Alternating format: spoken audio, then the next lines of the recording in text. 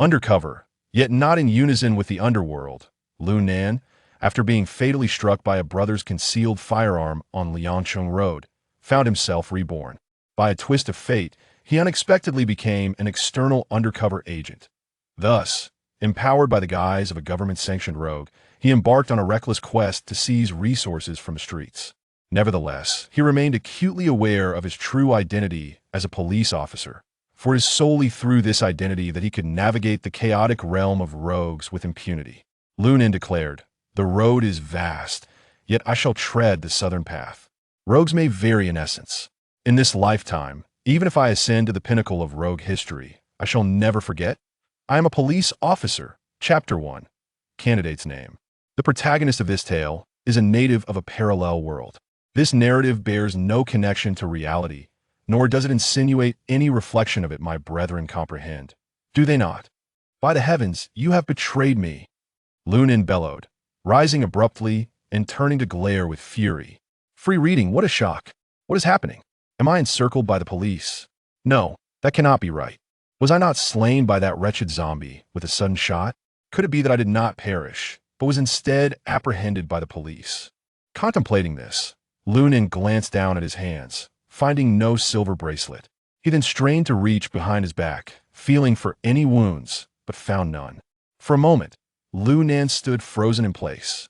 This candidate, we are conducting a special recruitment examination for the police force, not an admission test for a film academy. Please state your name immediately.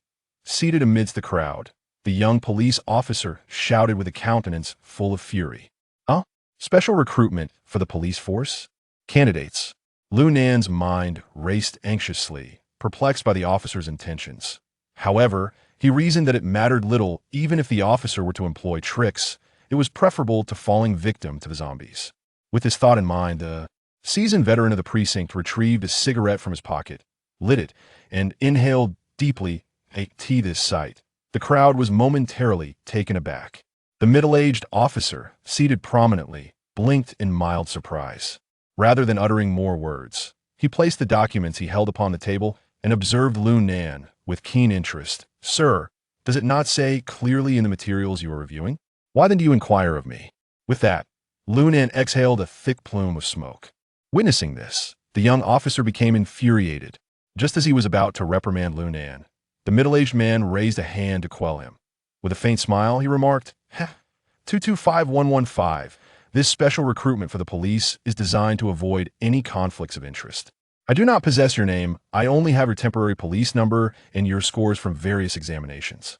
Therefore, please state your name. Special recruitment for the police. Temporary police number. Exam scores. What on earth is this? Lu Nan was utterly bewildered. Since his high school years, he had been mingling with society. Upon graduation, he became a social drifter, commonly referred to as a slacker by the masses. Moreover, his reputation on the streets of Liancheng was not insignificant. People respectfully addressed him as Brother Nan. Damn it, when did I become an examinee? In such circumstances, how could he respond? After a moment of silence, Lu Nan decided to feign madness and continue smoking. Yet, as he smoked, he realized something was amiss. Why did the cigarette in his hand taste so acrid? Lowering his gaze, he noticed that the bottom of the cigarette was adorned with two fish, accompanied by the inscription Jiqing. What the hell? Jiqing cigarettes? Wasn't this brand famously known as Campus Zhonghua? Hadn't this cigarette been discontinued 2 decades ago? 2 decades. Could it be that I have been reborn? Lu Nan abruptly lifted his head, his eyes filled with astonishment and shock. When he glanced down at his palm once more, it suddenly dawned on him. No way. I have indeed been reborn. The scar in the shape of a horizontal line on my right palm has vanished. Moreover, his hands were undeniably filled with the youthful collagen one would expect at that age. Just as Lu Nan was grappling with this bewildering revelation, the increasingly impatient young police officer could no longer contain himself and barked, Candidate 225115, are you toying with us? Did you not hear Officer Lee's questions directed at you? At this, Lu Nan finally snapped out of his shock. Having weathered countless storms in his previous life, he swiftly regained his composure. He first cast a sidelong glance at the young police officer before lifting his gaze to the middle-aged man. Officer, you have misunderstood. The pressure of today's interview was immense, and I was overly anxious last night, resulting in a restless night. I lost my focus momentarily. My name is Lu Nan, which means the road leads to the south, only the southern path. After speaking, Lu Nan took a deep breath of auspiciousness and promptly crushed it beneath his foot. There was no trace of nervousness about him. Enough? The young police officer, who had grown increasingly exasperated with Lu Nan's demeanor, waved a hand to halt him and turned to the middle-aged man. Officer Lee, I believe this individual is unsuitable for our police force. I think we can conclude this interview. Upon hearing this, the corner of the middle-aged man's mouth curled into a knowing smile, revealing a hint of intrigue. Since he has already arrived and passed the preliminary assessment, why not ask him a few more questions? I find this young man quite interesting. His words carried a subtle appreciation. Officer Lee, this kind of person. The young officer attempted to object once more. Officer Lee raised a hand, signaling him to refrain from speaking. He then picked up the stack of folders on the table and slowly unfolded them. Simultaneously, he glanced at Lu Nan and inquired with curiosity, Lu Nan, you scored 38 and 42 in your political theory and aptitude tests, respectively. Yet, you achieved a perfect score in combat. Have you studied martial arts? Yes, I have, Lu Nan replied. Gazing into the mirror, he beheld his own visage youthful and tender. Lu Nan was certain he had been reborn. If that were the case, the police could effortlessly uncover his information with a simple inquiry. There was no need for him to conceal anything. Thus, he nodded candidly. My father is a martial arts instructor, so I have been practicing martial arts since the age of 3. After middle school, I also delved into mixed martial arts. Oh, the middle-aged man raised an eyebrow. Casting a glance at Lu Nan, I didn't expect you to come from a family of martial artists. As he spoke, the middle-aged man completely closed the documents in his hands and said, All right, Lu Nan, that concludes today's interview. You may return and await further news. If you pass, someone will reach out to you. Upon hearing this, Lu Nan couldn't help but exhale quietly in relief. For reasons unknown, although the middle-aged man had maintained a pleasant demeanor throughout, the pressure he exerted was immense. IT felt as though the man could see right through him. One must understand, he had lived 2 lives. In his previous existence, he had entangled himself with law enforcement for a lifetime. What sort of officers had he not encountered? Yet, despite that, Lu Nan felt an unusual pressure emanating from this individual officer. Lee was no ordinary figure. Thank you. Officer Lee, I shall take my leave now. Lu Nan bowed slightly and then briskly exited the office. Upon stepping outside, Lu Nan made his way towards the staircase. Not long after turning the corner, a disdainful and melodious voice echoed from behind. Oh, isn't this Ninga? Didn't you claim to have no interest in the police? Why not only did you participate in the preliminary examination, but you've also come for the interview? Lu Nan turned his head and soon spotted a young girl standing not far away, idly playing with her nails beside the railing of the platform. Oh, I know you? Lu Nan inquired, a perplexed expression adorning his face. The girl before him appeared to be around 16 or 17 years old, with exquisite features, fair skin, and long legs that caught the eye. Her hair was cropped to ear length, and although she was dressed in formal attire, it could not conceal her alluring figure. Upon hearing Lu Nan's words, the girl seemed to have been provoked, instantly flaring up. With her hands on her hips, she glared at Lu Nan and exclaimed, Hey Lu Nan, what are you pretending for? Let me tell you, my father is a close friend of Uncle Lee. Someone like you, trash, should never aspire to enter the esteemed police system. This time, you're doomed.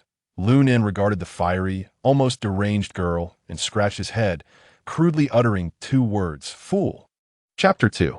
The mysterious phone call. Without a doubt, this must be orchestrated by some young master or young lady. Perhaps this examination is specifically arranged for the girl before me.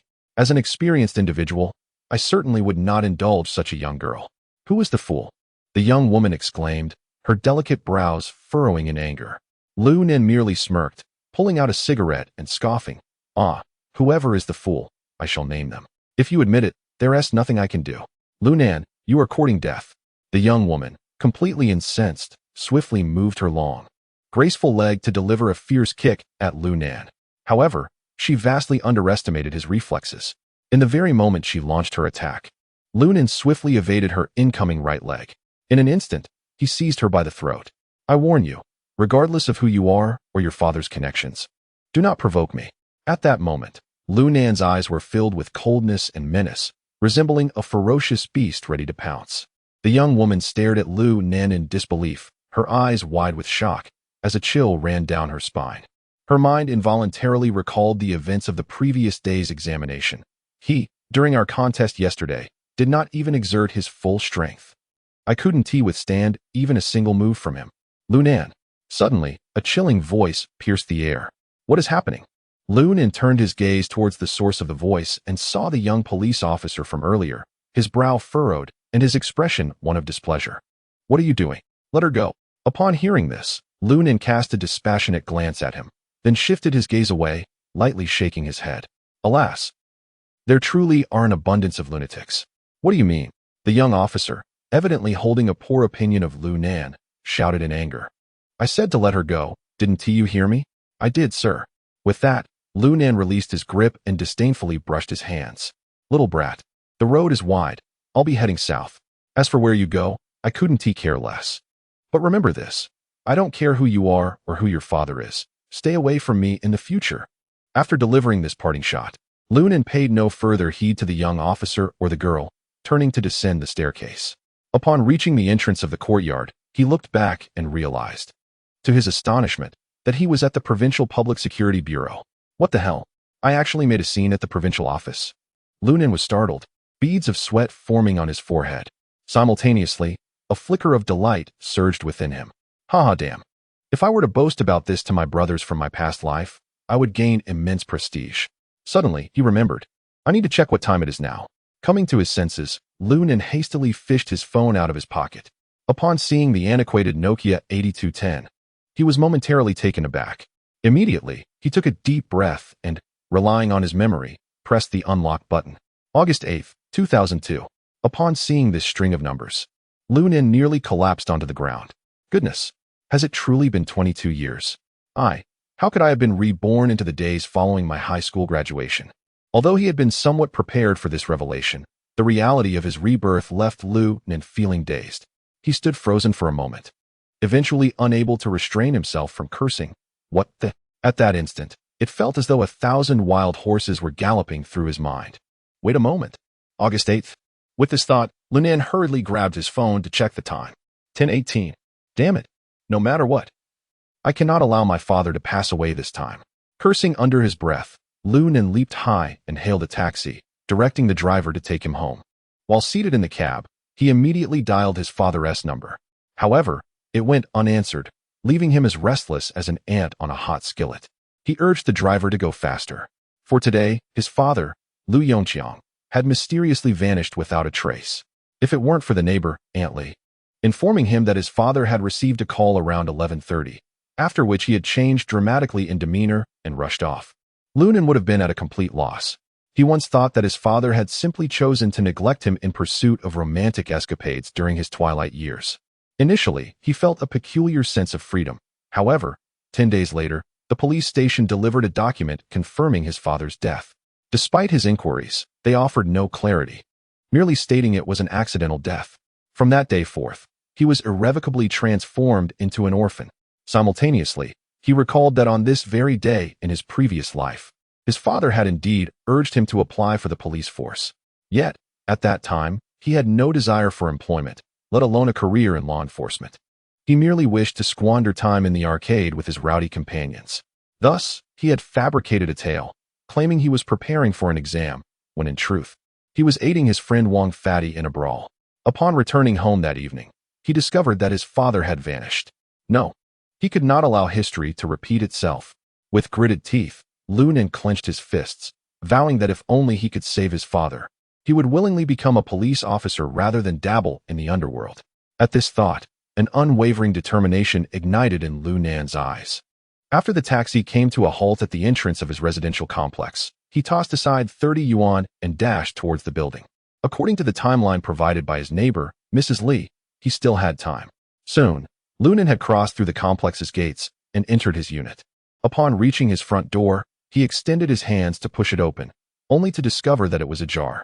Without hesitation, Lu Nan kicked open the door. Dad! A piercing scream echoed as he rushed inside. Suddenly, a whoosh of wind filled the air. In an instant, A massive fist came crashing towards Lu Nan's nose. Damn it! Lu Nan cursed, swiftly sidestepping the blow.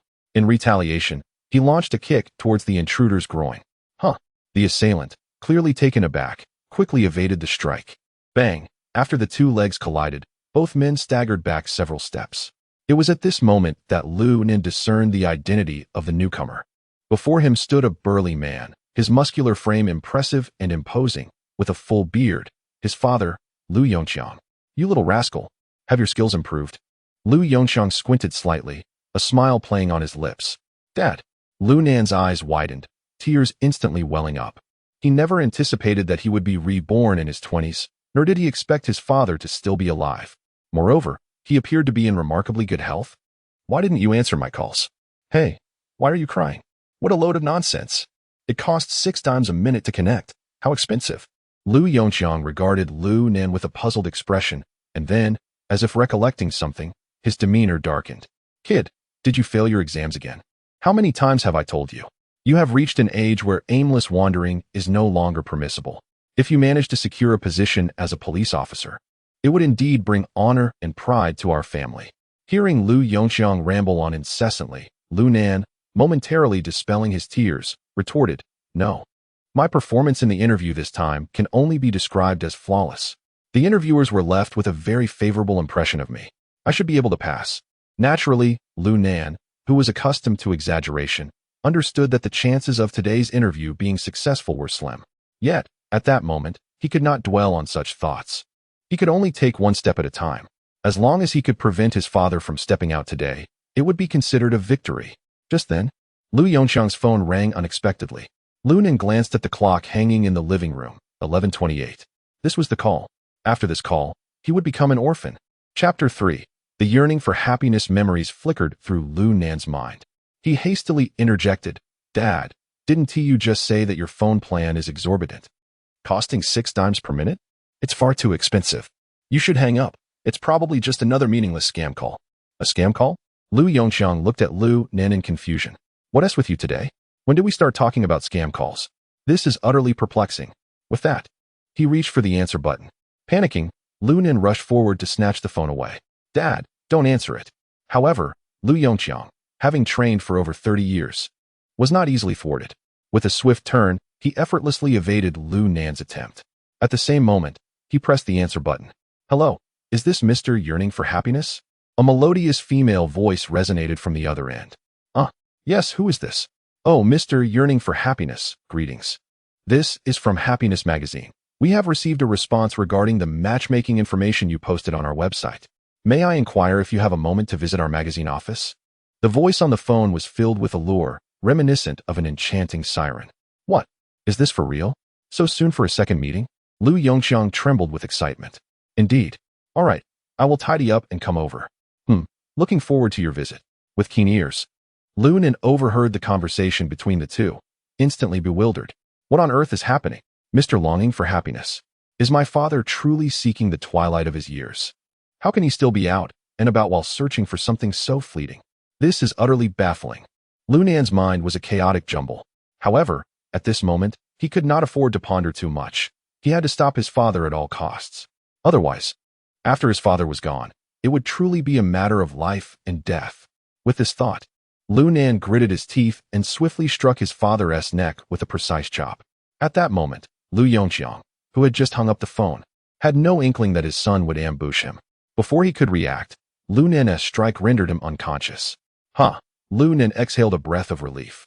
Glancing at his father, who lay in a stupor, Lu Nan sighed inwardly. Although his father was nearing 50, his martial arts training endowed him with a physical resilience far superior to that of an average person. Thus, even with the force he had employed, it would not lead to any hidden injuries. He would likely recover after a couple of hours of rest. Old man, do not hold it against me for my unfilial act. If I hadn't knocked you out, you would have been in grave danger, and I would be left without a father. As Lu Nan muttered to himself, he placed Lu Yongqiang on the sofa, resolutely declaring that he could not be allowed to leave today. Before his words could fully escape his lips, Lu Yongqiang's phone rang again. Upon glancing at the caller ID, he noticed it was an unknown number. Furrowing his brow, Lu Nan promptly pressed the answer button. Immediately, a sweet female voice echoed through the receiver. Mr. Desiring Happiness, may I inquire if you are on your way out? No. Lu Nen replied in a low voice. Oh, I see. As you are one of our esteemed clients, the special vehicle we dispatched has already arrived at the entrance of your community. You may simply board the car. The voice continued, sweet yet tinged with a hint of detachment, as if such matters were entirely commonplace and devoid of any sense of incongruity. However, Lu Nen felt a jolt of surprise. What kind of magazine is this? Just how esteemed is the old man to warrant such a pickup? It is worth noting that this is not 20 years from now. Cars are a rarity at this time. Not to mention, a third-rate matchmaking magazine would hardly have the means. Even mainstream media would not arrange for car service unless one held a position of significant authority, akin to that of a director or deputy director.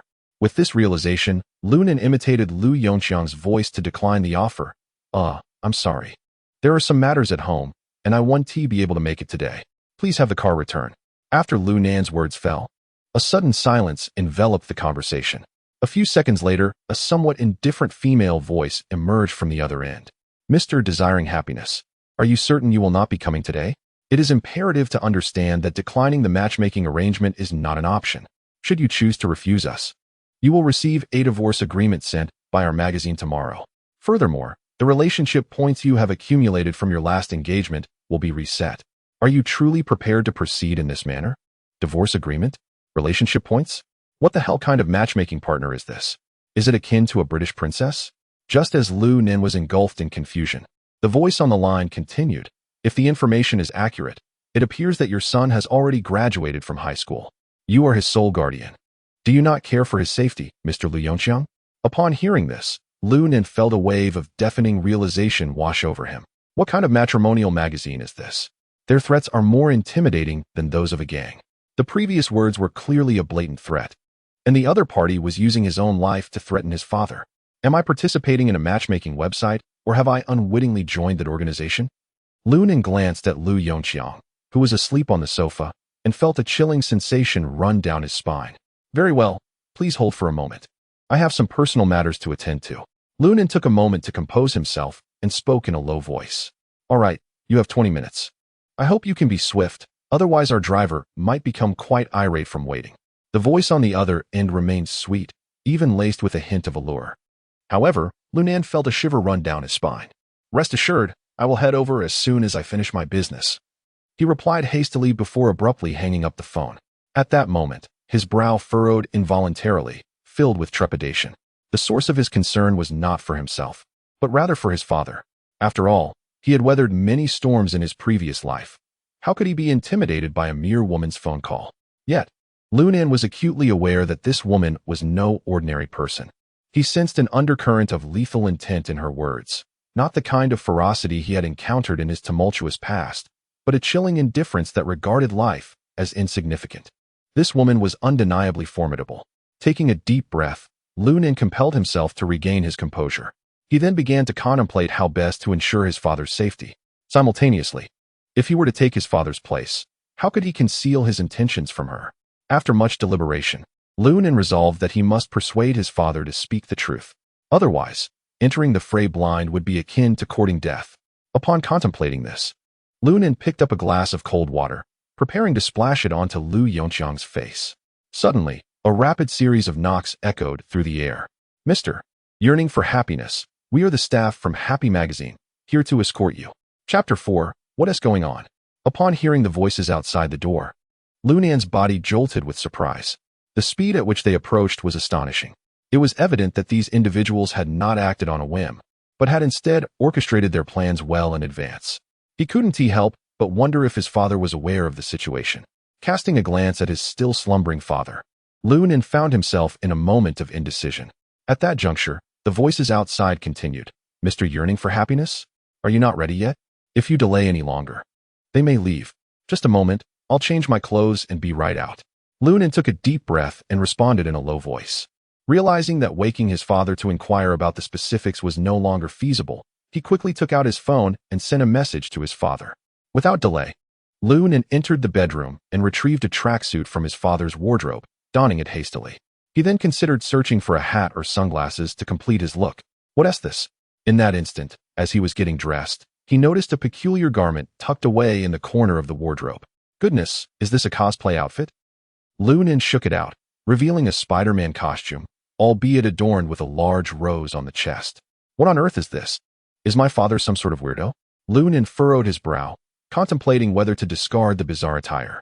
In the heart of the rose, a word was inscribed, desire for happiness. Lu Nen found himself utterly dumbfounded. Was this truly some kind of matchmaking uniform? How embarrassing it would be to wear such a thing on a date. His lips twitched, and 1,000 thoughts raced through his mind. However, upon reflection, it was apparent that the magazine office was hardly a reputable establishment. There might indeed be a requirement for a specific attire. Well, so be it. It was better to be branded as eccentric than to have someone recognize him as an old man the moment he stepped out. After a moment's contemplation, Lu Nen gritted his teeth and donned the Spider-Man costume, even fastening the mask securely atop his head. Once he had completed the transformation, he finally breathed a sigh of relief. Although the mask felt a tad stifling, it effectively concealed his identity. He thought to himself, should the situation turn unfavorable, he would incapacitate the staff at the door and awaken his father to clarify matters. Resolute in his decision, Lu Nen opened the door.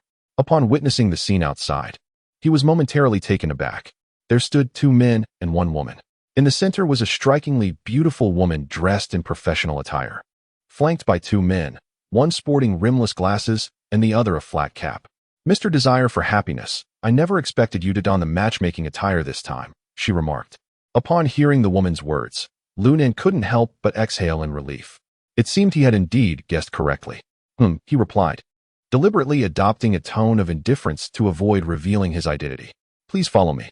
The woman appeared to harbor no suspicions as she gestured toward the staircase, indicating that the vehicle awaited below.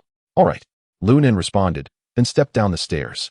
Upon reaching the entrance where a Benz van was parked, Lu Nen's suspicions were confirmed. Indeed, what kind of magazine agency offers such services?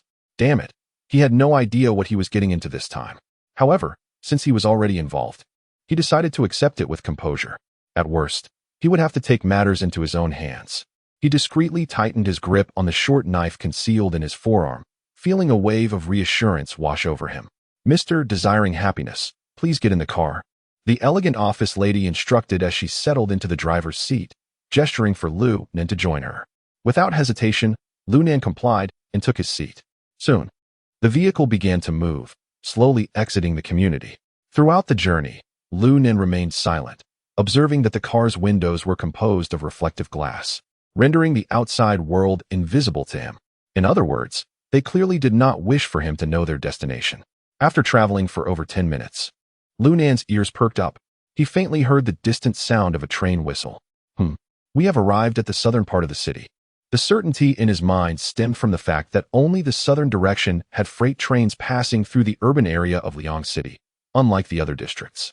While he pondered this, the vehicle's speed noticeably decreased. After another 5 minutes, the vehicle came to a complete stop. Mr. Desire for Happiness, please alight from the vehicle.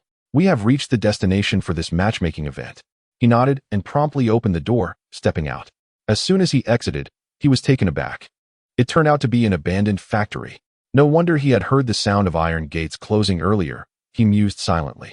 Mr. Desire for Happiness, please follow me. The elegant office lady smiled at him, beckoning him to follow as she walked towards the factory interior. He nodded and accompanied her inside. However, the deeper he ventured, the more furrowed his brow became. Goodness, why does this place resemble a detention center?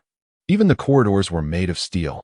Upon reaching the end, the office lady halted before a closed iron door and said, Mr. Desire for Happiness, should you prevail in this matchmaking contest, you will be awarded a prize of 20,000 yuan. Best of luck. As the words fell, before Lu Nen could comprehend the situation, the woman abruptly swung open the iron gate. In an instant, a deafening roar of cheers erupted from within. Through the iron gate, Lu Nen glimpsed a completely enclosed octagonal cage and the spectators seated around it. He quickly realized that this was an underground fighting match. The onlookers were gamblers, and some were even the house. And he, to his astonishment, was the fighter for the day. Lu Nen was taken aback. Good heavens! His father was truly leading him into a trap. When had he ever participated in such illicit bouts? Moreover, with his capabilities, how could he have been defeated in a previous life? This was utterly inconceivable. He was acutely aware of his father's prowess. Even if he had been confident in his own fighting skills in his past life, he would never have presumed he could easily best his father. The thought that he could be killed today was preposterous. Reflecting on this, Lu Nen felt a surge of anxiety. Mr. Desiring Happiness, may fortune smile upon you. At that moment, a professional woman pushed against his shoulder, and without any defense, he stepped into the octagonal cage. Immediately after, she shut the iron gate behind him. Roar. Bravo. Desiring Happiness, you must prevail. I have placed a substantial wager on you. The cacophony of roars, cheers, and curses intertwined in a tumultuous symphony. In that fleeting moment, the tension within Lu Nen evaporated instantly. Simultaneously, adrenaline surged throughout his being. Even his hands trembled involuntarily with a slight quiver. Oh, what a thrilling sensation this is. The glimmer of excitement and anticipation danced in Lu Nan's eyes. A wicked smile curled at the corners of his lips. Regardless of who had slain his father in a previous life, this time, he vowed to exact his vengeance. Lu Nen eagerly gripped the concealed dagger nestled in his forearm. Just then, the iron gate across from him swung open with a resounding clang. Clang, clang, clang. The sound of heavy iron echoed ominously. Immediately, a colossal iron cage was pushed into view. In an instant, the cheers escalated to a deafening crescendo, as if they might lift the very roof from its hinges. Yet, upon witnessing this spectacle, Lu Nen was left utterly dumbfounded. What on earth is happening here? Chapter 5. In the octagonal cage within the iron cage. There were surprisingly 7 or 8 lion dogs growling and howling at him. However, these lion dogs were not the small, white dogs we typically envision. Rather, they resembled large mastiffs, akin to lions in size. As Lu Nen stood there, bewildered, the loudspeaker above the octagonal cage suddenly blared to life. The voice was that of the woman who had previously called his father. Mr. Desiring Happiness, the 8 beautiful ladies below are your blind date candidates. During the ensuing time, should you manage to either win over or eliminate these 8 ladies, you will have accomplished your matchmaking mission. Best of luck. As her words echoed, thunderous applause erupted throughout the venue. Amidst this cacophony, the 8 mastiffs within the cage grew increasingly agitated, lunging against the bars, incessantly biting and colliding. One could imagine that without the barrier of the cage, they would have already pounced upon Lu Nen. Lu Nen stood frozen in disbelief. What the hell is going on? Is underground fighting not meant to be against humans? Why has it devolved into a contest against beasts? Was my father bitten to death by these 8 creatures in a past life? As this thought crossed his mind, he instinctively swallowed hard. Yet, in a fleeting moment, a surge of rage replaced his bewilderment. Damn it, I must slay all 8 of these dogs today. However, Lu Nen soon regained his composure.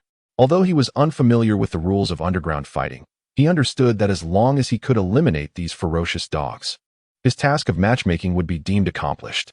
With this thought in mind, Lu Nen took a deep breath and nodded at the staff, signaling that he was ready to release the 8 mastiffs. Seeing this, the staff acted without hesitation, promptly pulling open the cage door. In an instant, 8 mastiffs, each the size of a lion, surged forth. Drool dripped from their mouths as they lunged at Lu Nen, perceiving him as a delectable meal. By the heavens! In my past life, I've dispatched over 70 men. Do you think I fear a few dogs?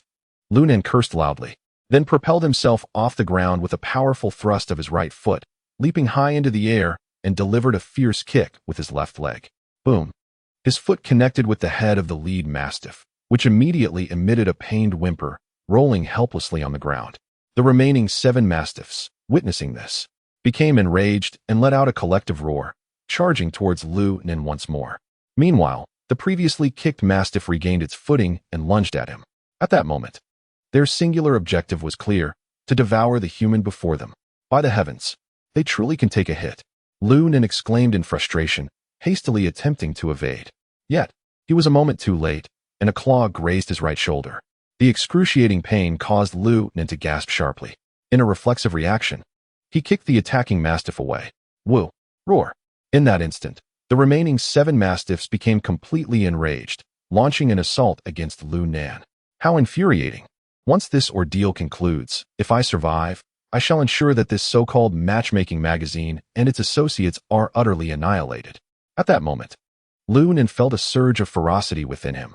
Ignoring the wound on his shoulder, he evaded the charge of one mastiff and, like the wind, swiftly maneuvered behind it.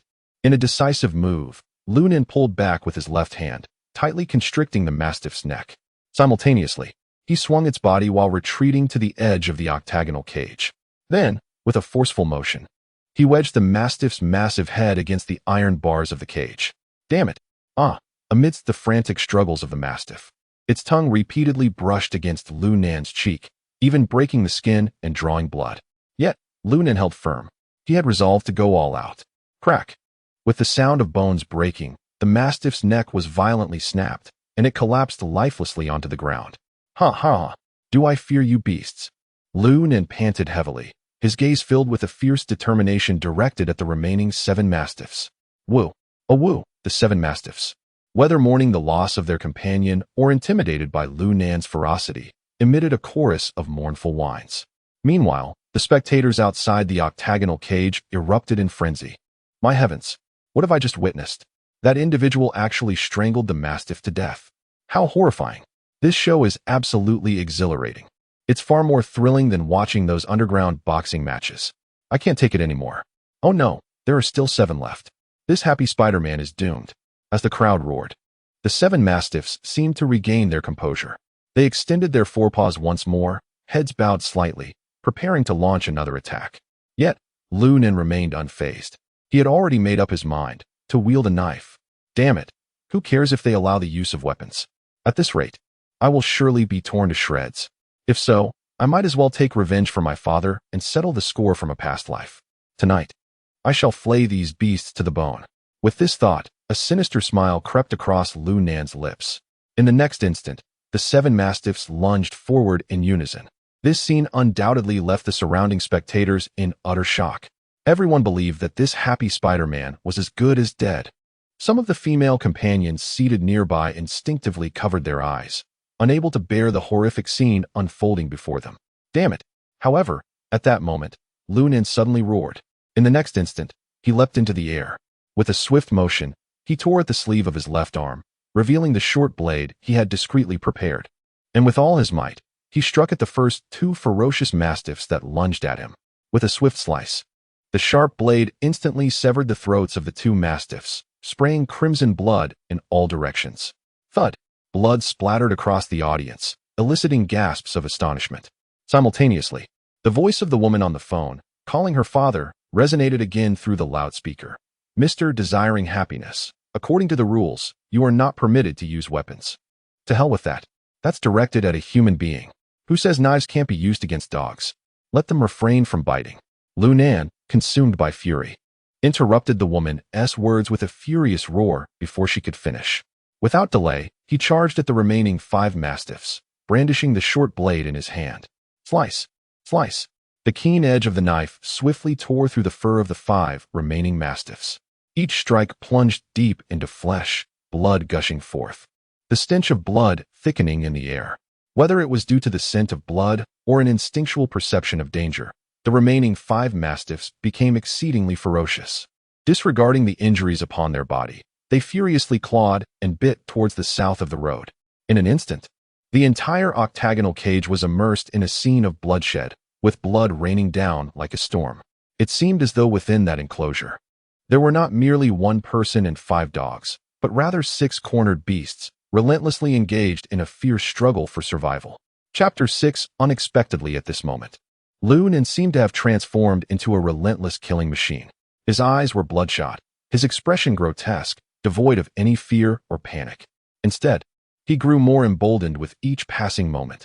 At this juncture, he was drenched in blood, both his own and that of the 5 dogs before him. Observing this scene, the audience felt neither sympathy nor horror. Rather, their adrenaline surged even further. All right, Spider Kid, you're incredible. Take down those 5 dogs. Well done. The atmosphere in the venue reached a euphoric crescendo. In light of this spectacle, the loudspeakers above the octagonal cage fell silent, perhaps taken aback by the unexpected reaction. However, since the audience was clearly entertained, there was no reason for them to voice any dissent. After all, the customer is king. Hee. Ha ha ha. Ha ha ha. Yet, Lu Nan paid no heed to the crowd's exuberant shouts. Instead, a frenzied expression emerged upon his face as he erupted into wild laughter. His eyes glowed a fierce crimson, as if on the verge of spilling blood. Damn it, killing a few dogs is even harder than taking a life. With that, Lu Nan ripped off the mask that was already soaked in blood. Yet, his visage remained obscured, shrouded as it was in the crimson liquid. Instead, this action ignited the audience's fervor even further. Go for it, Spider Kid. If you manage to take down those 5 dogs, I'll reward you with 100,000 in private. Laughter erupted. You wretched scoundrel. Do you think I care about money? Lunan chuckled heartily as he bound a short knife to his right hand with a mask. I seek vengeance for my predecessor. With that, Lunan lunged toward the nearest mastiff. A series of dull thuds echoed as, in the blink of an eye, he sent the mastiff flying. Subsequently, he wielded the short knife, cleaving at the other mastiffs. Blood and flesh flew. Viscous crimson splattered. Soon, 3 formidable mastiffs lay lifeless on the ground, their eyes wide open, blood gushing from their mouths, their bodies convulsing briefly before succumbing entirely.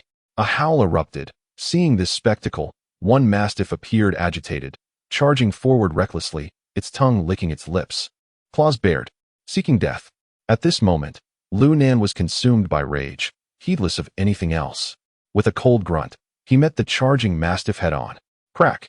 The short knife sliced through the mastiff's neck, piercing deep into its throat. Howl! The mastiff let out a painful cry, its head drooping in reluctant defeat. The blade from Lunan's short knife remained lodged in its neck, refusing to budge. Given its immense size, it inadvertently yanked the weapon from his grasp. Damn it! The knife is lost. That little spider is finished. The remaining mastiff clearly appeared to be the leader among them. I had observed it for some time. It had been circling outside, not participating in the previous assaults. Now, that little fellow is in peril. Damn it! I had long harbored disdain for that brat. Tear him apart for me. Otherwise, I might as well be losing 1,000,000. The spectators in the audience erupted into a frenzy upon witnessing this scene. Some cheered for Lunan, while others rallied behind the dog. In short, chaos reigned.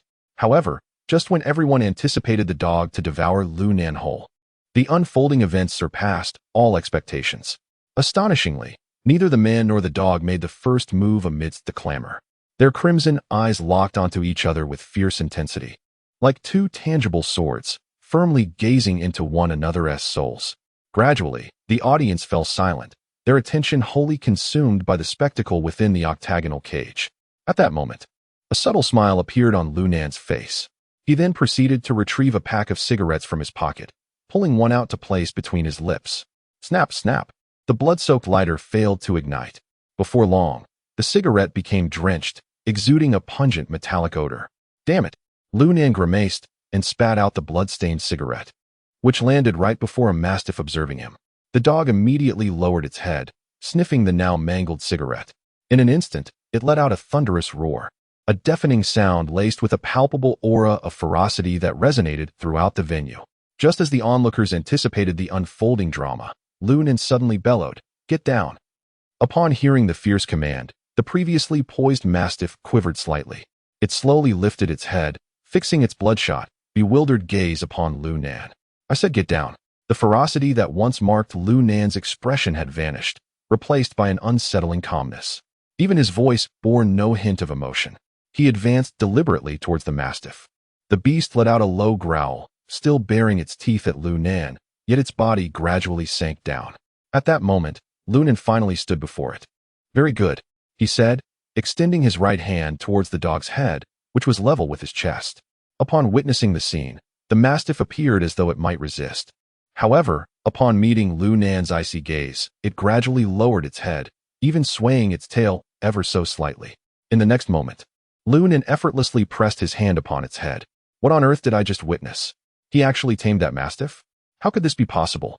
That beast is known as the king of dogs, capable of battling alongside wolf packs. Had I not already perused the documentation, how could I have wagered 1,000,000 on dog wins? The onlookers were utterly astonished, particularly a certain gambler who was seething with rage.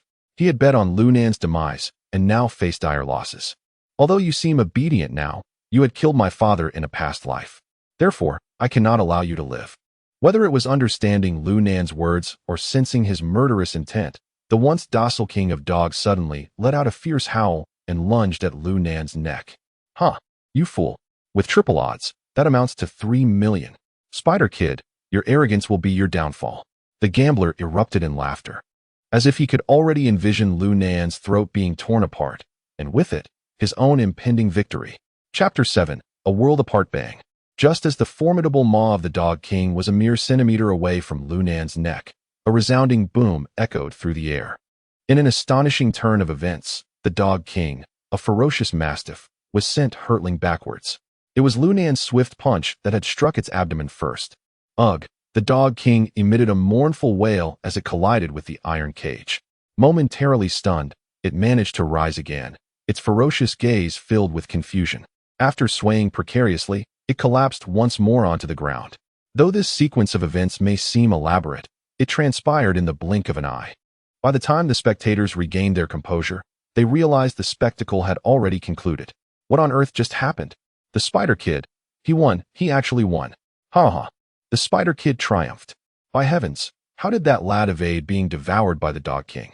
One audience member, caught in the thrill of the moment, unconsciously leapt to his feet, furiously tearing his betting slip to shreds. At that instant, the loudspeaker above the octagonal cage boomed again. The victor of this matchmaking event is Mr. Yearning for Happiness. The crowd erupted into a frenzy, screams and applause resonating in a jubilant cacophony. Cheers cascaded in waves of exuberance. Finally, against all odds, Lunan had endured. Exhausted, he sank to the ground, leaning against the cage to catch his breath. At that moment, he was exceedingly joyful. Not only had he saved his father's life in this lifetime, but he had also avenged his father from a past life.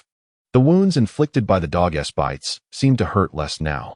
Just then, the iron gate of the octagonal cage suddenly clanged open. A woman adorned with a golden mask entered. Mr. Desire for Happiness, congratulations on your triumph in the second round of blind date. Here is your reward. Upon hearing her words, Lunan did not raise his head. He was uncertain whether he had ever seen his father's true visage. Even if he had not laid eyes on him, he was aware of his father's identity. Though his face was smeared with blood, he was still recognizable as a young man. If the woman were to discover that he was not Lu Yongqiang, it might incite further complications. Presently, he had completely lost his combat ability. Therefore, the safest course of action was to lower his head, allowing his damp, blood-streaked hair to obscure most of his features. Thank you. May I inquire when I can leave this place? Lunan deliberately asked in a voice steeped in depth and indifference. The masked woman appeared unfazed, handing him 2 stacks of Baiyuan CP. Please hold on a moment. Your injuries are quite severe. We will administer rabies vaccine and no need for that. Just arrange for a vehicle to take me home. Lunan accepted the 2 stacks of CP without concern for whether the bloodstains on him would seep through, discreetly tucking them into the side of his trousers. He then leaned against the railing of the octagonal cage and slowly rose to his feet. Please hold on. We will make arrangements immediately. I will inform you about the next blind date event afterward, so please be prepared. The woman nodded and then retreated. Lunan wiped the sweat from his forehead with his sleeve. Ouch! Damn, that really hurts. He clasped his left shoulder, limping as he made his way outside. However, when he reached the iron cage, he paused in pain. He observed that the bodies of the 8 ferocious dogs had all been placed within the cage. Yet the topmost one, the king of dogs, seemed to twitch its legs slightly. What? You're still alive after that strike? Lunan was mildly astonished but did not dwell on it, turning to leave. Just then, the Dog King let out a soft whimper. Shortly after, it opened its eyes and gazed at Lunan. At that moment, Lunan felt as if his soul had been struck. In those eyes, he saw despair, helplessness, and fear. Such a gaze, Lunan had never imagined could appear in the eyes of a dog. Moreover, what resonated with him the most was the memory of when he learned of his father's demise and the moment he was taken down by the wraith. His own eyes must have mirrored that same expression. At that moment, 2 staff members had already approached the scene, preparing to remove the iron cage. Wait, Lunan, suppressing the pain, intervened. We'll be done with these dogs. Mr. Desiring Happiness, these dog carcasses are of no further use. They will be taken away and buried. The staff, seemingly intimidated by Lunan's performance in the octagonal cage, treated him with unexpected courtesy. This Dog King is not yet dead. It no longer matters. Before Lunan could finish speaking, another staff member replied with a smile. They have already lost. Even if they survive, they will be disposed of. There is no need to mention that this Dog King is already incapacitated. It is best to bury them all together. Hearing this, Lunan was momentarily taken aback, quickly grasping the implication of their words. Was his father, in a previous life, not akin to these mastiffs? Had he met his demise at the hands of these individuals simply for losing a match? The thought ignited a fury within Lunan. Yet, The excruciating pain coursing through his body forced him to suppress his anger. He pointed toward the dog king and asked, "Can this dog be given to me?" This. The two staff members exchanged glances, seemingly lacking the authority to decide. Just then, the voice of the masked woman echoed, "Since Mr. Desiring Happiness wishes to take this pitiful creature, it poses no issue. However, I am quite curious. What do you intend to do with it?" My injuries are so severe. Just right to stew it while it still breathes, to nourish my body. If you drive a little faster, its meat could be considered fresh." Upon hearing this, the two staff members were instantly drenched in cold sweat. However, the masked woman nodded in agreement, saying, "Very well, that is not an issue." She then turned to the two individuals and instructed, "Assist Mr. Desiring Happiness in moving this canine king to the vehicle." The two staff members promptly complied, as it was evident that Lunan indeed required assistance to relocate it. Together, they carefully dragged the canine king from its iron cage. Despite being injured all over, the creature struggled violently, its sharp teeth leaving several marks on the staff members. "Do not move. If you do, I will end you right now." With Lunan's thunderous roar, the agitated canine king finally calmed down. It allowed the two staff members to bind its hind limbs with ropes and then lifted it outside. Lunan, wary of being alone with the masked woman, waved his hand and followed her into the passageway. Once they exited the passage, it was already dusk. Standing beside the vehicle, bathed in the golden glow of the setting sun, Lunan felt as though he was in another world. The images of the earlier scene in the octagonal cage repeatedly surfaced in his mind. Damn it, these beasts. They will never have an easy time from now on. As Lunan pondered, a sudden chill ran down his spine, and an overwhelming sense of danger enveloped him. In an instant, he opened his eyes wide. Looking westward, he observed the scene. Apart from the driver of the vehicle and the two staff members lifting the dog king onto the car, nothing seemed amiss. But something was off. His instincts were never wrong. Lunan's gaze sharpened as he abruptly turned to the staff member seated in the driver's position. At that moment, the man wore a sinister grin, reaching back toward his neck. Seeking death, Lunan bellowed. Without a moment to spare for contemplation, he knelt swiftly, his body leaning forward forcefully. An elbow strike collided violently with the man's spine. Thud. Crack. A dull, crisp sound echoed. This devastating blow shattered the opponent's spine, leaving him slumped helplessly in his seat. Simultaneously, the wail of a police siren pierced the air. Almost immediately, a mechanical voice blared a phrase he had known all too well from his past life. "Do not move. You are surrounded. Surrender immediately and kneel." Chapter 8. Jingu. Building upon hearing that sound, Lunan instinctively dove into the car. It was the most genuine reaction from his past life. At that moment, he had only been reborn for less than a day. Muscle memory was simply unalterable. Bang, bang, bang. Just as he had settled into the car, a flurry of gunfire erupted, striking the vehicle's exterior. "Don't move. If you do, we won't hold back." Hastily, Lunan pressed himself against the car window, peering outside. He discovered a group of police officers taking cover at a distant corner, aiming their weapons in his direction. Damn it, I haven't committed any crime. What is there to fear? Suddenly, realization struck Lunan. He had merely defended himself against a few dogs and had no reason for such a panicked response. "Please, don't shoot. It's a misunderstanding, a misunderstanding." Lunan shouted urgently. "I'm just here for a blind date. I haven't broken any laws. Enough of the nonsense. Raise your hands and slowly exit the vehicle. Let us see you." Despite Lunan's pleas, the officers surrounding him remained vigilant. What the hell? Coming out to the wilderness for a blind date? Are you trying to pull a fast one on us? Moreover, the license plate of the van was unmistakably the one their major crimes unit had been tailing for quite some time. "All right, I'll get out now. Please don't shoot. I have sustained severe injuries. Should I bleed excessively and perish here, you officers would be guilty of a grave dereliction of duty."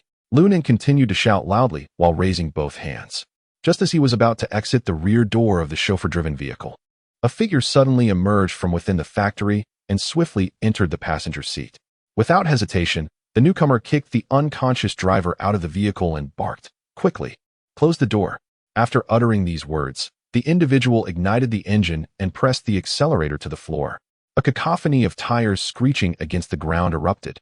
The black Benz van surged forward with reckless abandon. Damn it! Once the vehicle sped away, the two staff members who had been left exposed immediately erupted in curses and attempted to rush back into the factory. Suddenly, a series of gunshots rang out. In an instant, the two staff members met their demise. At that moment, a booming voice erupted from the concealed police officers. Damn it. Team 3. Get in the car and pursue immediately. Special J team members, swiftly seal off the entire factory. This time, we must apprehend these lawless individuals in one fell swoop. Understood. Upon receiving the command, the rest of the team hastily jumped into their police vehicles and sped away. Meanwhile, Lu Nan, now fully aware of the situation, glanced at the driver, who was obscured by a hood, concealing their true identity. However, with a mere flicker of intuition, it was evident that this individual was undoubtedly a gambler from within.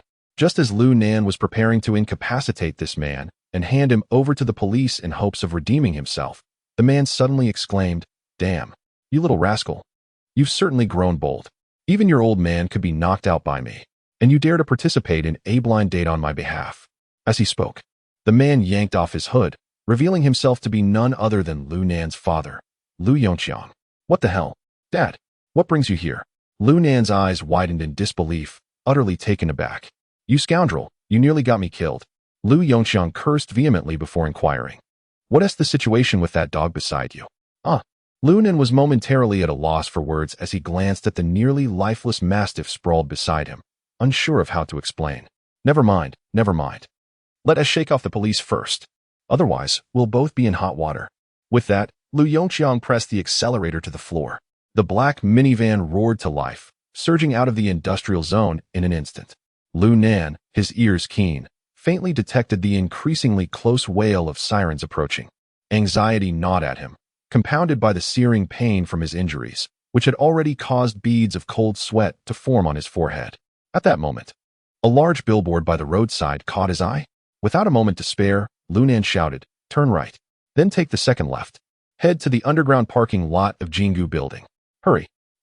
Upon hearing these words, Lu Yongqiang was clearly taken aback, evidently not comprehending what Lu Nan meant. However, due to his inherent trust in his son, he swiftly turned the steering wheel to the right. Enough of the chatter. Do as I say. Quickly.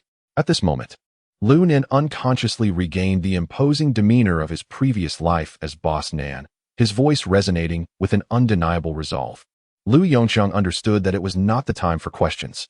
Without further ado, he followed Lu Nan's instructions and drove rapidly towards the underground parking lot of Jingu Building. Yet, his curiosity got the better of him, and he turned to Lu Nan, questioning, "What purpose does the underground parking lot serve?" "Father, you will find out shortly," Lu Nan replied, his countenance darkening. He refrained from elaborating further, as his physical strength had already been severely depleted, leaving him barely able to sustain his mental faculties. Fortunately, despite his verbal protests, Lu Yongqiang continued to heed Lu Nan's directives.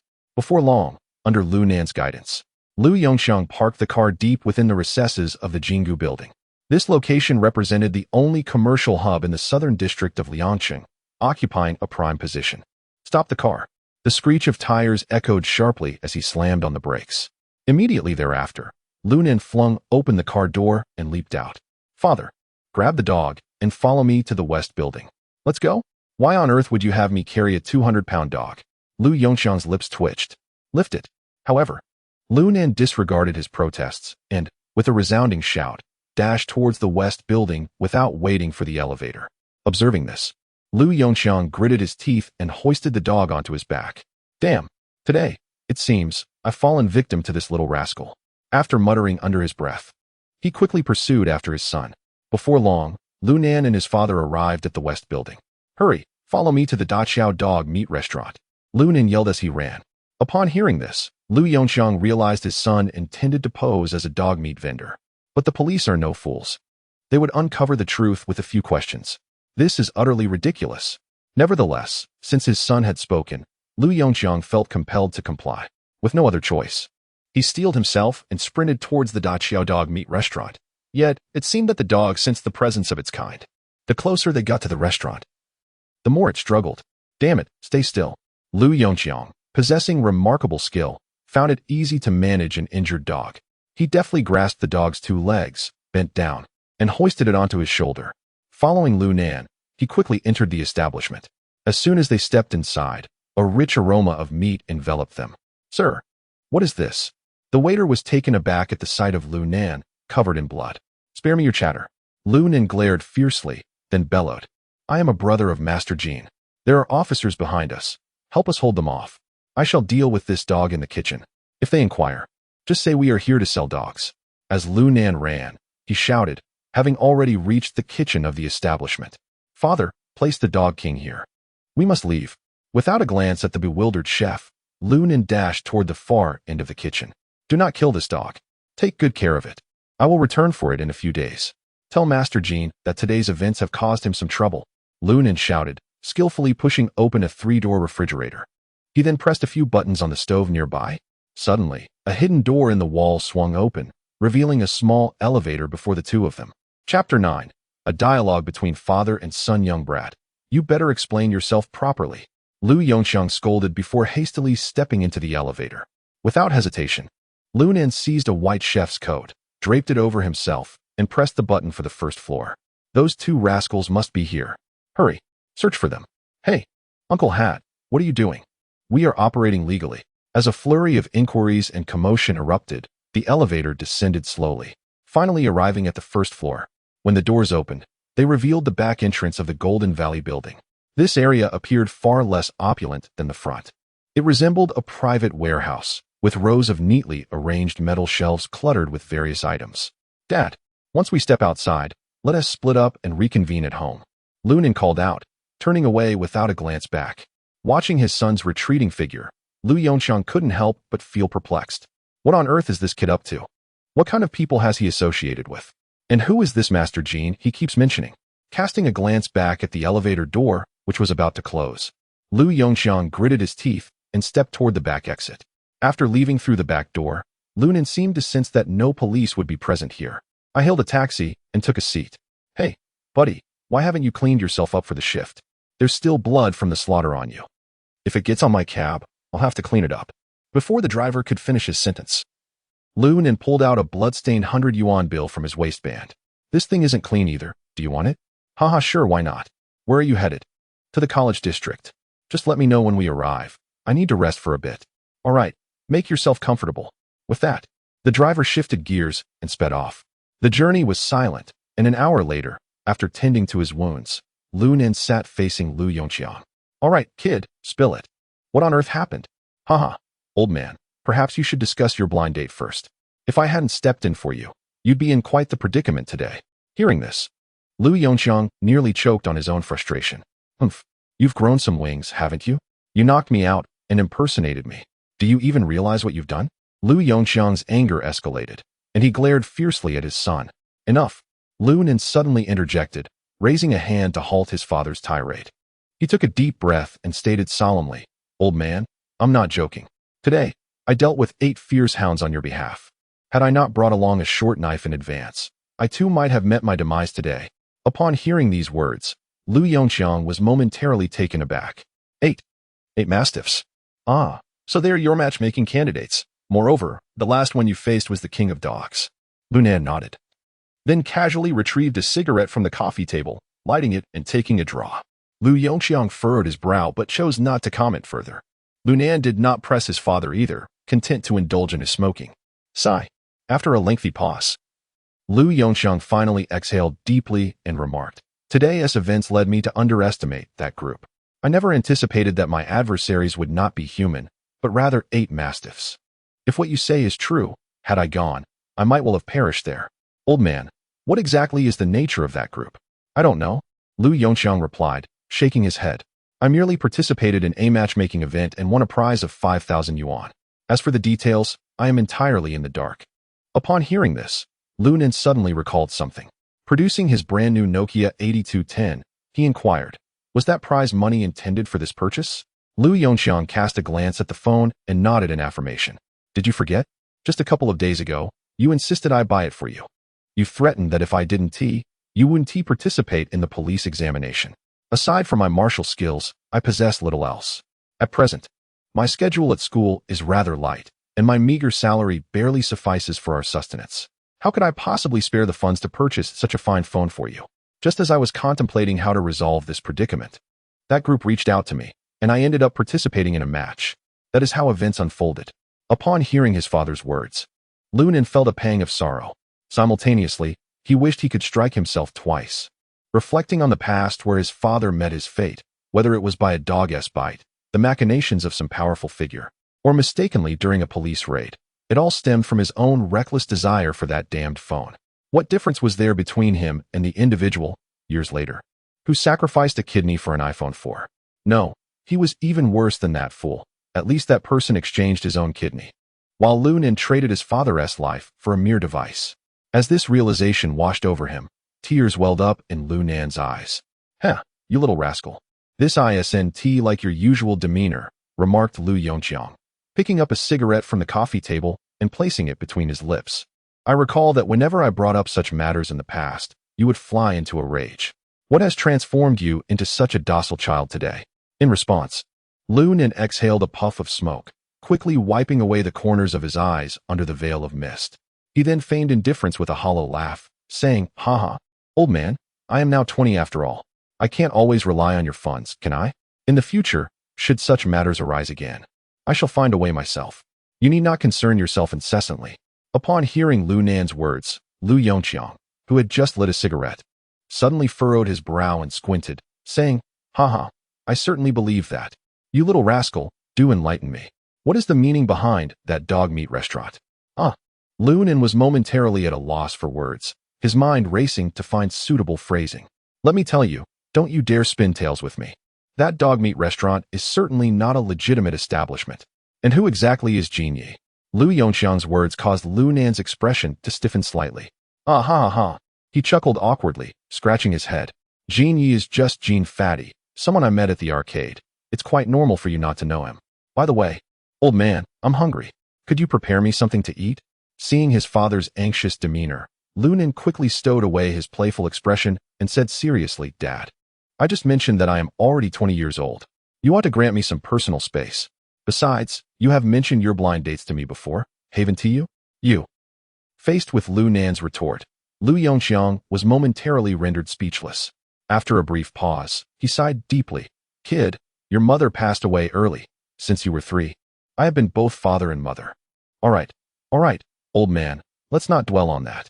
Seeing Lu Yongqiang about to engage in his usual discourse, Lu Nen hastily waved his hand and reassured, "Father, rest assured. I shall certainly tread the righteous path henceforth, sparing you any worry. In a couple of days, I will venture out to seek employment. I promise not to associate with those aimless individuals in society. What do you think?" Upon hearing this, Lu Yongqiang paused momentarily before suddenly inquiring, "By the way, did you not mention that your chances of succeeding in the police special recruitment were almost certain? When will you be reporting for duty?" Chapter 10. Unexpected twists. Upon hearing his father's inquiry, Lu Nen could not help but feel a pang of frustration. Goodness, had he boasted too much? Was success truly guaranteed? It seemed more likely that he would fail. Yet, observing his father's hopeful gaze, Lu Nen forced a laugh and replied, "Ah, ha ha ha ha. It won't be that quick, will it? They still need to evaluate all the candidates after the interviews, right? I estimate that it will take over a week to announce the results at the earliest. Even your specialized college takes a month to release the admission list, doesn't it?" Upon hearing this, Lu Yongqiang nodded thoughtfully. "Well then, take a break. I'll go retrieve the induction cooker. This evening, it's just the two of us enjoying hot pot. I've bought lamb tripe and beef. You can indulge." With that, Lu Yongqiang patted his son's shoulder and made his way to the kitchen. Witnessing this, Lu Nen felt a wave of relief wash over him. Simultaneously, his mind raced with thoughts about the events of the day. Damn it. The prospect of becoming a police officer seemed to have evaporated. His father had never given up on life. Surely, he wouldn't want him to become an ne'er-do-well. But what kind of job could he possibly seek? Like his father, he possessed skills only in martial arts and combat. Alas, he was devoid of any other talents. Lost in these thoughts, Lu Nen found himself scratching his head. Goodness. In his previous life, he had never dabbled in the lottery or stocks. Otherwise, relying solely on memory, I could casually purchase some stocks or perhaps acquire a $100 lottery ticket. Surely, I could amass wealth just as easily. What a headache. Alas, I suppose I shall take it one step at a time. In the coming days, I shall reflect thoroughly and see if there are any ventures that could yield profit through temporal advantages. Knock, knock, knock. Just as Lu Nen was deep in thought, a sudden rap at the door interrupted his musings. Shoo! Lu Yongqiang, who was in the kitchen preparing a hot pot, immediately emerged. He gestured for Lu Nen to be silent and stealthily approached the door. Peering through the peephole, he discovered 3 individuals outside, all clad in police uniforms. Goodness, they arrived so swiftly. Lu Yongqiang could not help but feel a surge of alarm. He quickly whispered to Lu Nan, "Son, find a way to escape through the window in my room. I will handle these officers."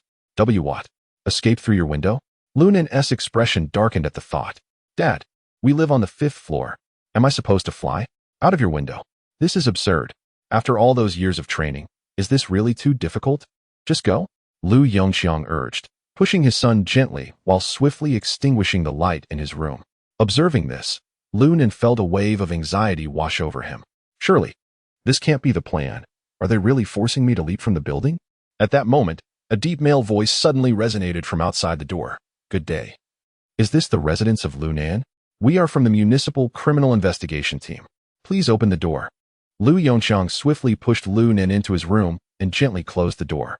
"Ah, Lu Nan is not at home. What is it that you require?" he inquired softly from behind the door. "Mr. Lu, you are Lu Nan's father, correct?" The voice outside inquired again. "Yes, that is correct. I am his father. What is the matter?" "Well, we have come to deliver Lu Nan's admission notice. He has been specially recruited by the police force." As he spoke, the man produced an A4 sheet of paper and shook it before Lu Yongqiang. Seeing this, Lu Yongqiang was momentarily taken aback, only to be swiftly overtaken by elation. "What? Lu Nan has been accepted? Please wait," he exclaimed as he opened the door. "Don't move. Raise your hands." But at the very moment the door swung open, 3 police officers suddenly surged forth, guns drawn. "Allah, what are you doing?" Lu Yongqiang was taken aback and immediately raised his hands, yet he maintained his composure, striving to appear bewildered. Observing this, the middle-aged man at the forefront outside let out a cold chuckle and said, "Heh, Mr. Lu Yongqiang, we have a few questions we need to ask you. We hope you will cooperate with us. I have been cooperative with you, yet your actions seem rather excessive, do they not?" Lu Yongqiang feigned confusion and inquired, "Is it necessary to draw a gun upon arrival?" "Huh. We cannot afford to be careless when dealing with a master coach of the martial arts level." The middle-aged man let out a cold chuckle before leading his 2 subordinates into the house. "Lu Nan, come out. I am aware of your presence at home. Your entire neighborhood has been encircled by us. You cannot escape." Concealed within the abode, Lu Nan furrowed his brow, gently parting the curtains. He peered outside and confirmed that the area was indeed swarming with police vehicles. "Damn, this is quite dire. Wait, I have committed no crime. Is it merely for having dispatched a few dogs?" With this thought, Lu Nan contemplated making a run for it. However, at that moment, Lu Yongqiang interjected, "Officer, I can file a complaint against you for unlawfully trespassing on private property. You would do well to vacate immediately, otherwise, I shall hold you accountable for your actions." At this juncture, the middle-aged man had already approached the coffee table in the living room. He appeared unperturbed, comfortably taking a seat and casually reaching for a cigarette from the table. A nearby young police officer hurriedly produced a lighter to ignite the cigarette for him. Witnessing this scene, Lu Yongqiang's brow furrowed even deeper. "Officer, my grounds for complaint have just multiplied. Improper use of public resources."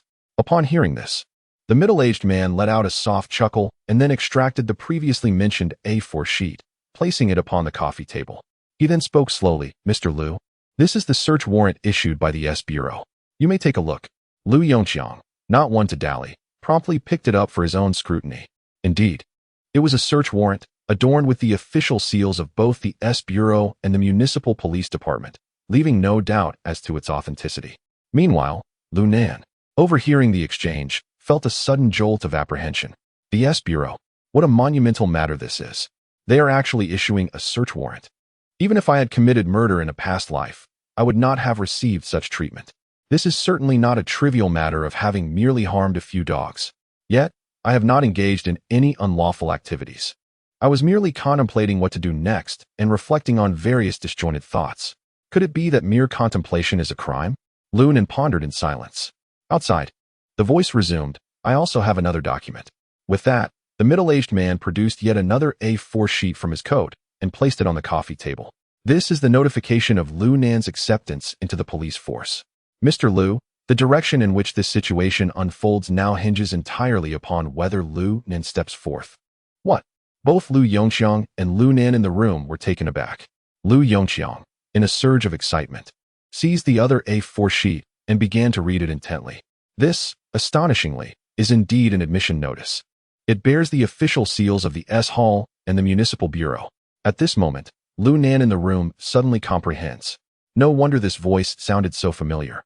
It is none other than Officer Lee, who interviewed him earlier this morning. Am I truly accepted into the police force? Lu Nan's mind goes blank, and even his body trembles slightly. He never anticipated that he would actually have the opportunity to join the ranks of law enforcement. He had been prepared to abscond and revert to a life of aimlessness. Yet, unexpectedly, a scene of dramatic reversal unfolds, revealing a glimmer of hope amidst the shadows. Chapter 11. The Iron-Willed Inspector Now, reveal your choice. Officer Lee, seemingly convinced that Lu Nan was at home, spoke in a deep voice. Either remain a fugitive forever, or join our ranks. Lu Nan, what will you choose? Upon hearing these words, Lu Nan's mind raced. There was no need for the other party to deceive him. They were armed, and the area below was teeming with people. Regardless of the circumstances, escape was not an option. Therefore, it would be wiser to take a gamble. With this thought, Lu Nan no longer hesitated and promptly flung open the door. Before him stood 3 individuals, 2 of whom were Officer Lee and the young policeman from the interview earlier that day. Why such a grand display, Officer Lee? Is it merely to deliver a notification? Why is there also a search warrant included?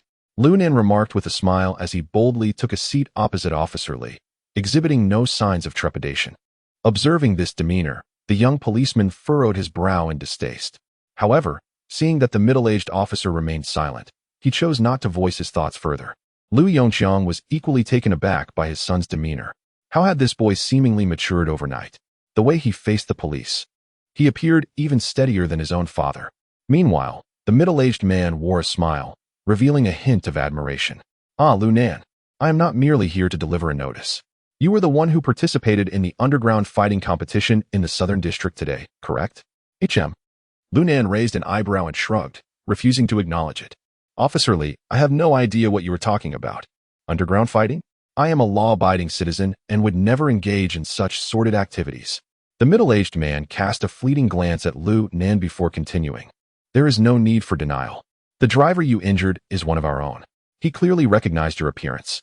It was based on the sketch he provided that I was able to identify you. Upon hearing this, Lu Nan's heart sank. What the hell?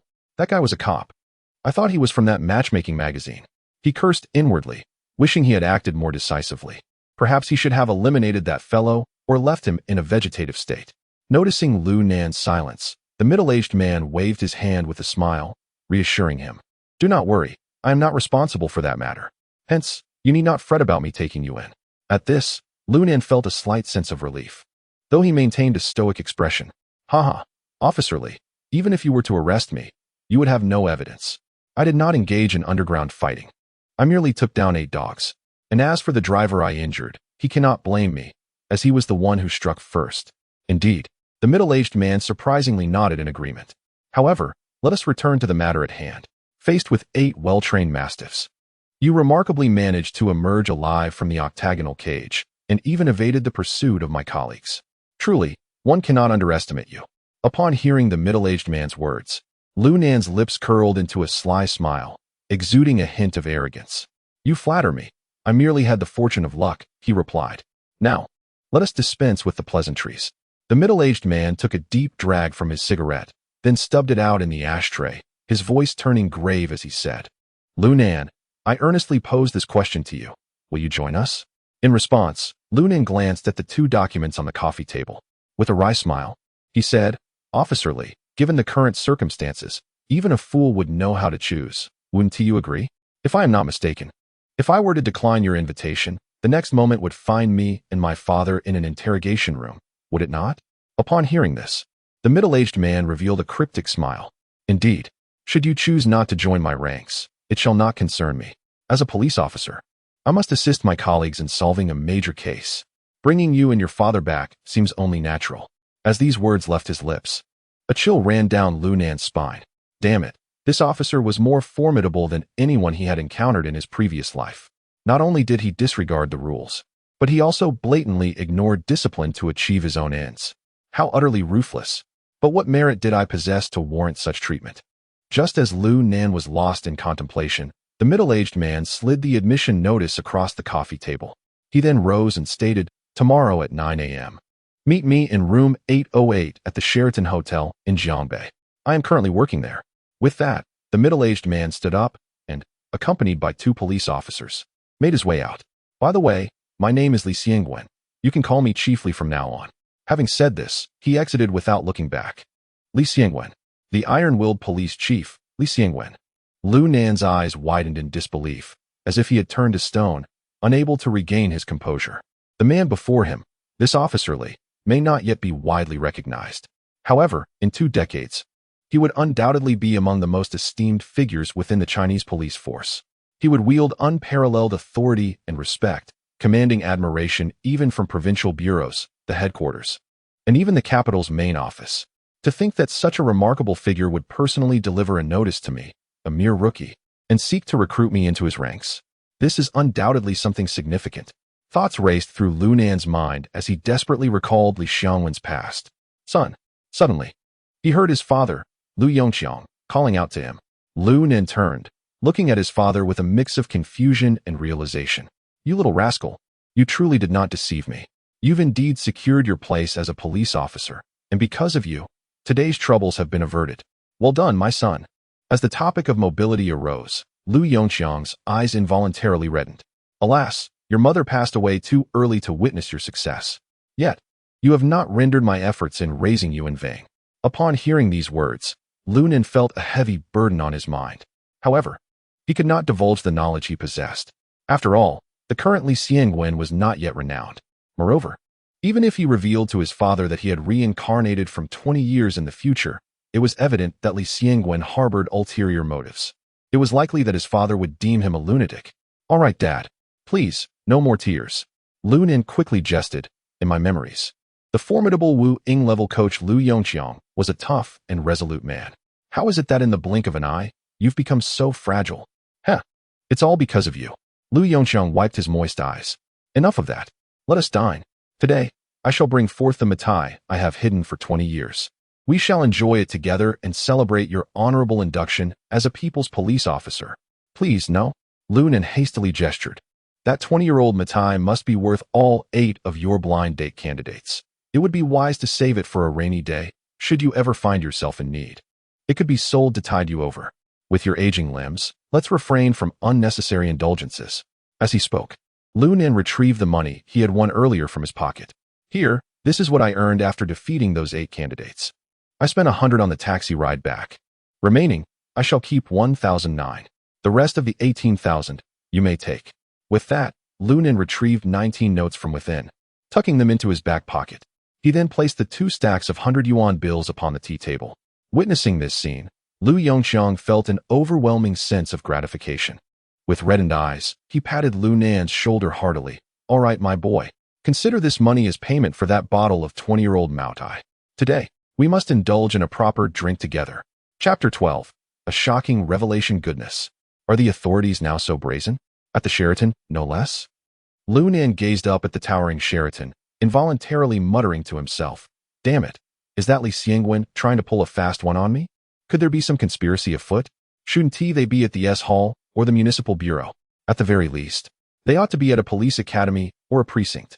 As he fished out the acceptance letter from his pocket, an unsettling feeling washed over him. If he didn't approach them now, he would become a fugitive after 9 o'clock.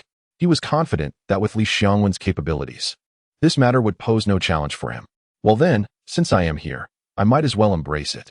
With a determined grit, Lu Nan steeled himself and took a step towards the entrance of the Sheraton. However, just then, a striking figure captured his attention. The woman was clad in a pristine white trench coat, her head wrapped in a scarf, and she sported oversized sunglasses that obscured much of her face. One might easily mistake her for a celebrity. As she entered through the revolving door of the Sheraton, Lu Nan's pupils dilated in shock, for he had spotted a firearm holstered at her waist. She is an officer. In that instant, Lu Nan realized her true identity. Only law enforcement would be equipped with specialized holsters. Why does everything seem increasingly amiss? Lu Nan murmured softly to himself, an inexplicable chill creeping into his heart. It was no use pondering further. He would proceed and confront the situation head-on. If it proved unbearable, he could simply refuse Li Xiangwen and make a swift exit. After all, he had been a fugitive in his past life. With this thought in mind, Lunan strode towards the main entrance. Upon entering the Sheraton lobby, he realized the woman had vanished without a trace. Without hesitation, he made his way towards the elevator. He noticed one of the two elevators was indicating the first floor, while the other was ascending. Just as he had suspected, when the elevator reached the 8th floor, it came to a halt and remained motionless thereafter. It must be one of Li Xiangwen's cohorts. To an outsider, it might have seemed as though this individual was his mistress, dressed so flamboyantly and behaving provocatively. Lunan shook his head, then pressed the elevator door open and stepped inside. Ding! Soon, the elevator came to a gentle stop. Lunan took a deep breath, preparing to step over the threshold. However, just as he lifted his foot, he faintly overheard a heated argument. Li Xiangwen, what shall we do now? Do you intend to enjoy yourself and then deny everything? Upon hearing Li Xiangwen's name, Lunan froze. It dawned on him in an instant.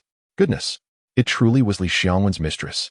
It was then that Lunan realized the implications of the situation. In an instant, he dashed out of the elevator and concealed himself behind a protruding wall in the corridor, revealing only half of his eye as he covertly observed ahead. Wang Wen, be quiet. Come in first. If someone hears us, my career is over. Li Xiangwen's voice resonated. And soon after, the woman was forcefully pulled into a room. Damn, what a colossal scoop. How on earth did I stumble upon such a significant revelation? Lunan did not feel exhilarated by the notion of this earth-shattering scoop. Instead, he was engulfed by a sense of unease.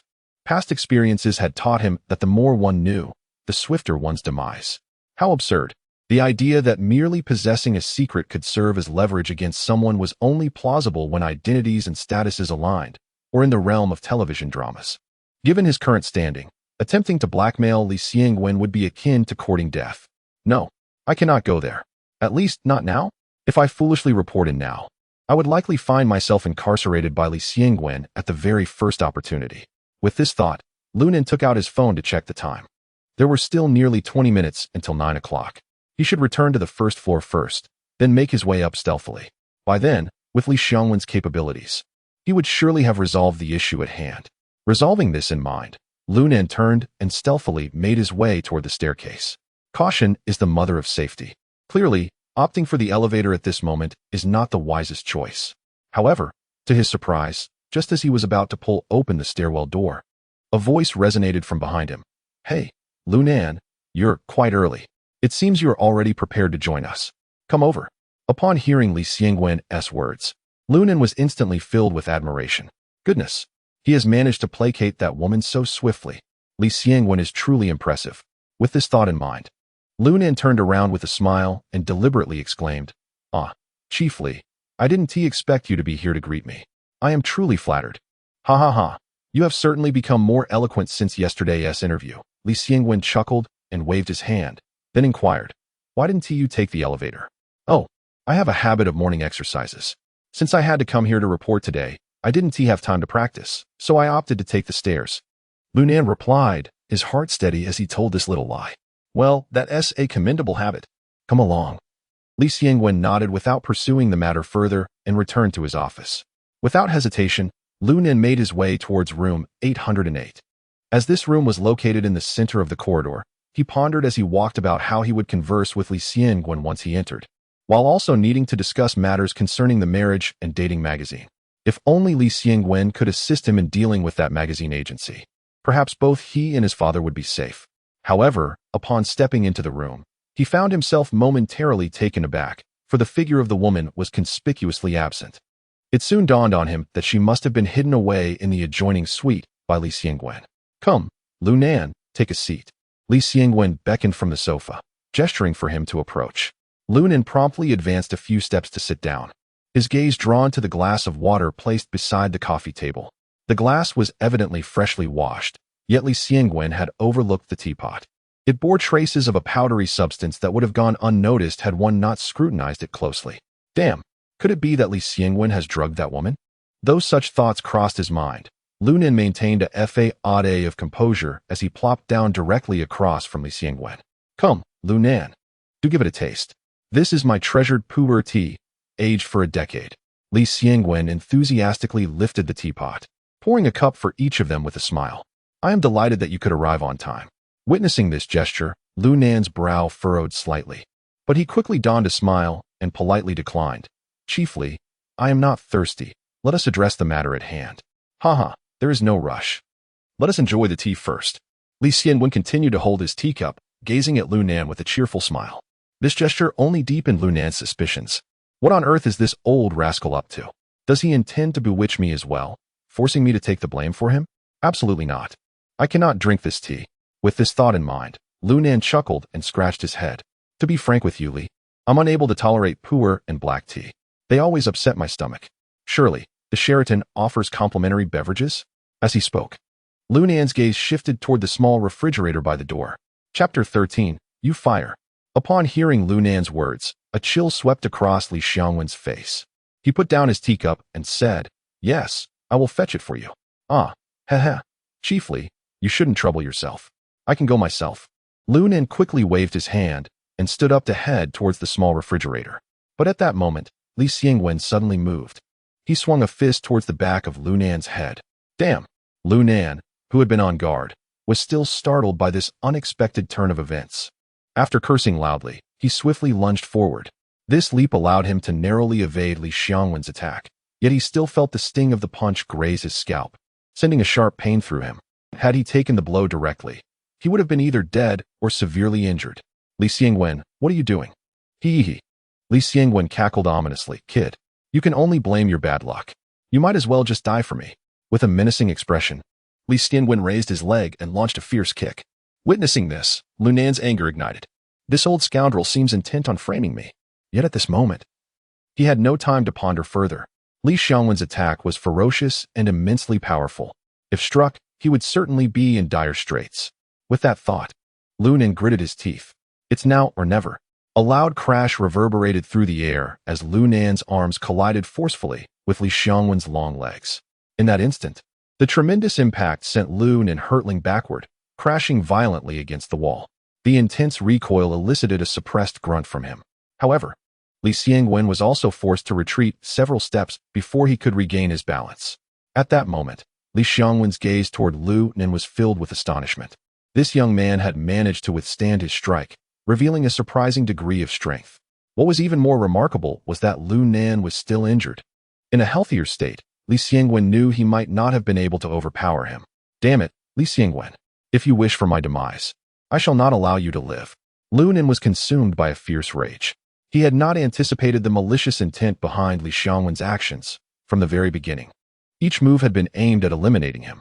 Under such circumstances, as the formidable brother Nan who had fought his way through life in his previous existence, he could not simply relent. You are courting death. With that, he swiftly drew his belt and swung it towards Li Xiangwen. Seeing this, Li Xiangwen dared not confront him head-on and hurriedly sidestepped to evade the attack. Yet Lu Nan pursued him relentlessly, like a rabid dog, creating an unsettling illusion for Li Xiangwen that if he did not exert his full strength, he might indeed meet his end at Lu Nan's hands. Damn it! You are seeking your own demise. Li Xiangwen was incensed. He suddenly seized Lu Nan's belt and yanked it fiercely. Caught off guard, Lu Nan stumbled but did not panic. Instead, he seized the opportunity to lunge forward, delivering a swift punch aimed at Li Xiangwen's groin. Damn it! You little brat, you're ruthless. Li Xiangwen cursed as he released Lu Nan's belt and retaliated with a kick. Lu Nan, however, grasped his right leg tightly while forcefully driving his knee upward. Bang! Li Xiangwen felt a sharp, searing pain radiate from his hips, causing his left foot to uncontrollably kick the air. With a cry of agony, Li Xiangwen lost his balance, staggering backward. Bang! A resounding crash echoed as he inadvertently slammed into the door of the inner room. Upon witnessing the scene inside, Lu Nan was momentarily stunned. There lay a woman in a white trench coat on the carpet, her body drenched in blood, a deep gash marring her throat. You son of a bitch, Li Xiangwen. You even killed your own woman. Lu Nan seethed, vowing to take vengeance. Hearing Lu Nan's furious outburst, Li Xiangwen instinctively assumed a defensive stance, bracing for an attack. Yet, to his astonishment, Lu Nan turned and fled. He knew he had to escape this place quickly and call the police. This was the singular thought racing through Lu Nan's mind. For he understood that should he truly eliminate Li Xiangwen, chaos would undoubtedly ensue. At that moment, the police might very well assume that these two fellows had committed the murder themselves. With trousers stained with yellow mud, it was hardly distinguishable from excrement. Suddenly, Before Lu Nen could dash out of the door, a gunshot rang out, halting him in his tracks. Immediately afterward, Li Xiangwen's sinister voice echoed from behind him. "Kid, raise your hands and turn around slowly. Otherwise, I won't hesitate to put a bullet in you for killing a cop." Upon hearing this, Lu Nan's mind was ablaze with curses, yet he dared not defy the command. Reluctantly, he raised his hands stiffly and turned his head. There stood Li Xiangwen, gripping a handgun aimed directly at him. "Now, slowly walk over. Don't try anything funny." Li Xiangwen glared menacingly at Lu Nan. Lu Nan swallowed hard and began to move cautiously. When he was about 5 meters away, Li Xiangwen gestured with the gun and settled onto the sofa, sipping his cup of tea. "Hurry up," he barked, his face a stormy shade of anger. Hesitantly, Lu Nan sank into the sofa, his gaze fixed unwaveringly on Li Xiangwen. "Drink." Lu Nan picked up the teacup before him, but perhaps due to his anxiety, he lost his grip, sending the cup tumbling onto the carpet. Instinctively, he bent down to clean up the spilled tea. "Don't move," Li Xiangwen snapped coldly. A chill ran down Lu Nan's spine, causing every hair on his body to stand on end. He dared not move recklessly again. "Drink from my cup." Upon hearing this, Lu Nanxing, fearing the other might pull the trigger, slowly extended his hand toward the table, reaching for the cup of tea before him. "Kid, don't try any tricks. I warn you, no matter how swift your actions are, they shall never outpace my gun." Li Xiangwen threatened with a dark countenance. Lu Nan refrained from any sudden movements and obediently lifted the teacup. "Li, is it merely about taking down a woman? Must we escalate this to such extremes?" Lu Nan fixed his gaze on Li Xiangwen, speaking in a low voice. "If you intend to frame me and make me take the fall, this approach is far from ideal. I possess no motive to kill." At this, Li Xiangwen paused momentarily before breaking into a sinister grin. "Huh, you are quite astute. However, in this world, certain matters require no evidence. If I declare you a suspect, then you are indeed a suspect. You should grasp my meaning." Upon hearing Li Xiangwen's words, Lu Nan's eyes slightly narrowed, but he quickly regained his composure. "Li, should I drink this tea, you indeed would not require evidence. But if I refuse, I do not believe you would dare to shoot me. Otherwise, the moment you fired the first shot, I would already be dead." Li Xiangwen was taken aback. This fellow was quite quick-witted. "Huh, do you think that by not drinking, I would be powerless against you? I could easily take your life with a single shot and inject the contents of the tea into your body. As long as I am swift enough, even a forensic expert would be unable to discern the truth." Upon hearing this, Lu Nan not only felt no fear but instead revealed a profound smile. "Then go ahead and pull the trigger." Chapter 14. A good performance. Upon observing Li Xiangwen's expression, Lu Nan realized his assumptions were correct. He dared not take the shot lightly. "For heaven's sake, do not push me. I am capable of anything." Li Xiangwen gritted his teeth, his eyes brimming with resentment and indignation. "Ah, Leader Li, do remain calm. I possess a method that could facilitate a more favorable resolution to this unfortunate incident," Lu Nan replied, a subtle smirk gracing his lips. Yet he refrained from making any sudden movements, fearing that a moment of impulse from his adversary could transform him into a lifeless body. "Oh," Li Xiangwen narrowed his eyes and inquired, "Pray, elaborate." "It is quite simple. We shall attribute this incident to the nefarious organization behind yesterday's underground fighting." Lu Nan articulated slowly. "Today, I arrived here to report, only to find myself targeted by those ruffians from yesterday. In the process, Madame sacrificed herself heroically to protect me. After all, that organization has never held human life in high regard. What do you think?" At his words, Li Xiangwen furrowed his brow, seemingly contemplating the feasibility of the proposal. Yet, he soon shook his head. "There is no evidence." "No," Lu Nan interjected before he could finish. "Leader Li, have you forgotten? You just stated that as long as you deem them suspects, they are indeed suspects. Furthermore, I stand here as a witness. It is certainly preferable to face the matter together rather than to provide an unsubstantiated explanation of how that woman and my lifeless body met their demise on your territory. Is it not?" Seemingly swayed by Lu Nan's words, Li Xiangwen became ensnared in a web of hesitation, incessantly pondering the feasibility of the situation. Although Lu Nan's proposal was utterly absurd, the intricate details were surprisingly reasonable. However, it necessitated absolute cooperation from the other party. Should this young man harbor even the slightest ulterior motive, Li Xiangwen would find himself utterly ruined. As if perceiving his thoughts, Lu Nan continued to entice him. "Chiefly, I shall undoubtedly cooperate with you on this matter. Without you, I am but an unemployed youth, still under the sway of that faction along with my father. Even if I disregard my own life, I must consider my dear old man, mustn't I? Upon hearing this, Li Xiangwen hesitated for a moment, only to regain his confidence. Very well. Since you are willing to cooperate, let us put on a performance together. However, prior to that, there is something you must do. Upon hearing him agree to the proposal, Lunan could not help but breathe a sigh of relief, hurriedly inquiring, Chiefly, please, do tell what you require of me. I shall brave fire and water to fulfill it. Ah, this task is rather simple, Li Xiangwen replied with a smile, gesturing with his pistol. In the cupboard of the inner room lies the dagger I employed earlier. Retrieve it and deliver another stab to that woman. Then I shall trust you. At this pronouncement, Lunan was left speechless, taken aback by Li Xiangwen's audacity. However, upon realizing that the other party wished to draw him onto their ship, he felt a sense of relief. Very well, I shall fetch it at once. After speaking, Lunan set down his teacup and prepared to rise. Take it slow.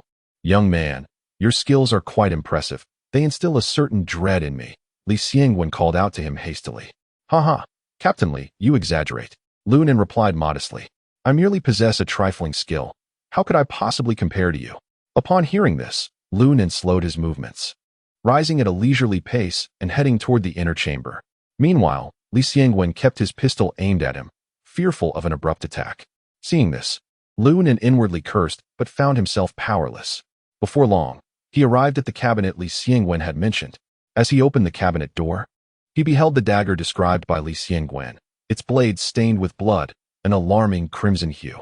Yet, Lunan felt no fear at this sight. Instead, a flicker of confusion crossed his face. Slowly pick it up and stab the woman on the ground a couple of times, Li Xiangwen instructed. Hearing this, Lunan took a deep breath and grasped the dagger's hilt. At that moment, he inexplicably smiled, a reaction that did not escape Li Xiangwen's notice. Li Xiangwen's expression darkened to the point of seeming to drip with intensity as he coldly inquired, Young man, what do you mean by this? At this moment, Lunan appeared remarkably relaxed. Casually flipping the dagger in his hand, he shrugged nonchalantly and remarked, Li Tuer, isn't it about time we wrap this up? You bastard. Do you dare to toy with me? Believe me, I can end you right now, Li Xiangwen exclaimed, exasperated. Yet, Lunan remained unfazed. With a grin, he swiftly drew the dagger and plunged it into the abdomen of the girl lying on the ground. With a muffled thud, blood splattered forth. Witnessing this scene, Lunan's amusement only deepened. Ah, splendid effect. It must be genuine plasma. Madam, if you do not rise soon, I shall have no choice but to make another incision across your throat. Should you truly expire, do not hold me responsible. Upon hearing his words, the woman lying on the ground remarkably turned over and stood up, her eyes fixed intently on him. How did you figure it out? Ha, little girl, you are utterly hilarious. You obstructed my path yesterday, and today you return to play the part of a lifeless mistress. Are you so idle? Lunan couldn't help but laugh heartily. The woman was none other than the girl who had blocked his way after the interview the previous day. Though her appearance had changed significantly, Lunan still recognized her voice. Lunan, tell me, how did you discover the truth? We believed ourselves to be flawless, yet surprisingly, you discerned our intentions. Before the young lady could lose her temper, Li Xiangwen suddenly rotated his pistol, smiling as he inquired. Upon hearing this, Lunan couldn't help but squint. Leaderly, your previous conduct was impeccable. It was only after my persuasion that you genuinely acquiesced to my proposal, which is entirely uncharacteristic of a man of iron will. At this juncture, Lunan abruptly realized that Li Xiangwen had not yet acquired the moniker of Iron-Blooded Chief Inspector, and swiftly diverted the conversation. That reaction is not what one would expect from you. Oh, and what kind of reaction do you believe I should exhibit? Li Xiangwen's face revealed a playful expression upon hearing his words. First, shoot me. Then inject West No into the tea. Simultaneously, call the police. Lunan articulated as he retrieved a pack of cigarettes from his pocket. He extracted one, ignited it, and took a deep inhale. Upon hearing this, Li Xiangwen silently nodded. For if he were truly to commit such an act, he would indeed proceed as Lunan suggested. After securing his pistol, Li Xiangwen extended his hand. Give me one. In response to this request, Lunan handed him a cigarette. Li Xiangwen, with the cigarette between his lips, exhaled a plume of smoke, a contented expression on his face.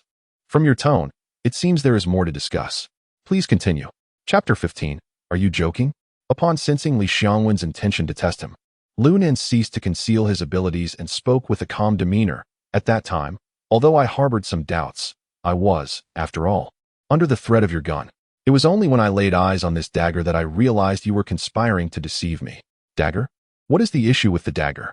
Before Li Xiangwen could respond, the young lady beside them could not contain her curiosity and interjected. Lu Nan cast a disdainful glance at her and retorted, "Oh, the dagger is not the problem. It is you, a privileged one. Who is the real issue? You." The young lady's eyes widened in anger, but Lu Nan paid her no mind. "What do you mean by that, Lu Nan?" she exclaimed, her fury evident. Li Xiangwen, visibly impatient, waved his hand dismissively and urged, "Li Fei, let Lu Nan continue."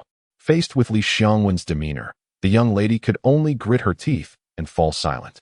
Lu Nan continued to regard her with disdain and slowly remarked, "The wound on your neck, was it part of your makeup?"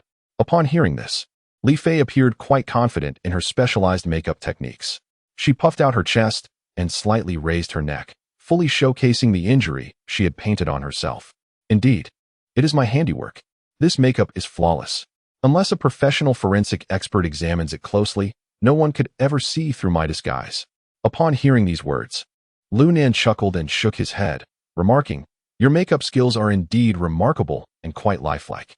However, this wound does not correspond with this dagger. You are speaking nonsense." At Lu Nan's assertion, Li Fei immediately bristled with indignation. Yet, Lu Nan remained unperturbed and continued, "This dagger is not sharp. One might even describe it as a blunt instrument. It seems that Chief Li, fearing potential mishaps, deliberately chose it. But precisely because of this, your wound would not appear so smooth. Moreover, I have just observed closely, and this dagger is far too small for your injury. A wound such as yours would require at least a 30-centimeter blade to inflict. Therefore, no matter how realistic your makeup is, it is utterly futile." Upon hearing his analysis, the young woman's eyes widened in astonishment. Not only her, but even Li Xiangwen inquired, bewildered, "How do you know all this?" Naturally, Lu Nan would not foolishly reveal that in his past life, he had been a lowly figure who had risen to prominence. Instead, he scratched his head and feigned embarrassment, saying, "My father taught me various methods of using cold weapons from a young age. Additionally, to bolster my courage, he often purchased pig carcasses for me to practice on. Hence, I am particularly familiar with these matters. The wound on Li Fei's neck is entirely different from the pigs I have butchered. Furthermore, a dead pig should resemble a lifeless human. Will it really bleed so profusely if it pierces the skin?" Li Xiangwen mused. Li Fei interjected, "Is he not, in fact, cursing?" Chuckling, she continued, "I merely venture to guess, and surprisingly, I was correct." Observing the young woman's beautiful face flushed with embarrassment, Lu Nan feigned nonchalance. Upon hearing his words, Li Fei was nearly infuriated to the point of combusting. Meanwhile, Li Xiangwen furrowed his brow, pondering the implications of being wrong. "What if I am mistaken?" Lu Nan inhaled deeply, extinguishing his cigarette in the ashtray, and casually replied, "If I were to err, I suppose I would just stab her a few times. I can't risk my life for a deceased individual, can I?" Li Xiangwen thought to himself, "Are you truly just a recent high school graduate? You come across as a heartless demon." However, he kept these thoughts to himself, as he was well aware of Lu Nan's past and lineage, having thoroughly investigated his background. Though he had a history of brawling during his school years, he possessed a strong sense of justice, often targeting societal delinquents and school bullies. Most importantly, Lu Nan's origins were undoubtedly unblemished. This was a certainty for Li Xiangwen. Thus, he found himself unable to counter Lu Nan's earlier remarks and chose to shift the conversation, asking, "Is there anything else?" "None," came the reply. Lu Nan shook his head, expressing that he felt this was already sufficient. Upon hearing this, Li Xiangwen nodded in acknowledgement. He then extinguished the cigarette in his hand and extended his right hand, stating, "Lu Nan, you have officially passed the assessment. Welcome to my team." Upon hearing these words, Lu Nan broke into a grin and stood up, rendering a rather unorthodox salute towards Li Xiangwen, exclaiming, "Thank you, leader." Watching Lu Nan's antics, Li Xiangwen couldn't help but feel a mix of amusement and exasperation. He waved his hand dismissively and said, "There's no need for that. Just be yourself." "Yes, leader." Lu Nan retracted his arm, and although his face bore a serious expression, his heart was filled with joy. "Haha, who would have thought that after a lifetime of being a rogue, I would finally be part of a team? This truly is a moment of pride." While my salary may not match what I earned as a rogue, at least I now possess social standing. I just wonder what the name of my department is. With this thought in mind, Lu Nan inquired, chiefly, to which department do we belong? Also, where are the other colleagues? When the topic of the department arose, Li Xiangwen cleared his throat and refrained from answering immediately. Instead, he turned to Li Fei beside him and instructed, Li Fei, please go to room 807 and remove your makeup. Then, grab some breakfast. I need to have a serious discussion with Lu Nan. Upon hearing the leader's remarks, Li Fei felt compelled to comply and reluctantly exited the room. Lu Nan, please take a seat, Li Xiangwen instructed, gesturing toward the sofa as the door closed behind them. Lu Nan nodded and proceeded to the sofa, plopping down into it. You must be aware that our department is classified as a special unit, correct? Otherwise, we would not have undergone such special recruitment. At these words, Lu Nan paused briefly, then nodded in agreement. Indeed, possessing only a high school diploma and lacking graduation from a police academy, it was inconceivable that he could serve as a police officer in any ordinary department. The rigorous training provided at the police academy was entirely beyond his understanding. Thus, the notion of special recruitment held no flaws. Our department is specifically tasked with national security operations. Hence, we do not possess a departmental code. What? Lu Nan exclaimed, his expression shifting to one of shock. A wave of foreboding washed over him. Leader, the absence of a code is one matter, but what is my external identity? Li Xiangwen replied with a grave demeanor. Your external identity remains that of an unemployed youth. Goodness, boss, you can't possibly intend for me to engage in undercover activities, can you? At Lu Nan's comment, Li Xiangwen was momentarily taken aback before inquiring, what does undercover mean? Upon hearing Li Xiangwen's inquiry, Lu Nan instantly realized that if memory served him correctly, the film Infernal Affairs was set to premiere in December of this year, leaving just over a month until its release. Thus, it was entirely understandable that Li Xiangwen was somewhat confused about his own statements. Infernal Affairs, indeed. Are you suggesting that I, in the guise of an unemployed youth, infiltrate some sort of organization as an undercover agent? Lu Nan, you possess not only remarkable skills and keen observational prowess, but also an uncanny ability to perceive the depths of human nature. Truly impressive. Indeed, upon hearing Li Xiangwen's assertion, Lu Nan was momentarily taken aback. Goodness, this is rather outrageous, isn't it? I have been reborn and even become a police officer. Yet you expect me to descend into the ranks of the underworld? Is the universe truly playing tricks on me? Chapter 16. What is the salary? Observing Lu Nan's demeanor, Li Xiangwen calmly sipped his tea and began to elucidate. Lu Nan, the reason why the S department has made special provisions to recruit members is solely for this undercover operation. It is imperative that we employ individuals who have no prior records at the police station, those who have never been officers, as they are the most suitable for this task. As long as you can assist in gathering incriminating evidence against this criminal faction and eradicate it from Liangqing, you will have accomplished your mission. At that point, your identity will naturally be restored. Should you desire, you could even return to your district as the head of a police station. Not so fast, chiefly.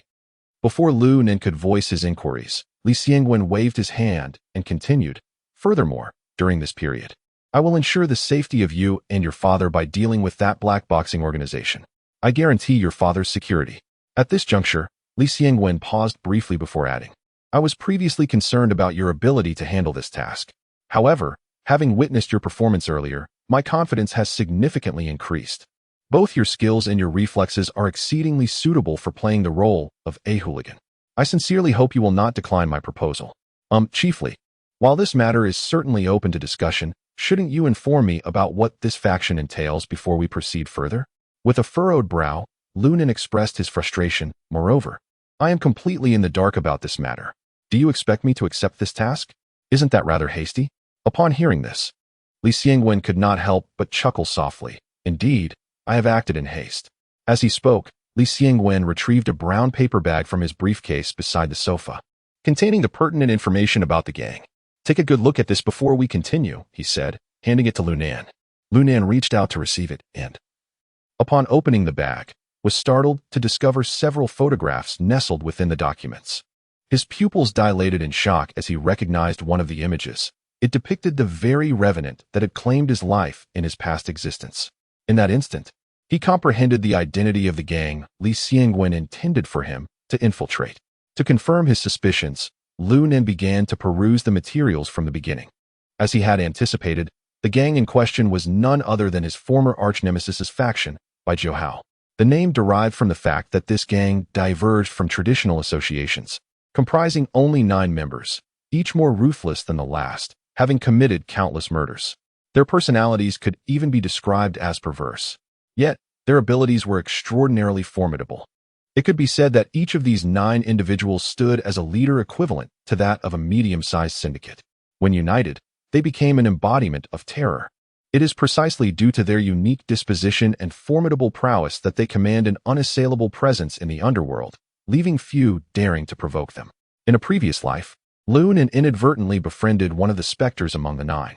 Foolishly, he regarded him as a brother, only to be met with treachery during a skirmish with a rival faction, where this scoundrel unexpectedly turned on him, resulting in Lu Nan's untimely demise. However, it is evident that they have yet to establish the White 9. Alternatively, one might say that they remain in the nascent stages of formation, as the dossier contains introductions for only 5 individuals, categorized under the charge of interstate criminal activity, rendering them targets for suppression. Bosley, according to this dossier, these individuals appear to be mere drifters, transient criminals without a den to call their own. Where am I to infiltrate? Lu Nen feigned ignorance in his inquiry. Indeed, they lack any overt influence, yet their threat surpasses that of established factions by a considerable margin. Li Xiangwen spoke solemnly. We have several lines of brothers tracking these 5, but they are exceedingly cunning, making it impossible to procure incriminating evidence against them. Even our operatives who infiltrated their ranks have perished. As he spoke, Li Xiangwen's countenance darkened, and after taking a drag from his cigarette, he continued, 20 days prior, we apprehended an individual nicknamed Scarface at the Old K nightclub. He is a distant cousin of the blue face among them. I hope you can infiltrate their ranks on behalf of this young man. At this point, Li Xiangwen fixed his piercing gaze upon Lu Nan, fully aware of the perilous nature of the task ahead. However, I have faith that you can undertake it, for you bear no trace of a police officer. Even in this special recruitment examination, I took measures to erase any records. Moreover, judging by your earlier performance, you excel beyond your comrades. Having said this, Li Xiangwen ceased his words, silently smoking as he awaited Lu Nan's response. Lu Nan furrowed his brow, lost in contemplation. After a considerable pause, he finally lifted his gaze to Li Xiangwen and inquired, Chiefly, there's something I do not understand. Pointing at the figure labeled Sanguine in the photograph, he knowingly asked, he appears to be of a similar age to mine, yet significantly older than the others in the photo. Could he also be one of their group? Indeed, Li Xiangwen nodded. All we know is that he goes by the name Sanguine. We lack further information. The comrade we lost was the one who uncovered the flaw. Therefore, do not underestimate him due to his youth. In my opinion, he may indeed be the most formidable among them. With a dismissive gesture, Li Xiangwen continued, At this stage, you need not dwell excessively on these matters, as it will be challenging to penetrate their inner circle swiftly. Thus, you will not come into contact with him for the time being. Upon hearing this, Lu Nen nodded in understanding and then asked, By the way, if I were to accept this mission, are you suggesting that I am to go undercover in prison? Lu Nen inquired, a hint of concern in his voice. Will there be anyone to protect me while I am there? No, Li Xiangwen shook his head. We cannot offer you any form of support, whether overt or covert. That would only increase your peril. Thus, everything must be handled at your discretion. Upon hearing this, Lu Nen scratched his head in frustration. But I have never undertaken such a task before. What if something goes awry? After all, it is a prison. Li Xiangwen cast him a sidelong glance, seemingly discerning his apprehensions. There is no need for pretense. Articulate your demands, and if feasible, I shall endeavor to accommodate them. I wish to personally witness the recording of my dossier into the public security system. Moreover, I must input the confidentiality password myself. Additionally, I should have the right to terminate the mission at any moment and reclaim my identity. That is agreeable, Li Xiangwen replied without hesitation. He then added, however, should you sacrifice yourself during the mission and we are unaware of the password, you will be unable to restore your identity. You need not concern yourself with that. Lu Nen waved dismissively. If I am dead, my identity will be of no consequence. He was unwilling to end up like Chen Yongren, foolishly enduring year after year, only to meet a fatal bullet in the end. After a moment of contemplation, Li Xiangwen nodded. Do you have any other requirements? Lu Nen stroked his chin, his gaze intensifying as he looked at Li Xiangwen. Indeed, There is more. In moments of peril, I possess the authority to take a life. Subsequently, you shall not hold me accountable for criminal responsibility. Li Xiangwen's lips twitched violently, and he gritted his teeth, responding, very well. No problem. Is there anything else? Observing Li Xiangwen's acquiescence, Lu Nan produced a cigarette, lit it, and took a drag. One final question. What is my remuneration? Upon hearing this, Li Xiangwen was momentarily taken aback. Soon, he comprehended that the other party had accepted the task, and with a smile, he replied, you decide. Chapter 17.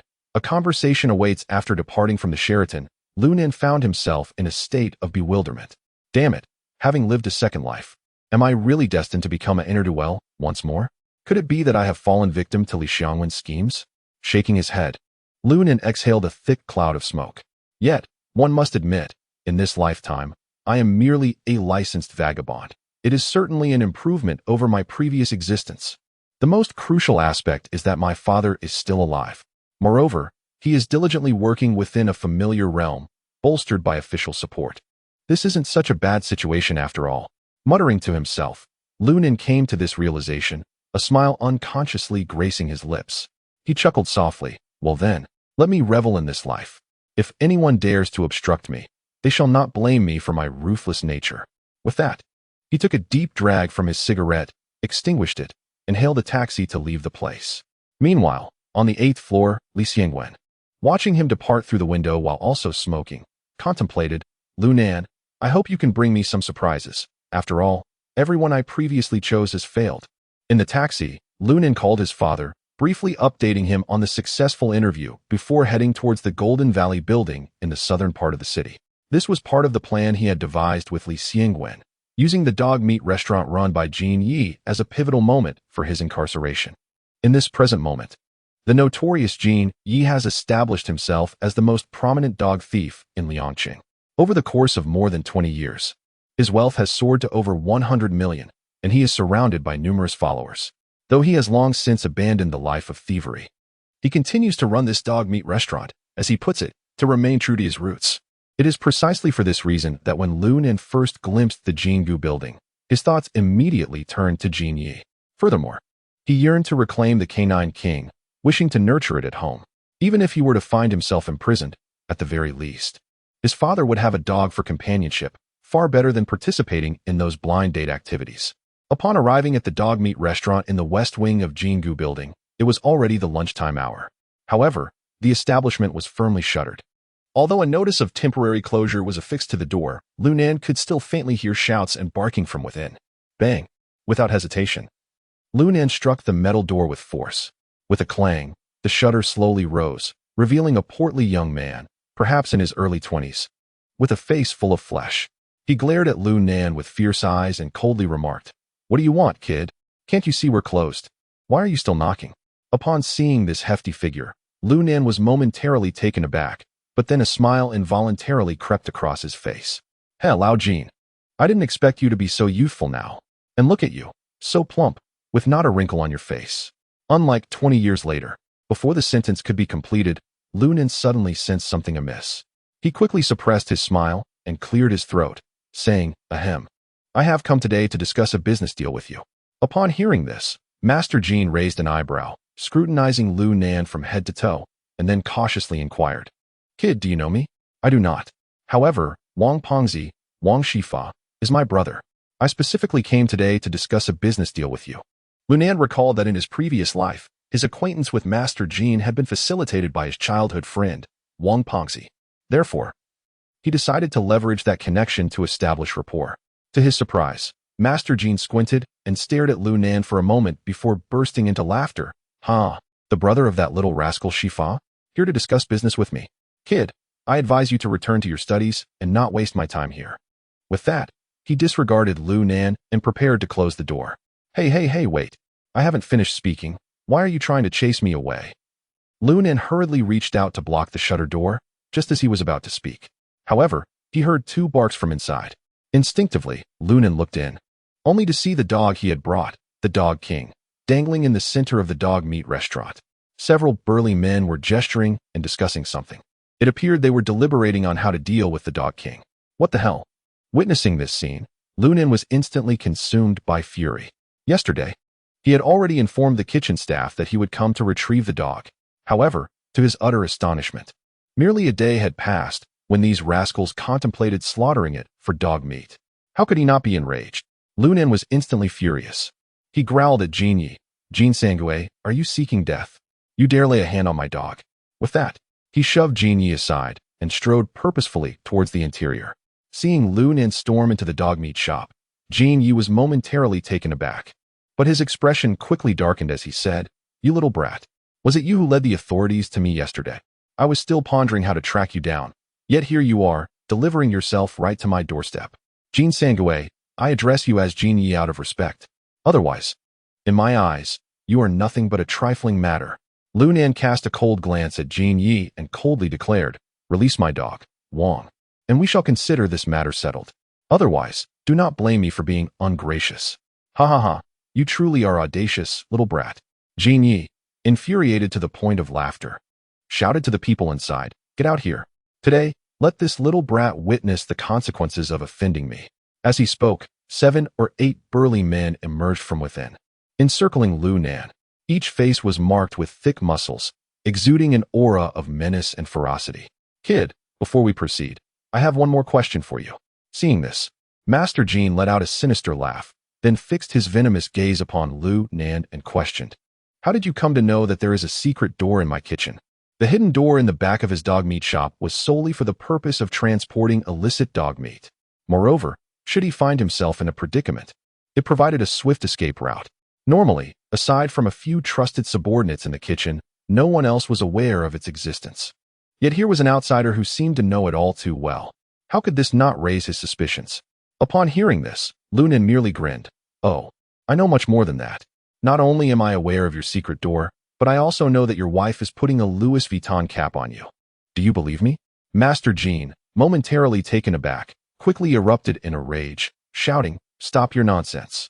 Kid, it seems you have no intention of leaving here today. Since that's the case, I won't waste any more words with you. With that, he waved his hand, commanding, Get him. If you kill him, it will be on me. As soon as the words left his lips, several burly men lunged toward Lu Nen with ferocity. However, rather than retreating, Lu Nen boldly advanced to meet their assault. With a resounding thud, his fist connected with one of the large men, sending him crashing to the ground. Without a moment's hesitation, Lu Nen followed up with a merciless kick, sending another assailant flying. In an instant, Lu Nen sprang into action, his legs sweeping forcefully across the heads of the last 2 men. Thud, thud, accompanied by 2 muffled sounds, the burly men collapsed to the ground, utterly incapacitated. The events transpired in the blink of an eye. It was only at this moment that Jin Yi, positioned not far away, regained his composure. Rubbing his eyes in disbelief, he gazed at Lu Nen. At this juncture, Lu Nen leaped up to lower the suspended dog king, then coldly turned his gaze toward Jin Yi and slowly articulated, So, Jin Sangui, shall we engage in a conversation now? Chapter 18. Cunning and crafty. Gazing into the frigid eyes of Lu Nen, Jin Yi could not help but shiver. This was not the gaze one would expect from a mere 20-year-old. It radiated the commanding presence of a ruthless leader or a formidable warlord. Had this young man perhaps taken many lives? As Jin Yi pondered in uncertainty, Lu Nen spoke calmly. Jin Sangui, my patience is rather limited. If you remain silent, I shall take my leave. As for our business, it will be of no consequence. I might as well seek out Li Qian to discuss matters. I believe he would be quite intrigued by how to monopolize the dog market in Liangqing. Upon hearing these words, Jin Yi trembled violently, his pupils constricting. Li Qian, a notorious figure in Liangqing, shared Jin Yi's trade in dog dealing and capturing. Thus, their factions often clashed, with Jin Yi's group frequently at a disadvantage. The young man implied that whoever engaged him first would have the opportunity to expel the other from Liangqing. If he truly possessed such capability, what harm could there be in listening to him? Moreover, even if Jin Yi wished to retain both the young man and the dog, it was an impossible endeavor. With this thought, the slippery Jin Yi swiftly adopted a more subservient demeanor. He immediately nodded and humbly admitted his fault, saying, Brother, please do not rush. I was in the wrong just now. I failed to recognize your stature. Jin Yi's sudden shift in attitude did not elicit any surprise from Lu Nen. Due to my familiarity with this individual from a previous life, I could not resist playfully referring to him as the smiling dog. Haha, Master Jean. It seems you are willing to converse with me? Oh dear, you are like a brother to me. To call you Master Jean feels rather diminutive. If it is not too much to ask, you may simply address me as third brother. As Master Jean spoke, he promptly retrieved a pack of cigarettes from his pocket and offered one to Lu Nan. Brother, have a cigarette to calm your nerves. I truly didn't realize you were here for business. Lu Nan narrowed his eyes and reached for the entire pack of soft Zhonghua cigarettes. He swiftly extracted one and tossed it to Master Jean, tucking the remainder away in his pocket. Witnessing this scene, Jean Songgue's mouth twitched involuntarily. A pack of these soft Zhonghua cigarettes costs nearly 100 yuan. Were it not for the fact that a dealer had fortuitously gifted him a pack earlier that day, he would typically hesitate to indulge. Yet, this young man brazenly took one for himself, causing Jean Songgue to feel a pang of regret. However, at this moment, he could hardly dwell on such matters, as his safety lay firmly in the hands of his counterpart. After lighting the cigarette for the other party, Jean Songgue continued with a smile. By the way, may I inquire how you are addressed? What is your relationship with Wang Shifa? With roads branching in all directions, I choose the southern path. I am Lu Nan. Lu Nan inhaled deeply, exuding an air of nonchalance as he recited a catchphrase from his previous life. I am a childhood friend of Wang Shifa. Lu Nan, are you Lu Nan? Jean Songgue's eyes widened in astonishment upon hearing this. His reaction took Lu Nan slightly aback, prompting him to inquire, have you heard of me? Of course, I have, Jean Songgue replied, slapping his thigh. That little rascal Wang Shifa always brings you up, claiming you're formidable. He even mentioned wanting to introduce me to you. But I thought to myself, no matter how impressive you are, you're still just a young whippersnapper. At this juncture, Jean Songgue seemed to realize he had misspoken. He hastily waved his hand, saying, Brother Lu Nan, that's just a habitual expression of mine. Please don't take offense. Oh, it's nothing. Please, continue, Lu Nan encouraged. Seeing that Lu Nan was not angered by his remark, Jean Songgue chuckled awkwardly before continuing. Hee. I was just thinking, despite your prowess, you're still quite young. It's more fitting for you to come see me rather than the other way around. Who would have thought that because of this, that little brat Wang Shifa would actually steal 5 of my dogs? Damn it. If it weren't for the long-standing friendship I have with his father, I would have already broken his legs. That kid has been avoiding me lately. I reckon he fears my retribution. Upon hearing this, Lu Nan was momentarily taken aback. He hadn't anticipated that Wang, the rotund fellow, had already intended to introduce him to Jean Songgue at this time. No wonder Jean Songgue was aware of him. It all stemmed from this incident. After a brief silence, Lu Nan nodded. Brother San, since you know of me, that simplifies matters. I have a plan that, if executed flawlessly, this time, you can effortlessly seize the dog market in Liang City and expel Li Qian from this place. Upon hearing Lu Nan's words, a glimmer of brilliance flickered in Jean Songgue's eyes. It is worth noting that this venture incurs almost no cost. Although his current influence pales in comparison to that of Li Qian, he still nets a tidy profit of around 30,000 each month. If he were to monopolize the dog market in Liang City, the monthly earnings would undoubtedly exceed 100,000. The mere thought of such a fortune could awaken him from dreams with a smile. The temptation is undeniably immense. Yet, Jean Songgue hesitated momentarily. I am indeed inclined to eliminate Li Qian, but this fellow is not to be underestimated. I wonder if you could elaborate on the plan so that I may be better informed. Furthermore, if this endeavor comes to fruition, what benefits do you seek, my brother? Upon hearing this, Lu Nan did not immediately divulge the details of the scheme he had devised with Li Xiangwen. Instead, he posed a counter-question. Third brother, is your inability to contend with Li Qian due to the presence of those 3 tigers at his side? Indeed. Jean Songgue nodded, bitterness lacing his words. If it weren't for Zhao Jinhu, Zhao Yinhua, and Zhao Tihu, I would have already annihilated him. Those 3 scoundrels are no trifles. Especially that Zhao Tihu. He is deviously cunning and ruthless. The combined efforts of these 3 brothers under Li Qian's command have made my head throb. Upon hearing these words, scenes from a past life surged into Lu Nan's mind, where Jean Songgue and Wang Shifa were relentlessly pursued by the 3 tigers. Had it not been for that fortuitous encounter, during which he incapacitated those 3 thugs, Jean Songgue and the portly Wang might have met a tragic fate on the streets. Contemplating this, Lu Nan nodded and began to leisurely unveil his plan. As he relayed his intentions to Jean Songgue, the latter's expression gradually grew grave. Brother, have you lost your mind? Are you truly willing to undertake such a perilous venture? It's simply due to necessity, Lu Nan sighed. feigning exasperation as he shook his head. It's been nearly 2 years since I graduated high school. I can't perpetually rely on my father for financial support, can I? Upon hearing this, Jean Sangoe hesitated and asked, how much will this endeavor require? 100,000. Lu Nan declared without hesitation. For that sum, I will ensure their demise. You will face no repercussions. To Lu Nan's astonishment, Jean Sangoe did not even blink as he replied, agreed. This left Lu Nan momentarily taken aback. Although 100,000 was not a significant amount for Jean Sangoe in his current circumstances, did he not fear the possibility of Lu Nan failing or being apprehended, ultimately leading to his betrayal? It seemed as though he could discern Jean Sangoe's unspoken concerns. With a cunning smile, Jean Sangoe pointed at the dog in Lu Nan's hand and said, Brother, do you know where the dog king you hold and the previous 7 mastiffs came from? Upon hearing this, Lu Nan immediately realized and exclaimed, what the hell? That black boxing magazine was orchestrated by you. Chapter 19. Allow me to assist you. Observing Lu Nan's astonishment, Jean Sangoe could not help but chuckle softly, then remarked, Brother, you hold me in far too high regard. If I possessed such skills, would I still concern myself with that scoundrel Li Qian? I merely provided a few dogs for that magazine. As he spoke, Jean Sangoe gestured towards the dog king beside Lu Nan, stating, that creature is my charge. Goodness, are you truly intending to slay it for meat? Is that not excessively cruel? Upon hearing this, Jean Sangoe hastily waved his hand, declaring, Brother, who said I intend to kill it for flesh? I am merely tending to its injuries. Yet this dog refuses to warm to me. It attempts to bite as soon as I approach. I must hang it up to teach it a lesson. At this point, Jean Sangoe glanced at the dog king in Lu Nan's grasp, observing its docile demeanor, which ignited his frustration anew.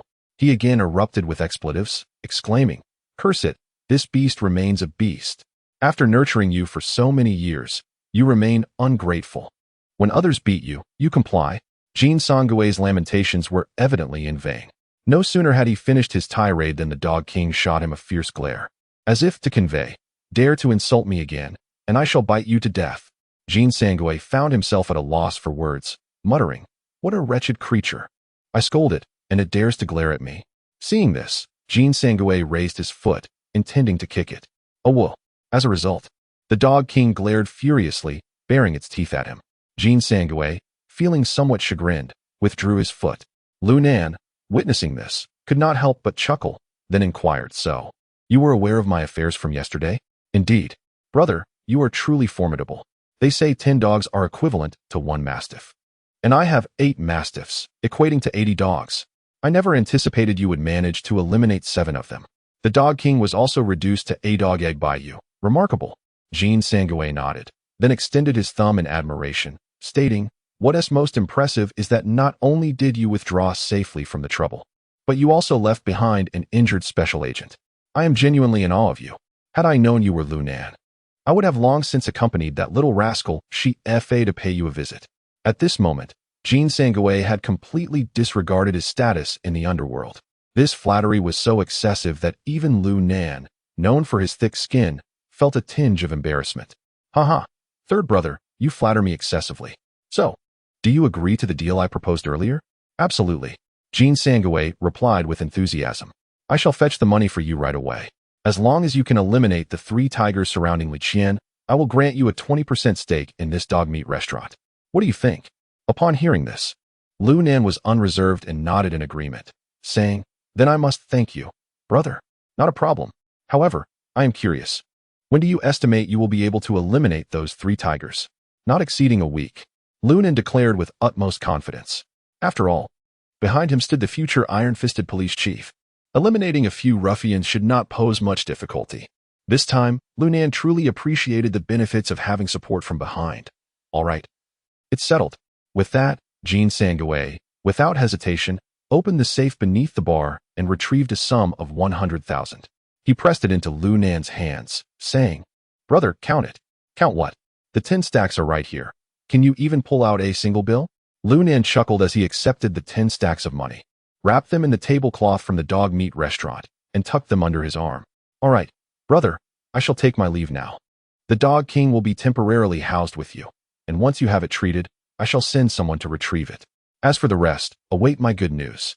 With that, Lu Nan patted the dog king's head and made his way toward the entrance. Good. Jean Sangui did not dawdle, accompanying Lu Nan to the door.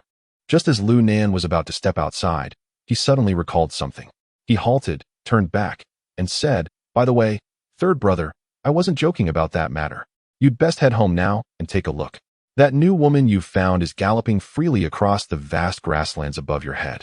With that, he paid no mind to whether Jean Sangui grasped the meaning of his words and turned to leave the dog meat shop. Left alone in a daze was Jean Sangui, who took a while to react. After leaving the dog meat restaurant, Lu Nan first placed a call to Li Xiangwen, briefly recounting the events that had transpired. However, he refrained from mentioning Jean Sangui's connection to the Black Fist magazine. After all, Jean Sangui was merely a peripheral figure, a minor player in the grand scheme of things. Even if apprehended, it was unlikely he would divulge any valuable information.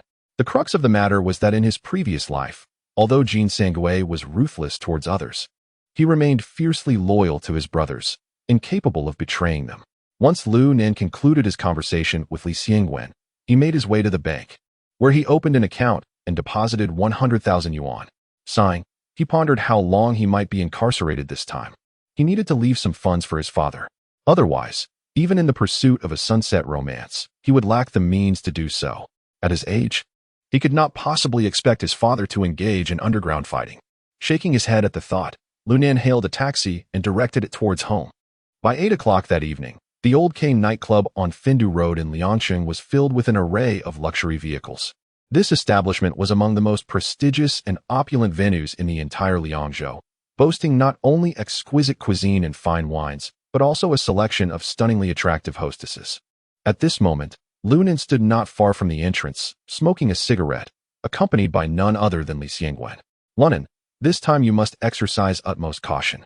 The colleagues inside are unaware of your true identity, which significantly raises the risk of them mistakenly harming you," Li Xiangwen earnestly advised. "Rest assured," Lunan replied, taking a deep drag of his cigarette before continuing with a calm demeanor. "When I reach the entrance, simply instruct the team to conduct a routine check in room V222. They will undoubtedly resist and charge out. At that moment, I shall incapacitate those 3 fellows. I've inquired about their skills. They are quite formidable, so do not underestimate them." "Huh, Li, do you doubt my abilities?" Lunan asserted confidently. "I will resolve the matter within a minute." Li Xiangwen regarded him with a mixture of astonishment and concern, pondering whether such swiftness might be overly ambitious. At this juncture, Lunan added, "Li, please ensure that the colleagues assigned to apprehend me are strategically positioned on Gixin Road. That is the route I shall take." "Indeed, worry not. I have made all necessary arrangements," Li Xiangwen replied, giving Lunan's shoulder a firm pat. He then pressed a pack of soft Zhonghua cigarettes from his pocket into Lunan's hand, emphasizing, "Be exceedingly careful. Should this endeavor fail, we shall devise another plan. Your safety is paramount." In response, Lunan remained silent. He merely tore open a pack of soft Zhonghua cigarettes, extracted one, and after a brief inspection, jestingly remarked, "Ha, Li Tuer, your life is less illustrious than Jean Sangui. They are of the 3-character variety." With that, Lu Nan discarded the remaining half of the cigarette into the trash bin. He then lit the soft Zhonghua and stepped into the grand hall of the nightclub. At that moment, the hall was ablaze with lights. Couples swayed rhythmically on the dance floor, their laughter and songs resonating throughout. The air conditioning provided a respite from the sweltering heat. However, Lu Nan refrained from joining the revelry, opting instead to lean against a table not far from the entrance. Simultaneously, he slipped his right hand into his coat. Upon feeling the truncated double-barreled shotgun, a cold smirk crept across Lu Nan's face. "Heh, not bad with your hands. Are you? I shall see if your skills can match the might of a firearm. Damn it, beyond 10 meters, the gun is swift. Within 10 meters, it is both fierce and quick. This shotgun, secretly kept by Wang Fatty's father, I wielded for 7 or 8 years in my previous life. This time, let it be my instrument to achieve renown." Chapter 20. Are we serious? As Lu Nan silently smoked his cigarette, a sudden commotion erupted within the confines of the Old K nightclub. Several young individuals burst forth from the second floor, leaping into the dance floor, followed by a cacophony of gasps. Shortly thereafter, uniformed police officers emerged in pursuit, scanning the crowd intently, as if searching for those who had just fled. Meanwhile, another figure dashed towards the backstage, presumably to halt the music. Lu Nan squinted, observing keenly. and soon discerned the Zhao family's 3 tigers. Despite their efforts to huddle together and slip away, they were unmistakable to Lu Nan, who had been exceedingly familiar with them in a previous life.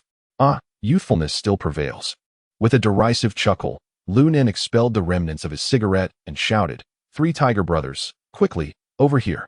The Zhao family's 3 tigers were momentarily taken aback, but they immediately turned in the direction of the voice, only to find Lu Nan leaning against the edge of the booth. 3 tiger brothers, stop dawdling. Hurry and follow me.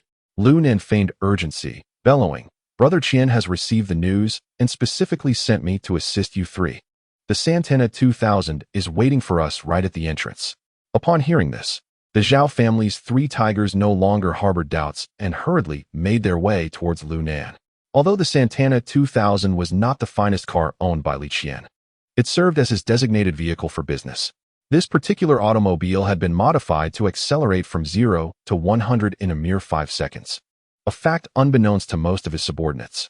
Just as the Zhao family's 3 tigers reached the edge of the dance floor, all the lights in the Old K nightclub suddenly illuminated, and the music came to an abrupt halt.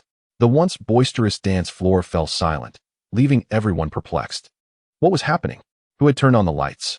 Confusion reigned, accompanied by a chorus of curses from the bewildered crowd. Meanwhile, the Zhao family trio dared not delay and hastened toward Lu Nan. In that moment, they were confronted with a scene they would never forget. They beheld a young man at a nearby booth who brandished a sleek, black double-barreled shotgun. Well, brothers Tiger, it seems fortune has turned against you. Someone has sent me to claim your lives, Lu Nan proclaimed, a chilling smile gracing his lips as he pulled the trigger. Bang, bang. In the wake of the gunfire, chaos erupted on the dance floor. Screams and cries filled the air, while the 3 tigers collapsed to the ground. With one shot, Lu Nan had exploited the shotgun's characteristics, shattering the right leg of the eldest tiger and the left leg of the second. The second shot shattered the legs of the 3 tigers. To the 3 brothers, I hope you don't get trampled. Farewell. With a smile directed at his colleagues hiding on the staircase, Lu Nan turned and exited the Old K nightclub. This feeling is exhilarating. As he ran, Lu Nan laughed maniacally towards the heavens. In my previous life, could there have been such audacious theatrics? Indeed, being a rogue brings me immense joy. With that, he swiftly vanished into the dim night, disappearing at the end of the street. Meanwhile, not far away, Li Xiangyang, who was smoking, was startled by the gunfire. He initially thought it was his colleagues firing.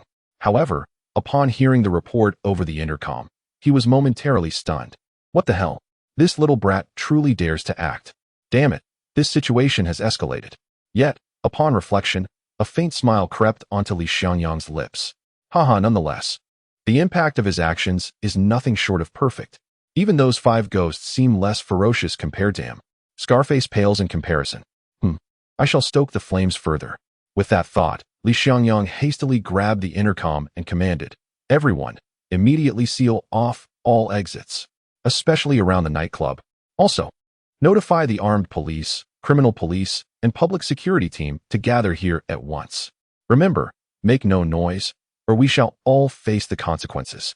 Yes. Meanwhile, Lu Nan sprinted swiftly along the road of innovation.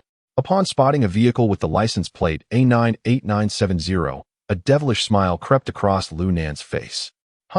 If you managed to catch me so soon, it would imply there is something amiss. I must add some complexity to your pursuit. Otherwise, should I find myself in prison, those perverse individuals might just detect a flaw. It is well known that their instincts are remarkably keen. With this thought, Lu Nan deviated from his initial plan and veered into a nearby alley instead of continuing towards the car. At that moment, 2 police officers, who had been lying in wait within the vehicle, abruptly emerged and dashed toward him. Stop! Don't move. One of the officers was a female officer named Li Fei. Beside her stood the young police officer who had interviewed Lu Nan days prior. Li Fei, that guy looked just like Lu Nan, the young officer exclaimed, pointing towards the depths of the alley. Indeed, it is him, Li Fei replied with a furious expression. Wang, let us pursue him quickly. The incident with Lao Ke must be connected to him. Hearing this, the young officer nodded in agreement. Absolutely. This kid must have failed the police exam, which is why he resorts to robbery. I knew he was trouble, and it seems I was right. As he spoke, the young police officer unexpectedly drew a Western-style pistol from his waist, racked the slide, and pursued ahead. At that moment, Li Fei was momentarily taken aback. Brother Wang, why? Why are you still carrying a gun? Never mind that. We must catch that rascal first. With that, the young officer dashed into the alleyway. Clearly, he was unaware of Lu Nan's true identity. Li Fei, who understood the intricacies of the situation, felt a surge of anxiety, unsure of how to respond. She could not afford to speak out, for doing so would jeopardize the carefully laid plans. With a frustrated stomp, she followed suit. Lu Nan sprinted down the alley with fervor. His physique was remarkably robust. Although he stood at only about 177 centimeters tall, his explosive strength rivaled that of professional athletes. Moreover, having trained in martial arts since childhood, Lu Nan's physical fitness far surpassed that of the average person. Huh? Do you truly believe that two of you can apprehend me? If you manage to catch me, it would be a tremendous embarrassment. Just as such thoughts danced in Lu Nan's mind, a sudden cacophony of gunfire erupted nearby. Immediately following was a sharp clang. What in the world? Lu Nan froze momentarily. Bang, bang, bang. Before he could contemplate further, 3 more shots rang out. Goodness, these fellows are serious. In the desolate expanse of the Gobi Desert, Li Xiangwen, that cunning rogue, has anticipated my every move. At this moment, Lu Nan is devoid of any frivolous thoughts. He has elevated his agility to its utmost potential. Within mere strides, he leaps around the corner of an alley, then abruptly rolls to conceal himself beside the wall. Bang, bang. A flurry of bullets hurtles past Lu Nan's head in an instant. One even grazes his shoulder. Damn it. Have these lunatic officers truly lost their minds? Are they intent on ending my life? Clutching his shoulder, Lu Nan glares furiously at the 2 figures at the alley's entrance. Since you choose to disregard our camaraderie, do not blame me for being ruthless. Muttering to himself, Lu Nan swiftly darts into another alley, subsequently seeking refuge within a roadside dumpster.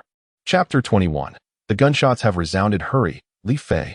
That fellow is running this way. He must be injured and won't get far. Wang Gu, stop the chase. That boy has escaped wounded. Li Fei exclaimed, her forehead drenched in cold sweat. She was utterly powerless to halt the young officer, whose speed was astonishing. Upon hearing the young officer's words, Lu Nan's eyes sparkled with realization. What a revelation. So it was you, this brat? No wonder the blows were so severe. Today, I shall settle both old and new grievances in one fell swoop. Li Fei, quickly call for reinforcements. Inform Captain Li that Lu Nan is here and needs him to hurry. This kid is definitely connected to the Old K nightclub incident. He might even be in cahoots with that Scarface character. At that moment, the young officer was running while reloading his weapon, shouting back at Li Fei. Ah? Li Fei was taken aback, completely unprepared for such a turn of events. Moreover, in order to fulfill her mission, she couldn't explain the situation to him, leaving her in a state of anxiousness. Meanwhile, Lu Nan, concealed behind a trash bin, was momentarily stunned by the exchange. It quickly dawned on him that this young officer was unaware of the underlying plan. It seemed Captain Li possessed considerable insight. If this fool were to discover Lu Nan's true identity, he would most certainly end up dead in prison. As Lu Nan pondered, the young police officer had already arrived at the entrance of the alley. Upon realizing it was a dead end, his urgency diminished. With both hands firmly gripping his firearm, he aimed at the trash bin deep within the alley. Lu Nan, come out. If you surrender voluntarily, perhaps we can negotiate for leniency. Otherwise, the young officer chuckled ominously as he raised his pistol. Meanwhile, Lu Nan, hidden behind the trash bin, could hardly contain his laughter. Come out. I bet the moment I show my face, you'll turn me into a sieve. Do you really think I'm as foolish as you? Brother Wang, don't rush in. Our mission is merely to assist Team 2. I've already contacted Captain Li. He's on his way here. Let's hold our position. It could be dangerous. Lu Nan is quite formidable, Li Fei urged anxiously, fearing that the young officer might provoke Lu Nan into taking even more perilous actions. Although her impression of Lu Nan was far from favorable, she was sent by Li Xiangwen to assist him, and she certainly did not wish for any mishap to occur. Simultaneously, Wang Hai was her senior, and she was even more concerned about her elder brother encountering unforeseen trouble. Li Fei, you stay here and keep watch. I'll go in for a look. I refuse to believe that Lu Nan is invincible enough to outpace a bullet. This scoundrel dares to assault an officer in broad daylight. I am determined to make him pay for this. Wang Hai completely disregards Lu Nan.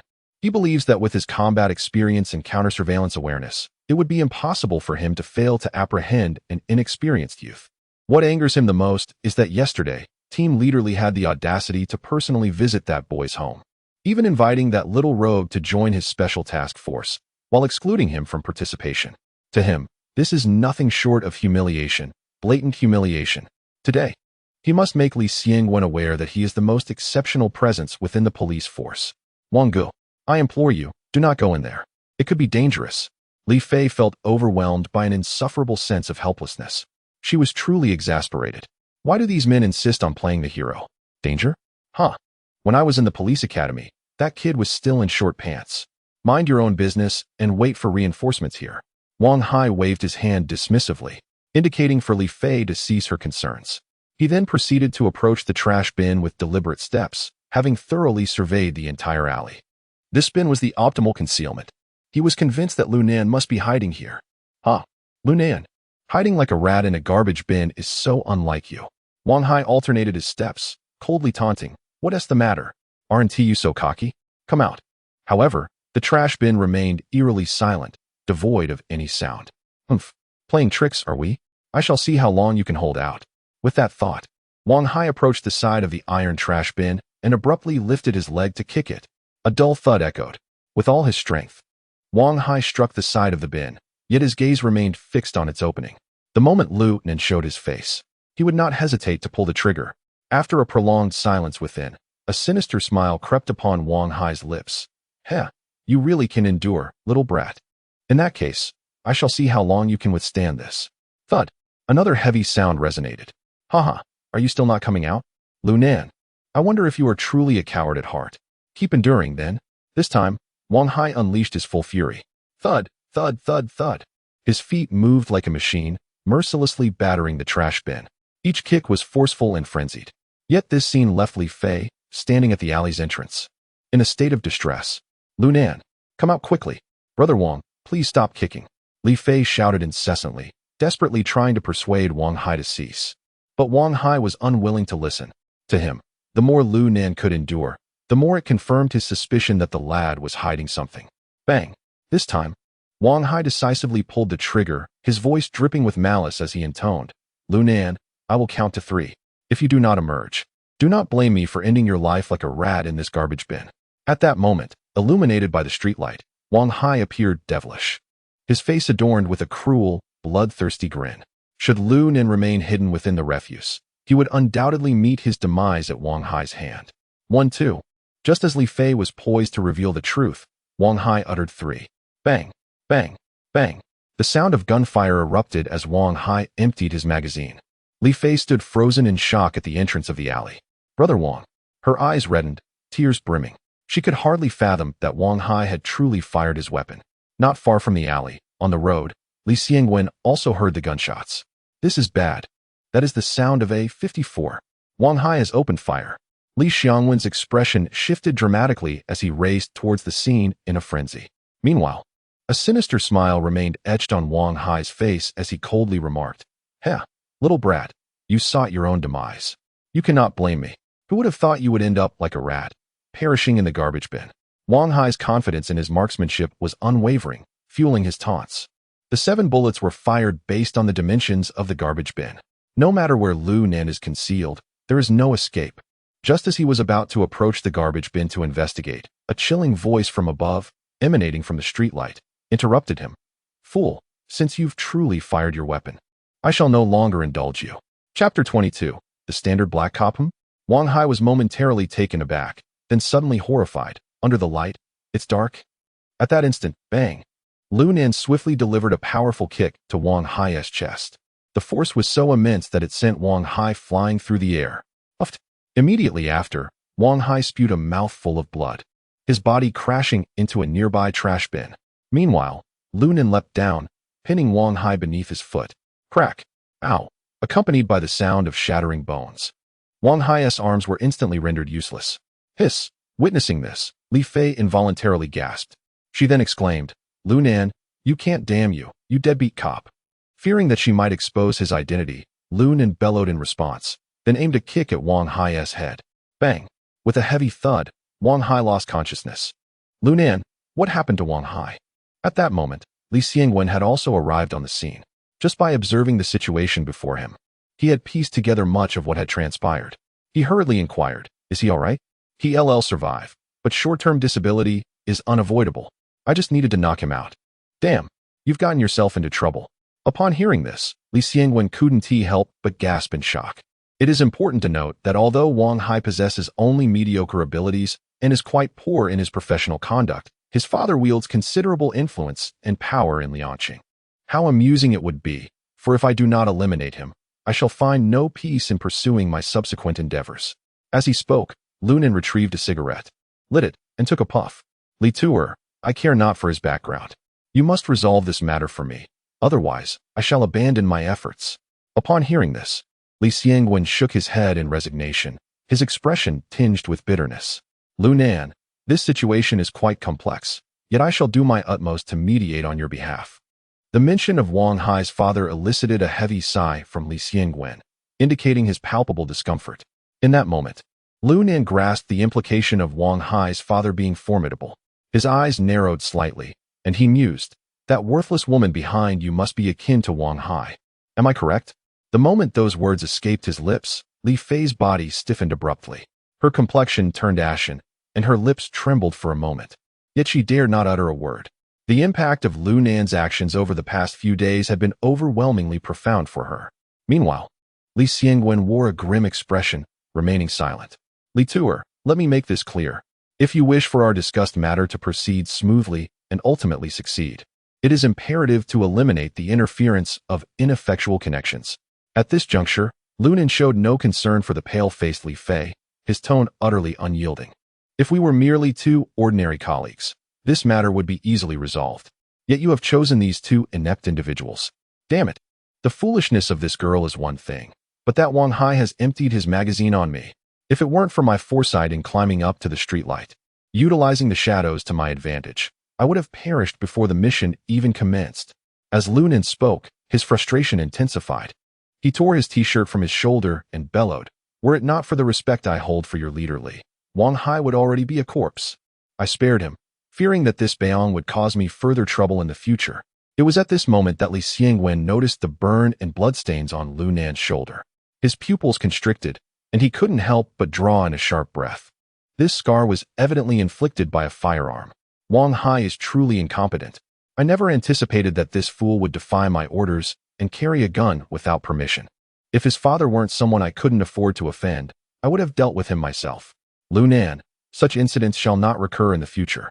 I will ensure that the subsequent matters are handled properly. Li Xiangwen's expression darkened as he turned to Li Fei and instructed, Li Fei, carry Wang Hai out and drive him to the hospital. I need to speak with Lunan. His meaning was unmistakable. From this point onward, his team would consist of only two individuals, himself and Lunan.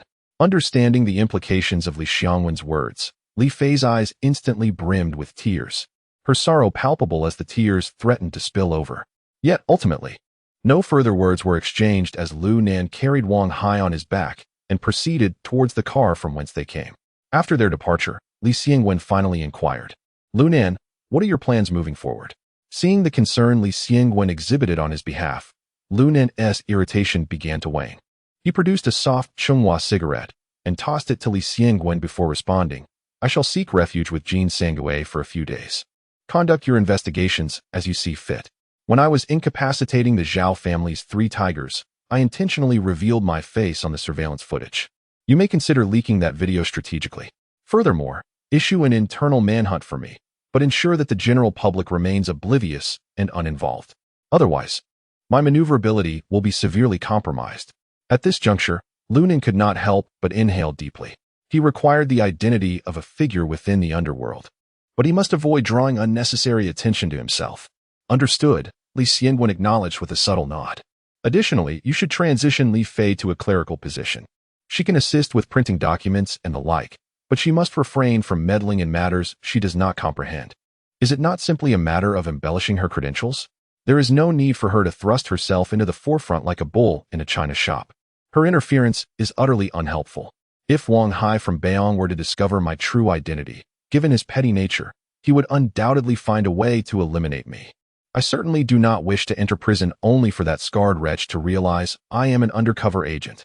Lunan scoffed disdainfully, casting a look of contempt at the retreating figures of Li Fei and her companion. Rest assured, I shall keep a vigilant watch over them, ensuring that no missteps occur. Very well, there is nothing more to discuss. I will remain attentive to the information circulating online, if this case is under your jurisdiction. When I perceive that the pressure on you has become sufficiently intense, I shall take the initiative to allow you to make the arrest, thereby adding a commendable entry to your record.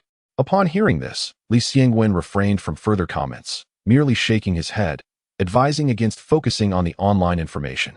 The shooting incident is a significant case. Since I am in Liangcheng, I shall undoubtedly take the lead on this matter. At that time, the higher-ups will certainly exert pressure on me. I will assure them that the case will be solved within a week. But I hope you can apprehend them by the day after tomorrow. Upon hearing these words, Lu Nen could not help but chuckle softly, his impression of Li Xiangwen inexplicably improving. This was because he candidly expressed his thoughts without any reservations, indicating that Li Xiangwen truly regarded him as an ally. Excellent. Lu Nen nodded, stating, on the day after tomorrow, pretend to have discovered a connection between Jin Sangui and this matter. You simply need to surround the Jingu building with your team.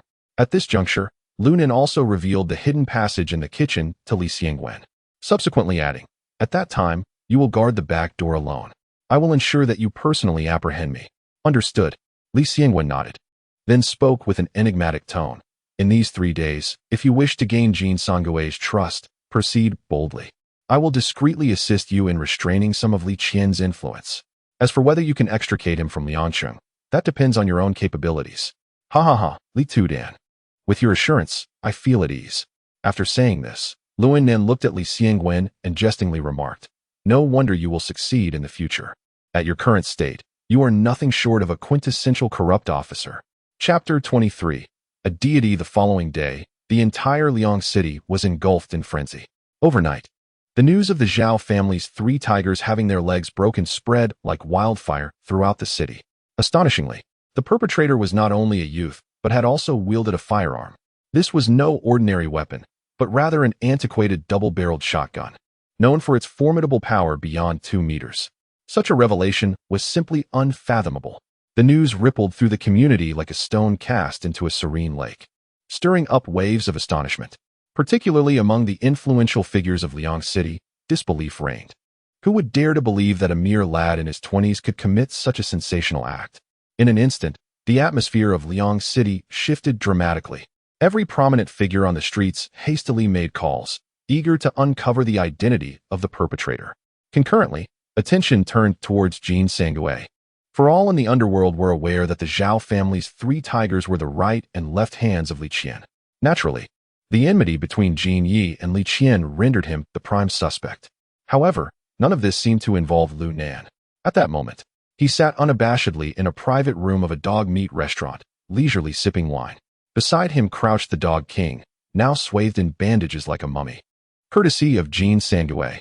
Brother, you're incredible, Jin Sangui exclaimed, giving Lu Nen a thumbs up before raising his glass. You said you would take care of the 3 tigers within a week.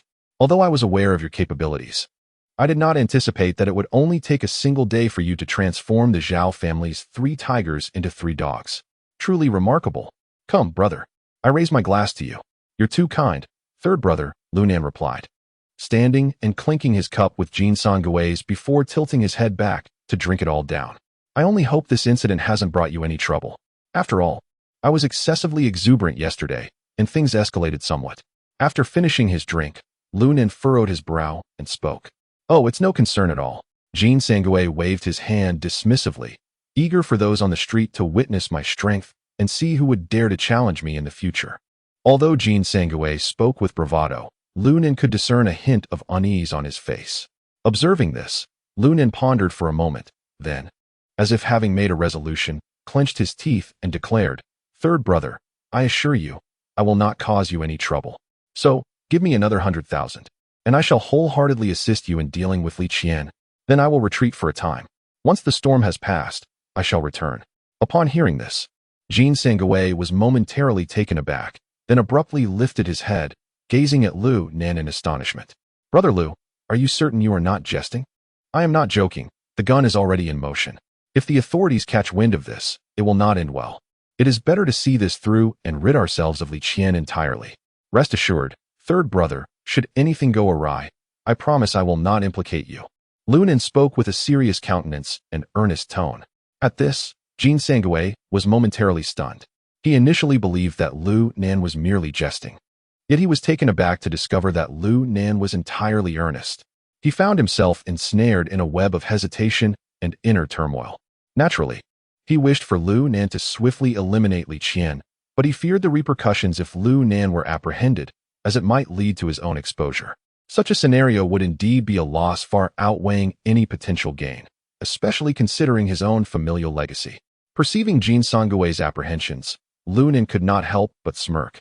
And he then recited a classic phrase from Jin Sangui's previous life. Brother San, take a gamble, and a bicycle may transform into a motorcycle. Wager a bit, and a motorcycle may turn into a Land Rover. Life and death are predestined, while wealth and nobility are determined by fate. If you wish to continue living a life of tranquility, then let this matter be forgotten. With that, Lu Nan took a decisive gulp of his drink and continued. Brother San, I shall first escort Dog King away. After all, the authorities could arrive at any moment. If they were to apprehend me here, it would spell trouble for you. As he prepared to exit the private room, Jin Sangui slammed the table with vigor and declared, Very well. Since you are so resolute, I shall accompany you in this grand gamble. Speak up, brother. Aside from 100,000 yuan, what else do you require? Brother San will undoubtedly support you. Seeing his determination, Lu Nan feigned a look of astonishment.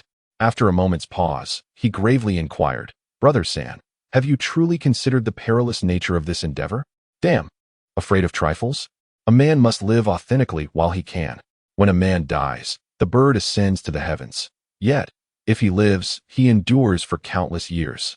As he spoke, Jin Sangui slammed his palm heavily onto the table and declared, Enough with the nonsense. Tell me, what do you need my help with, third brother? Lu Nan narrowed his eyes and replied, Prepare a vehicle for me, 100,000 in cash, and the whereabouts of Li Qian. The sooner, the better. If you can gather these 3 items promptly, I shall deal with Li Qian right away. Haha, understood. No problem. Jin Sangui readily agreed, stepping out of the private room. In a short while, he returned, clutching a black leather bag. Brother, here are 300,000. This is all I have left in the store, and it's yours. As for the 2 shares, I keep my promises. Just provide me with a card number, and regardless of where you are, this card will be yours. I will ensure that the funds are transferred to you punctually each month. Moreover, I have a Jetta available for you. It should suffice for your task. Jin Sangui was a man of great loyalty, treating his brothers with unwavering integrity. It was this very quality that had forged a strong bond between Lu Nan and a certain ruthless killer in his past life. Thank you, third brother. Lu Nan nodded, discarding any pretense. He took out a piece of paper, wrote down his father's bank card number, and handed it to Jin Sangui. Third brother, please give me the address of Li Qian. After receiving the cash and the keys, Lu Nan immediately inquired. All right, since you incapacitated the Zhao family's 3 tigers yesterday, I have been keeping an eye on Li Qian, so I actually know where he is. As he spoke, Jin Sangui inscribed an address onto a piece of paper and handed it to Lu Nan, cautioning, Brother, be careful. If you cannot eliminate that troublesome scoundrel, it's no matter, but do not put yourself in jeopardy. Upon hearing this, Lu Nan burned the note with a lighter and responded with a smile, Rest assured, Sangu. If I fail to deal with that wretched creature, I shall no longer be called Lu Nan. Jin Sangui, upon hearing this declaration, chose not to elaborate further. Instead, he fixed his gaze upon Lu Nan and solemnly patted him on the shoulder. All right, Sangu, I shall take my leave now. If all goes well, I will return in time for us to share a drink together. I will call you to update you on the situation. Excellent. Since you've made up your mind, I wish you smooth sailing. Jin Sangui nodded, his face a mixture of determination and concern. Lu Nan, not one to linger, grabbed his bag and headed towards the door. Just as he was about to step over the threshold, Jin Sangui suddenly called out from behind him, By the way, brother, I appreciate your help regarding that troublesome woman of mine. I sent her back to the countryside yesterday. From now on, she can only tend to sheep and horses out there. She will no longer be a thorn in my side. At this, Lu Nan found himself unexpectedly amused by Jin Sangui's words, bursting into hearty laughter. Ha! Congratulations, Sangu. With that, he departed without looking back. Gazing at the figure retreating to the south, Jin Sangui found himself momentarily entranced, murmuring to himself, If my brother emerges unscathed this time, then a deity capable of piercing the heavens shall indeed rise upon the roads of Liangsheng. Chapter 24. I will assist you. The individual's mental state underwent a profound transformation. Within his eyes flickered a wild and exhilarating light, akin to a famished beast that had just discovered its prey. In that moment, he yearned to immediately take action and eliminate Li Qian. This desire was not born out of mere impulse, but rather from the fact that Li Qian was nothing but a scoundrel. In a past life, although he had crossed paths with Li Qian due to matters involving Jin Sengui and Wang Pengzi, it was not until he witnessed Li Qian's true nature that he felt compelled to harbor murderous intent. Li Qian, it seemed, had developed an unusual and abhorrent obsession. He would lure Na'vi young women from specialized and vocational schools to his villa, where he subjected them to horrific acts with the dogs he owned. This depraved behavior was the only means by which he could achieve a state of ecstasy.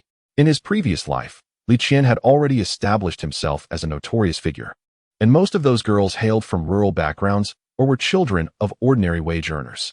Ultimately, their lives were utterly ruined. It was rumored that after he had violated these young women, their bodies were fed to his dogs.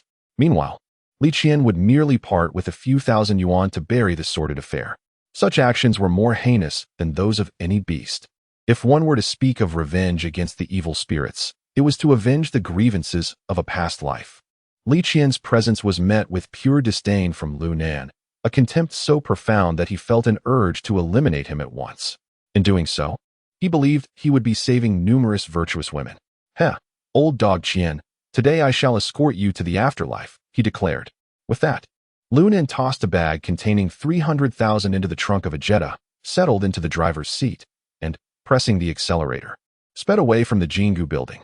Meanwhile, within a modest dwelling in Duzhan, a rather unsavory young man was engaged in unspeakable activities with a woman.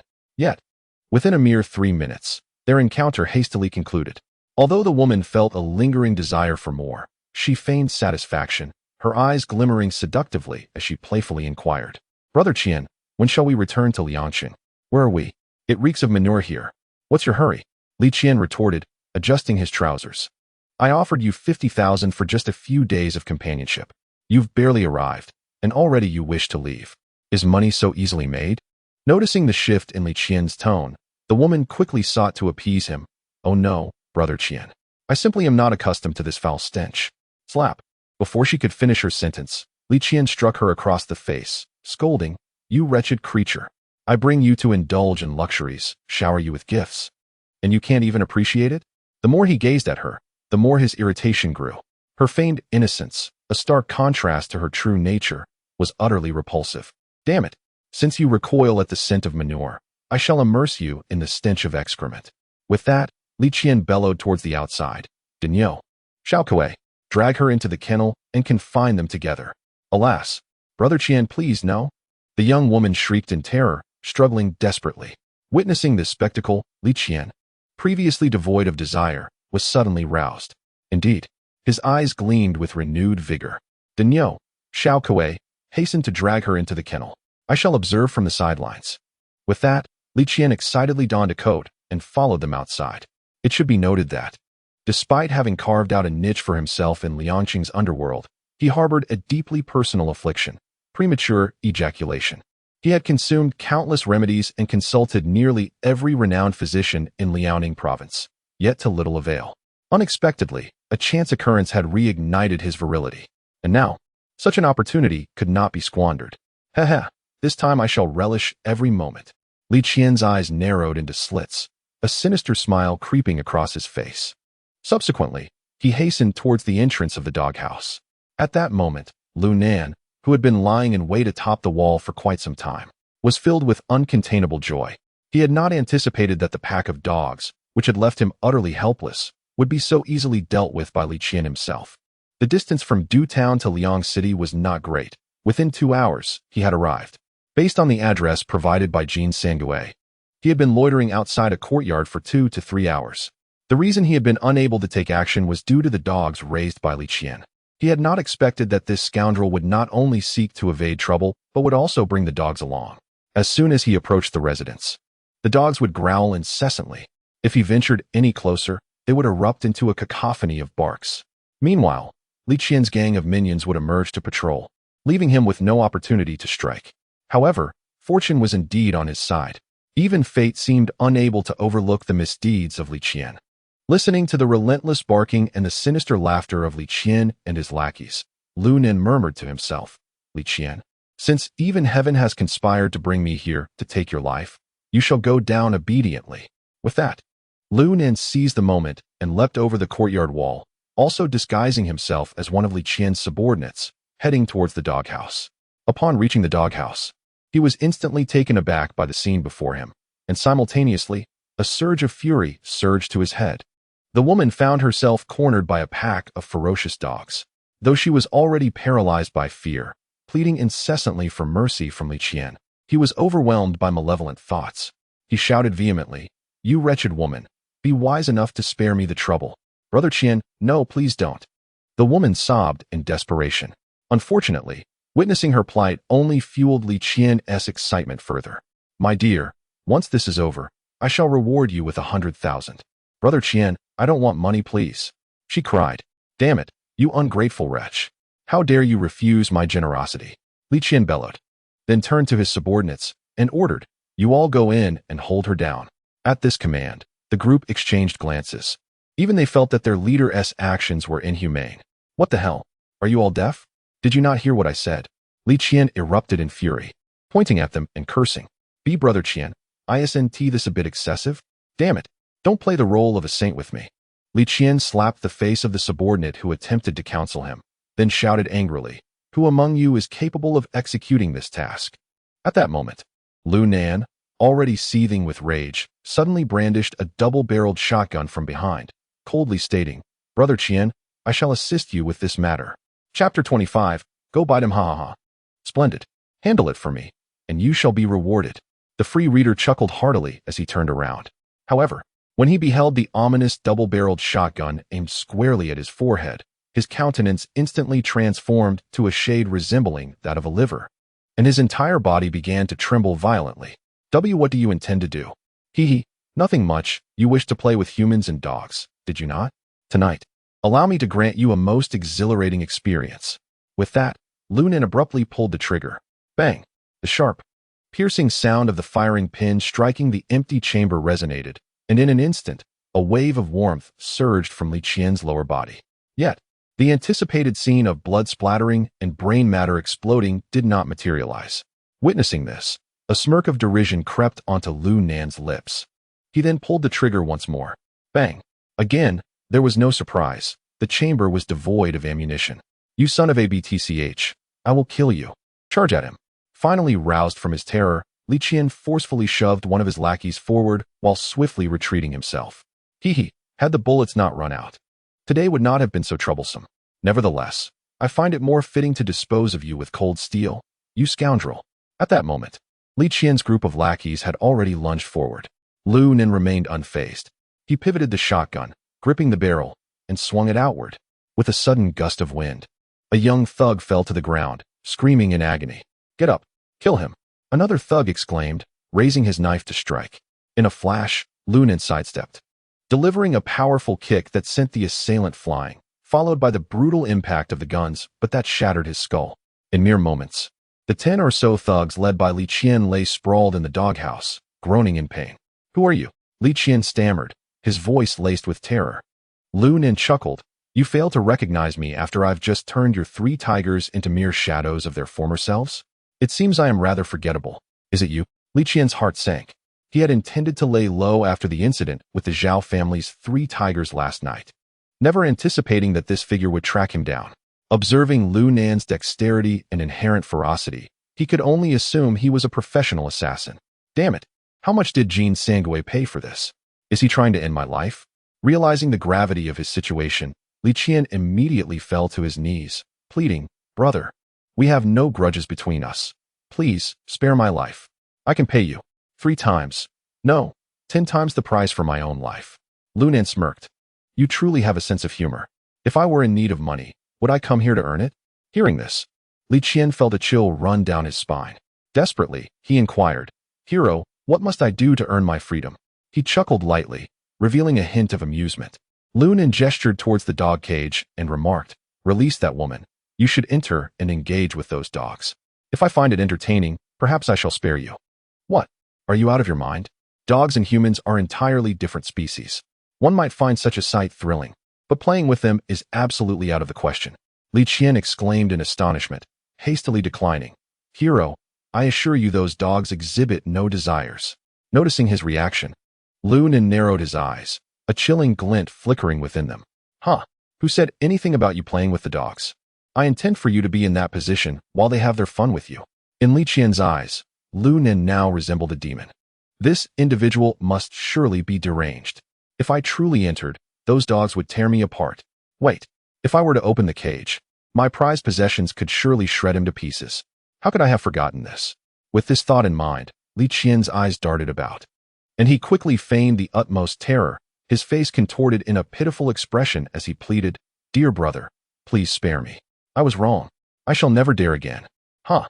If you do not enter soon, I shall send you on your way to the afterlife. Wait, hero. I shall go in at once. Once inside, I implore you to hold true to your word.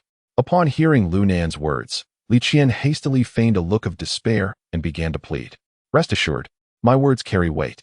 As long as I am sufficiently entertained, I shall undoubtedly release you. All right, I shall enter. I will go now.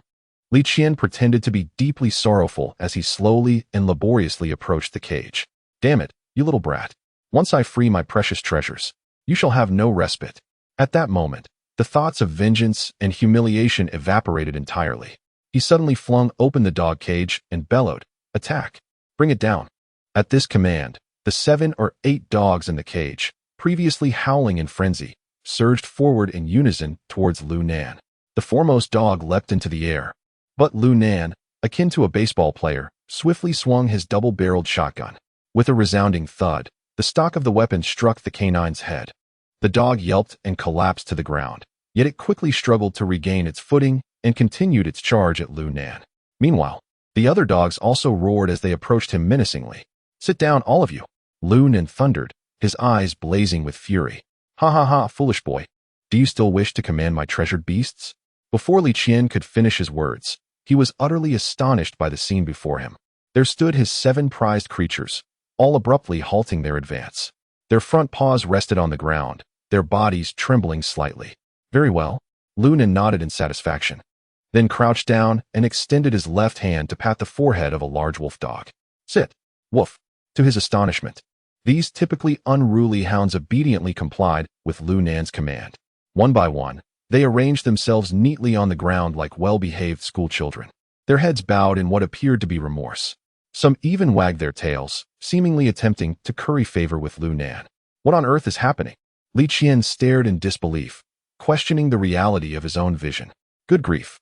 He had tirelessly trained these beasts, often using live chickens and ducks to hone their predatory instincts. Feathers would fly as they tore the captured roosters to shreds. Yet today, they were begging for mercy and trying to please Lu Nan. What in the world is going on? Li Qian simply could not comprehend the dynamics of these ferocious dogs. Although Lu Nan also felt a hint of surprise at the unfolding situation, he understood that it was undoubtedly linked to his earlier triumph over Jean Sangue's fierce mastiffs. It is essential to recognize that animals possess an acute sense of danger that far surpasses that of humans. At this moment, Lu Nan lifted his eyelids, casting a sinister grin towards Li Qian. Heh, brother Qian, it appears you are treating my words as mere nonsense. He then patted the head of the fierce dog before him and coldly commanded, Attack. Kill him. Chapter 26, Agreement or Disagreement in an Instant. The ferocious wild dogs let out a chilling howl, rushing towards Li Qian in a frenzied manner. Witnessing this scene, Li Qian felt his legs weaken, desperately attempting to crawl into the safety of the dog cage. However, the alluring woman he had previously confined inside was quicker, sealing the cage before him. Open it. You wicked woman. Li Qian's words were cut short by a piercing scream. One of the vicious dogs had already bitten off a portion of his foot. How could you betray me?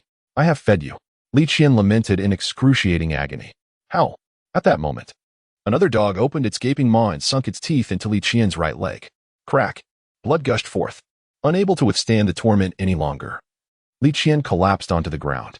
The remaining dogs encircled him, licking the blood that dripped from their jaws while revealing their sharp fangs.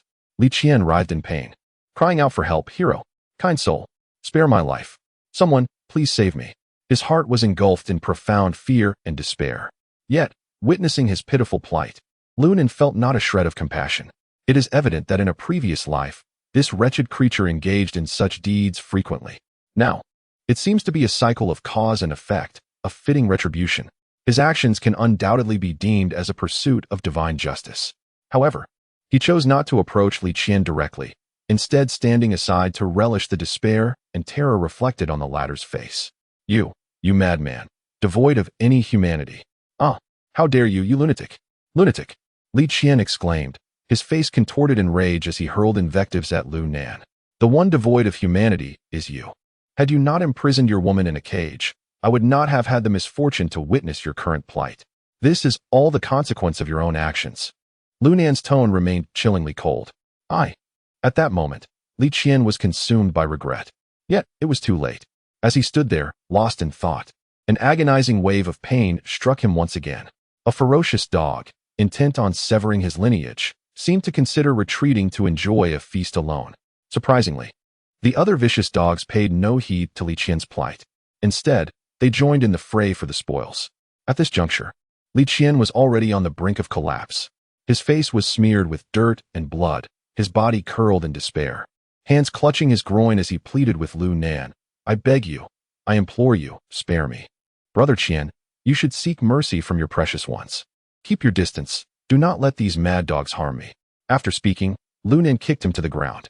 In an instant, Li Qian soared into the air, landing amidst a pack of vicious dogs. Howl! Woof! Following a cacophony of growls and roars, the ferocious canines lunged once more at Li Qian. Li Qian emitted a heart-wrenching scream, desperately attempting to crawl away. Thud! One of the savage dogs seized the opportunity and bit off Li Qian's arm. Soon after, a multitude of dogs pounced upon Li Qian, completely overwhelming him and devouring him with insatiable hunger. Blood and flesh mingled, splattering in all directions. Thus unfolded a gruesome slaughter. Lu Nen observed this scene with an impassive expression, noting as one of the German shepherds tore into Li Qian's throat, before finally uttering, "Stop!" Growl. Perhaps overwhelmed by exhilaration after killing Li Qian, the dogs disregarded Lu Nan's command, continuing their frenzied assault on Li Qian's lifeless body. Damn it! I told you to stop. At that moment, even with 2 lifetimes of experience, Lu Nan felt a twinge of discomfort. After all, Li Qian was already dead. It was somewhat repulsive to witness him being devoured by the dogs. Thus, Lu Nan approached the German shepherd that was clutching Li Qian's corpse, poised to enjoy its meal. With a swift motion, he raised his double-barreled shotgun and brought it down forcefully. Bang! The butt of the gun struck the German shepherd's head, causing it to whimper and release its grip. The lifeless body then fell heavily to the ground. At that moment, the remaining vicious dogs seemed to sense the threat and halted in their tracks. Get out of here! Lu Nen exclaimed, glaring fiercely. The dogs, seemingly perplexed, let out a low growl before scurrying towards the exit. Witnessing this scene, Lu Nen finally exhaled a sigh of relief. He turned his gaze towards the woman beside him, his brow slightly furrowing. Hey! The woman stood there, stunned, her eyes fixed on the unfolding events, clearly taken aback by the outcome.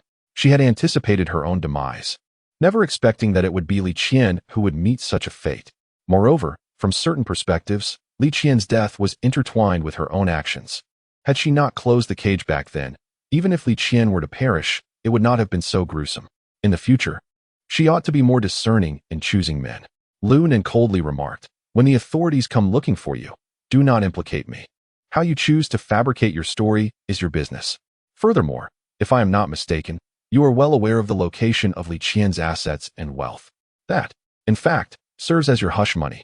Should you dare to speak recklessly and I find out, I would not hesitate to send you back to your grandmother's house. Upon hearing this, the dazed woman trembled and quickly waved her hands, assuring, rest assured, I would not dare. Humph. Upon hearing this, Lu Nan, disinterested in the woman and the unconscious ruffians, turned and departed. The woman slumped within the cage, struggling to regain her composure. As Lu Nan exited the courtyard, he retrieved his phone and dialed a number. Hello, brother. Is something amiss at this late hour? Did something go awry with Li Qian? The voice of Jean Sangue emanated from the other end, laced with concern. No, everything went smoothly. I have dealt with Li Qian. What? Jean Sangue's voice was tinged with shock, but it soon transformed into exuberance. Ha! Splendid. That scoundrel Li Qian has finally met his end. At this juncture, Jean Sangue abruptly paused before hastily adding, "By the way, brother, where do you intend to hide? Let me see if there are any allies nearby to assist you." "Third brother, this is precisely what I wish to discuss with you." Lu Nen pulled out a cigarette, lit it, and took a deep drag before continuing. "I have been pondering. The most perilous place is, paradoxically, the safest. Hence, no location could be more secure than your dog meat restaurant. What do you think, third brother?" Chapter 27. Waiting for the rabbit. Upon hearing Lu Nan's words, Jean Sangue was momentarily taken aback. He furrowed his brow and replied, "Brother, it is indeed convenient. But are you certain that hiding in my dog meat restaurant is the best course of action? After all, with Li Qian dead, I am the prime suspect. The authorities will undoubtedly pursue this lead." In response, Lu Nan chuckled softly and said, "Third brother, you should disseminate the news immediately. The authorities will likely come looking for you right away and search your restaurant. However, today you possess ample alibi. At most, they will detain you for 24 hours. Once they leave the dog meat restaurant, I shall slip in. No matter how capable they are, they will never suspect my presence there. Yet, the question remains, are you willing to forego the profits from your restaurant for the next few days? And are you prepared for the possibility of being implicated by me?" "Damn. Brother, what are you saying?" As soon as Lu Nen finished speaking, Jean Sangue erupted in anger. "Everything you are doing now is because of me. If trouble arises, third brother will definitely take the blame for you. If I, Jean Sangue, lack even this modicum of loyalty, then I have no place in this world." Upon hearing this, Lu Nan smiled and then asked, "So we have an agreement?" "Yes, we have an agreement." Jean Sangue responded with bravado, seemingly confident in Lu Nan's ability to evade capture. At that moment, Lu Nan exhaled a puff of smoke and slowly said, "Very well. Let us proceed according to plan." Upon concluding the call, Lu Nan hung up the phone. Deep within, he harbored uncertainties about whether Jean Sangue would betray him. After all, although they had shared a good rapport in their previous lives, that camaraderie blossomed only after they had achieved fame. Currently, they were merely ordinary individuals, and their bond was far less robust than in their past existence.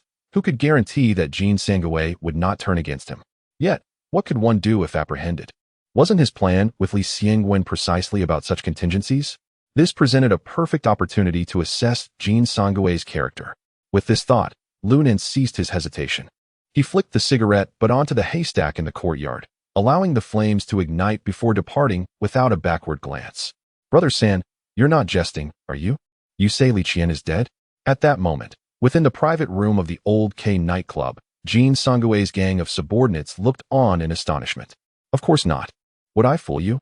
Jean Sangue took a drag from his cigarette, then, with an air of arrogance, pounded his chest and declared, "That bastard Li Qian should have died long ago." Upon hearing this, the subordinates erupted with excitement. "Brother San is incredible. He actually took down that scoundrel Li Qian. Brother San is formidable. Haha, now Brother San is on the rise. Brother San is amazing." The subordinates encircled Jean Sangue, extolling him with exuberance.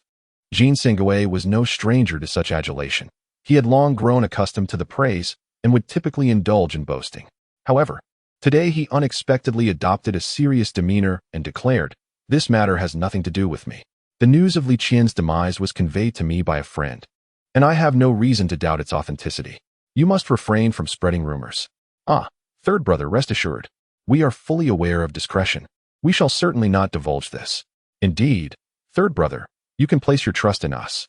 Upon these words, all the younger brothers nodded in agreement, though the expressions of Sun Fuxiang and Li Dong revealed their unease. Come, let us drink." Jean Sangue seemed oblivious to the tension, bellowing, "Today is a day for celebration. Dolly, go fetch a few more bottles of Royal Salute for me. We shall not return until we are thoroughly intoxicated." Before Dolly could respond, Sun Fuxiang promptly rose to his feet, smiling as he said, "Third brother, is it necessary for Brother Dolly to be tasked with this? I can handle it." Upon hearing this, Jean Sangue made no objection, merely gesturing dismissively. "All right then, third brother, I shall attend to it at once." With a broad smile, Sun Fuxiang turned and exited. As he walked outside, he retrieved his phone and dialed a number, saying, "Zhang, something has gone awry." Meanwhile, Li Dong, swaying as he stood, drunkenly announced, "Third brother, I need to relieve myself." Go ahead. With Jin Sangwe's nod, he staggered out. No sooner had Li Dong stepped outside than his eyes brightened. He glanced around, ensuring that no one was present, before extracting a SIM card from his belt and inserting it into his phone. In a hushed tone, he murmured, "Impossible. My elder brother cannot be dead. Jin Sangwe lacks the capability for such a feat. I must ascertain the truth promptly." Meanwhile, within a private room, Jin Sangwe, though consuming beer with fervor, cast a knowing gaze towards the door. A mere officer, a lackey of Li Qian. Do they think they can intimidate me? They are still too inexperienced. The news of Li Qian's demise was entrusted to these two insignificant wretches to disseminate. In the early hours of the morning, as dawn approached in the tranquil city of Yang, the streetlights were sparse, with an occasional vehicle passing by. The atmosphere was serene and hushed. Suddenly, a sharp wail of police sirens sliced through the night sky, causing the entire Jingu building to tremble as if in response. The nearby residents were jolted from their slumber, yet none could fathom the peculiar happenings within the Jingu building. In the distance, Lu Nan observed the scene with a smirk. Old Jin's execution of orders is indeed commendable. The officers have acted swiftly. I shall remain here at this dog meat restaurant for a couple of days before making a call to Li. That will mark the completion of half my task. With this thought, Lu Nan lit a cigarette and settled back on the bench, relishing this fleeting moment of tranquility. After all the police vehicles had departed, he leisurely rose to his feet, dusted himself off, and made his way towards the rear entrance of the Jingu building. Through a series of maneuvers, everything unfolded without incident. Lu Nan soon arrived at the Sangui dog meat restaurant. It truly was a complete mess. Observing the disarray of the dog meat establishment, Lu Nan couldn't help but exhibit a hint of sarcasm. It remained uncertain whether old Jin's capabilities were overly formidable, the officers' skills were lacking, or if the umbrella above them was simply too vast. It was indeed amusing that they failed to uncover this hidden door. As he muttered to himself, Lu Nan proceeded towards a concealed resting area within the restaurant. Just then, out of the blue, a familiar yet strange voice slowly resonated. "Sir, may I inquire if you would like to try some dog meat?" Lu Nan was immediately taken aback. He noticed a shadow emerging from behind a refrigerator, seemingly appearing out of nowhere. As for Jin Sangui's prowess and the extent of his umbrella, I cannot say. However, I assure you, our officers are quite competent. A chilling voice echoed softly.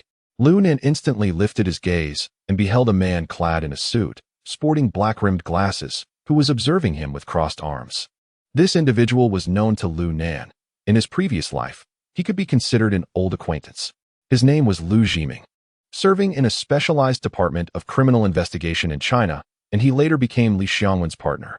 However, his reputation pales in comparison to that of Li Xiangwen. They are worlds apart. Yet, his abilities are certainly not inferior. Indeed, how could one who waits patiently for an opportunity in such times possess any lack of capability? Chapter 28. The Unaware Officer. I am merely here on Mr. Jin's behalf to retrieve a few items, Lu Nan remarked with a smile. Upon hearing this, Lu Jiming let out a cold laugh. Humph. I have encountered many self-important little mules like you. What items do you intend to take? Do you think I would believe you? His tone was laced with a palpable sense of menace, yet a smirk played upon his lips.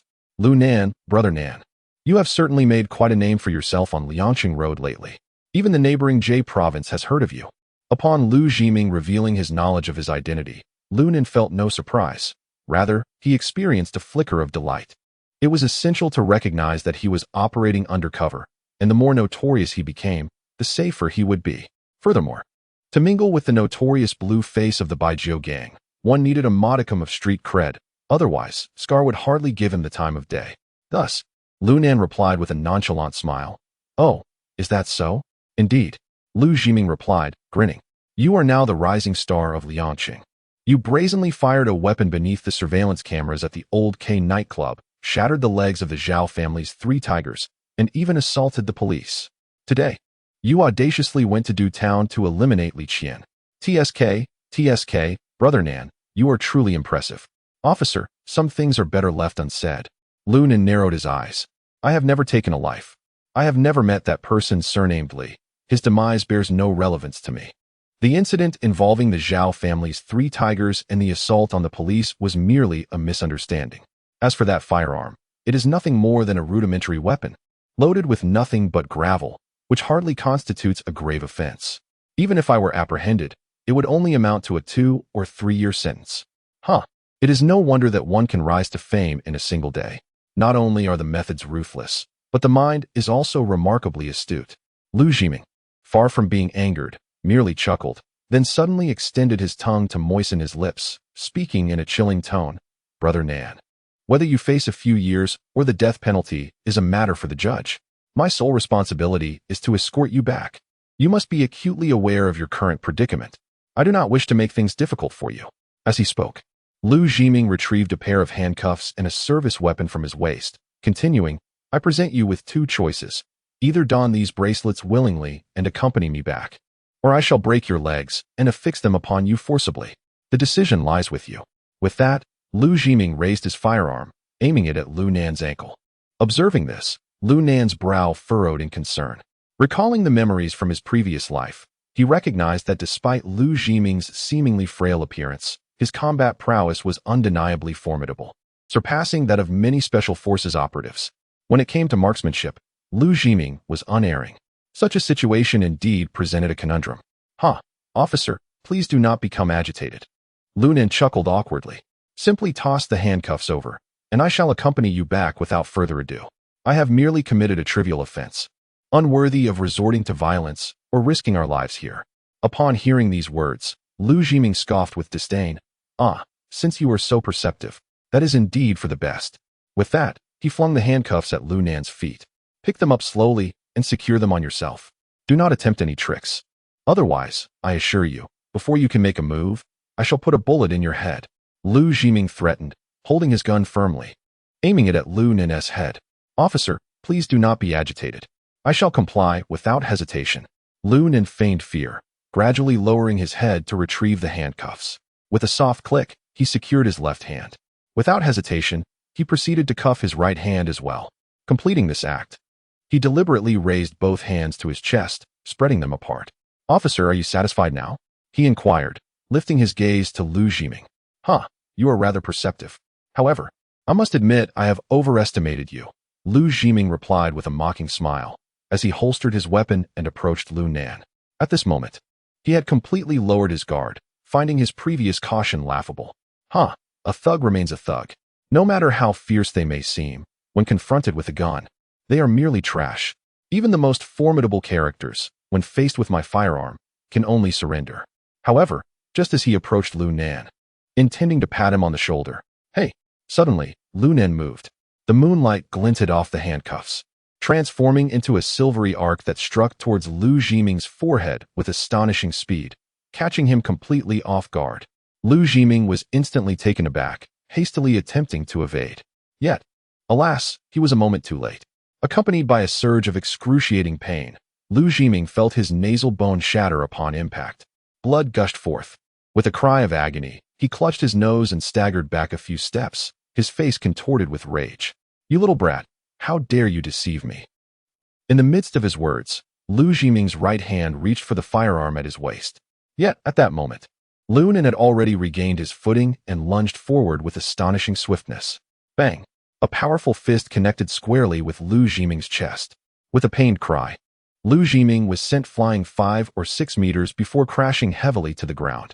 In that instant, Lu Nan seemed to transform into a feral beast.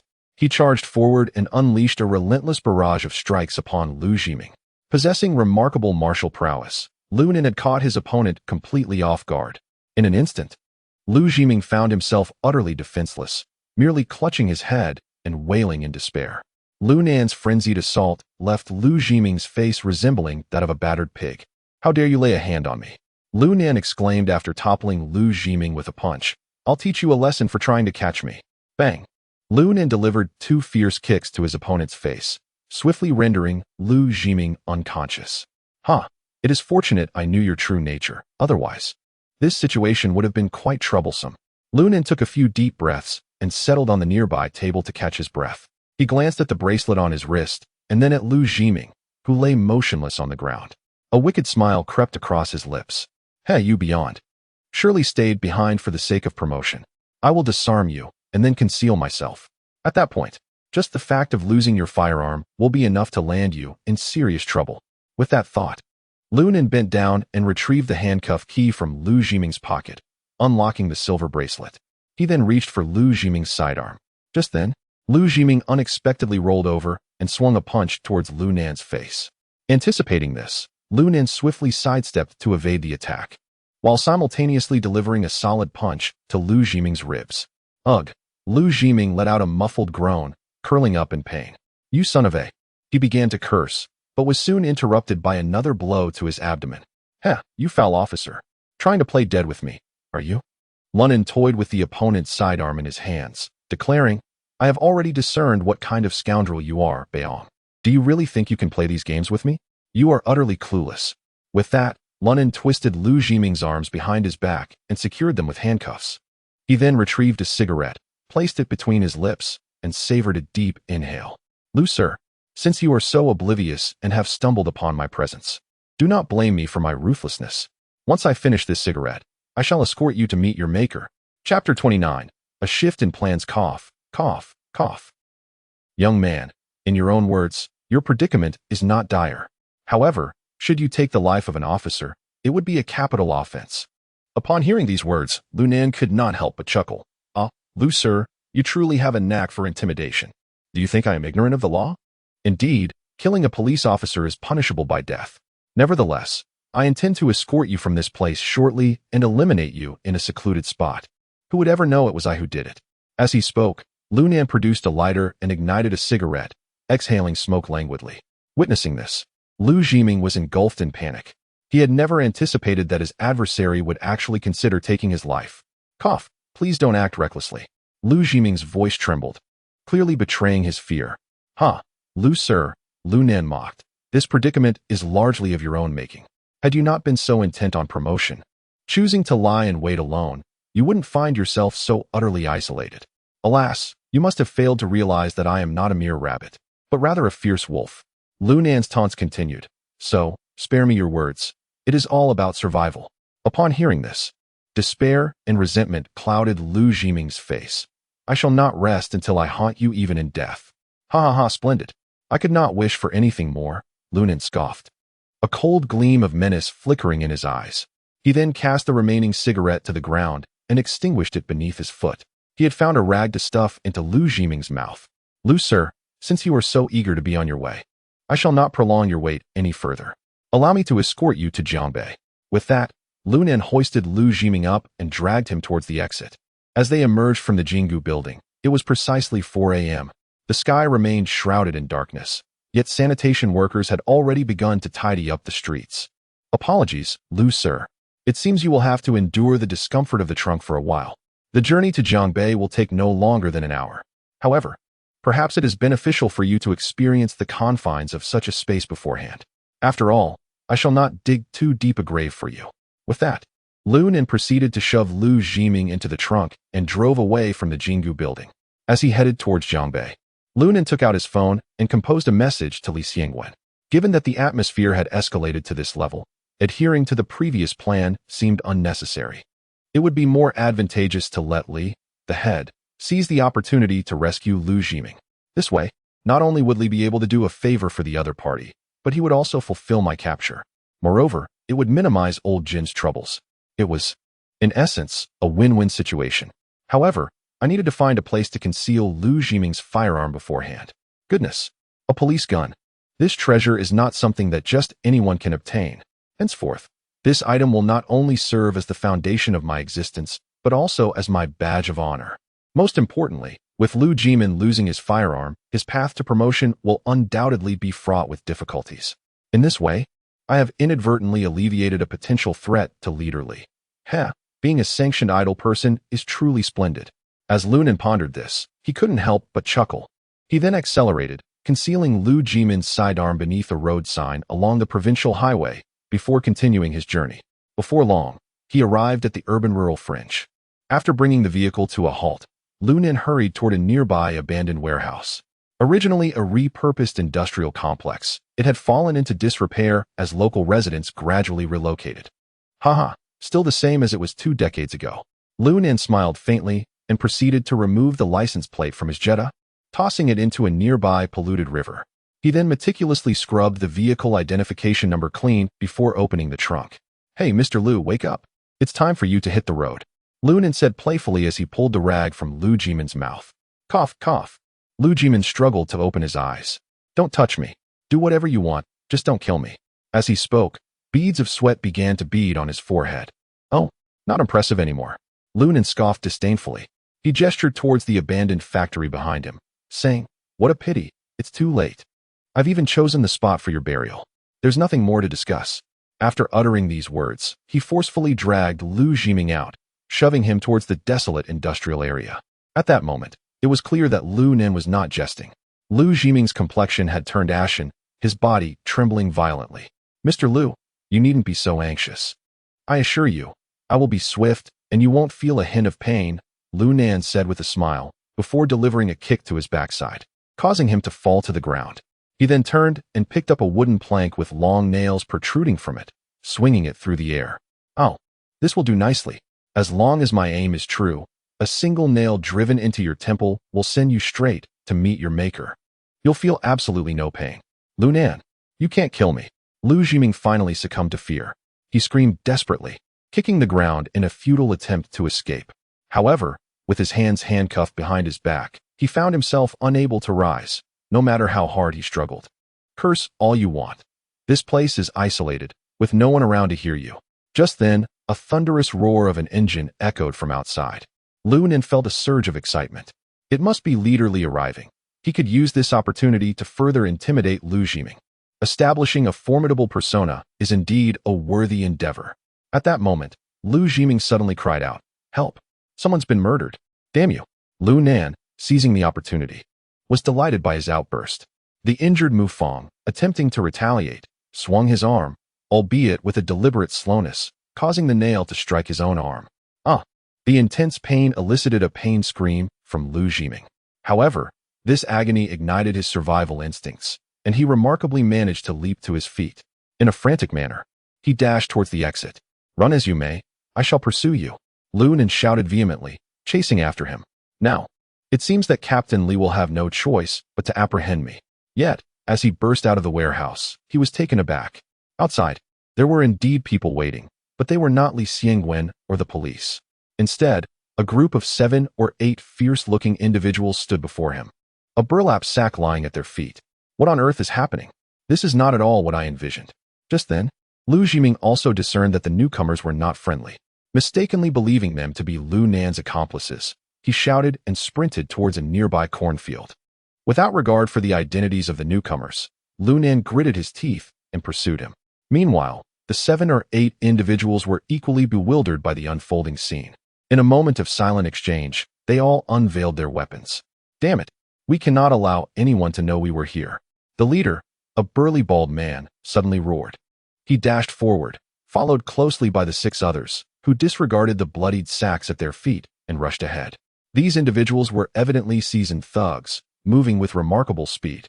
As Lu Jiming was handcuffed and could not run swiftly, and Luo Nan was unwilling to eliminate him, it took less than 2 minutes for the two to be intercepted by the 7, encircled in a tight formation.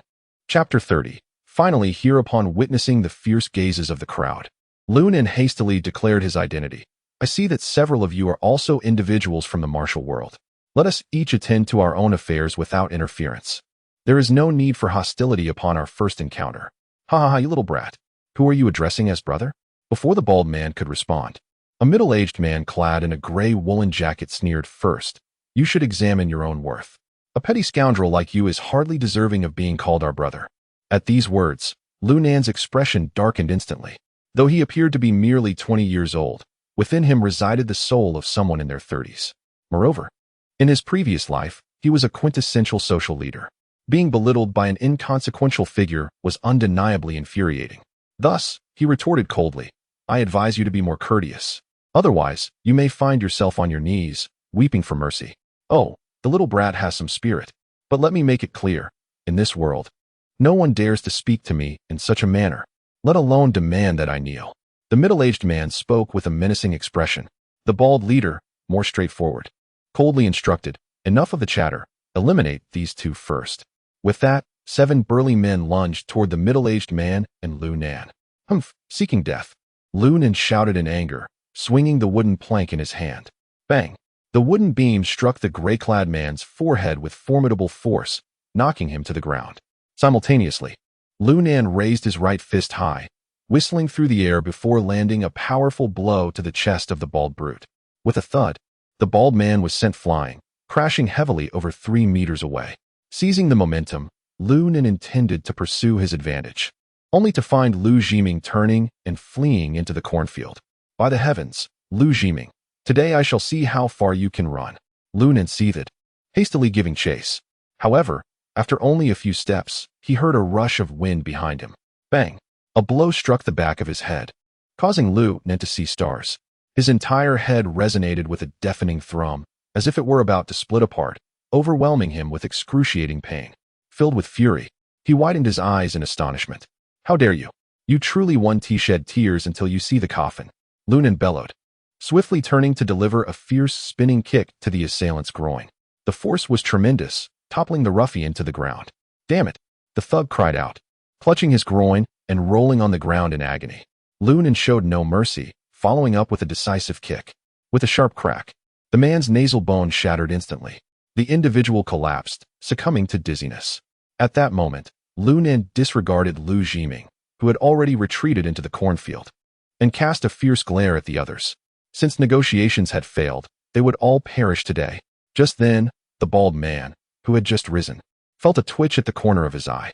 He realized that this seemingly youthful figure was extraordinarily ruthless in his actions, akin to a seasoned veteran of the underworld. A shiver ran through the bald man's heart at that moment. Nevertheless, being a brash and combative person, he did not retreat, but rather sneered ominously. You little brat. I acknowledge your prowess. However, I refuse to believe you can contend with us. Since you have stumbled upon our affairs, you are doomed to die today. Damn you. Upon hearing this, Lu Nen's fury surged. He erupted in a furious tirade. Stumble upon what nonsense? Is it merely a matter of handling someone? What a trivial affair. I had originally intended to eliminate that scoundrel right here, but you rabble have ruined my plans. I shall not rest until I see you all dead. With that, Lu Nen's murderous intent surged forth. His eyes glinted with the sharpness of a hawk, his muscles coiled with explosive strength. His form resembled that of a leopard, moving with a speed that struck like thunder. In the blink of an eye, Lu Nen lunged ferociously at one of the ruffians. Damn! The thug was taken aback by Lu Nen's astonishing speed. Instinctively, he reached out to defend himself. However, Lu Nen's speed was simply too swift. Before the opponent's arm could even rise, he seized the ruffian's wrist with one hand while the other executed a joint lock technique, forcefully striking at the elbow. With a powerful twist, crack, the forceful motion resulted in the complete fracture of the adversary's arm. The ruffian let out a piercing scream. The intense pain caused his entire body to convulse. Seizing the moment, Lu Nen delivered a swift kick to the opponent's knee. The sharp sound of breaking bone echoed. The ruffian knelt on the ground, clutching his leg and howling in agony, his cries unceasing. This scene unfolded with astonishing abruptness. The remaining 5 ruffians were utterly unprepared for Lu Nen's ferocity. In less than 2 minutes, he had incapacitated 2 of their comrades. The bald giant was particularly terrified, his heart racing with fear. He could hardly fathom that such a seemingly refined youth could strike with such ruthless ferocity. It was akin to a wolf among sheep. Brothers, let us take him down together. The bald giant roared, brandishing his steel knife as he charged forward. The other ruffians also drew their weapons, ready to attack. Yet, Lu Nen remained unfazed. With a single stride, he closed the distance to the bald giant, delivering a powerful punch to his chest. Boom! The force of this blow sent the bald giant crashing to the ground. With a swift motion, he swung the wooden beam in his hand. Thud! The long nail embedded in the head of the beam struck the opponent's jaw with precision. Before the bald man could even utter a cry of anguish, Lu Nen abruptly yanked the wooden beam back. With a sickening sound, the long nail tore through the bald man's flesh, splitting open his jaw to the corner of his mouth. His teeth were dislodged and blood gushed forth uncontrollably. The scene was utterly horrifying, causing the remaining Westerners to halt their assaults, their eyes wide with terror as they gazed at Lu Nen. In that moment, they realized they had crossed paths with the wrong individual. Yet, Lu Nen had no intention of sparing them. After all, these ruffians were not benign. They had come here with the intent of disposing of the individuals in the sacks. Eliminating such scoundrels weighed not a shred on Lu Nan's conscience. As for Lu Jiming, he was indifferent to whether the adversaries fled or not, as it bore no significance on the larger scheme. Lu Nan's mind was singularly focused on one thought: to kill, to eradicate the trouble completely. I'll have you. At that moment, the bald man finally regained his composure and lunged towards Lu Nan, his words slurred and indistinct. Damn you! Lu Nan scoffed coldly, and without hesitation, he delivered a powerful punch. Crack! The unmistakable sound of shattering bones resonated through the air as the bald man's right ribs fractured into several pieces. He felt an excruciating pain tearing through his lungs. MMM. The bald man opened his mouth wide, yearning to scream, but only managed to emit a muffled groan. His eyes were filled with panic and shock. In that moment, he finally grasped how perilously close death lingered beside him. The remaining thugs were truly terrified. They stood frozen, staring blankly at the scene before them, utterly unresponsive. Go ahead and die. Just as Lu Nan raised the wooden plank in his hand, poised to end the bald man's life, a sudden, thunderous shout rang out. Don't move. Otherwise, we will open fire. Upon hearing Li Xiangwen's voice, Lu Nan felt a surge of amusement within, yet his actions remained unwavering. The nails at the front of the plank plunged mercilessly into the bald man's neck. Chapter 31. Do not pretend with me. A sudden jet of blood erupted from the small wound. The bald man was utterly stunned, unable to comprehend that this seemingly frail youth would dare to strike him down in front of the authorities. What are you looking at? I had no intention of killing you, but consider this a lesson. From now on, keep your foolish eyes wide open. Do you think you can meddle with anyone? With that, Lu Nan tossed the wooden plank to the ground. He then raised both hands, deliberately adopting a rogue demeanor as he turned to Li Xiangwen, saying, Officer, I surrender. However, I advise you to apprehend those few rascals as well. I just saw them carrying a blood-stained sack that certainly appeared to contain a body, right by the warehouse entrance. As he spoke, Lu Nan gestured towards a group of thugs nearby. Li Xiangwen, upon hearing this, wasted no time. He instructed the officers accompanying him, cuff them all. Understood. The officers swiftly sprang into action, quickly subduing the group and placing handcuffs on them. Meanwhile, Li Xiangwen feigned ignorance of Lu Nan and personally secured his cuffs. Discreetly, he pinched Lu Nan's arm. He then addressed the others. Take these individuals away, and let us investigate the bloodied sack this fellow mentioned. I wish to interrogate him personally. Yes. The remaining officers complied, escorting the thugs into the police vehicle. Li Xiangwen walked at the rear with Lu Nan. What about Lu Jiming? Li Xiangwen inquired softly. You haven't killed him, have you? That would certainly complicate matters. Lu Nan shook his head gently and replied in a low voice. He was terrified out of his wits and ran chaotically into the cornfield. However, he sustained several injuries, but they are all minor. He is certainly not dead. Upon hearing this, Li Xiangwen nodded and continued. Today's actions were executed splendidly. Far better than being captured by Jin Sangui. Truly worthy of being the elite officers I, Li Xiangwen, have selected. Hee. Thank you for the praise, chiefly. Lu Nan grinned. However, your approach towards Li Qian was rather ruthless, Li Xiangwen cautioned, frowning. Chief, you didn't witness the scene at the time. That brat had it coming. Lu Nan's response piqued Li Xiangwen's curiosity. Oh, what transpired that caused you such anger? What did Li Qian's woman tell you? Lu Nan did not answer directly, but countered with a question. She merely mentioned that while playing with Li Qian, she heard a whistle. Then the dogs he raised went berserk and attacked him, ultimately leading to his demise. Unbelievable. That woman truly has a flair for storytelling, Lu Nan scoffed. Li Qian locked that woman in the doghouse, intending for those dogs to. Well, he commanded his subordinates to assist those dogs. Tell me, is there any flaw in my actions? Lu Nan's tone was rife with disdain and disgust, tinged with a hint of revulsion. What the hell? Is this Li Qian truly this depraved? Li Xiangwen's expression was exceedingly grim. At that moment, Lu Nan continued. This Li Qian has undoubtedly engaged in such acts before. Eliminating him is certainly a service to the people. Upon hearing this, Li Xiangwen tightened his grip on Lu Nan's arm slightly, signaling him to remain calm. Yes, what you did was not wrong. However, certain matters require caution. I will take responsibility for this incident and ensure you remain shielded. Furthermore, I will inform the higher-ups that the repercussions of this affair are too detrimental and will be handled internally. Thus, your burgeoning reputation over the past few days will remain unaffected. I appreciate your assistance, chiefly. Lu Nan nodded in gratitude. Very well. The path ahead is yours to navigate. I will ensure your sentence is reduced to 10 to 15 years. This will provide you with the opportunity to approach Scar and devise a plan for his escape. However, you must exercise caution within. After all, your identity is quite unique. Even though I can offer support, it will inevitably be limited. Li Xiangwen's expression was exceedingly grave. After all, Lu Nen was merely 20 years old and had not undergone a single day of proper training. It truly left him uncertain about how far he could progress once inside. Rest assured, chiefly, just find a way to smooth things over with my father. Otherwise, he knew that his only son had entered prison, and in his anxious state, he might pass away. Rest assured. As the two conversed, they had already arrived beside the police car. Li Xiangwen feigned a fierce demeanor as he shoved Lu Nen into the back seat, turning to his colleagues inside and commanding, "Keep a close watch on this kid. Do not underestimate him just because of his youth. Remember, Brother Nan is a well-known figure in our Lianqing." Upon hearing this, the two officers promptly assured him, "Captain Li, you can count on us. We will definitely keep an eye on this kid." Satisfied, Li Xiangwen waved his hand and then took his seat in the driver's position, pressing the accelerator to depart from the scene.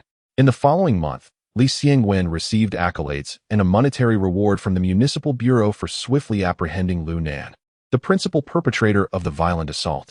Thus, during this period, Li Xiangwen basked in the glory of his success, reaching the pinnacle of his reputation. Some even referred to him as the stabilizing force in Lianqing. Yet, while Li Xiangwen reveled in his triumph, Lu Nen experienced a tragic existence.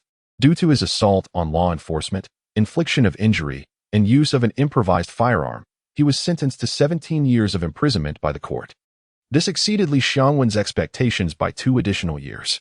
Upon further inquiry, it was revealed that Wang Hai and Lu Jiming had conspired against him. Nevertheless, Lu Nan remained indifferent. Whether it was 17 years or 70 years, it mattered not to him. After spending a few days within these walls, one inevitably discovers a means of escape. At this moment, he stood at the entrance of the southern prison in Liancheng, shackled in handcuffs and leg irons. Once the escort personnel completed their handover, they drove away from the premises. "Hey, don't stare. Your life from this point forward will largely be spent here," sneered a tall, lanky man, slapping Lu Nan on the back of the head with a cold chuckle. "Huh," Lu Nan replied with a faint smile, disregarding the taunt. "How audacious."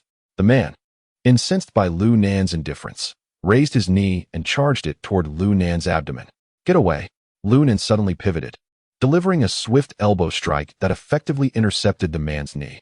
The sound of a dull thud echoed as the man stumbled backward, as if struck by a heavy blow. Observing this, several prison guards nearby drew their rubber batons and surrounded Lu Nan. "Listen, I advise you not to play games with me. I'll be here for 17 years, which is not much different from being dead. So, on a day when I'm less than pleased, I wouldn't hesitate to take a few of you down. It would alleviate the monotony of the journey. You should be aware of the crimes I've committed and the name I bear. If you doubt me, feel free to test the waters." Upon hearing these words, the guards exchanged glances, clearly hesitant to take any further action, as the crowd remained at an impasse. A voice that Lu Nan was exceedingly familiar with suddenly resonated from behind him. Lu Nan, your temper is still as fierce as ever, isn't it? This time, allow me to have some fun with you." Upon hearing these words, Lu Nan's pupils contracted as he turned to look, and the newcomer was none other than Wang Hai. Chapter 32. A wish fulfilled behind bars. As Wang Hai arrived, all the prison guards surrounding Lu Nan exclaimed in unison, "Warden." Wang Hai waved his hand dismissively at the crowd, then fixed a knowing smile upon Lu Nan, saying, "Didn't he expect this, did you? I've invested considerable effort to come here and have some fun with you." Haha. A faint smile curved Lu Nan's lips. A waste is always a waste. Even wielding a gun, he remains a waste. Upon hearing these words, Wang Hai's expression darkened instantly. He coldly retorted, "Humph, Lu Nan. There's no need for your bravado. We will have plenty of time to see who the true waste is between us." In response, Lu Nan disdainfully shook his head. "How do you wish to play? Bring it on. Your incessant prattling is tiresome." After hearing this, Wang Hai's eyes narrowed into slits. Yet, he refrained from engaging directly. Instead, he addressed the surrounding guards. "Thoroughly search this fellow, then throw him into cell 3. Let the Kuei and the others teach this lad some manners. Bring him back to me tomorrow." "Yes," the guards replied in unison. They promptly shoved Lu Nan into the wire cage. However, Lu Nan remained unflinching, his head held high and demeanor composed. Deep within his eyes lay a fierce determination. He had faced such treatment countless times in his past life, yet each time, it was his tenacity that transformed peril into safety. This time, it is no different. Moreover, this occasion diverges from the past. 4. His identity is also that of a prisoner. The third cell is shrouded in dimness and narrowness. Here, at intervals, there hangs a tungsten lamp, its glow weak and yellowish. The walls are relatively clean and tidy, yet the air is permeated with the foul odor of the unique hormones of male animals. Having donned the blue prison uniform, Lu Nan, under the guard's shove, arrives at the last room of the third cell. "Big Kuei, we have a newcomer." The guard outside calls out. "The warden wants you to teach the newcomer the rules. This kid's quite the sprinter. Show no mercy." "Understood, Shanggu." A deep voice replies from within. "Tell the warden that by tomorrow, this kid will transform into a well-behaved child." We shall see." The guard known as Shanggu casts a glance at Lu Nan. Then, with a wicked grin, opens the cell door and pushes Lu Nan inside. Without hesitation, he turns and departs. A cold laugh echoes in his heart. He thinks, tonight, this kid will either perish or shed a layer of skin. Let him understand that regardless of whether one is a dragon or a tiger, here, one can only be a docile lamb. As Lu Nan steps inside, all 7 muscular men in the cell rise to their feet. These robust figures are intimidating, their muscles bulging fiercely. At the forefront stood a middle-aged man sporting a crew cut, who, while indulging in a cigarette, cast an intrigued glance towards Lu Nan. With a grin, he remarked, "Hey, kid, lift your head. Let us brothers see what kind of fledgling we are about to serve." Yet, Lu Nan remained unmoved. His head bowed, lost in contemplation. "Hey kid, are you deaf? My big brother told you to look up. Did you not hear him?" Lu Nan continued to remain silent, which incited a sense of humiliation in the crew-cut man. He promptly gestured to his subordinate with a fierce glare, commanding, "Go teach this foolish brat some manners. Damn it! Who does he think he is, acting all high and mighty here?" Upon hearing this, the burly man's face lit up with excitement. Leave it to me, big brother. Just watch me make this kid cry for his mother." The crew-cut man glared at Lu Nan with a menacing expression, his eyes glinting with cruelty.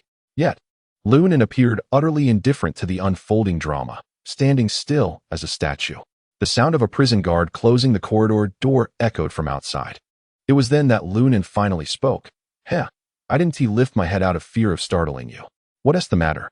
Didn't finish you off out there, and now you think you stand a chance?" With that, Lu Nan slowly raised his head. At that moment, the crew-cut man, who had approached, finally glimpsed Lu Nan's face and was instantly rendered speechless. The remaining 6 were equally astonished, standing frozen in disbelief. It turns out that these 7 individuals are none other than the 7 brothers encountered a month ago in front of that abandoned warehouse. Initially, they were a formidable group of 7, yet they were effortlessly subdued by Lu Nan, without even a hint of resistance. Their leader nearly met his demise at Lu Nan's hands on that very occasion. Now, upon this unexpected reunion, the robust young man could not help but swallow hard. The buzz-cut man, who had already approached Lu Nan, trembled in fear, his legs shaking uncontrollably. Although merely a month had passed, the 7 brothers had long been instilled with terror by Lu Nan. Particularly after learning of his true identity, they were immensely relieved that the authorities had arrived in time. Otherwise, their survival would have been gravely jeopardized. With a thud, the buzz-cut man unexpectedly collapsed to his knees on the ground. Trembling with trepidation, he implored, "Master Lu, I was wrong. I beseech you to spare me." The other 5 burly men, witnessing this, also fell to their knees, bowing their heads in supplication. Master Lu, we were blind to your greatness. Please, grant us mercy." Only their leader, Brother Kuei, remained unmoved. This was not due to any remarkable bravery or toughness on his part, but rather because he was completely paralyzed with fear at the sight of Lu Nan. His right hand pressed against the scar on his neck, reminiscent of a nail. Trembling uncontrollably, he was so consumed by fear that he remained oblivious to the fact that his cigarette had burned down to the filter. "Hey, you must be Brother Kuei, right? What do you mean by this? They have all knelt before me, and you still intend to educate me?" Upon hearing these words, de Kuei could not help but shudder. It was as if the scar on his neck was piercing him with acute pain. I dare not, he exclaimed, waving his hands frantically, and then, with a heavy thud, he knelt down on both knees. "Master Lu, I was wrong. I truly realize my mistake. Please do not kill me. Spare my life." Hearing this wailing akin to that of a slaughtered pig, Lunan instinctively scratched his ear and then flicked his fingers in the air. He remarked casually, "Do you all know me? Are you aware of my surname, Lu?" "Yes, yes." De Kuei quickly nodded and spoke up. "You are the one who recently brazenly wielded a gun and left the Zhao family's 3 tigers utterly crippled. You even tossed Li Qian into a pile of dogs, who then dismembered him. Moreover, you are planning to eliminate the informant, Master Lu. We were blind to have dared to lay our hands on you." "Oh, do not speak nonsense." Li Qian brought his demise upon himself. He insisted on playing with dogs, and that is how he met his end at the jaws of his own treasures. "It has nothing to do with me." Lunan scoffed, plopping down onto the bed. "I have never killed a person and have no desire to slay beasts. Someone like Li Qian, I would never resolve his fate with my own hands. Do you understand?" "Understood, understood." Li Qian brought his own doom. "It has nothing to do with Master Lu." De Kuei's head bobbed incessantly like a chit pecking at grains. "Well, as long as you understand," Lunan continued, "didn't you also kill someone? Why was he not confined in the death row cell, but rather in the 3rd cell?" Upon hearing this, De Kuei smiled wryly and shook his head. "Brother Lu, what was in that sack that day was not a person, but rather a mountain donkey." Chapter 33. Allow me to rest for a while, mountain donkey. Ah, indeed, it is the fragrant musk deer, scientifically known as the original musk. It is a first-class protected animal. Before De Kuei could finish his sentence, Lunan smiled and waved his hand dismissively.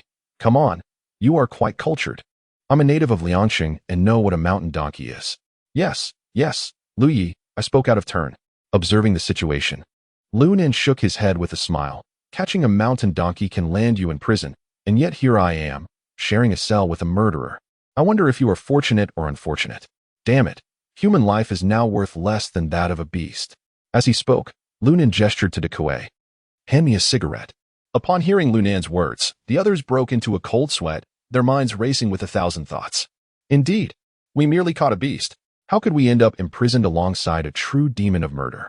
Why on earth isn't he sentenced to death? Those such thoughts raced through his mind. De Kuei sensibly retrieved a pack of Red Pagoda Mountain cigarettes from his pocket. "Lu Yi, these are the only ones available. They are even more expensive than the soft Zhonghua." Saying this, he handed them to Lunan. "Huh, having something to smoke is already a blessing." Lunan replied with a smile as he accepted the cigarette, then inquired, "Where did you procure these?" "I bought them from the warden. 100 per box." De Kuei replied, not daring to conceal the truth. "Ah, this one is indeed darker than the king of the sea I raised. Had I known then, I should have dealt with him as well. Damn it, now I have brought upon myself such great trouble." As Lunan lit his cigarette, he waved his hand dismissively, saying, "Well, since we can share the same roof, it seems we are fated to be together. No need to kneel. Please stand up." "Thank you, Master Lu." "Thank you, Master Lu." Upon hearing these words, the crowd felt an immense sense of relief, and all rose to their feet. Lunan took a drag from his cigarette and exhaled a thick cloud of smoke before narrowing his eyes and inquiring, "By the way, how many years did you get for capturing that mountain donkey?" I am the principal offender, sentenced to 20 years. The others are accomplices, receiving sentences ranging from 7 to 10 years. Cough, cough, cough. Upon hearing De Kuei's statement, Lunan was taken aback, choking on the smoke and coughing incessantly. After a moment, he finally regained his composure and exclaimed, "What the hell? A human life is not worth less than that of livestock. Your sentence is even harsher than mine. I was sentenced to only 17 years. At his remark, the others were at a loss for words, merely offering forced smiles in response. "Come, sit down. I have some matters to discuss with you." With that, Lunan gestured for De Kuei and the other ruffians to take their seats in front of him. Once everyone was settled, Lunan got straight to the point and asked, "Which territory did you all come from?" "Master Lu, we are all from Songjia village in Jiangbei. Usually, we follow Brother Song Shi to handle demolitions and such. Once things settle, we venture into the mountains to procure some wild goods. To my surprise, I encountered you that day. I feared you might divulge our matters, hence." At this point, De Kuei's face displayed a hint of embarrassment. However, Lunan felt a jolt within. Collaborating with Song Shi on demolition projects? These young men possess formidable identities. It is worth noting that in my previous life, Song Shi had already ascended from the streets of Liangsheng to the heart of the city. Even I, upon seeing him, would respectfully address him as Master Shi. This deference is not due to his prowess in combat, but rather stems from the formidable resources and wealth he commands, far beyond the reach of a mere rogue like myself. Yet, At this moment, Songshi was merely a contractor. Contemplating this, Lunan nodded and remarked, "Yes, I know Songshi. He is indeed a ruthless individual." Hearing this, De Kuei quickly sought to establish a connection. "Master Lu, do you have any ties with our brother Shi? We consider ourselves to be among his trusted confidants." Upon hearing this, Lunan scrutinized the 7 individuals, suppressing a chuckle within. How amusing, as if this were a commendable status. You claim to be his confidants. Yet I have never heard of you in 20 years. There are only 2 possibilities. Either all 7 of you have met untimely ends, or, like the present, you have been sentenced to death. Though such thoughts raced through his mind, Lunan maintained a stoic demeanor, nodding slightly, not quite familiar. But I have heard of his name. Should the opportunity arise, do introduce me. Master Lu, we will take care of this matter, they assured. De Kuei thumped his chest with a resounding bang, exuding an air of unwavering confidence. Observing his demeanor, Lunan inwardly cursed, "Damn it, a pack of sycophants." He then engaged in casual banter with a few individuals, seemingly drawing their relationships closer. At this juncture, Lunan feigned casualness and inquired, "De Kuei, enlighten me about the factions within the 3rd Supervisory Office. Since I will be here for an extended period, understanding the dynamics of various forces is crucial for future endeavors."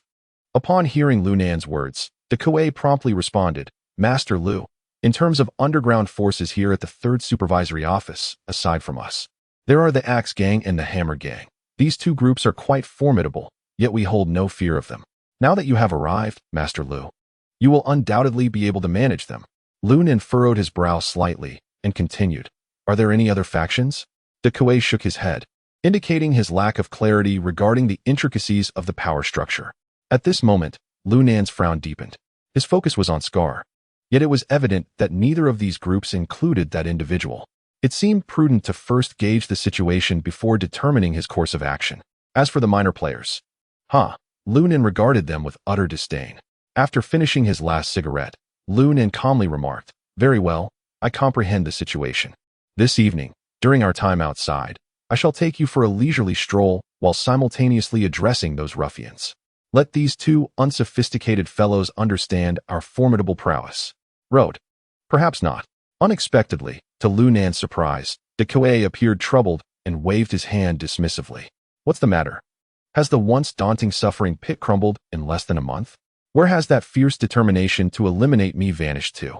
Upon hearing Lunan's remark, De Kuei awkwardly rubbed his hands together and said hesitantly, "Lord Lu, it appears that Wang Hai suggests we take exceptional care of you. By dinner time, not only will you remain unscathed, but you will also energetically handle those 2 factions. I fear we may not emerge unscathed ourselves." Lunan raised an eyebrow. "Oh, and what do you propose I should do? Should I truly expect to be cared for?"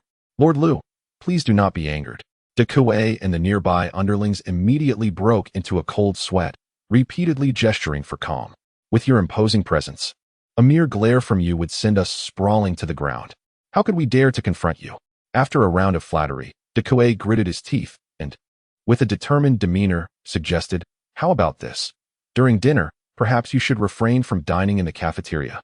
We could procure some roast chicken and beer for you instead, just to make do." Lunan's interest was piqued as he inquired, "Oh, is it truly possible to acquire such delicacies?" "Indeed. As long as one is willing to part with some coin, anything can be obtained." "All right, let us proceed with that." With that said, Lunan reclined on the bed, waved his hand dismissively, and remarked, "I shall rest for a while. You may continue with your tasks." Chapter 34: An Unexpected Incident. As dinner time approached, the prison guard Lu Dashan once again arrived at the cell of Lunan. He observed that 6 of De Kuei's underlings were relentlessly pounding and kicking a figure concealed beneath a blanket on the lower bunk, creating a cacophony of clattering sounds.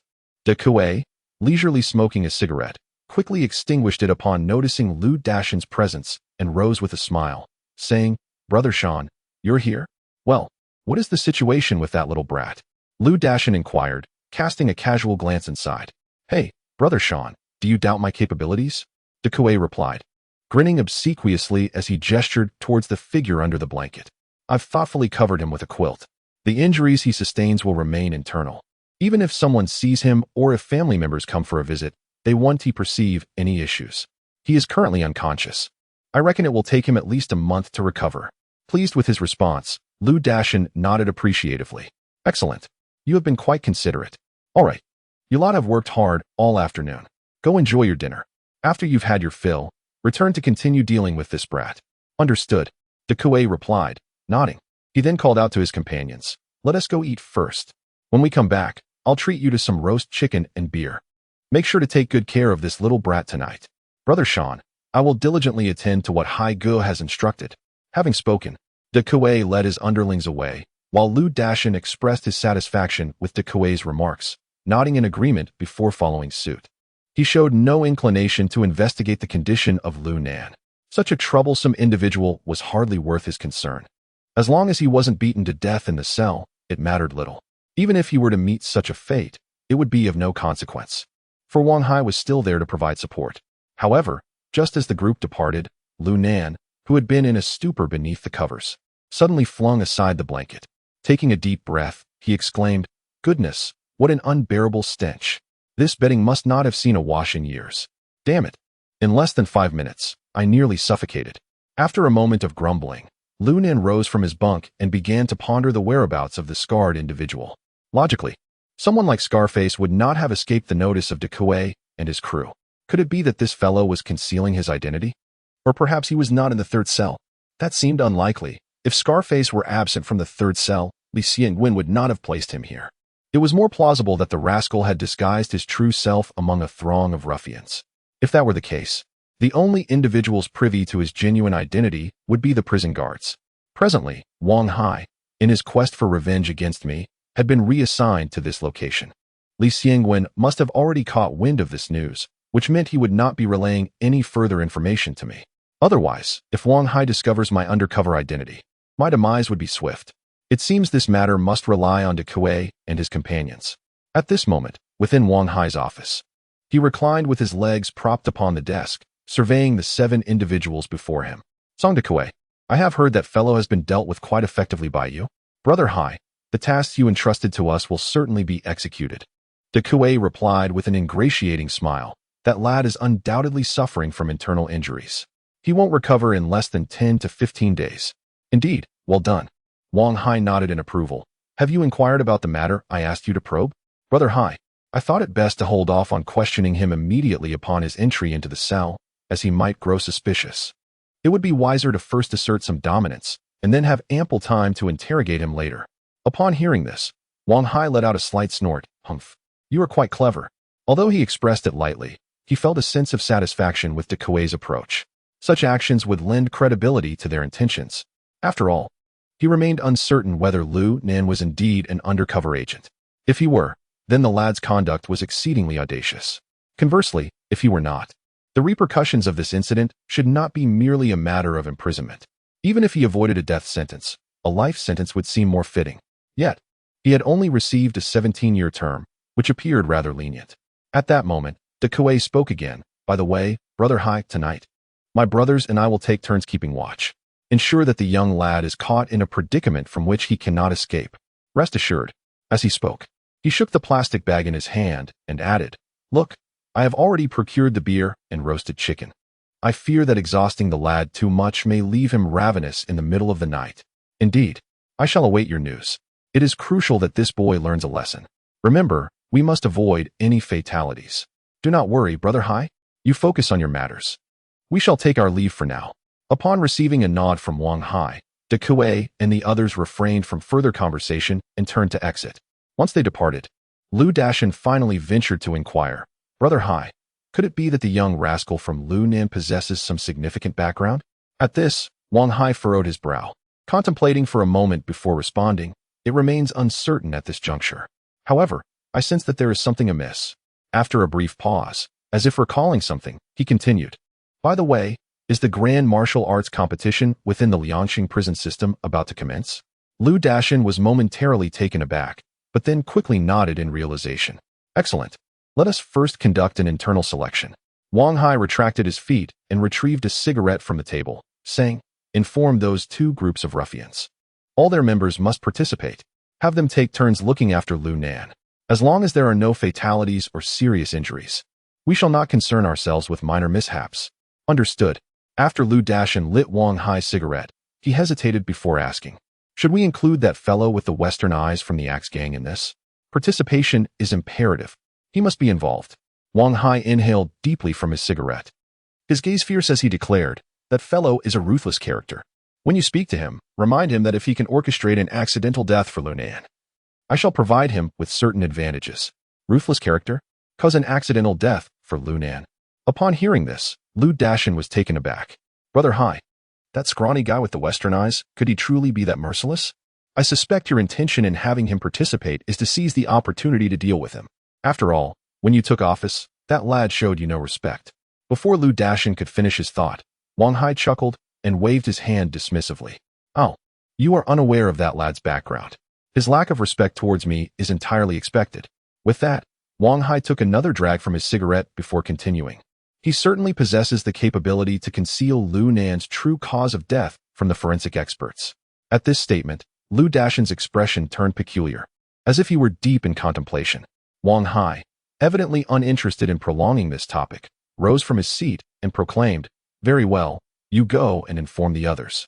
The selection competition will commence in 3 days. Everyone is required to participate. The individual who secures first place will be rewarded with a substantial sum. Second place will receive a premium brand, and for third place, let us bestow upon them a celebratory gift. Additionally, all three will earn a merit point, which can be applied towards a reduction in their sentence."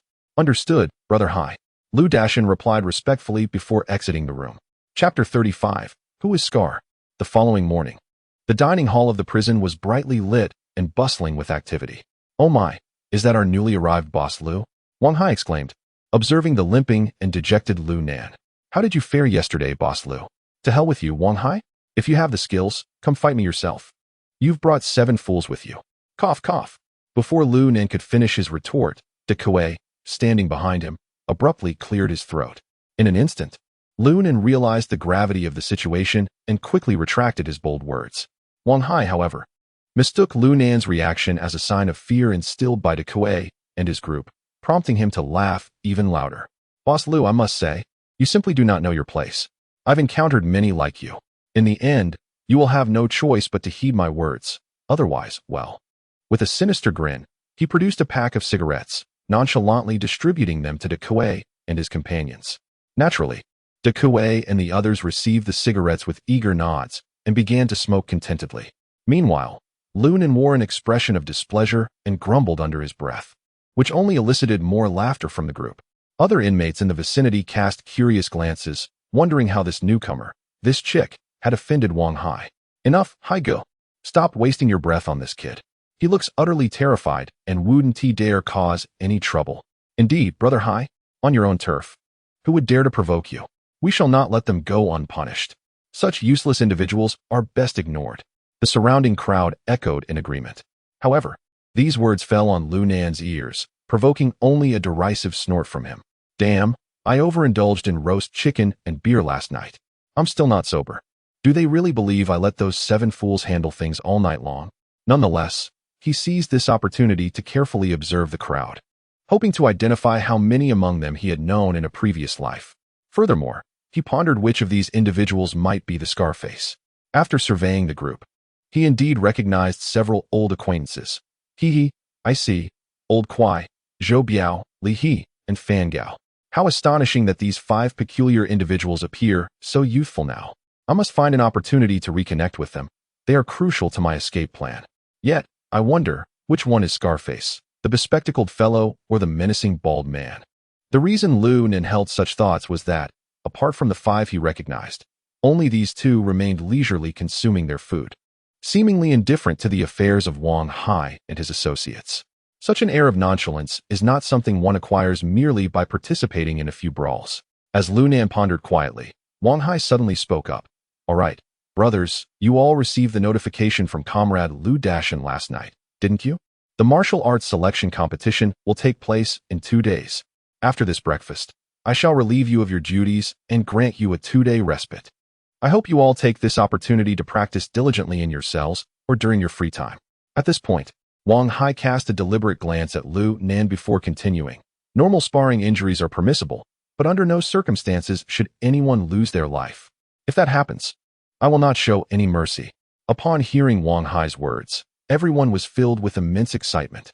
Many understood the implications behind his statement. Their gazes towards Lu Nan filled with complexity. Some were fierce, some indifferent, and others sympathetic. Lu Nan observed all of this keenly.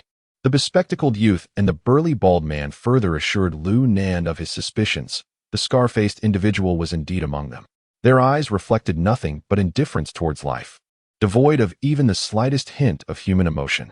Brother Hai, you need not worry about this matter. At this moment, De Kuei slammed his utensils onto the table with force, declaring fiercely, Brother Hai, we all understand the rules. No matter what, we will not cause any trouble that results in a loss of life. Haha, very well, Wang Hai replied amicably. Wang Hai, filled with admiration, patted De Kuei on the shoulder and then, feigning nonchalance, addressed Lu Nan, saying, Boss Lu, I hope you can fend for yourself until the combat selection officially commences. Good heavens, Wang Hai, are you trying to bring about my demise? Lu Nan exclaimed.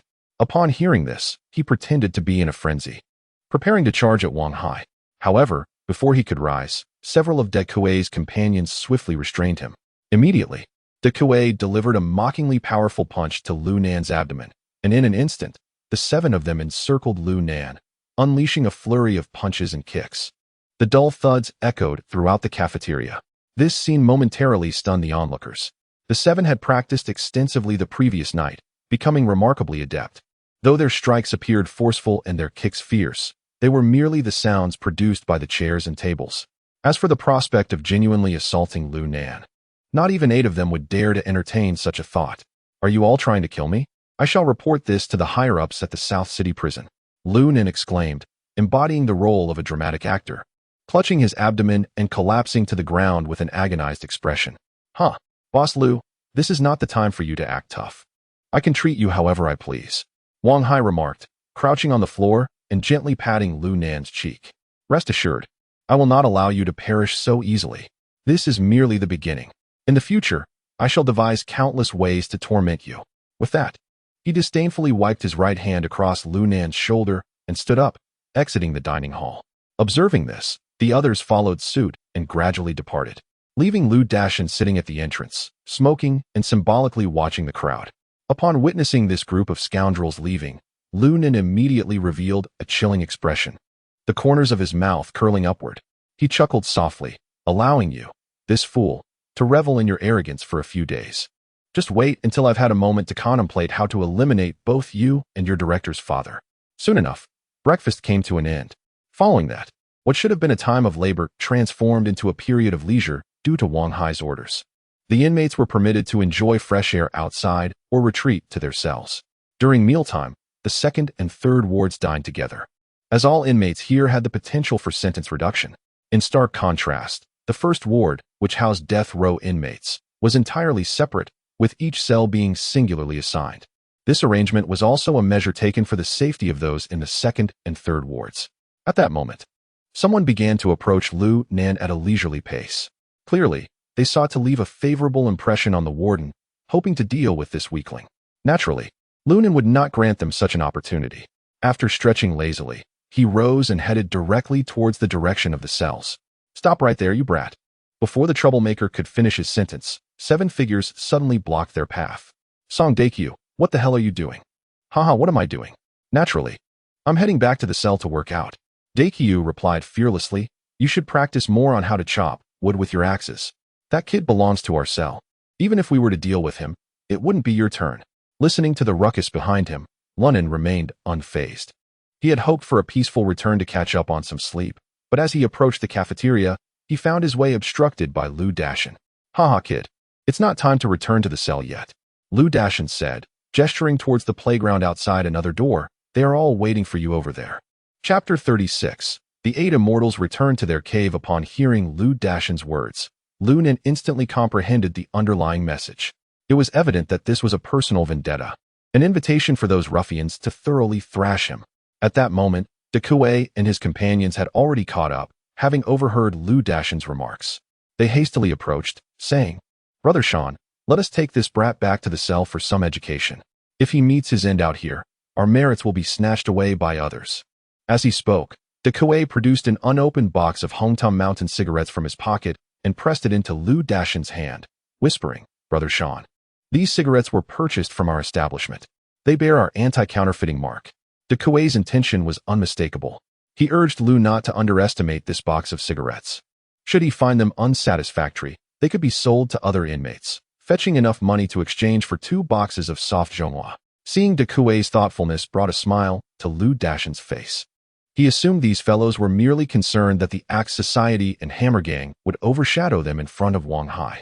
Pretending to be nonchalant, he nodded and tucked the hometown mountain into his pocket, then declared, "Humph, brat, for De Kuei's sake, I shall allow you a couple of days of reprieve." Turning to De Kuei and his group, he added, "Take him back to the prison block and make sure to give him a proper education. Do not let this lad continuously irritate me. Rest assured, Brother Sean, I shall see to it." De Kuei vowed. Lu Dashan, upon witnessing the scene, nodded in satisfaction, then clasped his hands behind his back and strode confidently into the distance. After his departure, Lu Nan's gaze flickered, and he murmured, "It seems these fellows are indeed incapable of changing their ways. Since they enjoy playing games, I shall indulge them." As he spoke, he turned to De Kuei and quietly urged, "De Kuei, could you find an opportunity to persuade Lu Dashan and Wang Hai? It would be best to arrange for some high-ranking officials to observe during the selection competition." I'm not certain about that. However, I can certainly give it a try," De Kuei replied, scratching his head with a sheepish grin. Hearing this, Lu Nan nodded, choosing not to press further. After all, such matters cannot be forced. Yet, if it were to succeed, it would bring him immense benefits. He would devise a way to ensure that Wang Hai and his ilk would lose face in front of the higher-ups. By the way, De Kuei, do you have any familiarity with those individuals? Lu Nan discreetly pointed toward the 5 men he had known in his previous life. I know them all. But we don't have any close ties. I've only been here for a short time," De Kuei replied, shaking his head. "Besides, our facility houses around 300 inmates. So it's impossible for me to become acquainted with each one." "Understood. Have that old fellow summoned to our cell. If he refuses, just tell him, Old Lame has a good friend looking for you." Upon hearing this, De Kuei glanced back at Old Kwai, somewhat puzzled, and asked, "But he's not lame, is he?" "Do not ask too many questions. Just go when I tell you to. Do not let anyone suspect anything." With that, Lu Nan hurried a few steps towards his cell. Naturally, De Kuei dared not contradict Lu Nan's wishes. He instructed a younger member to find Lao Kwai and followed closely behind. Upon returning to the cell, Lu Nan inquired, "De Kuei, how do you plan to address my identity with Wang Hai?" "Come on, Nangu, don't joke with me." De Kuei waved his hand dismissively. "Wang Hai is a fool. I am not. Do you think you could be an undercover agent sent by the police? He must be out of his mind." "Oh, how can you be so certain that I am not an undercover agent?" Lu Nan asked, a bemused smile gracing his lips. "Nangu, tell me, has there ever been a case where the police would eliminate one of their own in plain sight? Have they ever assassinated one of their own? If you claim to be a professional killer from some organization, I might believe you. But to say you are an undercover agent? That is pure nonsense." As he spoke, De Kuei took a seat next to Lu Nan. "Nangu, tomorrow I will discuss what happened in Jiangbei with Wang Hai. The rest, he can figure out for himself." Upon hearing this, Lu Nan patted De Kuei's thigh and nodded. "All right, just do not mention that we met that day. Otherwise, I fear he might grow suspicious and it could turn against you. Nangu, you need not worry." De Kuei patted his chest confidently. "I am not foolish." Just then, a younger member entered the cell with Lao Kwai in tow. At this moment, Lao Kwai was not yet in his 30s. His appearance was unremarkable, the kind that would easily blend into a crowd and go unnoticed. However, Lu Nan shared a unique bond with him from a past life, ensuring that he would not be mistaken. "Who is looking for me? How do you know my nickname?" Lao Kwai stated directly, without any hesitation. He had shed his previous image of simplicity. A significant transformation was evident in him. Particularly, the ferocity and cunning reflected in his eyes rendered De Kuei utterly unfamiliar with him. Nevertheless, he did not display this surprise on his face, but instead turned to Lu Nan. It was only at that moment that Lu Nan discarded his cigarette. Smiling at Lao Kwai, "Hee, Lao Kwai, it is I who sought you." You know me." Lao Kwai gazed at Lu Nan and De Kuei, bewildered, unsure of their intentions. Earlier in the cafeteria, the two had appeared to be at odds, with De Kuei seemingly wishing to do harm to Lu Nan. How could it be that upon returning to the cell, they had become brothers?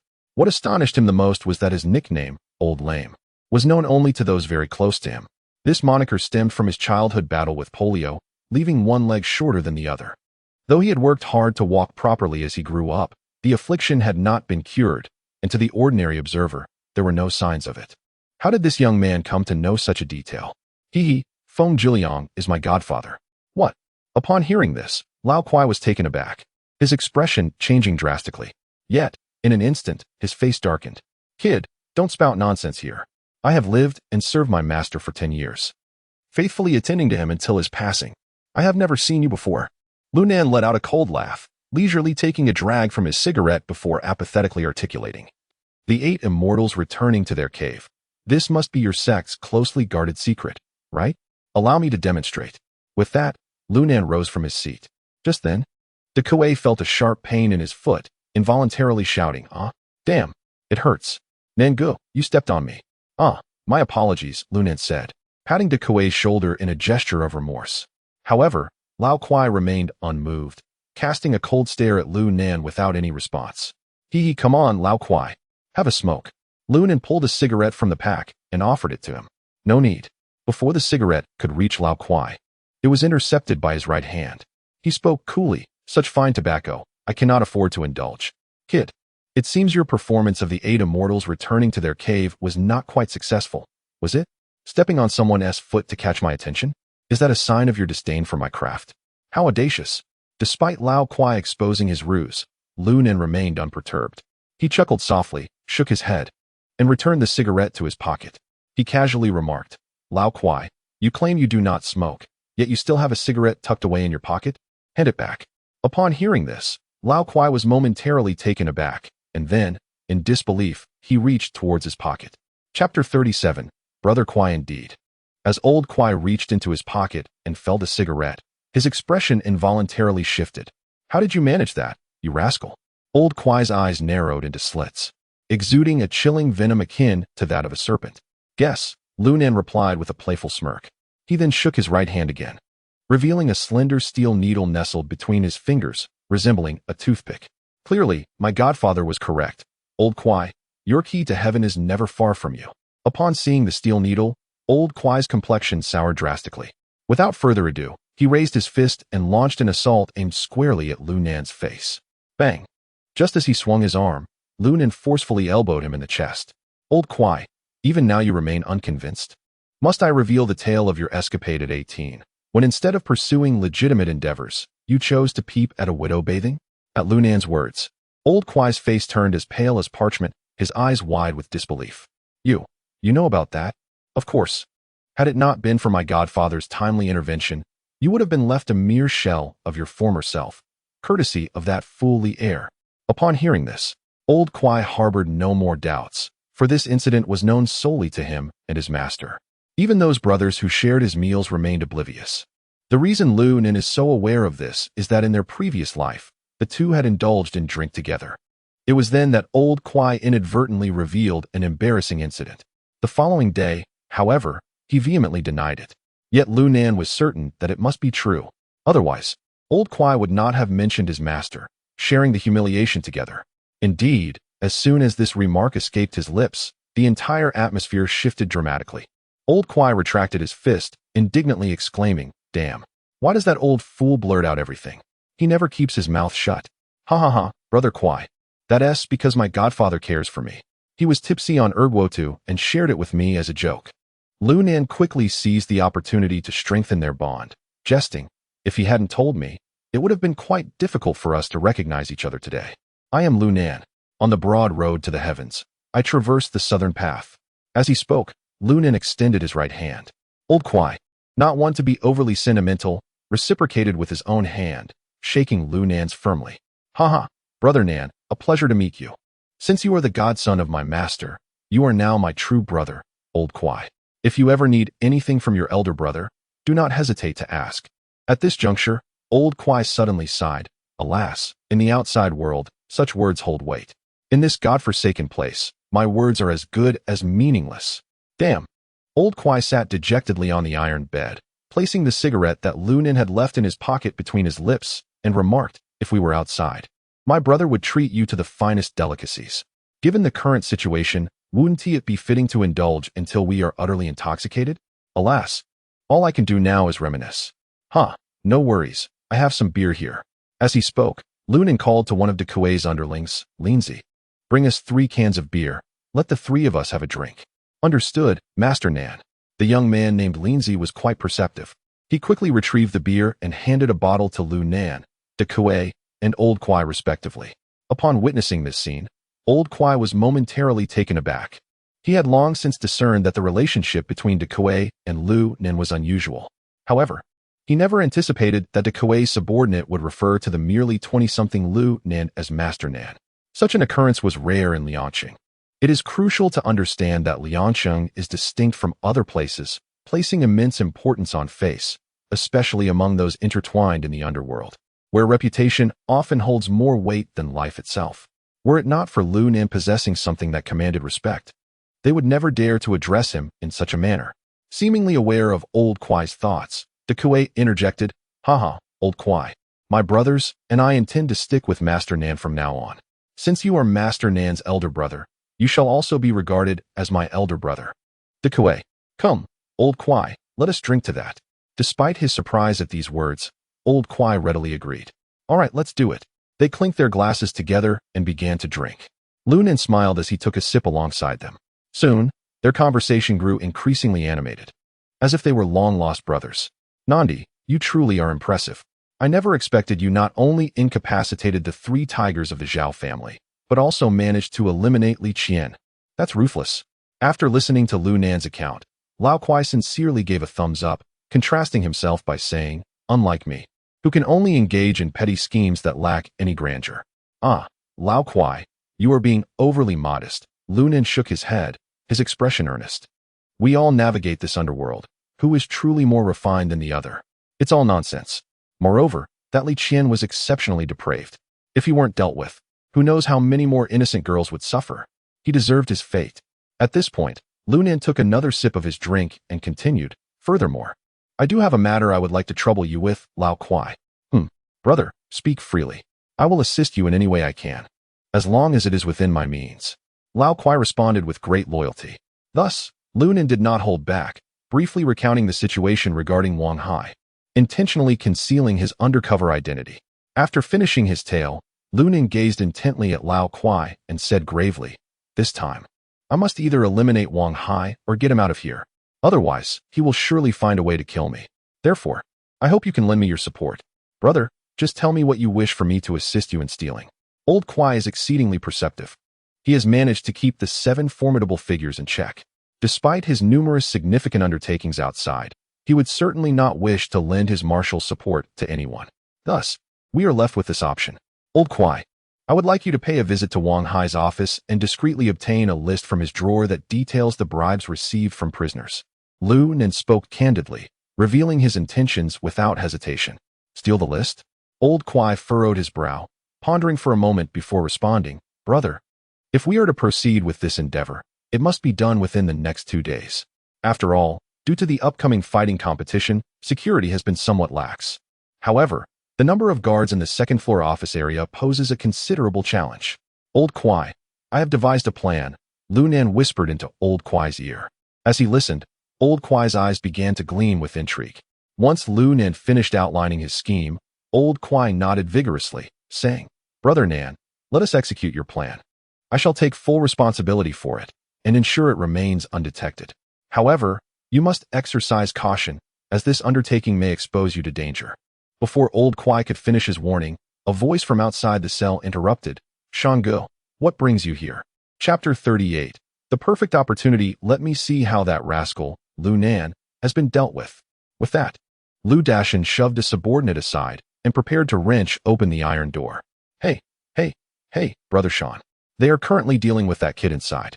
It would be unwise for you to enter and get splattered with blood. Get out of my way. Am I afraid of getting blood on me? I merely wish to witness that fool's face." Lu Dashan snapped impatiently, and with a loud clang, he flung the door open. Upon witnessing the scene before him, he was momentarily taken aback. "De Kuei, what on earth is happening here?" Inside the cell, Lu Nan lay motionless on the bed, while De Kuei and Old Kwai were frantically administering first aid, pinching his nose and applying pressure to his chest. "Brother Sean, this is bad. We were too rough just now, and we might have knocked the wind out of him." De Kuei feigned urgency. "I heard Old Kwai has some medical knowledge, so I called him over." Upon hearing this, Lu Dashan's face turned ashen. It was one thing for an inmate to be injured, but if he were to die within the confines of the cell, they would be in deep trouble. He quickly inquired, "Is there any heartbeat?" "There is a heartbeat, but he isn't breathing." "Damn it, why are you still pressing on his chest? Hurry, give him mouth to mouth." Lu Dashin shouted vehemently. "Why are you all just standing there? Quickly, perform artificial respiration. If something happens, you won't be able to escape the consequences." Upon hearing this, both De Kuei and Lao Kuai were taken aback. After all, Lu Nin was feigning unconsciousness, and the thought of mouth-to-mouth was rather nauseating. At that moment, Lu Dashin seemed genuinely anxious. He forcefully pushed the two aside and took a deep breath, preparing to blow air into Lu Nan's mouth. However, before he could even get close, Lu Nin suddenly coughed twice, opened his eyes, and roared, "Damn you, De Kuei! I'm going to kill you today." With a resounding slap, he struck Lu Dashin across the face. "Ah!" Lu Dashin recoiled in pain, clutching his face. Lu Nan, struggling to sit up, kicked him in the stomach while continuing to yell, "I'll beat you to a pulp, you bastard! Damn you, De Kuei! None of you will survive today." Lu Nan raged. "I'm going all out." With that, he lunged toward Lu Dashin. Yet, just as he was about to reach him, De Kuei intercepted him, swiftly dragging him away. "You little brat, that's Brother Sean. I'm here." But at that moment, Lu Nan was in a frenzy, completely disregarding De Kuei's words, unleashing a flurry of punches and kicks at Lu Dashin. "Damn it, I must finish you off today. Otherwise, I swear I will let you all meet your doom." Upon finishing his words, Lu Nan forcefully shoved De Kuei aside and charged once more towards Lu Dashin. This time, Lu Dashin reacted, bellowing, "Beat him! Beat him to a pulp! How dare he lay a hand on me!" Bang! Before Lu Dashin could finish his sentence, Lu Nan's fist connected with his cheek, rendering him momentarily dazed and unconscious. "Damn it, enough!" Lu Nan exclaimed, regaining his composure upon seeing Lu Dashin collapse. He turned to De Kuei and Lao Kuai, instructing, "De Kuei, take two brothers and help Lao Kuai carry Lu Dashin to Wang Hai's office. If no one is inside, retrieve that list for me. If Wang Hai is present, tell him I've lost my mind and knocked Lu Dashin out, and that I've run off to the playground in a frenzy. Seek Wang Hai's guidance on how to proceed." "Indeed, my brother, this is an opportune moment." Before De Kuei could respond, Lao Kuai clapped his hands, exclaiming, "This is a once-in-a-lifetime opportunity." Though De Kuei harbored some trepidation, he was exceedingly fearful of Lu Nan. Gritting his teeth, he nodded in agreement. "All right. We shall go at once. Quickly, I will head to the playground. If Wang Hai is there, I will find a way to stall him." With that, Lu Nan sprang to his feet and dashed towards the playground, while De Kuei and his companions hoisted Lu Dashin and made their way to Wang Hai's office. As Lu Nan reached the playground, fortune indeed favored him, as Wang Hai found himself amidst a group of prison guards, boasting with abandon. This indicated that his office was currently unoccupied. Without a second thought, Lu Nan charged directly towards Wang Hai. There was no more effective way to draw the attention of all the guards, and by some time, than to deliver a sound thrashing to Wang Hai. "Ah, I shall surely end you today, Song Da Kuei." With blazing eyes, Lu Nan rushed to Wang Hai and swung his arm, delivering a powerful punch straight to Wang Hai's nose. "Damn it!" Wang Hai was taken aback, instinctively raising his hands to block, but before he could react, his head met the cold, hard concrete with a resounding thud. Thud! His head struck the ground with force, leaving him disoriented and blood trickling down. The prison guards behind him stood frozen in shock. However, before Wang Hai could regain his senses, Lu Nan lifted his leg and delivered a swift kick to his groin. "Ark!" Wang Hai cried out in agony, collapsing to his knees. Seizing the moment, Lu Nan unleashed a flurry of punches upon Wang Hai's head. Bang! Bang! Bang! "You think you can mess with me, Da Kuei? You dare to conspire against me? You audacious fool, did you really think you could suffocate me to death?" Bang! Bang! Bang! In that moment, Lu Nan appeared utterly unhinged, his eyes ablaze as he relentlessly pounded Wang Hai. Yet his strikes were executed with remarkable restraint. He could unleash a torrent of blows upon Wang Hai, but he must not take his life. Otherwise, he too would suffer dire consequences. In mere seconds, Wang Hai had been reduced to a state resembling that of a battered swine. At that moment, the guards, having recovered from their astonishment, swiftly drew their batons and charged at Lu Nan. Thud! Thud! Thud! The rubber batons struck Lu Nan's back with fervor, yet he appeared impervious, continuing to unleash punches and kicks upon Wang Hai. This spectacle utterly captivated the attention of the inmates in other cells. In an instant, Countless fellow prisoners congregated to witness the audacious display of Lu Nan, their astonishment palpable. Upon realizing that Wang Hai had completely lost consciousness, Lu Nan sensed it was time to cease. As the guard's rubber batons descended upon him, he deliberately tilted his head. With a dull thud, the baton grazed the side of Lu Nan's head and struck his shoulder. Seizing the opportunity, he let out a mighty roar, closed his eyes, and collapsed atop Wang Hai. "Quick, pull this madman away. Check on Brother Hai," an urgent guard called out. In no time, Lu Nan was dragged aside by the crowd, away from Wang Hai. "How is Brother Hai? Is he all right?" The guard inquired anxiously. "He is not dead, merely unconscious." Another guard replied. "That's wonderful. Quickly summon the doctor from the infirmary and have them carry Brother Hai to the medical room." "Yes, hurry, take him to the infirmary." Several prison guards worked together with great effort to lift Wang Hai, hastily making their way toward the medical room. Meanwhile, Lu Nan, lying on the ground, revealed a faint, cold smile, chuckling softly. "Ah, Wang Hai, this is merely an appetizer. Once I have the list in hand, I shall revel in your demise." Chapter 39. Everything is going smoothly at this moment. A group of prisoners clad in uniforms had gathered around, their expressions filled with curiosity as they observed the seemingly unconscious Lu Nan. They were utterly perplexed by the remarkable explosive power exhibited by this young man. "Wow, this little brat is quite formidable. He even dares to challenge the warden," one exclaimed incredulously. "Seriously, what a bold move. Did you see him going absolutely wild just now? I suspect he's been egged on by that big guy and his crew." Another chimed in. "Indeed, where are those guys? How did this kid manage to escape on his own?" Someone else wondered aloud. "I should check on the big guy and his companions. I hope they're not in trouble, haha." Upon overhearing these remarks, Lu Nan felt a sense of unease.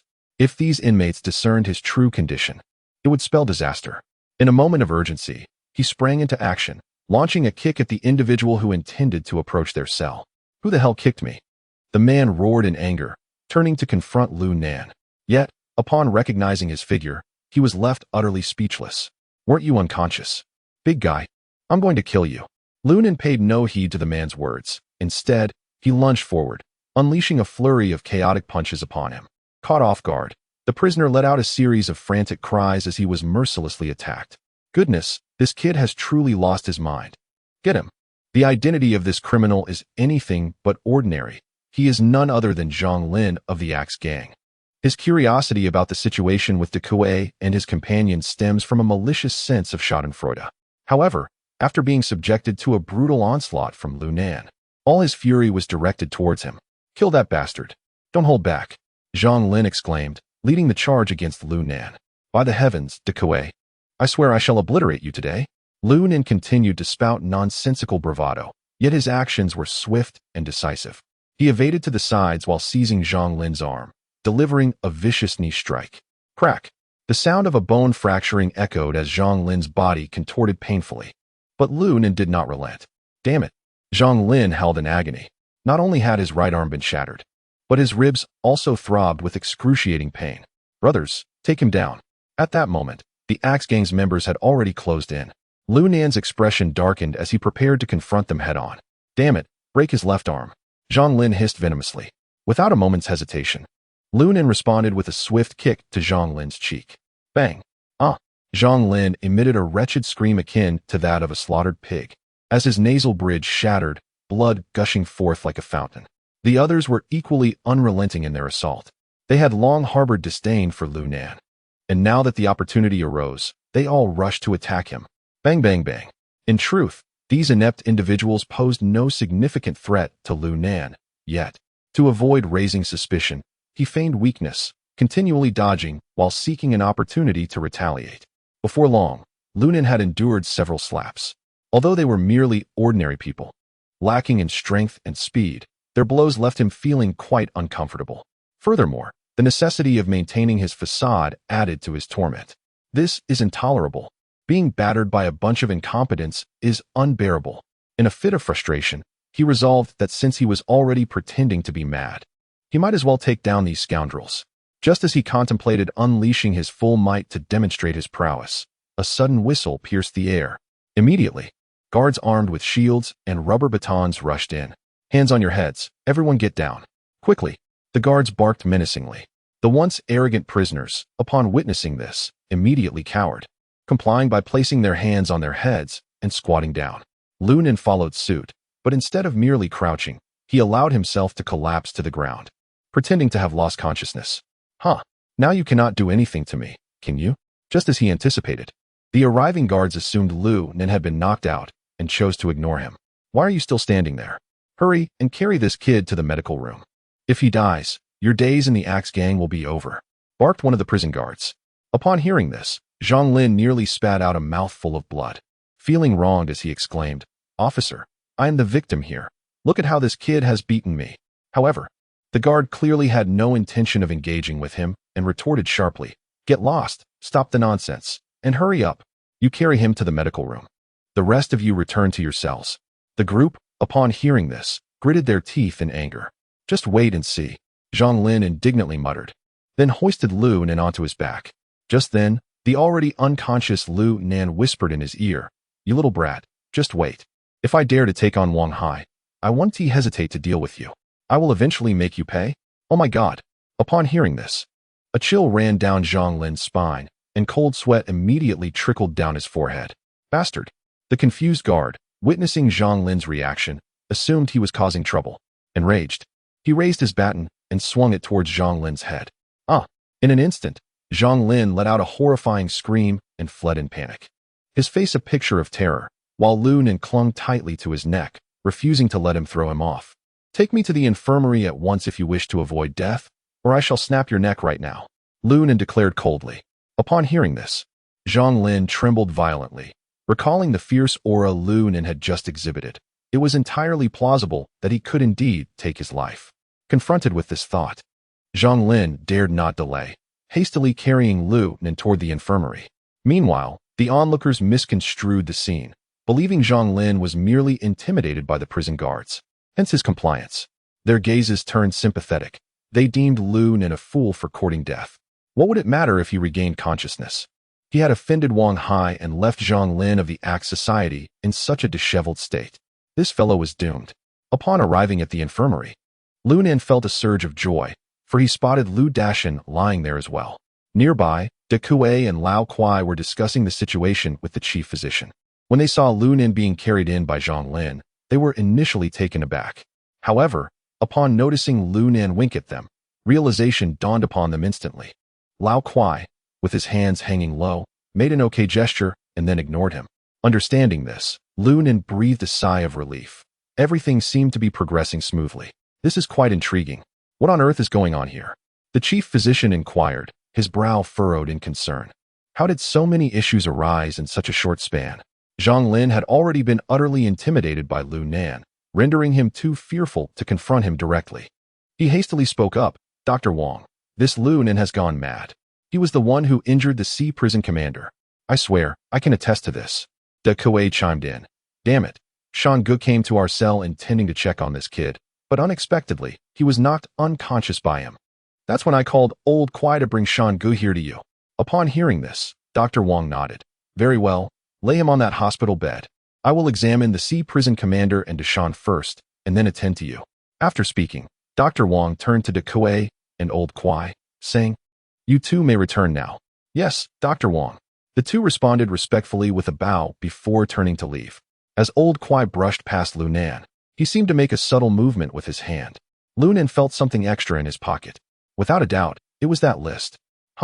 Old Kuai's stealthy maneuver truly is impressive. Chapter 40.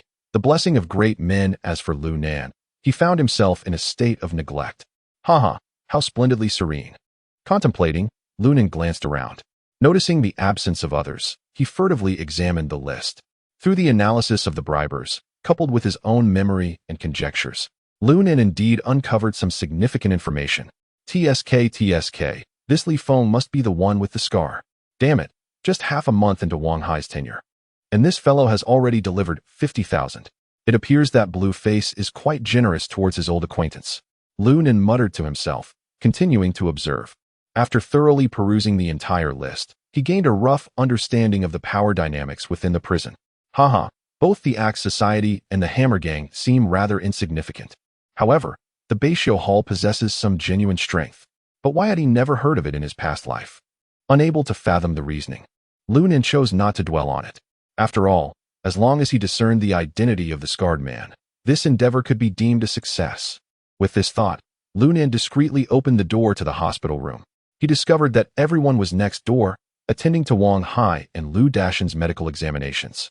Surveying the corridor of the medical facility, he chuckled upon seeing the framed portrait of the great leader hanging on the wall.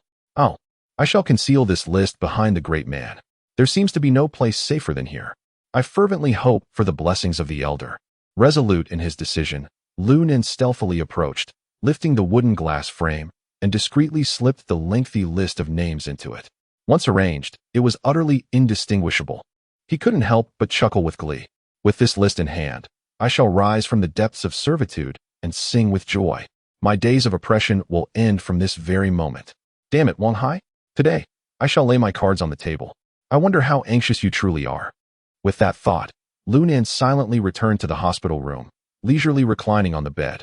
Having unraveled many thoughts in his mind, he felt significantly lighter. Unbeknownst to him, he drifted into slumber. This was quite normal, considering he hadn't had a decent sleep since entering the southern city prison.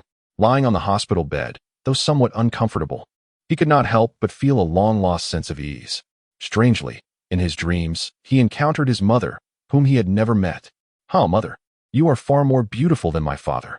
It seems I take after you." In his dream, Lu Nan laughed nonchalantly. But suddenly, a deep and furious roar echoed. "Lu Nan, I will kill you. How dare you still sleep? Are you actually mocking me in your dreams?" With a resounding slap, the sound echoed as it struck Lu Nan's face. "Who dares to hit me?" Lu Nan, startled from his dream, bolted upright. Casting a glance toward Shizhou, upon seeing the scene before him, he was momentarily stunned. In his hospital room, Wang Hai and Lu Dashan were wrapped up like two mummies. Their faces were twisted with resentment as they glared at Lu Nan. Had their gazes been lethal, he would have been riddled with wounds by now. The medical staff, evidently under Wang Hai's orders, had all retreated. To his bewilderment, Lu Nan discovered that his right hand had been shackled to the iron railing of the bed. At that moment, Wang Hai was staring at Lu Nan with a chilling gaze, a sinister grin spreading across his face as he said, "Lu Nan, I have changed my mind. I no longer require your participation in any fighting competition. I am going to break your left arm right here, right now." His voice crescendoed into a hysterical outburst, revealing the depths of his hatred for Lu Nan. With a menacing expression, Wang Hai slowly approached Lu Nan. "Wang Hai, I advise you not to play games with me. Otherwise, you will find yourself in a predicament you cannot escape." Lu Nan, unfazed by the two, continued to speak defiantly. "If I were to strike you now, people would accuse me of abusing the disabled." Upon hearing this, Wang Hai could no longer contain his fury. He lunged at Lu Nan, aiming a blow directly at his nose. At this moment, he was determined to reduce that loathsome face to a mere pulp. Otherwise, the resentment in his heart would be insurmountable. However, before his fist could land, Lu Nan suddenly lunged forward, swiftly delivering a kick. Bang! Lu Nan's foot struck Wang Hai's severed arm. Crack! With a sharp sound, Wang Hai's right arm, encased in plaster, shattered completely. Ah! The excruciating pain elicited a blood-curdling scream from Wang Hai. Veins throbbed on his forehead, and his eyes reddened. His body, deprived of balance, collapsed to the ground. Thud! This scene left Lu Dashan, who was nearby, momentarily stunned. Yet, he quickly regained his composure and charged at Lu Nan. Lu Nan squinted slightly, observing Lu Dashan as he lunged forward, choosing not to evade. He boldly confronted him, having already dealt with Wang Hai. Why would he fear Lu Dashan, this sycophant? Indeed, as Lu Dashan's fist drew nearer, a sinister smile crept across Lu Nan's lips. "You truly are a fool." With that, Lu Nan forcefully lifted his leg and kicked out. Boom! The blow landed squarely on Lu Dashan's abdomen. In an instant, a spray of blood erupted. Lu Dashan crumpled to the ground. Ah! Lu Dashan clutched his abdomen, his body contorted into a shrimp-like posture. His face was ashen, grimacing in agony, trembling uncontrollably. From now on, you should not call him Lu Dashan. Rather, he should be known as Lu Dashan Cannon. Haven't you had enough of the bombardment? Lu Nan remarked with a hint of mockery. At that moment, Wang Hai, having regained some composure, struggled to rise. "Lu Nan, how dare you strike me?" he exclaimed. "What is there that I would not dare to do?" Lu Nan retorted, casting a disdainful glance at Wang Hai. "Consider this a favor. I have already beaten you thrice. Wang Hai, do exercise some caution. This statement only served to infuriate Wang Hai further, causing him to tremble with rage, gritting his teeth. Lu Nan, you scoundrel, I shall fight you to the end. With that, he reached for the firearm at his waist. Fight! Lu Nan shouted, pointing at Wang Hai. If you're so formidable, draw your gun and shoot me. Yet, I cannot believe you possess such prowess. I am but a prisoner, while you are the warden here. If I were to perish under your service revolver, even your father would not be able to shield you from the consequences. With this, Lu Nan's voice rose dramatically, a mocking glint in his eyes. Thus, should you pull the trigger, you wouldn't be ending me, but rather, your own career. This proclamation rendered Wang Hai momentarily speechless. Indeed, if he were to injure or kill Lu Nan, he would certainly face dire repercussions himself.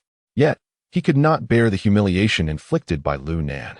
Especially after being beaten time and again, his dignity and pride had utterly crumbled. This filled him with an intense fury.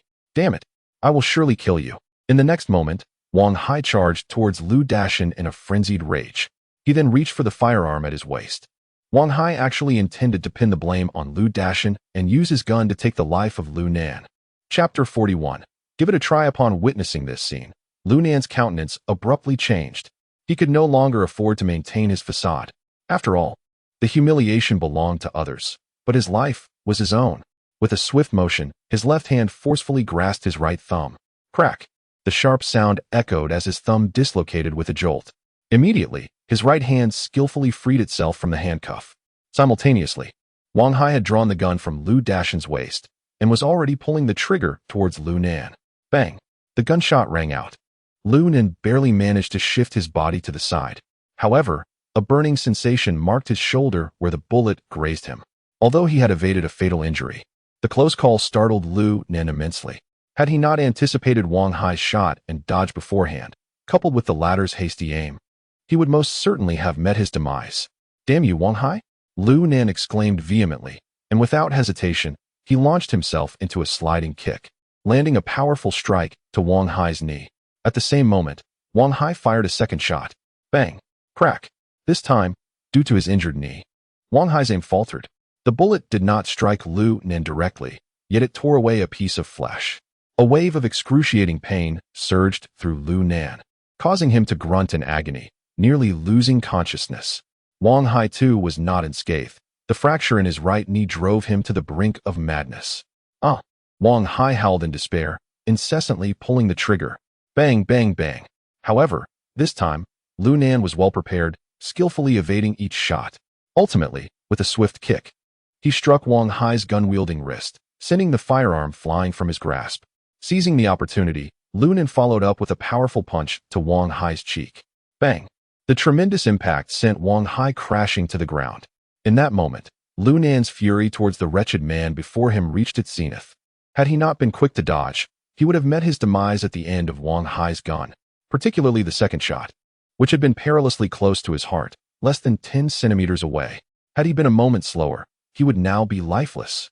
Today, he vowed to incapacitate Wang Hai without fail. With a fierce roar, Lu Nan swung his fists towards Wang Hai.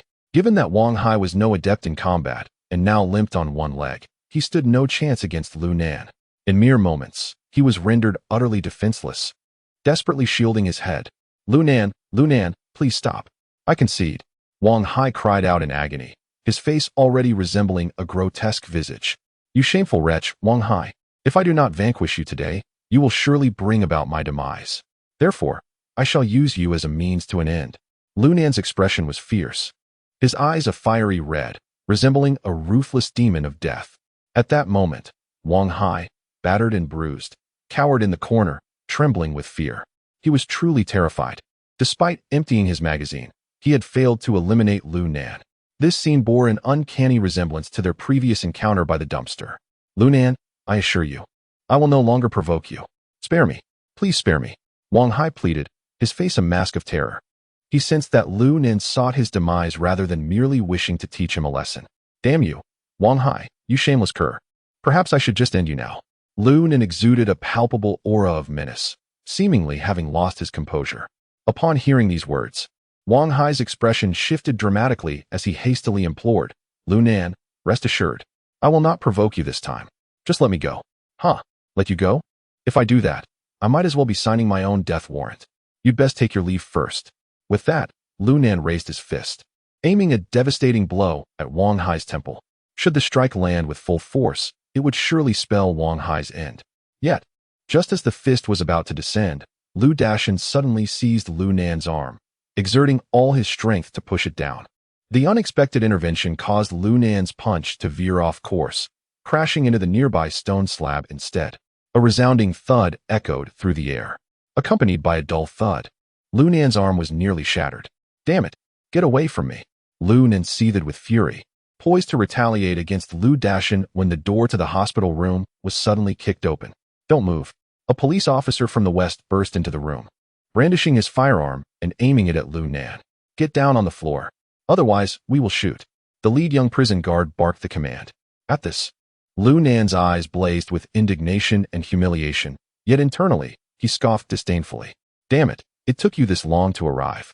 If these sycophants had been any later, I would have run out of play. At that moment, upon seeing reinforcements arrive, Wang Hai felt invigorated. He urged loudly, quickly, cuff this brat. He has robbed a gun and assaulted an officer, a grave offense. Hurry and interrogate him thoroughly. As he spoke, Wang Hai struggled to rise, delivering a punch aimed at Lu Nan's face. But Lu Nan would not allow him to succeed. He swiftly evaded the blow, though it still struck the gunshot wound on his left arm. Lu Nan's cries of anguish sent Wang Hai into a state of exhilaration, as if his own injuries had miraculously improved. Damn it! How dare you assault an officer? I shall flay you alive today. Wang Hai, you son of a bitch. Don't get too cocky. You emptied Lu Dashan's magazine. I refuse to believe that your superior will not inquire about this matter. When the time comes, I shall speak nothing but the truth. Who will suffer the consequences remains uncertain. Lu Nan gritted his teeth, enduring the pain in his left arm, and glared at Wang Hai. Indeed, as soon as the words left his mouth, Wang Hai was momentarily taken aback. However, a sinister smile soon spread across his face. Ha ha, you little brat, you have indeed reminded me. Excellent. Once our superiors become aware of this situation, they will surely deal with it sternly. Although I cannot eliminate you, I can render you speechless. In response, Lu Nan coldly chuckled and nonchalantly remarked, even if I were rendered mute, I could still bring you down. After all, sending the list of bribed individuals requires no speech. What? What did you say? Wang Hai's expression shifted dramatically, revealing disbelief. Li Feng 50,000. Zhang Lin 30,000. Zhao Defa 30,000. As each name and corresponding bribe amount was uttered, Wang Hai finally lost his composure. No, this is impossible. How could you possibly know this? Wang Hai screamed in a fit of desperation, unable to fathom the reality before him. How could Lu Nan possess such intimate knowledge? My ledger is securely locked away in my office drawer. There is nothing impossible. Lu Nan's icy words interrupted Wang Hai's thoughts. That document of yours has already been delivered outside the prison. Whenever I encounter even the slightest trouble, he will promptly report it to the Discipline Inspection Commission, the provincial authorities, and the organizational department. At that point, no matter how formidable your father may be, he likely won't be able to shield you from repercussions. Moreover, you might even drag him down, leading to his potential disgrace and dismissal. Given your father's current position, he must have quite a few political adversaries, wouldn't you agree? Just think of how many people would seize the opportunity to take advantage of your misfortune. With this, Lu Nan paused momentarily before coldly remarking, Wang Hai, if you don't believe me, feel free to test it. Chapter 42. Such pretentiousness. Upon hearing Lu Nan's words, Wang Hai trembled violently, utterly thrown into a state of panic. You must be wondering how I managed to acquire these things? Lu Nan sneered, his gaze fixed disdainfully on Wang Hai, brimming with mockery.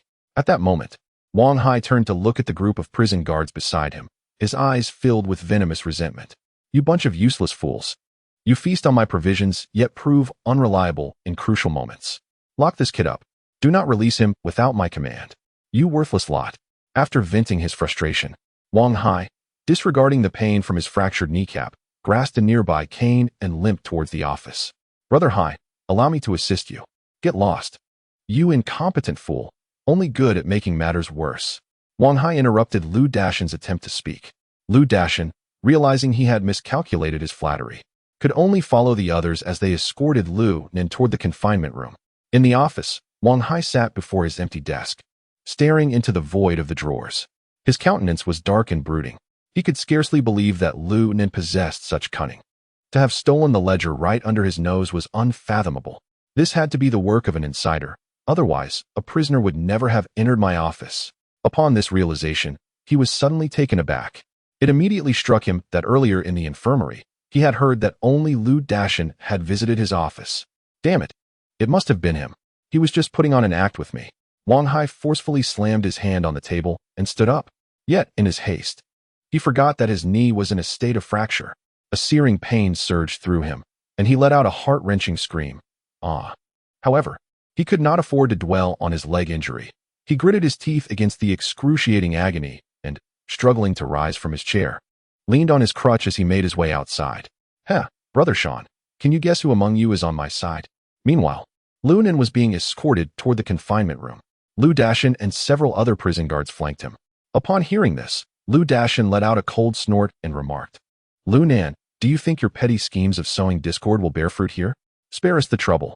It is utterly impossible for you to have any allies among us. Brother Sean, one can never be too certain. Lu Nen replied with a dismissive smile, his words laced with insinuation. Wang Hai does not share your unwavering faith in brotherhood. Should this matter go awry, it could spell trouble for you, Brother Sean. What do you mean, Lu Nan? Lu Dashin furrowed his brows, his gaze sweeping over the guards nearby. Seeing that they seemed not to take it to heart, he felt somewhat relieved. What does that mean? Quite literally, of course. If I am not mistaken, you are the only one who visited Wang Hai's office today, right? And then his ledger went missing.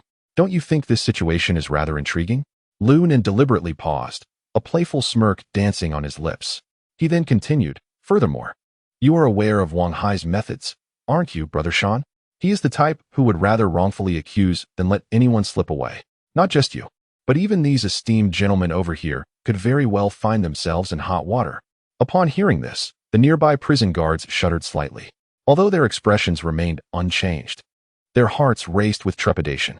After all, they had experienced Wang Hai's ruthlessness firsthand. He had even gone so far as to cause the death of the former warden to secure his position in this prison. This was something he had openly proclaimed. Just thinking about his treatment of inmates was enough to send chills down their spines. Thus, within less than a month of his arrival, it was undeniable that everyone harbored a deep-seated fear of him. If what Lu Nan suggested were true, it could spell disaster for them all. Lu Nan, do not slander me. I have absolutely no involvement in the theft of Wang Hai's ledger. Cease your nonsensical accusations. Lu Dashin's eyes widened as he pointed at Lu Nan, furiously rebuking him. Is that so?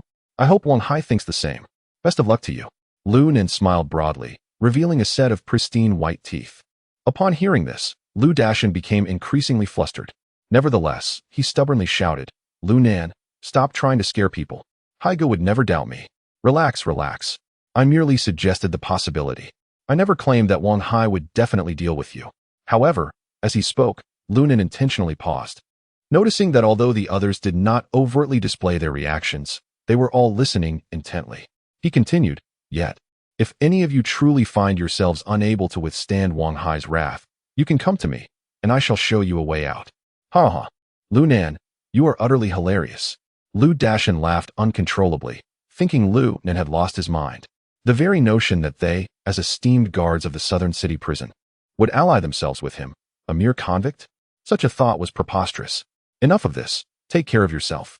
The experience of solitary confinement is not something everyone can endure. With that, Lu Dashin swung open the iron door of the isolation cell. Simultaneously, a pungent odor assaulted his senses. Lu Dashin frowned and covered his nose, feeling his stomach churn uncomfortably. Impatiently, he shoved Lu Nen inside. Then he promptly closed the door behind him. Once inside, Lu Nen also wrinkled his brow, for the stench was indeed quite nauseating. In this pitch-black confinement chamber, Lu Nan, through careful exploration, discerned that the space measured a mere 30 square meters, devoid of any ventilation.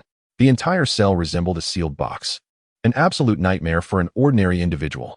However, having experienced confinement in a previous life, Lu Nan remained unfazed. He plopped down onto the damp floor, muttering to himself, Damn it, I hope the instigation I just executed proves effective. If so, my subsequent plans will be significantly more advantageous. Furthermore, the kick I delivered to Wang Hai must have injured his meniscus. If all goes as anticipated, he shall soon become a lifelong cripple. Hee hee. Lu Nan chuckled ominously, envisioning the gradual unraveling of Wang Hai under his scheming. At that moment, the iron door creaked ominously. Shortly thereafter, a flurry of hurried footsteps echoed. Lu Nan turned to look, a grin spreading across his face. Heh, Director Hai, what's the rush? I've only just been locked in. And you're already considering my release? Isn't this a tad hasty? Enough with the nonsense, Lu Nan. At that juncture, Wang Hai stood before the iron door, his eyes radiating an intense fury. Speak. Who has betrayed me? What must I do to ensure your silence? Wang Hai's voice dripped with a bone-chilling menace, his rage unmistakable. It seems that you are seeking assistance while adopting such a tone, Wang Haier. Do you not think you are being a tad pretentious? Chapter 43. Zhou Yu and Huanggai Lu Nan. Spare me your nonsense. Wang Hai thundered, his palm striking the iron door with a resounding thud, his fury palpable. I am well aware that you share my identity as an officer. Your presence here must be in service of some task assigned by Li Xiangwen. Li Fei has divulged everything to me. If you refuse to hand over the ledger, I shall expose your identity for all to see. I am curious to see how you will survive in this predicament. Upon hearing these words, Lu Nan was taken aback, his mind racing with alarm, simultaneously cursing Li Fei for her treachery. Yet, as he pondered further, a realization dawned upon him. Wang Hai was attempting to deceive him. If Li Fei had indeed disclosed his true identity, Wang Hai would undoubtedly be aware that his intent was to confront the scarred one, rather than employing the pretense of a task as his excuse. That foolish Li Fei would never provide half-truths. With this understanding, Lu Nan quickly regained his composure. Oh, is that so? He cast a casual glance at Wang Hai, disregarding him entirely, and slowly rose from the ground, remarking, then by all means, reveal my identity. Surely, that would make my existence here more tolerable. What kind of prisoner would willingly provoke an undercover officer? I would rather flee than engage with you. Ha ha. You. Wang Hai was incensed by Lu Nan's demeanor, his rage suffocating him as he fantasized about swallowing Lu Nan whole. Yet, he found himself utterly powerless in the face of the situation. For all is merely conjecture on his part. Observing Lu Nan's current reaction, it is highly probable that this assumption is erroneous. Furthermore, the other party is not mistaken. If I were indeed to falsely accuse him of being an undercover agent, who would dare to provoke him? In this scenario, my plan of orchestrating a borrowed knife to kill would be utterly foiled. Contemplating these matters, Wang Hai gritted his teeth and resolved to endure this indignation for the time being. The immediate priority is to ascertain the whereabouts of the ledger. Otherwise, a metaphorical axe hangs precariously over my head. Most critically, this rascal should remain oblivious to the secrets concealed within. Otherwise, he would have long since revealed them to threaten me. Thus, after a moment of contemplation, Wang Hai tentatively inquired, Lu Nan, although we have had our disagreements, they are trivial matters. How about this? You return the ledger to me, and I shall assist you within this prison. Be it in securing a commutation or any other favorable circumstance, I shall prioritize your needs. With such an arrangement, you need not languish here for 17 years. You could be out in 7 or 8. This is a coveted opportunity that many yearn for within the confines of the southern city prison. Upon hearing Wang Hai's proposition, Lu Nan narrowed his eyes slightly, a bemused expression gracing his features as he replied, Hee hee, if that is your stance, then this matter is indeed open to negotiation. Lu Nan deliberately elongated his tone, pausing momentarily before continuing. Thus, to gauge your sincerity, you shall first procure me 2 cigarettes. Once I have recuperated and your conduct proves trustworthy, we shall proceed. I shall naturally return the ledger to you. What do you say? Lu Nan spoke these words with a playful expression on his face, while Wang Hai's eyes widened in disbelief, nearly choking with rage. Damn it! That previous exchange was akin to playing music to a cow. It was only out of urgency that he sought to obtain that ledger swiftly. Otherwise, who in their right mind would squander time and energy engaging in frivolous banter with this insufferable fool? Yet, Lu Nan audaciously took the opportunity to extort him. Lu Nan. Wang Hai ground his teeth, enunciating each word with a venomous clarity. Do not push your luck. Huh. If you disagree, then there is nothing more to discuss. Lu Nan replied, spreading his hands. After all, I truly cannot place my trust in your character. If you acquire the ledger today, I shall ensure you meet your maker by tomorrow. Do you think I am a fool? Wang Hai was so incensed that he repeated a curse thrice. His chest heaved violently, his fists clenched with a crackling fury. I hope you do not come to regret this. With that ominous warning, Wang Hai slammed the iron door shut and stormed away. Meanwhile, returning once more to the darkness, Lu Nan's mind was engulfed in bewilderment. Wang Hai had no reason to be so anxious. He could have easily acquiesced to my terms and then slowly entertained me. Yet, he appeared as if cornered like a desperate animal. Could it be that the ledger harbored some secret? Upon this thought, the content of the ledger resurfaced in Lu Nan's mind. However, aside from the bribery amounts and a few names, there was little else of value. No matter. One step at a time. Since that fool Wang Hai is in such a hurry, let him stir things up. The more he fumbles, the more secrets will unravel. Resolute in his decision, Lu Nan ceased to ponder further and began practicing the five-animal play, a skill he had honed since childhood. With rhythmic breaths, he circled repeatedly. As Lu Nan's breathing steadied, he gradually slipped into a meditative state. Simultaneously, whether due to the practice of the five-animal play or his acclimatization to the confinement's odors, he found that the foul stench within was becoming imperceptible. In the infirmary's private room, Lu Dashin stood beside Wang Hai's bed. "Brother Hai, I have something to discuss with you. Speak your mind, spare no pleasantries." Wang Hai, with his knee encased in plaster, was in a particularly irritable mood. Coupled with Lu Nan's previous remarks, he increasingly regarded Lu Dashin as a traitor. "Brother Hai, what Lu Nan said earlier was deliberately aimed at you." Understanding Wang Hai's temperament, Lu Dashin opted for candor rather than subtlety. With that in mind, he spoke without hesitation. "I know that little brats stole your belongings, and I have a way to help you retrieve them." Upon hearing Lu Dashin's words, Wang Hai instantly became intrigued. Ignoring the pain in his knee and right arm, he sat up eagerly and said, "Dashin, share your thoughts. If you can retrieve my belongings, the position of the second-in-command at the Southern City Prison shall be yours." "Thank you, Brother Hai." Lu Dashin suppressed his excitement, bowing humbly as he recounted the conversation he had during the escort to the solitary confinement cell. Subsequently, Lu Dashin continued, "Brother Hai, I investigated and found that in the past week, you were the only one on duty. Hence, this young man must have hidden the items in a place unknown to us. Lu Nan mentioned that if you wish to deal with us, you could show us the way. Why not let me defect to him and have him point me in the right direction? This way, I stand a significant chance of extracting the location where he concealed the stolen goods." Listening to Lu Dashin's proposal, Wang Hai fell into contemplation. Moments later, he abruptly raised his head to gaze at Lu Dashin, exclaiming in admiration, "Excellent. What a clever strategy to cut off the enemy's supplies. However, this young man is exceedingly cunning. What do you plan to do?" "A scheme akin to Zhou Yu's plan against Huang Gai." Lu Dashin replied, "Brother Hai, you must give me a severe beating now, and then I will defect to Lu Nan." "Ha ha ha, splendid, my good brother." With that, a loud crash echoed through the Southern City Prison, followed by the sounds of Lu Dashin's anguished cries reverberating throughout the facility. Chapter 44. A joyful collaboration. At this moment, Lu Nan sat cross-legged, eyes closed in tranquil meditation, seemingly unperturbed by the confines of the cell. "Lu Nan, let's have a chat." Upon hearing this, Lu Nan opened his eyes and was momentarily taken aback by Lu Dashin's woeful expression, which soon gave way to hearty laughter. "Ha ha ha, Lu Dashin, how is it that in such a short time, you've turned into a bear?" "Cut the nonsense."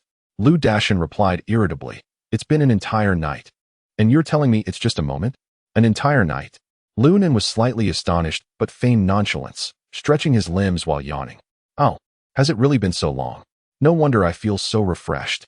At this remark, Lu Dashin's frustration boiled over. "Damn it, to portray my role convincingly, I endured a night of brutal beatings, nearly facing death. And here Lu Nan is, appearing not only unscathed but seemingly at ease. It's infuriating." Though inwardly seething, Lu Dashin maintained a stoic facade, remembering he had come with a purpose. He needed to earn Lu Nan's trust swiftly and retrieve the list. Otherwise, that wretched Wang Hai would surely not let him off the hook. With this in mind, Lu Dashin suppressed his anger and softened his tone, asking, "Lu Nan, you mentioned yesterday that if Wang Hai causes me trouble, you would show me a way out. Pray tell, what do you mean?" Upon hearing this, Lu Nan offered a faint smile and did not conceal his intentions. "The path to success is quite straightforward. Just relay every move of Wang Hai to me, and I shall see to his downfall." With that, Lu Nan waved his index finger with a flourish. "Oh, is that all?" Lu Dashin was momentarily taken aback by this statement, then scoffed. "Is that truly your definition of a clear path? You do realize who Wang Hai is connected to, don't you? Do you know who his father is?" "Lu Nan, you are rather naive. Wang Hai's father is the second in command of the entire police system, and you think you can bring him down just like that? Huh, I suggest you reconsider your ambitions and retire for the night. Do you know what type of individuals Wang Hai's father despises the most? It is precisely people like you, the traitors. I fear you may not even get the chance to meet him before being shown the door. After delivering this tirade, Lu Dashin turned on his heel and departed. His abrupt exit was a calculated maneuver of feigned indifference. Had Lu Nan's words held any weight, he would have readily acquiesced. Such a notion was utterly ludicrous. Even a fool could discern the underlying absurdity. As for Lu Nan's audacity to make such a bold claim, it stemmed from two fundamental misunderstandings. First, Lu Nan had little grasp of the intricacies of the political arena. Second, he possessed a ledger that he believed granted him leverage. Yet, to assume that these two factors would suffice to dismantle the authority of a high-ranking police official was a grand overestimation. With that thought in mind, Lu Dashin shook his head in disbelief. He was utterly indifferent to whether Lu Nan was a fool. All that mattered was extracting some information.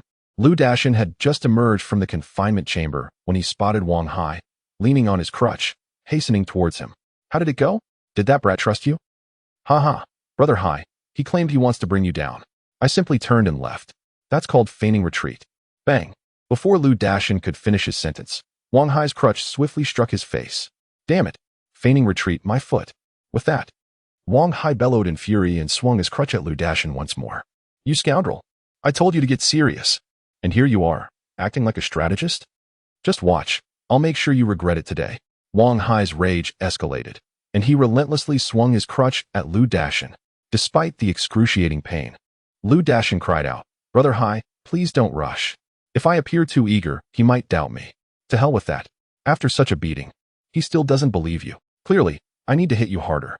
The more Wang Hai pondered, the angrier he became, wishing he could flay Lu Dashin alive. His urgency stemmed from the fear that if Lu Nan uncovered the secret of the list, it would spell disaster, not just for him, but for his own father as well.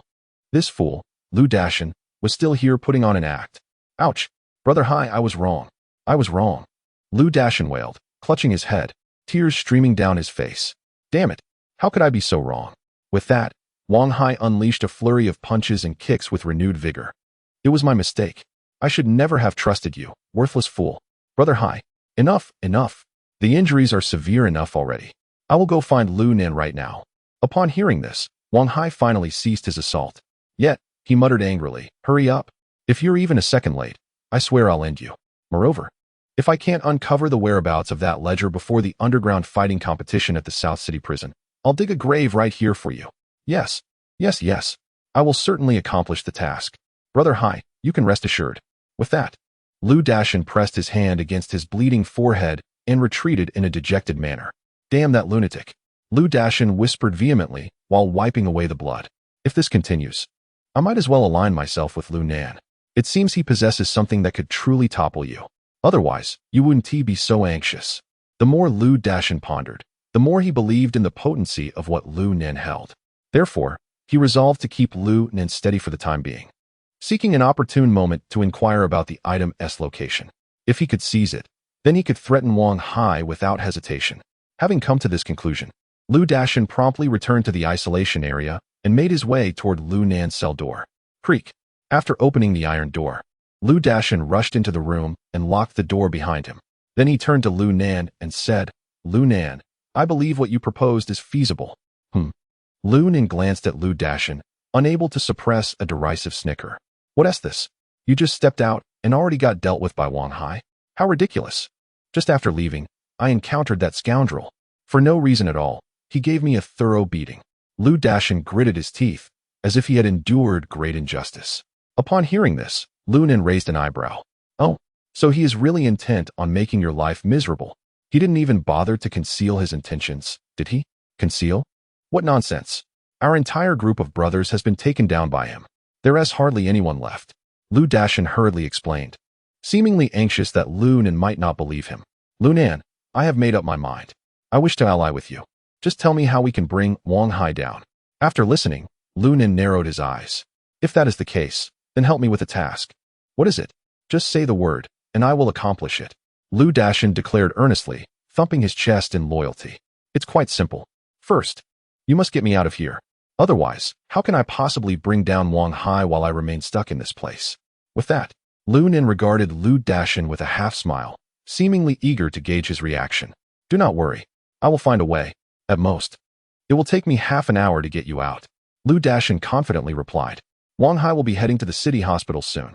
While he is away, I will ensure your escape. Very well, let us enjoy a delightful collaboration. Lu Nin rose to his feet and extended his hand to shake Lu Dashin's. A pleasant partnership. Master Lu. Chapter 45, A Physical Examination half an hour later. Indeed, Lu Dashin fulfilled his promise and released Lu Nan from the confinement room. Master Lu, do you have any further instructions? Lu Dashin inquired, his gaze lowered submissively. Ha, Brother Shan, what more could there be? Now that I am free, I intend to return and get some sleep. This night has been rather uncomfortable. Lu Nan feigned a yawn. Master Lu, wouldn't it be prudent to visit the infirmary for an examination? Your injuries appear quite serious. Lu Dashin feigned concern. There's no need. I appreciate your kindness, Brother Shan. I am well aware of my condition, and a couple of days of rest will suffice. Lu Nin waved his hand dismissively and turned to leave. Seeing this, Lu Dashin hastily interjected, Wait, you should really go to the infirmary for a checkup. What if there are hidden injuries? I still rely on you. He reached out to pull Lu Nin back. At that moment, Lu Nan's expression shifted slightly before quickly returning to calm. It's unnecessary. I can manage with a sleep in my cell. This exchange did not escape Lu Dashin's keen observation. I understand now. Lu Nin must have hidden Wang Hai's ledger in his cell, perhaps even among his brothers, Song Dakue, and the others. Otherwise, he would not forego the excellent conditions of the infirmary to return to his cell.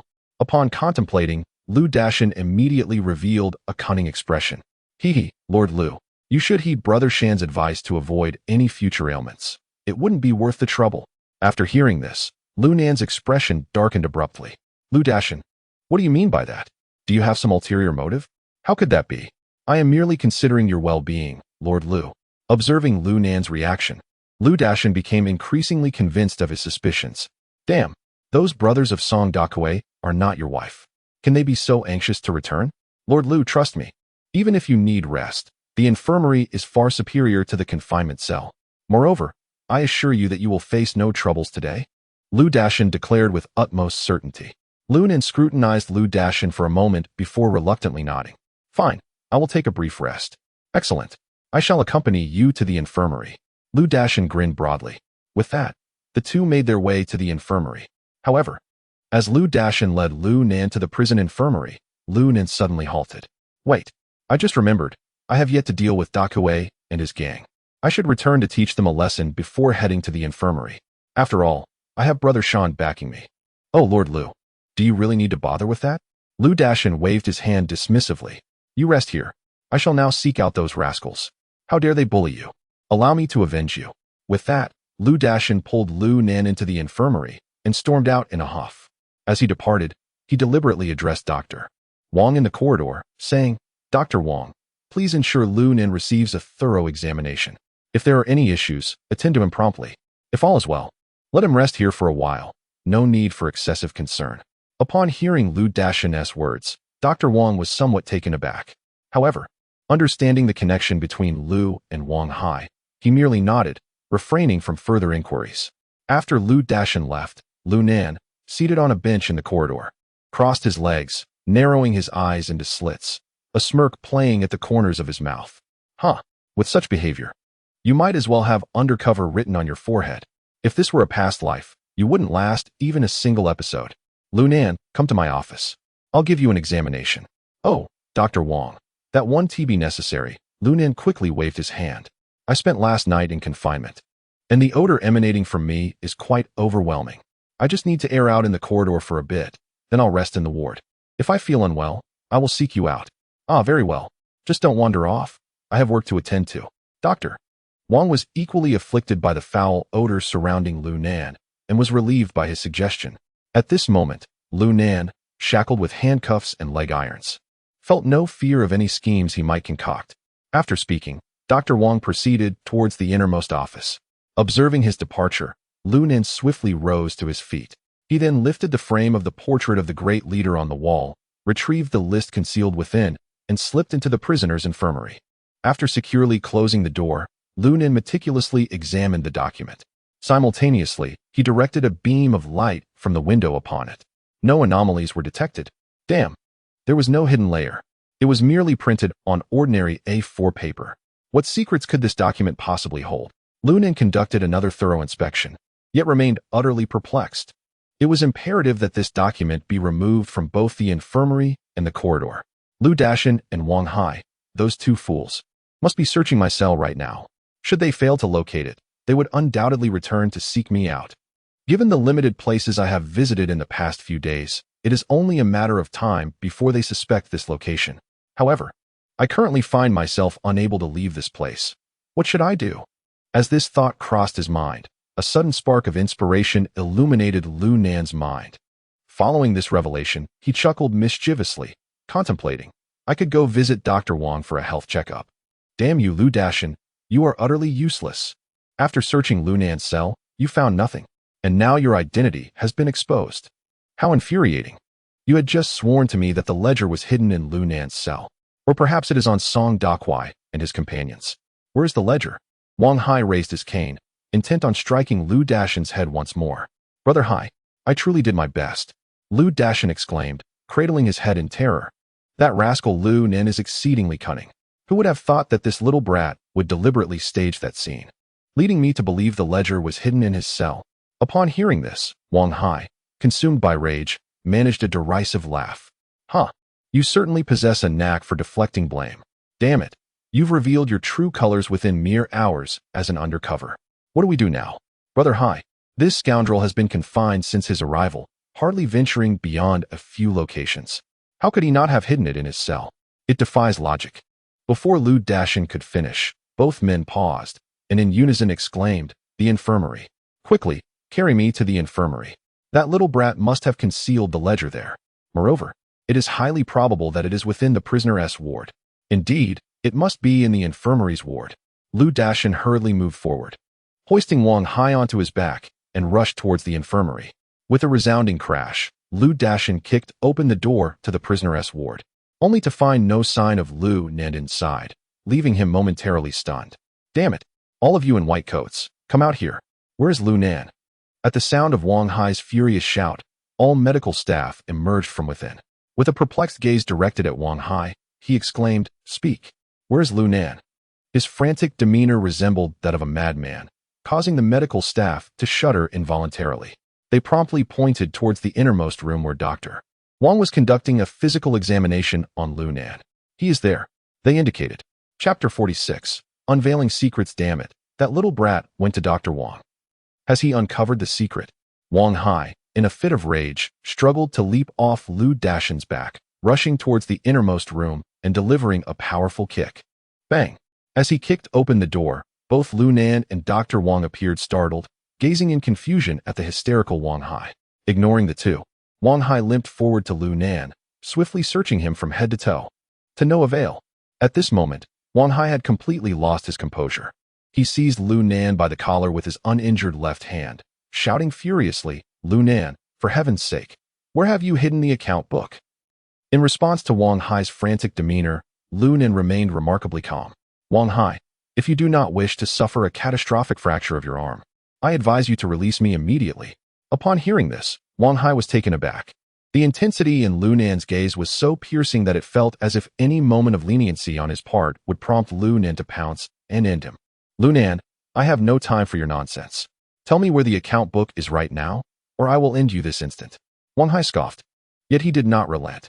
Instead, he yanked Lu Nan's collar forcefully towards himself. However, in the very next moment, with his hands cuffed together, Lu Nan suddenly raised both arms upward, colliding sharply into Wang Hai's armpit.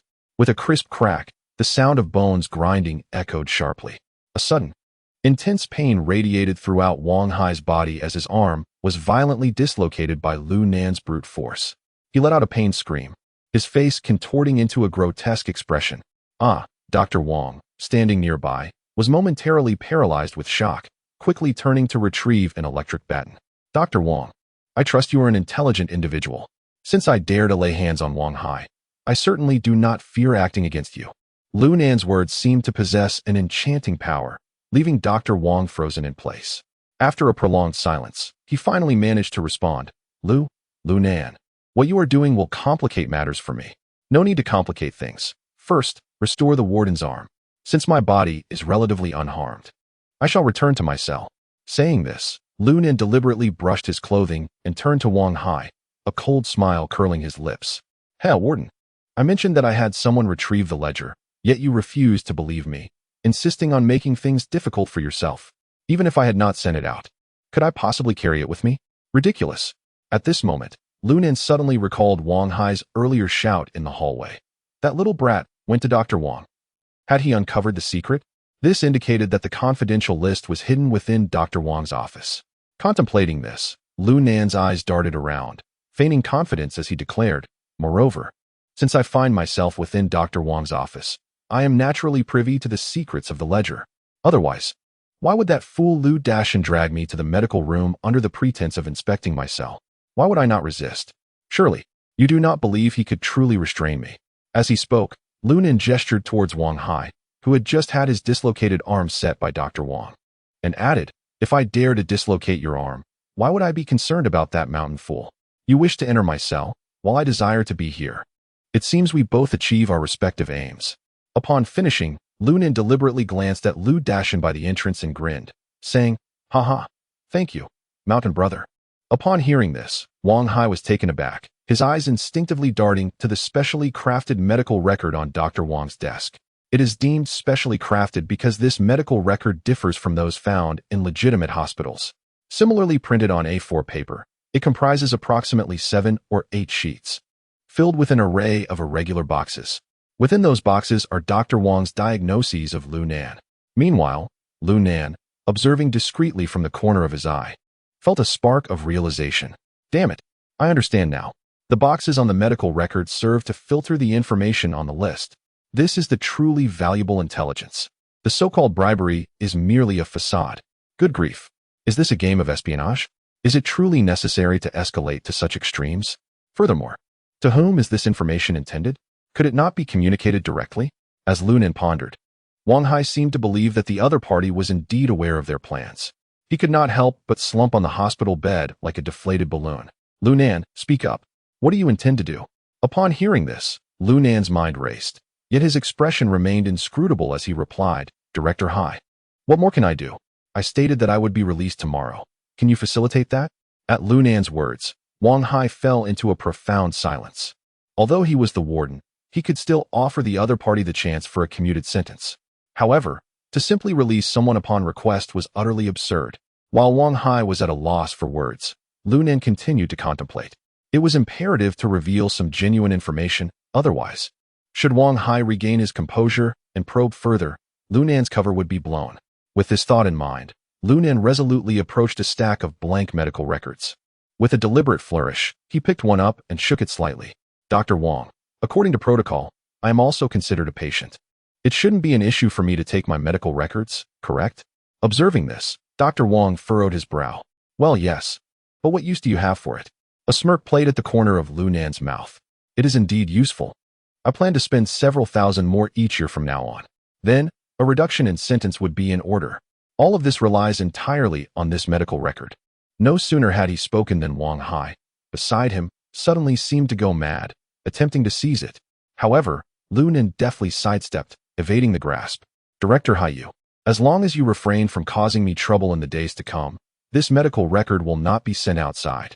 Moreover, even if it were given to you, it would matter little, for I have long memorized its format. As long as I pass it to my contact, you and your father may await your doom. At this point, Lu Nen took a deep breath and continued, you must relay the information this time. Yet, as long as the list remains in my possession, the information contained within serves as evidence. I believe that even if a decade or 8 years pass, the statute of limitations will not have expired, will it? Upon hearing this, Dr. Wang fell into a state of panic, hastily explaining, Lu Nan, do not act recklessly. I assure you, I will never harm you again. Well, it would be best if you do not. With that, Lu Nan cast a disdainful glance at Wang Hai and proceeded toward the door. Turning to the dazed Lu Dashan, he said, Brother, you have worked hard this time. Had you not brought me to the medical room, I would have struggled to memorize this medical record format. Enough of your days. Please escort me back to my cell. Hearing Lu Nan's words, Lu Dashan stood momentarily stunned. By the time he regained his senses, he saw Lu Nan already heading outside. At that moment, he cast a glance at Wang Hai, whose fierce demeanor seemed capable of tearing him apart, and a shiver ran down his spine. Trembling, he stammered, "Hi, brother Hai, I will escort Lu Nen back first." Before he could complete his sentence, Lu Dashin found himself lacking the courage to continue. He swiftly turned and hastened out. Chapter 47. A startling proposal with a beaming smile. Lu Dashin suggested, "Brother Nan, shall we take a trip to the restroom?" "What on earth?" Lu Nen questioned, unsure if he had misheard, and repeated, "To the restroom?" "Ah, to the restroom." Lu Dashin nodded eagerly, his gaze filled with anticipation as he looked at Lu Nan. "What are you up to, you fool? Lu Shampao? What is your intention? Surely, you do not mean to engage in something illicit." "I am not interested in that." Realizing Lu Nan's misunderstanding, Lu Dashin quickly waved his hands in protest. "Brother Nan, I have something I wish to discuss privately with you. The restroom here is rather quiet." He gestured towards the corner of the corridor, his face etched with desperation. "Brother Nan, I implore you. If I do not say this today, I might not live to see another moment." Seeing Lu Dashin's expression, one of near tears, Lu Nan sighed. He understood that Lu Dashin was also a victim in this scenario, having been blissfully ignorant throughout. He had foolishly followed the lead of others in stirring up trouble. Considering that this fool had inadvertently assisted him, Lu Nen decided to hear him out. With that thought in mind, he nodded and said, "All right. I was just about to relieve myself anyway." With that, he strode towards the corner of the corridor. Lu Dashin hurriedly followed suit. Just as they reached the restroom door, Lu Nen suddenly halted and remarked, "Lu Dashin, I presume you would prefer that our conversation remains private?" Lu Dashin nodded eagerly. "All right, let's go this way," he said, pointing towards the women's restroom. "Isn't it quieter here?" Upon hearing this, Lu Dashin nodded vigorously. "Absolutely, absolutely." Thus, the two entered the women's restroom. Once inside, Lu Dashin first checked each stall, ensuring it was empty. After confirming there was no one around, he suddenly knelt before Lu Nan with a thud, grasping his thigh and pleading, "Nan go. You must save me this time. Otherwise, I am doomed. Wang Hai will not spare me." Seeing his desperation, Lu Nan wore a slight smirk, leisurely responding, "Heh, Shan Go. I did give you a chance, but you failed to deliver. Remember when you said the same outside the isolation room? What happened then? You turned around and sold me out. If I were to trust you again now, wouldn't that make me a fool?" At these words, Lu Dashin felt a heavy weight in his heart. He was on the verge of tears. "Nan Go, please let me explain. I was truly coerced. You saw it yourself. I couldn't possibly stand against Wang Hai and his father. My family comes from the countryside, and my parents are merely bricklayers. If I anger them, they could ruin my family in an instant." As he spoke, Lu Dashin raised his right arm and slapped himself fiercely, the sound echoing loudly throughout the restroom. "Brother Nan, you must believe me. I am truly in a desperate situation." At that moment, Lu Nan cast a cold glance at him and replied indifferently, "Enough. Do you think I am a 3-year-old child? Desperate? You must be joking." With that, Lu Nan shook off Lu Dashin's arm and prepared to leave. However, unexpectedly, Lu Dashin suddenly called out, "Brother Nan, wait." Lu Nan frowned slightly and turned back to ask, "What is it? Is there something else?" "Brother Nan, here's the thing. Just give me the medical case in your hand, and I will deliver it for you. You can rest assured this time. This case is merely the most ordinary item from the infirmary. You need not worry about any ulterior motives." Hearing Lu Dashin's words, Lu Nan could not help but feel a sense of amusement. "What on earth? Am I asking you to deliver something trivial? Where exactly would I send it? Is there anyone outside who could assist me?" Though he thought this, Lu Nan refrained from voicing such sentiments. Instead, he pretended to ponder deeply, as if contemplating the feasibility of the matter. "Brother Nan, if you are still worried, you can have me deliver the case to a designated location. I have no intention of prying into your secrets. If you agree, you will be my benefactor." Seeing Lu Nan hesitate, Lu Dashin quickly raised 3 fingers, exclaiming, "Brother Nan, I swear, from this day forth, if I betray you, may I, Lu Dashin, be struck by lightning, suffer a broken family, and meet an untimely demise." Upon witnessing the situation, Lu Nan feigned a decisive demeanor. "Very well. Since you insist, I shall place my trust in you this once. However, should you dare to play both sides again, do not blame me for being ruthless." At this juncture, a sinister aura enveloped Lu Nan's countenance, sending a chill down Lu Dashin's spine. This Lu Nan was no ordinary individual. Despite his youth, his presence surpassed that of the notorious figures within the prison walls. If one could secure his favor, The prospect of soaring to great heights seemed entirely plausible. With this thought in mind, Lu Dashin hastily assured, "Brother Nan, rest assured. I shall fulfill the task. From this moment forth, you shall witness my performance. If I utter a single falsehood, let me be ruthlessly beaten to death by Wang Hai." Huh. I hope you remember your words. Moreover, in the future, employ a bit more wit in your endeavors. Do not merely serve as a pawn. After uttering these words, Lu Nan prepared to hand Lu Dashin the medical record. "Ah, wait. No, I cannot. My stomach aches. Guard this for me while I relieve myself." With that, Lu Nan swiftly turned and entered the toilet stall. Once the door was shut, a cacophony of sounds ensued. Meanwhile, Lu Dashin waited outside, his mouth twitching in disbelief. Unbeknownst to him, within that moment, Lu Nan had slipped his hand into the narrow gap between the tank and the wall, laboriously retrieving a stack of stapled A4 sheets, precisely the ledger that Wang Hai had misplaced. Damn it, I must uncover the secrets hidden within. As he pondered, Lu Nan placed the single page of the medical record atop the first page of the ledger. He then raised it towards the light. Behold, under the glare of the incandescent bulb, the characters on the ledger began to seep through the medical paper. Lu Nan read swiftly, as the information unfolded before his eyes. Beads of cold sweat formed on his forehead. A tempest of emotions surged within him. How could it be that Wang Hai and his father were indeed such formidable players? To his astonishment, the prototype of Bai Jiuhao was actually supported by Wang Hai's father, Wang Dongwei. Furthermore, the scar-faced man had deliberately allowed Old K to be captured. If that were the case, Wang Hai's transfer here was not primarily for his own benefit. Instead, it was to enable the scar-faced man to relay information to the blue face. Oh my god, this implies that the group of ghouls must also be backed by Wang Dongwei. I wondered how they had been so brazen in Liangqing all those years, thriving without a care, even openly peddling little pills without anyone intervening. It turns out, they were sheltered by the towering presence of the police department. Huh. With this realization, Lu Nan exhaled a heavy breath. His eyes sparkled with brilliance. It seems I must find a way to send this list from the ledger out into the world. Damn it, this Wang Dongwei even has connections with northern Myanmar. I truly underestimated him. Chapter 48. Go to hell. Having discerned the hidden messages within the ledger, Lu Nan concluded that the book had lost its significance. Moreover, he had already memorized the names listed and the amounts of bribery involved. His immediate objective was to destroy the ledger. Wang Hai, unable to locate the book, was instead wary of him, refraining from direct confrontation.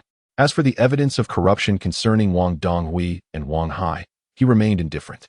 That was a matter for Ji Wei to ponder. At present, Lu Nan's priority was to establish a connection with Scar, thereby infiltrating the inner circle of the White Nine. After all, that was his mission. Perhaps I could leverage the message Wang Hai intends to convey to forge a bond with Scar. Another consideration arose. If Scar were imprisoned to connect with Wang Dongwei, he must have already engaged with Wang Hai. Yet, the extent of their discussion remained a mystery. Lost in contemplation, Lu Nan was suddenly interrupted by a series of knocks at the door. Wait, I'm not finished yet. He frowned in irritation. Brother Nan, you need to hurry. If Wang Hai discovers we haven't left this place together, he might suspect something, Lu Dashin whispered from outside. He just left the infirmary and should be returning to the office now. Upon hearing this, Lu Nan did not hesitate. He crumpled a few sheets of A4 paper from the ledger, softened them, and then used them to wipe himself. Subsequently, he tossed them into the squat toilet, watching them disappear with the flush. Ah, what a relief! Lu Nan exclaimed as he opened the door, feeling invigorated as he rubbed his belly. Finally, after several days, he had released all that was pent up. Brother Nan, let us hurry and go, Lu Dashin urged anxiously. Here, take this medical record book. Figure out a way to get me a phone later. Lu Nan casually handed over the record book. Brother Nan, I can help you deliver this medical record book. But I truly cannot procure a phone for you, Lu Dashin replied, a look of concern on his face. When we enter the prison block, we are thoroughly searched. No one in the Nongguan prison is allowed to bring a phone inside. Even Wang Hai strictly adheres to this rule. After all, if something were to go awry, the first to be investigated would be the one who brought the phone in. I understand. Lu Nan interrupted Lu Dashin, waving his hand. This route is indeed unfeasible. We must devise another plan. Here's what you'll do. Deliver this medical record book to the Xingxing Internet CAF on Linxing Road. Hand it to the clerk there and tell him that the legendary Axe King will come looking for it. Ah, understood. Lu Dashin did not inquire further, merely nodding in acknowledgement. Subsequently, Seemingly concerned that Lu Nen might doubt his sincerity, he swore earnestly, "Nangu, rest assured this time. If I fail to handle it, you can do as you wish with me." Very well. I shall observe how you manage this matter," Lu Nan replied, then leisurely strolled toward the exit. "Nangu, would you mind visiting Wang Hai's office first?" Lu Dashan tentatively suggested. "Why on earth would I go to his office?" Lu Nan responded, clearly perplexed. "I fear Wang Hai might resort to violence against me." Lu Dashan explained with growing anxiety. "I worry he might act desperately and eliminate me." You need not worry. Wang Hai is likely preoccupied with contemplating how to deal with me. He certainly lacks the leisure to concern himself with you. If I were to visit his office, it might only serve to remind him of your existence, which would bring you trouble." Lu Nen remarked with a hint of a smile, speaking in a calm manner. "Here's the plan. If your fear is genuine, then after a while, you may deliver the medical records to me. Following that, take a few days off from Wang Hai and lay low outside." Lu Dashan was momentarily taken aback. He was well aware of Wang Hai's ruthlessness. Once he resorted to violence, it would undoubtedly be severe. Yet, Lu Nan's reasoning was both logical and compelling, leaving him momentarily speechless. "Then, Nangu, when shall I return? I cannot simply take leave to hide from him. At that moment, he must find a pretext to have me dismissed, right?" Lu Dashan asked, his face etched with frustration. Lu Nan cast a sidelong glance at him, his expression grave as he replied, "I am currently uncertain about the measures Wang Donghui and Wang Hai might employ against me. If they send someone to kill me, do you think I will have the leisure to care for you? So, it would be wise for you to stay hidden. After all, life holds greater significance than employment, does it not?" Lu Dashan's expression stiffened, beads of cold sweat forming on his forehead. "Enough of that. There's no need for excessive worry. In Wang Hai's eyes, you are nothing more than a minnow." Lu Nen reassured him. "Here's what you should do. Once you arrive at the StarNet CAF, leave a contact number with the attendant there. I will have someone reach out to you when the time comes." With that, Lu Nen wasted no more time, turning swiftly and exiting the restroom. Lu Dashan had no choice but to follow, gritting his teeth in resolve. As they made their way back to the cell, they coincidentally encountered the time for recreational activities. Numerous inmates were scattered across the playground, engaging in various activities. The majority were diligently honing their combat skills, as tomorrow marked the internal selection. If they could indeed represent the South City prison in the forthcoming prison-wide combat tournament, their futures might very well be transformed. Meanwhile, Lu Nan's gaze flickered, scanning the throngs of individuals until it settled on Li Feng. He observed him engaged in a sparring session with another inmate, displaying commendable agility. Although lacking refined combat techniques, his strikes were remarkably vicious. It is evident that he is someone who has emerged from the realm of street fights. That energetic fellow. Could he be the one known as Scar? Lu Nan gently lifted his head and quietly inquired of Lu Dashan. "I am unaware of his moniker. Yet it appears that this Li Feng possesses considerable influence. Wang Hai treats him with great courtesy," Lu Dashan candidly replied. "Oh, do you know the reason for his incarceration? How long is his sentence?" Lu Nan continued to question. "Well, it is said that he was imprisoned for robbery and the assault of a nightclub hostess. Though I am not well acquainted with the specifics. His records are personally safeguarded by Wang Hai." Lu Dashan shook his head, his response tinged with uncertainty. Does one truly resort to assaulting hostesses? What utter nonsense." Lu Nan scoffed derisively, yet chose not to elaborate further. He was now certain that this Li Feng could undoubtedly be the Scar. "Dashan, have you loosened my handcuffs?" Lu Nan spoke up. "Since it is currently activity time, I shall not return to my cell. Release me, and I shall practice on the playground." Hearing this, Lu Dashan furrowed his brow and softly murmured, "Brother Nan, under normal circumstances, you ought to report to Wang Hai first." "Report about what?" "Just unlock my cuffs, and make haste. If we delay, do not let him be the one to end your life in this prison." Upon hearing Lu Nan's words, Lu Dashan involuntarily shivered. Regardless of any rules or conventions, he casually retrieved the key and unlocked the handcuffs. "Brother Nan, I shall head off to deliver the materials now. You can move about freely." Go ahead." Lu Nan nodded, yet he harbored no concern that Lu Dashan might betray him this time. After all, the starry internet CAF was of no consequence to him. As for the title Legendary Axe King, it was merely a moniker he had whimsically bestowed upon Wang Pengzi. His intention was clear. He knew that Wang Pengzi would inevitably come to visit him in the coming days. At that moment, he would simply pass the information to Wang Pengzi to relay outside. As for the starry internet CAF and the legendary Axe King, he scoffed at the very thought. Chapter 49. You choose as Lu Nen contemplated. A cold smile crept across his lips. Lu Dashin, oh Lu Dashin, should you truly assist me this time, I would not hesitate to lend you a hand when the moment is right. However, should you prove ungrateful, do not blame me for your demise. Whether you are human or ghost depends entirely on the choices you make. Brother, have you emerged? Just as Lu Nen was lost in thought, De Kuei and his 6 companions hurriedly surrounded him. Meanwhile, Old Kwai feigned unfamiliarity with Lu Nen, casting a cursory glance before resuming his sunbathing on the chair. Yes, I have emerged. After stretching his wrists, Lu Nen inquired, how did it go?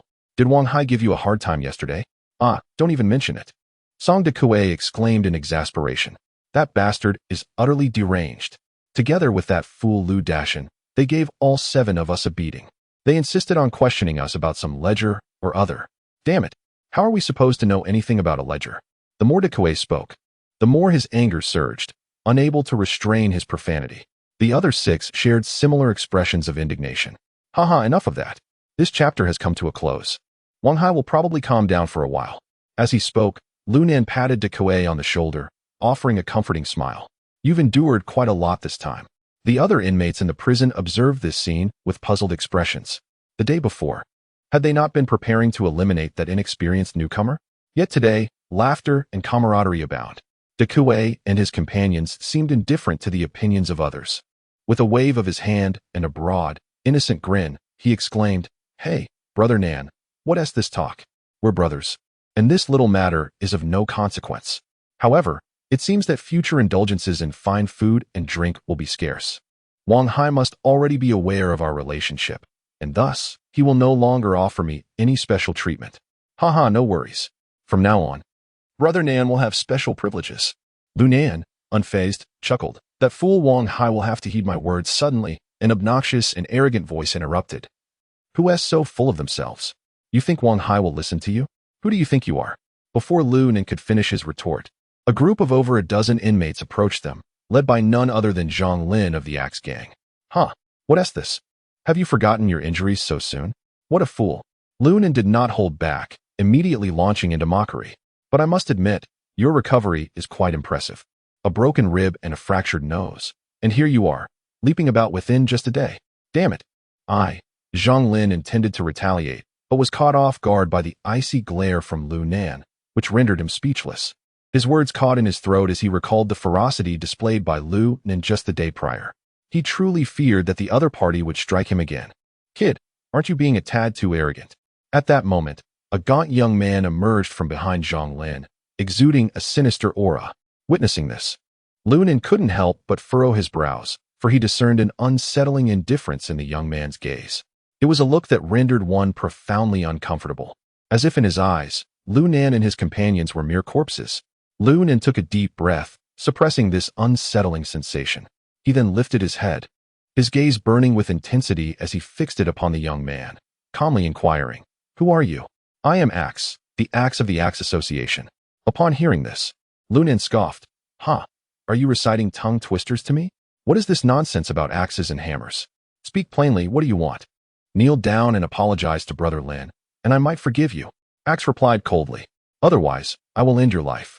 Upon hearing this, before Lu Nen could respond, a subordinate of De Kuei, nicknamed Mouse, bellowed, Go to hell. Who do you think you are, threatening our Brother Nan? With that, he launched a kick towards Axe. Axe's eyes narrowed instantly, glimmering with a dangerous light. You seek death. With that, Axe lunged forward, delivering a powerful punch towards Mouse. His lean right arm immediately bulged with muscle, creating an incongruous sight. And with that, the punch was executed with astonishing speed, even producing a faint sound of air being sliced. Be careful, De Kuei exclaimed. Yet, before his words could fully escape his lips, Lu Nen also made his move. A resounding bang echoed, accompanied by a dull thud, as both parties staggered back several steps. Heh, no wonder you're so arrogant. It appears you have some training. The Axe's gaze sharpened as he scrutinized Lu Nen. Let us settle this, Lu Nen said impassively, though inwardly he was taken aback. This young man was undoubtedly a master. Moreover, his strikes were ruthless. That last blow was clearly intended to cripple the rat. Had it not been for Lu Nen's swift reflexes, The rat's leg would have surely been a casualty today. Observing the aftermath of their clash, Kuei and the others could only watch in wide-eyed astonishment. They never anticipated that the seemingly fragile axe could contend evenly with Lu Nan. How extraordinary! Across the way, Zhang Lin regarded Lu Nan with the same incredulous expression, clearly surprised that Lu Nan could withstand the axe's attack. But soon, a cold smirk crept onto his lips. Humph, young man, you are courting death. The axe harbored no other passion save for honing his martial prowess and spilling blood. Awaken the demon within him, and you are doomed. Indeed. Just as Zhang Lin was deep in thought, the axe suddenly erupted with a sharp and maniacal laughter. Ha, ha. The laughter was rife with a sinister and bloodthirsty tone. In the next moment, he clenched his fist tightly, channeling all his strength into it, and struck out fiercely. At that instant, the axe seemed to transform into a different entity. Kid, prepare to meet your demise. The axe growled with a beastly, low roar that reverberated through the air. Lu Nan's expression shifted with alarm. This adversary was far more formidable than he had anticipated. Not daring to hesitate, Lu Nan quickly took a half-step back, his right hand lunging toward the opponent's wrist. Observing this, the axe wore a scornful smirk, flicking his right hand with ease. His left hand, now clenched into a fist, struck violently towards Lu Nan's lower ribs. What the hell? Is he trying to rupture my liver? Lu Nan gasped, hastily releasing his grip and shifting to a defensive stance. Alas, it was too late. The axe's powerful blow landed squarely on his shoulder. Boom. The sound of the impact echoed like thunder. Lu Nan was sent staggering back 7 or 8 steps, ultimately crashing heavily to the ground. Meanwhile, the axe remained steadfast, standing there like a god of war. Ha ha. The axe laughed heartily, casting a disdainful glance at the fallen Lu Nan. You're far too slow. Your skills may be decent, but your speed is woefully lacking. In comparison to me, you are nothing.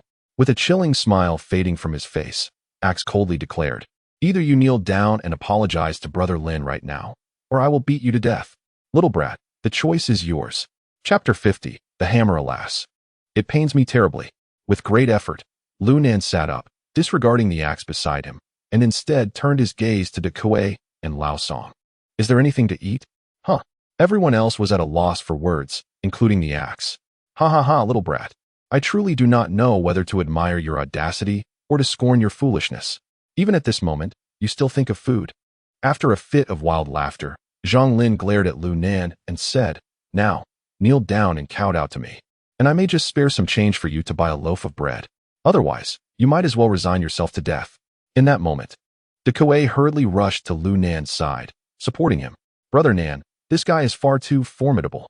A wise man does not suffer losses in front of him. If it comes to it, let us just concede. To hell with that. What wise man suffers losses in front of him? I am not a hero who can withstand such humiliation. Lu Nan shouted in fury, then extended his left hand to point at the axe. If it weren't for the fact that I had breakfast only yesterday morning and just had a bout in the infirmary, I would have turned this so-called axe into a hammer. Kuei scratched his head awkwardly, while the others merely scoffed at Lu Nan's words. They all believed he was merely boasting to mask his defeat. Little brat, my patience is limited. Will you kneel or not? If you refuse to kneel, do not blame me for ending your life.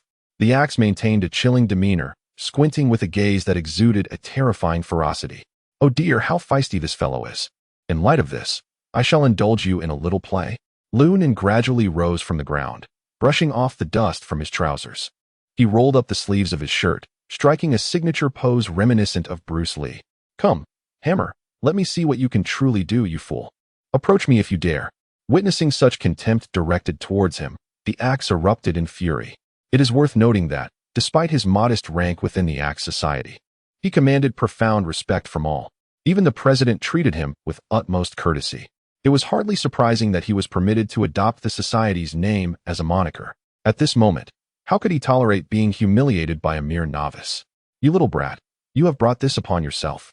With that, the axe lunged at Lu Nan like a ferocious leopard. The air whooshed violently, producing a piercing sound as it sliced through. By heavens, I truly underestimated the axe. With my current capabilities, I stand no chance against him. Realizing this, Lu Nan bellowed. Fool, when I beckon you to come, you actually obey. Very well. Today I shall spare you, but tomorrow, the reckoning awaits. After finishing his words, the arrogant Lu Nan swiftly turned and fled. His speed was such that he not only evaded the axe's attack, but also quickly dashed into a crowd of onlookers among the guards. I need to return to my cell. Don't just stand there foolishly. That kid is about to commit murder in public, can't you see? Let me tell you, if anything happens to me here, you can expect Wang Hai to flay you alive.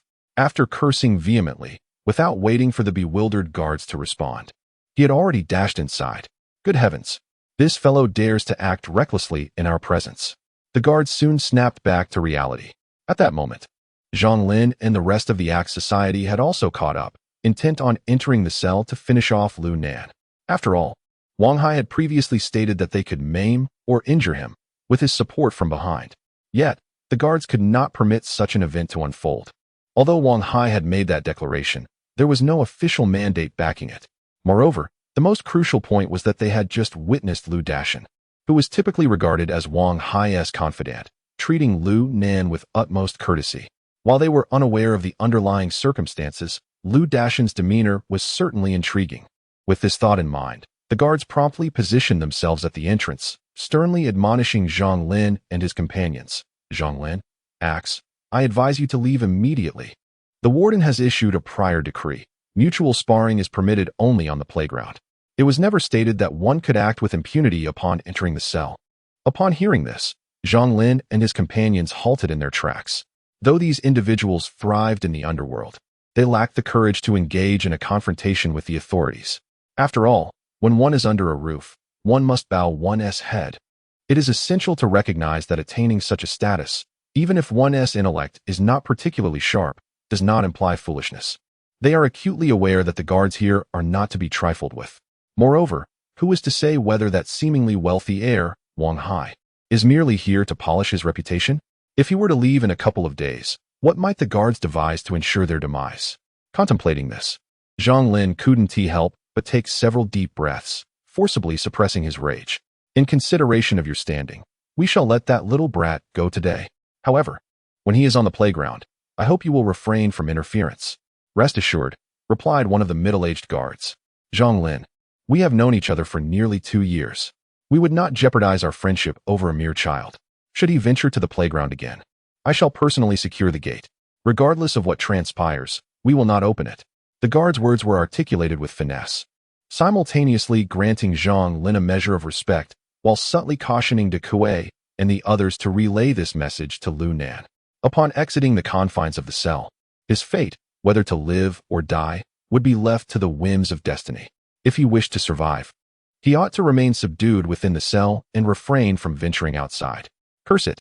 That little brat must be fortunate indeed. After muttering a curse, Zhang Lin clasped his fists towards the middle-aged supervisor, saying, Brother Yang, since you have spoken thus, I shall refrain from troubling that young lad today. We shall address this matter at a later time. With that, Zhang gestured dismissively to his entourage behind him, declaring, Let it be. That little brat has conceded. Let us return to our training. Upon hearing Zhang's words, his subordinates immediately unleashed a barrage of insults towards De Kuei and the others. Pathetic. Just a bunch of pretenders. Go back and tell that kid to keep a lower profile from now on. Indeed, if it weren't for his swift escape, Axe brother would surely have dealt with him decisively. Well then, back to training. I need to learn properly from Axe brother. Seeing that their opponents were numerous, De Kuei and his companions dared not speak further. They were also eager to check on Lu Nan's condition. Thus they turned and proceeded inside. Meanwhile, Zhang's group, feeling disinterested, exchanged a few more curses before crowding around Axe brother, making their way to the center of the training ground. At that moment, Zhang finally addressed the middle-aged supervisor, saying, Brother Yang, I believe that little brat has caused me some harm. Would you kindly escort me to the infirmary?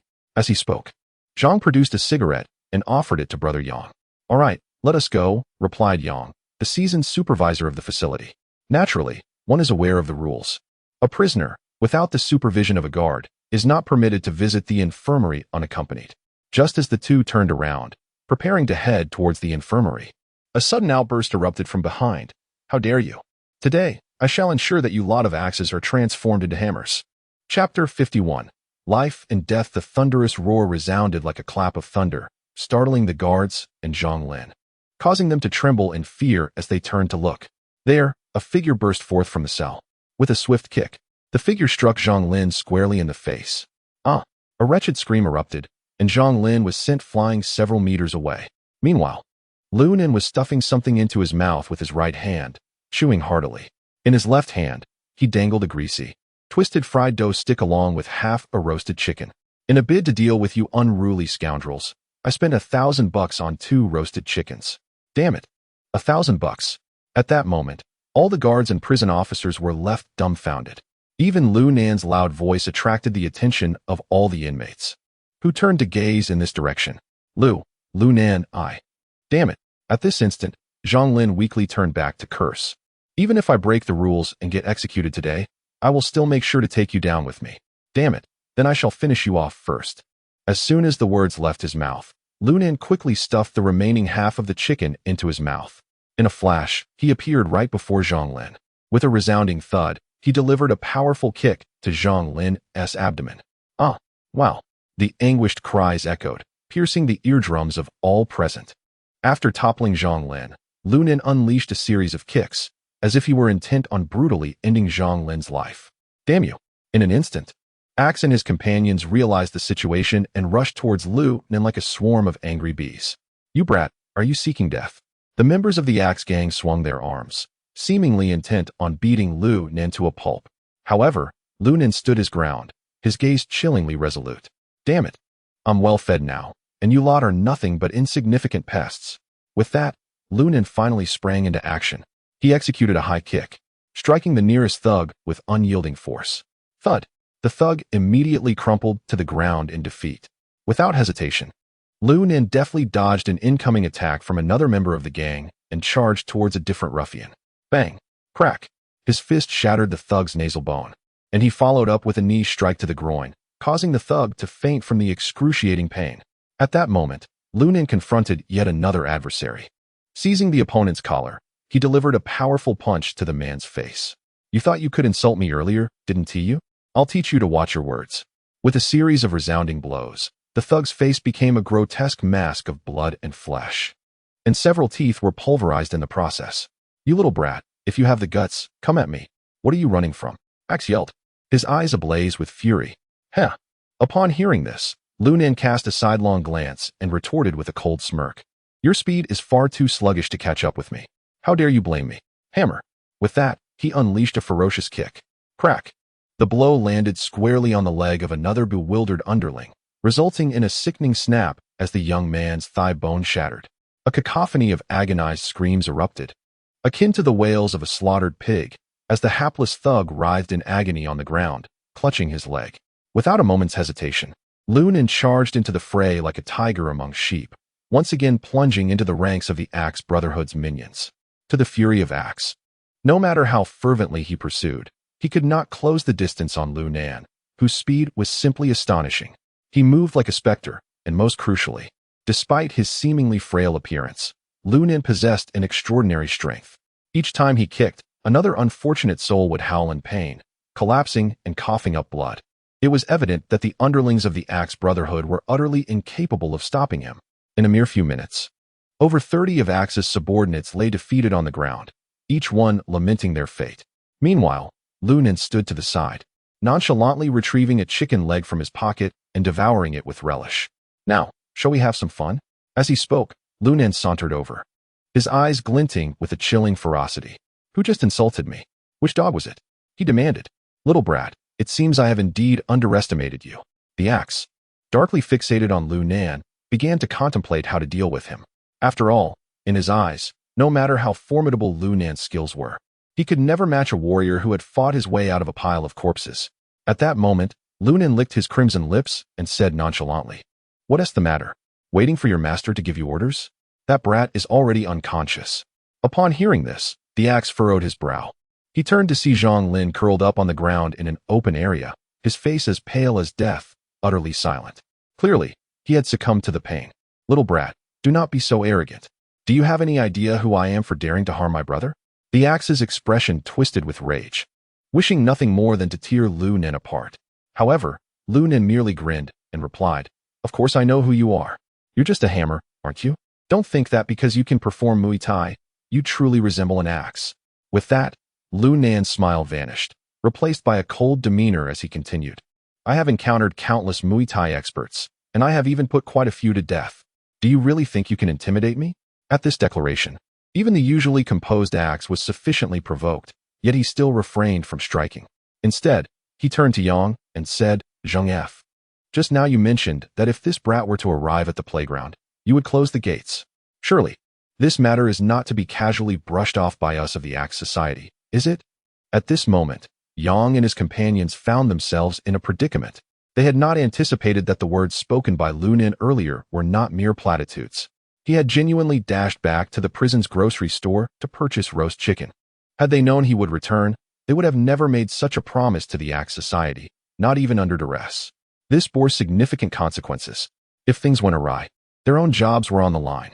Just as the group was at a loss for how to respond, a gloomy voice suddenly emerged from behind. Old Yang. Close the gates. Let those two have a proper duel. Whatever happens, I will take responsibility. Turning around, they saw Wang Hai, leaning on a cane. Director Hai. Yang was about to offer some words of caution when Wang Hai waved his hand dismissively. He then called out to the two on the playground. Are you two planning to settle your scores or fight to the death? Of course, to the death. The Axe showed no signs of retreat. His eyes filled with intense, murderous intent. Meanwhile, Lu Nen casually picked at his ear with a finger and glanced back at Wang Hai, chuckling. Director Wang. Are you trying to use them to do your dirty work? Hey, Brother Nan, one shouldn't speak so lightly. Upon hearing this, Wang Hai did not express anger. Instead, he broke into a grin, saying, I am currently at your service, esteemed elder. How could I dare to wield a blade against you? However, at this juncture, Wang Hai abruptly shifted his tone. I was merely considering allowing you to showcase your prowess before everyone. Otherwise, wouldn't your previous remarks merely amount to boastful claims? Wouldn't you agree, Brother Nan? The way Wang Hai emphasized Brother Nan was laden with resentment and mockery. Haha, very well. Lu Nen responded nonchalantly, nodding in acknowledgement. Since you possess such confidence in this hammer, I shall indulge him for a moment. With that, Lu Nen suddenly turned his gaze toward the axe. Beckoning with a flick of his finger, come now, hammer, let us engage in a contest. Let us determine both superiority and fate. Damn it, perish. As his words fell, the axe swung its arm fiercely, aiming to deliver a devastating blow to Lu Nan's head. Chapter 52. Only blue and purple remain. This was a quintessential strike combining an elbow jab and a knee thrust, swift and with a deceptive angle. For anyone else, evasion would be impossible. They could only brace themselves for impact. Alas, the opponent was Lu Nan. Not to mention, Lu Nen was in a state of heightened agitation after a hearty meal. Bang! Unfazed, Lu Nen extended his left hand to block the axe's onslaught. And in a flash, his right foot unleashed a lightning-fast kick. Bang! In an instant, the two clashed. A dull thud echoed as their elbows and knees met, revealing an astonishing parity in their prowess. The young rascal was indeed somewhat formidable compared to before. However, it was still insufficient. The axe's eyes glimmered with a chilling intensity. Suddenly, he lifted his leg and launched a vicious kick aimed at Lu Nan's groin. This strike was both rapid and ruthless. Should it connect, it would surely spell disaster. Yet, just as everyone believed Lu Nan could not possibly evade, he deftly sidestepped, his right elbow soaring towards his opponent's temple. Damn it! The axe cursed vehemently, compelled to withdraw his assault and retreat. Huh, you're rather underwhelming. Aren't you? Lu Nan mockingly remarked. I expected you to be more formidable. After all this fuss, all that remains is blue and purple. You scoundrel, how dare you insult me as a basket? The axe trembled with rage, gritting his teeth as he roared. If I don't crush your precious jewels today, then I am no axe at all. As the words were spoken, the axe wielder fiercely swung his fist forward once more. I am cursing you, you blue-purple. Upon witnessing this, Lu Nen did not hesitate, letting out a cold laugh as he stepped forward to meet the challenge. The clash of their combat echoed. Bang, bang, bang. The two engaged in a relentless struggle, fighting like ferocious beasts, exhibiting utmost savagery. The surrounding inmates and guards displayed expressions of shock at the scene unfolding before them. Wang Hai, who was smoking a cigarette, was particularly astounded. He was well aware of the axe wielder's ferocity. This man had long been active in the regions of Yunnan and Myanmar. Influenced by the local fighting style, he had honed his Muay Thai skills to an extraordinary level. It was said that he had unknowingly taken down countless underground fighting masters. Had it not been for the axe wielder's boss who happened to be on a mission there and inadvertently saved this young man, he would never have arrived in Liangcheng. Yet now, astonishingly, after exchanging dozens of blows with Lu Nan, he found himself at a complete disadvantage. In stark contrast, Lu Nan appeared as if he were taking a leisurely stroll, unfazed, and even finding time to taunt the axe wielder. This left Wang Hai increasingly alarmed. Damn it! How could Lu Nan be so formidable? If this continued, the axe wielder might not be able to overcome him. Damn! Wang Hai tossed the cigarette butt to the ground, crushing it underfoot, as if he were trampling Lu Nan himself. At this moment, the axe wielder had also ignited his true fury. Damn it! He let out a fierce roar, his legs striking the ground with great force, propelling him instantaneously to Lu Nan's side, followed by a devastating kick. A gust of wind rushed towards him, heralding the ferocity of the blow. Executed with remarkable speed and power, Lu Nan found himself with no avenue for escape, and the kick was poised to collide with his midsection. The 7 members of Dekue instinctively closed their eyes, unable to bear witness to the impending impact. Yet, in the next moment, they opened their eyes wide in disbelief, staring incredulously at Lu Nan as if it were a surreal spectacle. To their astonishment, Lu Nan executed a swift turn, clasping the assailant's right leg with both hands. In a remarkable display of agility, he leapt upward, seamlessly maneuvering around to grasp the opponent's back. Then, with tremendous force, he executed a backward throw. A dull thud resonated as the axe was forcefully slammed to the ground. What on earth? Dekue exclaimed, utterly flabbergasted. His brother in filming an action movie. He rubbed his eyes in disbelief, and the others mirrored his astonishment. None could have anticipated that Lu Nan not only evaded the axe's onslaught, but also unleashed a rare display of combat prowess. Their understanding had been fundamentally challenged. This spectacle left Wang Hai, who stood at a distance, equally dumbfounded. What? He exclaimed incredulously. It couldn't be. He stood rooted in place, suddenly recalling Lu Nan's words from their interview. I have practiced martial arts since childhood and have also trained in mixed martial arts. At that moment, I initially thought this lad was merely boasting. However, it appears he was speaking with a modicum of humility. Haha, Axe, you are utterly incapable. To label you as a mere novice would be a compliment. Lu Nan did not seize the opportunity to advance. Instead, he stood his ground, laughing derisively. You are nothing but a feather. The young scoundrel. I shall slay you. Axe, in a fit of rage, struggled madly to rise and charged at Lu Nan. His visage twisted in fury. Heh, do you wish to contend with me? Lu Nan shook his head, took a step forward, and then lifted his foot with great force. Bang! The kick landed squarely on Axe's chest, propelling him backward. With a thud, he fell to the ground, blood seeping from the corner of his mouth. His face a mask of shock. Heh, do you wish to continue this fight? Lu Nan approached slowly, grasping Axe by the collar and lifting him with disdain, asking mockingly, You young scoundrel, this matter is far from over. I shall eventually take your life. Axe glared malevolently at Lu Nan, as if he were a predator ready to devour his prey. Ah, so you concede defeat, do you? Lu Nan scoffed, dismissing Axe's threats entirely. Since you have surrendered, I shall spare your life. After all, if you were to perish here, who knows how that scoundrel Wang Hai would twist the narrative against me. With that, Lu Nan forcefully swung his arm, casting Axe aside. He then bellowed, Let it be known, from this day forth, do not provoke me. What a ruckus with the Axe Gang and the Hammer Clan. With my presence here, you all better keep your heads down. Otherwise, I care not to annihilate every last one of you. Arrogance. Dominance. Lu Nan's words dripped with utter disdain, especially his condescending demeanor, exuding an extreme sense of superiority. The expressions of the prisoners varied. Some furrowed their brows, others appeared fearful, some gazed in admiration, while a few regarded him with contempt. Yet, not a single soul dared to speak.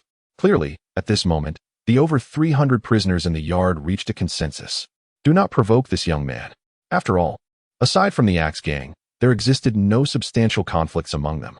It was not worth it to become a pawn for Wang Hai over a few boastful remarks. Kid. The Axe Gang member struggled to rise from the ground, his chest heaving violently, evidently injured by Lu Nan's earlier kick. I've marked you in one day. I will end you. He spat venomously, before assisting the unconscious Zhang Lin and departing in fury. Heh, I shall await your arrival. Lu Nan chuckled dismissively, then turned his attention to Wang Hai and his companions in the cell. With a smirk, he remarked, Hey, little Hai, do you have anything to say now? Upon hearing this, Wang Hai's face turned a shade of deep fury. Damn it, having been repeatedly bested by this young man. This fellow is inherently a menace to my existence. Regardless of the angle from which I consider it, I must devise a means to eliminate him. Otherwise, not only will I bear a metaphorical sword hanging over my head, but my authority within this prison will also be utterly diminished. However, the time is not yet ripe. I must carefully contemplate how to leverage the connections on the scarred one's side. After all, those individuals are truly ruthless and unflinching in their deadly endeavors. With this thought in mind, Wang Hai inhaled deeply, suppressing his fury as he declared, "Lu Nan, congratulations, you have emerged victorious." Chapter 53, Brothers of Jin Yi. Haha, good. Since you admit it, that's all that matters. Upon hearing this, Lu Nan laughed heartily, his voice echoing through the air. He then gestured to De Kuei and the others, saying, "Come on, brothers, let us return to the cell and enjoy some drinks." Absolutely. De Kuei and his companions nodded eagerly, following behind Lu Nan with enthusiasm. Wang Hai, however, wore a grim expression as he observed the boisterous group, his mind calculating how to first manipulate these fellows before ultimately disposing of them. Lu Nan, who had been privy to all of this, revealed a smile that hinted at deeper intentions. His actions were, in essence, a resounding slap to Wang Hai's face in front of the gathered prisoners and guards. This young man was connected to Scar and his associates, and he would undoubtedly seek retribution. Instead of approaching Scar himself, Lu Nan pondered, why not allow this young man to come to him? That way, the initiative would rest firmly in his hands. The remainder of the plan would focus on how to sway this young man to his side. Wang Hai, this time, I shall ensure that you end up with nothing to gain. He chuckled inwardly, recalling his familiarity with Team 9 from his previous life. With these thoughts in mind, Lu Nan resumed his carefree demeanor and strode towards the cell. Meanwhile, Wang Hai shot a glance at a bespectacled young man in the distance, signaling discreetly before turning back towards his office. Brother Nan, you are truly remarkable. Upon returning to the cell, Song Dakwai exclaimed with excitement. You have truly established your dominance at the Southern City prison this time. Even the Axe Gang's formidable members were dispatched by your mere 3 punches and 2 kicks. The others are hardly a threat. Indeed, I heard that the fellow known as the Axe is the foremost fighter of the Axe Gang. Yet, in the presence of Brother Nan, he is of no consequence. Listening to the flattery from his companions, Lu Nan smiled and waved his hand dismissively. Oh, I merely toyed with them. Damn it, when the tiger does not roar, they mistake me for a sickly creature. I have had my fill of their nonsense during this time. As he spoke, he settled onto his bed, propping one leg over the other, and pulled out a cigarette, placing it between his lips. Noticing this, Song Dakwai hastily retrieved a match to light it for him. He then complimented, Brother Nan, tomorrow marks the internal combat selection. You are certain to emerge victorious this time. The prospect of a sentence reduction is within reach. After savoring a satisfying puff of smoke, Lu Nan shook his head. I will not participate in tomorrow's selection. What? Hearing Lu Nan's words, Dakwai was taken aback. Brother Nan, why not participate? You are bound to secure first place. You must realize that the Axe was considered a favorite to win in our prison, and after you have dealt him such a blow today, I reckon others will falter in their spirit against you. Dakwai, do you truly believe that if I win, Wang Hai will grant me a sentence reduction? Upon Lu Nan's utterance, the group fell silent, taken aback. Immediately, De Kuei realized his oversight and shook his head with a wry smile, truly forgetting about this matter. Regardless of our actions, the leader remains Wang Hai. Given his petty temperament, it would be a miracle if he did not cause us trouble. Well, it is good that you can recognize this. Lu Nan took a puff of his cigarette and remarked, moreover, even if he could indeed reduce my sentence, I would not entertain such nonsense. After all, this is far less serious than the gunshot wound on my shoulder. Participating in the prison fighting league of the entire Liangchun. Who knows what formidable opponents I might encounter? What if my arm ends up completely ruined? As he spoke, Lu Nan touched the gunshot wound on his left shoulder. Although the bullet had already been extracted by Dr. Wang, the recent confrontation with the axe had left it with a lingering ache. That being said, even if I were to comply, it would merely serve to earn Wang Hai some glory. To secure an early release, I must rely on myself. Upon finishing, Lu Nan rested his hands behind his head, leaning against the headboard. Rely on myself? How can I do that, South brother? De Kuei inquired, puzzled. Did you not just say that Wang Hai wouldn't agree to your sentence reduction? Do I need him to reduce my sentence to secure an early release? With that, Lu Nan abruptly extinguished his cigarette in the trash can and squinted his eyes, saying, Can I find a way to escape on my own? Escape on your own. Song De Kuei and the others were momentarily taken aback, and then seemed to come to a realization staring at Lu Nan in disbelief. After a long pause, he finally swallowed his saliva and stammered, "Nan, brother Nan, are you suggesting that you intend to escape from prison?" The moment Song Dakwai uttered these words, he was taken aback by his own audacity. The others stared wide-eyed, gasping in shock, their faces a portrait of disbelief. Was this not an act of sheer madness? Escaping from prison seemed like a plot reserved for the silver screen.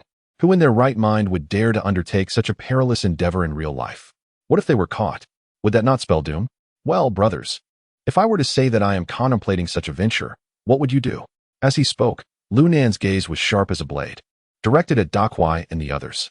Dakwai and his companions were momentarily rendered speechless. After a brief moment, Dakwai was the first to regain his composure, exclaiming, "Oh my! Brother Nan, are you truly serious about escaping? Could you possibly take us along?" "Yes, Brother Nan, will you bring us with you?" "Indeed, Brother Nan, we are wholeheartedly at your command." It's utterly infuriating to be sentenced to so many years for merely taking down a mountain donkey. As Dakwai's words fell, the others eagerly echoed their agreement. They had long yearned to flee this wretched place. After all, no matter how comfortable it might be within these walls, it could never compare to the vibrant world outside. Furthermore, this place was filled with rough men, devoid of any women. How could they possibly endure such a situation? Lu Nan smiled faintly and slowly rose to his feet, saying, "All right, I shall ponder this matter and see how to proceed." However, his expression soon turned grave as he scanned the faces of Dakwai and the others. "Of course, if you lack the resolve, you may report me to Wang Haier. Who knows, you might even earn a commendation or a sentence reduction." "Wow, Brother Nan, what are you saying? I am certainly not the kind of person to betray my comrades," Dakwai declared, his face set with determination as he patted his chest in assurance. "Rest assured, Brother Nan, I will follow you to the ends of the earth." "Indeed, we share the same sentiment as Brother Dakwai," the others echoed in agreement. They held deep respect for Lu Nan. He was capable, audacious, and most importantly, loyal. Thus, whether it was Dakwai or the other 6 inmates, they were all willing to stand by Lu Nan's side. As for Lu Nan, he had no concern about them reporting him to Wang Hai. After all, he had committed no wrongdoing. Even if they were to do so, what could they possibly achieve? Was it a crime to boast a little and indulge in idle talk? With this thought in mind, Lu Nan smiled and said, "All right, let's conclude our discussion here. Let us head to the convenience store for some drinks and snacks. We can discuss other matters after tomorrow's selection match." "Haha, Brother Nan, that sounds perfect. Tonight, we shall not return until we are thoroughly intoxicated." With that, the group set off to procure some refreshments from the prison's convenience store. As soon as he stepped out of the prison gate, Lu Nan was taken aback. Standing at his doorstep was a robust man, intently gazing at him and his companions. Lu Nan recognized him. He was the only other individual, apart from the scar-faced man, who had not been engrossed in the performance during the meal with Dakwai and the others. Before Lu Nan could utter a word of inquiry, the sturdy man spoke. "Lu Nan, my name is Li Dong. I am a brother of Master Jean." Chapter 54. Each with their own plans. Li Dong? Lu Nan furrowed his brow upon hearing the burly man's words. "I have not seen you at old Jin's place." Li Dong grinned, saying Master Jean is usually quite busy, and I am responsible for his security, rarely making an appearance. Furthermore, your acquaintance with Master Jean is relatively recent, so it is not surprising that you have not encountered me." Oh, Lu Nan nodded. He then glanced at Shizhou, noticing no one else, and inquired, "I say, brother, do you have something to discuss with me?" At this moment, Li Dong stood at the door, evidently waiting for him. "Ah, indeed. I hope you can participate in tomorrow's internal fighting selection match." Li Dong stated directly, "In the first round, I will face you, and I will willingly concede to you." Hearing this, Lu Nan was momentarily taken aback. What the hell? Is this fellow out of his mind? He is actually offering himself up? Moreover, why should I defeat you only to go on and defeat others, ultimately becoming a pawn for Wang Haier? I am not insane, nor do I have time to waste. After mentally cursing, Lu Nan shrugged his left shoulder, apologizing. "I still bear gunshot wounds. I will not partake in this trivial competition." With that, Lu Nan signaled for Dakwai and the others to leave. "Lu Nan, you must participate in this competition." Li Dong suddenly stepped forward, blocking their path. Lu Nan raised an eyebrow and looked at Li Dong, speaking in a calm tone. "What do you mean by that? Are you intending to force me to participate?" "Indeed." Li Dong nodded slightly and explained, "Wang Hai approached me earlier, instructing me to eliminate you at once. That is why there is no one else here but me." Upon hearing this, De Kuei and his 6 companions stepped forward, positioning themselves protectively in front of Lu Nan. Lu Nan narrowed his eyes, gently patting De Kuei's shoulder to signal him to remain calm. He then looked up at Li Dong and inquired, and then? Li Dong fell silent for a moment before responding. Wang Hai is unaware of your connection with Master Jin. Therefore, I plan to return and report to him, stating that your numbers are too great for me to guarantee your defeat. I will then suggest that he accidentally eliminate you in the arena tomorrow. This way, it will not arouse suspicion. Oh, so that's how it is. Lu Nan nodded, a look of understanding crossing his face. Then tomorrow, you will intentionally lose to me, ensuring that even if Wang Hai wishes to make trouble, he must consider the repercussions. In this way, I will also be able to preserve my life. Yes, that is precisely my plan, Li Dong affirmed without hesitation. Lu Nan let out a soft sigh and shook his head, saying, I apologize, but while your plan is commendable, I simply cannot comply. I have already resolved not to participate in this selection competition. Why not? Li Dong raised an eyebrow, remarking, given your recent performance against the axe, it seems your gunshot wound on the left shoulder has not significantly hindered you. Indeed, Lu Nan replied, gently touching his left shoulder. This gunshot wound is merely a rather severe abrasion and poses no real issue. Then why do you refrain from participating? Li Dong interjected impatiently. If you reject my proposal, Wang Hai will undoubtedly seek an opportunity to eliminate you. That would complicate matters for both of us. Given your connection to Master Jin, I cannot genuinely harm you. However, should I fail to fulfill Wang Hai's directives, he will undoubtedly target me. I lack your audacity to confront the Hell Warden head-on. Li Dong spoke with a grave expression, his gaze fixed intently on Lu Nan. Upon hearing Li Dong's words, Lu Nan suddenly chuckled. Did Master Jin have any messages for me? Surprised by this question, Li Dong paused momentarily, taken aback by the unexpected shift in thought. After a moment of contemplation, he responded, Master Jin instructed me to convey that all is well outside. At this point, Li Dong instinctively hesitated, his brow furrowing slightly. Is there something else you cannot disclose? Lu Nan inquired curiously, observing his expression. There is one rather peculiar statement. Li Dong hesitated before continuing. Lu Nan was taken aback. What statement? Li Dong hesitated for a moment before speaking. Master Jin also mentioned that the legendary axe wielder cannot be trusted. Huh. Upon hearing this, Lu Nan was taken aback. What on earth is that? The legendary axe wielder? What nonsense is this? Li Dong shook his head, stating, in any case, that's what was said. The specifics elude me. Well, thank you for relaying that. I understand. Lu Nan nodded and continued, since you are a brother of Master Jin, I shall not make things difficult for you. I will accept your proposal. Upon hearing this, a smile crept onto Li Dong's face. That makes things easier. Even if I lose to you tomorrow, Wang Hai won't have much to say? Ah, hold your horses, Lu Nan interjected, waving his hand. Here's the deal. You must inform Wang Hai that although I have accepted your challenge, there is a prerequisite. You must defeat everyone else before you can challenge me. If you were to deliberately lose to me, I would become the champion without further contests. Otherwise, our match would be the first, and after that, I would still have a line of opponents waiting. That would be exhausting. Does this arrangement work for you? Lu Nan regarded him with a smile, adding, however, if you lack confidence in defeating them all. Li Dong nodded, responding with an air of certainty. Rest assured, this group of mere minnows cannot possibly hinder me. The only one I harbor any reservations about is that axe wielder, but you injured him today. Tomorrow, I shall remove all those obstacles and ultimately challenge you. Very well, it is settled. Lu Nan grinned and said, you should report to Wang Hai first. My brothers and I will take a stroll. With that, Lu Nan stepped towards the convenience store. Watching his receding figure, Li Dong exhaled deeply, a sinister expression flickering in his eyes. Lu Nan, tomorrow I shall be the one to eliminate you. I will avenge my brother, Li Qian. Li Dong murmured softly before hastily making his way to Wang Hai's office. At that moment, Lu Nan was muttering to himself, the legendary Axe King is untrustworthy? Huh. Old Jin is implying that you, my friend, are unreliable.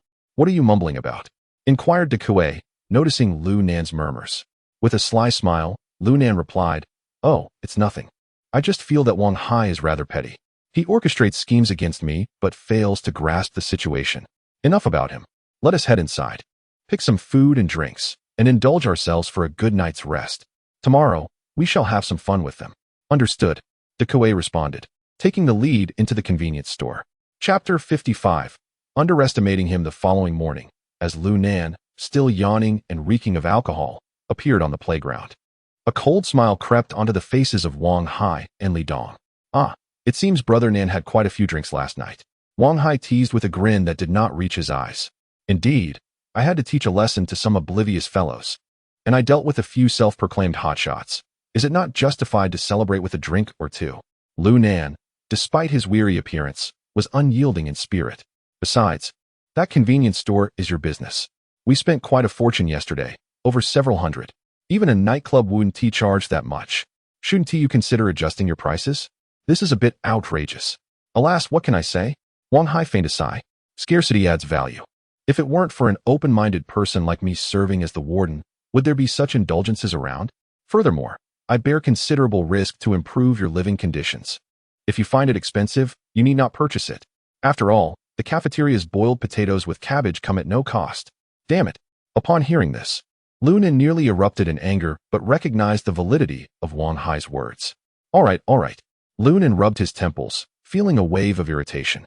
I don't really mind the money. He smirked lazily. I think I'll go see what is happening. With that, he rested his hands behind his head, striding towards the center of the playground alongside his companions. Just you wait, little brat, your arrogance won't last long. Wang Hai muttered with resentment, then leaned closer to Li Dong and whispered, when you challenge him, make sure to leave him half-crippled, until I ascertain whether he has outside support. We cannot take his life. I understand, Li Dong replied outwardly, though in his heart, he had already sentenced Lu Nan to death. When the time came, even if Wang Hai were to blame him, he could easily claim he had lost control of his strength. After fighting in the underground boxing rings for Jin Sangui for so long, I refuse to believe I cannot take him down. With this thought, a glimmer of dangerous intent flashed in Li Dong's eyes. Meanwhile, Lu Nan had arrived at the spectators' area. This so-called spectators' area consisted of a group of inmates seated cross-legged around a vacant patch of ground. Once he and De Kuei settled into their positions, he cast a sweeping glance around and couldn't help but smile. To his surprise, Zhang Lin and Axe had also made their appearance among the audience. Damn, these two are truly resilient. After enduring such a beating from me, they still come to join the fray? Aren't they afraid of meeting their demise in a single blow? At that moment, Zhang Lin and Axe also caught Lu Nan's gaze, both glaring at him with fury. If looks could kill, Lu Nan would surely have met his end already. Upon perceiving their unfriendly gazes, Lu Nan, unyielding, defiantly raised his middle finger towards the two and mockingly exclaimed, Dare to gaze upon your mother next door. Keep staring, and I'll pluck out your eyes to use as cannon fodder. His words were utterly nonsensical. You, Axe, incensed by these insults, was about to rise when Zhang Lin pulled him back. Calm down, Axe. Today, Lu Nan will not escape unscathed. Axe gritted his teeth, declaring, That brat dares to humiliate us so brazenly. I shall personally end his life. Zhang Lin shook his head. There's no rush. That fellow won't be able to bounce around for long. Today, we shall merely observe. Wang Hai will undoubtedly have a plan. Curse it. It seems we have yet to subdue you properly. Before Zhang Lin could finish his conciliatory words, Lu Nan had already lunged forward. In an instant, a punch landed squarely on Zhang Lin's face. By the heavens! Someone, take him down. Axe bellowed in fury upon witnessing the assault. The surrounding ruffians, incited by the commotion, rushed in as well. In a heartbeat, the air was filled with the cacophony of fists and feet colliding, and within mere seconds, the playground echoed with anguished cries. Ah, my arm is broken. Help me, please. Curse it. My back feels as if it is shattered. Hey, don't kick there. Help. Save me. What had once been a vibrant battleground was now plunged into utter chaos. Before one could discern the scene, one beheld a dozen ruffians sprawled across the ground, lamenting in despair. A pack of fools, audaciously imitating the art of provocation. How infuriating it is. If I do not thrash you, it shall be a grave oversight. Lu Nan gazed at the lightly injured Zhang Lin and the axe-wielding ruffian, inquiring mockingly, What has happened to you two? After your bravado, why do you not dare to advance? Lu Nan, with an air of arrogance, casually picked his nose and then directed his disdain towards the two, proclaiming, You are nothing but empty talk. I, Lu Nan, shall ensure your demise today. As his words echoed, the axe-wielder intended to step forward. Suddenly, a gunshot rang out, silencing the chaotic playground. Whoever moves will be shot. Wang Hai's furious voice reverberated throughout the arena. Lu Nan, have you lost your senses? Witnessing the convulsions of Wang Hai's facial muscles, Lu Nan recognized the gravity of his fury. Indeed, it was not without reason. He had certainly given Wang Hai ample trouble of late, and now, inadvertently disrupting some of his schemes, it was no wonder he was seething. With this thought, Lu Nan flashed a cunning grin. Hee, Commander Hai, I was merely warming up the crowd before the competition. Why are you so agitated? Upon hearing this, Wang Hai inhaled deeply, striving to temper his ire, and coldly retorted, if you wish to engage in a fight, go ahead. Your antics render this meaningless. Indeed, you are correct, Warden Hai. Lu Nan quickly forced a smile, secretly reveling in his triumph. He deliberately sought to provoke Wang Hai while simultaneously dealing with the Axe Society. Having achieved his objective, there was no need to maintain the pretense any longer. As anticipated, witnessing Lu Nan's obsequious demeanor seemed to grant Wang Hai a brief sense of satisfaction. He nodded and remarked, very well, since that is the case, take your seats promptly. The competition is about to commence. Understood, seated and ready. Lu Nan exaggeratedly clapped his hands and addressed the astonished prisoners, for heaven's sake. Did none of you hear what Warden Hai just said? Sit down properly at once. Upon hearing this, the crowd hastily composed themselves, abandoning their frivolous attitudes. Pleased with Lu Nan's compliance, Wang Hai nodded approvingly and announced, this combat competition will be conducted in a challenge elimination format. Those wishing to compete may step forward now. After winning, you may either take a break or choose to continue facing challenges until no one remains to contest. Ultimately, our judging panel will determine the top 3 competitors. Let the competition begin. Who will be the first to step up?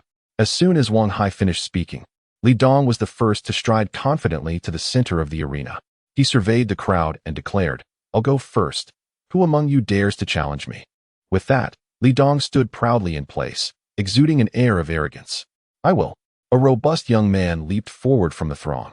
He strode up to Li Dong, his voice low and commanding. Li Dong, I can see you've been harboring discontent for a while. Come, allow me to teach you a lesson, you worthless wretch. Enough with the pleasantries. Let us begin. Li Dong grinned maliciously in response. With that, the two men were instantly locked in a fierce struggle. Bang!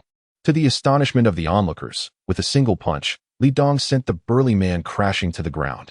Following that, a swift kick rendered him unconscious. Witnessing this scene, Lu Nan's pupils involuntarily constricted. Well, it seems I underestimated him. This fellow's prowess appears to be more formidable than a battle axe. No wonder he possesses such confidence, seeking to eliminate me at this opportunity. Chapter 56. Dare to fight. Lu Nan squinted his eyes, meticulously observing Li Dong's every move. This fellow struck with remarkable speed and executed his actions with fierce precision, displaying considerable strength. Under normal circumstances, he believed he could manage him without much difficulty. However, in his current state, the outcome seemed precariously balanced at 50-50. It appeared he had greatly underestimated his opponent. At that moment, Li Dong brought down several prisoners who had dared to challenge him. His gaze swept across the crowd, and with unabashed arrogance, he proclaimed, So, who else dares to defy me? Li Dong's demeanor was exceedingly haughty, laced with an unmistakable air of contempt. Upon witnessing this expression, all eyes turned to Lu Nan. For the memory of his remarkable feat with the axe the previous day was still vivid in everyone's minds. Now, it was only logical for him to step forward and stake his claim. What do you think you're doing? Lu Nan leaned casually against De Kuei, lazily addressing Li Dong. I was quite intoxicated yesterday, and haven't quite recovered yet. If you truly believe you have no rivals, why not spar in the courtyard? Once I shake off this hangover, perhaps I'll offer you some pointers. Upon hearing Lu Nan's words, laughter erupted from the crowd. Meanwhile, Li Dong's brow furrowed in irritation. They had previously agreed upon this, so why was this fool Lu Nan suddenly reneging? Had he discovered the connection between me and Wang Hai? That cannot be. Lu Nan could not possibly be aware of our scheme. What could be the reason for that? Just as Li Dong pondered this, the murmurs of the crowd began to rise in a clamor. Yet, Lu Nan appeared unaffected, as if deaf to the cacophony surrounding him. He chuckled to himself, surmising that Axe, the mountain fool, was likely reaching his breaking point. Allowing him to expend some of Li Dong's energy would indeed benefit him. With this thought, Lu Nan remained composed, observing the scene without any sign of action. As he anticipated, the discussions among the onlookers grew increasingly fervent. An Axe could no longer withstand the invisible disdain directed at him. Before his encounter with Lu Nan, everyone in Chengnan prison was well aware of Axe's formidable reputation. Yet, this newcomer had effortlessly bested him, leaving him utterly humiliated. Now, Even this worthless Li Dong dared to trample on his pride? Such insolence was absolutely intolerable. How outrageous. Axe roared in fury, rising from his seat and charging towards Li Dong in the arena, delivering a powerful punch aimed at his cheek. His movements were swift, precise, and ruthless. Li Dong, however, was quick to notice the impending assault. His brows furrowed in surprise. He had not anticipated that Axe would suddenly charge at him in a frenzy. Nevertheless, he reacted promptly, pivoting his body sharply while simultaneously throwing a punch. With a resounding crack, the two stood opposed, equally matched in strength. Immediately, chaos ensued. Meanwhile, Lu Nen observed Li Dong's techniques from the sidelines, seemingly in search of any flaws. Nan, Li Dong's skills are quite formidable. Lao Kuai whispered to Lu Nan, given your injury, what are you planning to do? Heh, I'm merely here for the spectacle. Lu Nen replied nonchalantly. This competition is evidently orchestrated by that fool Wang Hai, specifically for my amusement. If I were to compete for the top spot, wouldn't I just be made a fool of? Upon hearing Lu Nan's words, Lao Kuai was momentarily taken aback and cautiously inquired, so, you're not participating in the competition? I shall participate, but not in pursuit of victory. Instead, it will be a display match. A display match? Lao Kuai looked at Lu Nan in confusion. Haha, just wait and witness the show. A devilish smile curved Lu Nan's lips. I assure you, this match will be nothing short of spectacular, so captivating that you won't be able to look away. Oh, at this, Lao Kuai narrowed his eyes, revealing a hint of intrigue. Haha, I shall surprise them all. Lu Nan feigned mystery before softly stating, lend me your heavenly key once more. Upon hearing this, Lao Kuai was taken aback. Are you planning to go all out? What's so extraordinary about that? Wang Hai, that despicable fellow, aims to scheme against me. I shall ensure his efforts lead to naught. Lu Nan's lips curled into a cold smile. If there's even a faint possibility today, I shall undoubtedly make these rascals regret it. Lao Kuai. After a moment of silence, he finally spoke. You must exercise caution. Rest assured, with these few rotten sweet potatoes and foul eggs. Do they think they can bring me down? Perhaps in their next life. With this, Lu Nan rested his hands behind his head, his face radiating confidence. Observing his demeanor, Lao Kuai refrained from further commentary, redirecting his gaze to the arena. At that moment, the clash between Li Dong and Axe was nearing its conclusion. Though Axe was valiant, he bore the injury from Lu Nan's earlier attack on his shoulder. Initially, he felt little discomfort, but now, the pressure was undeniably palpable.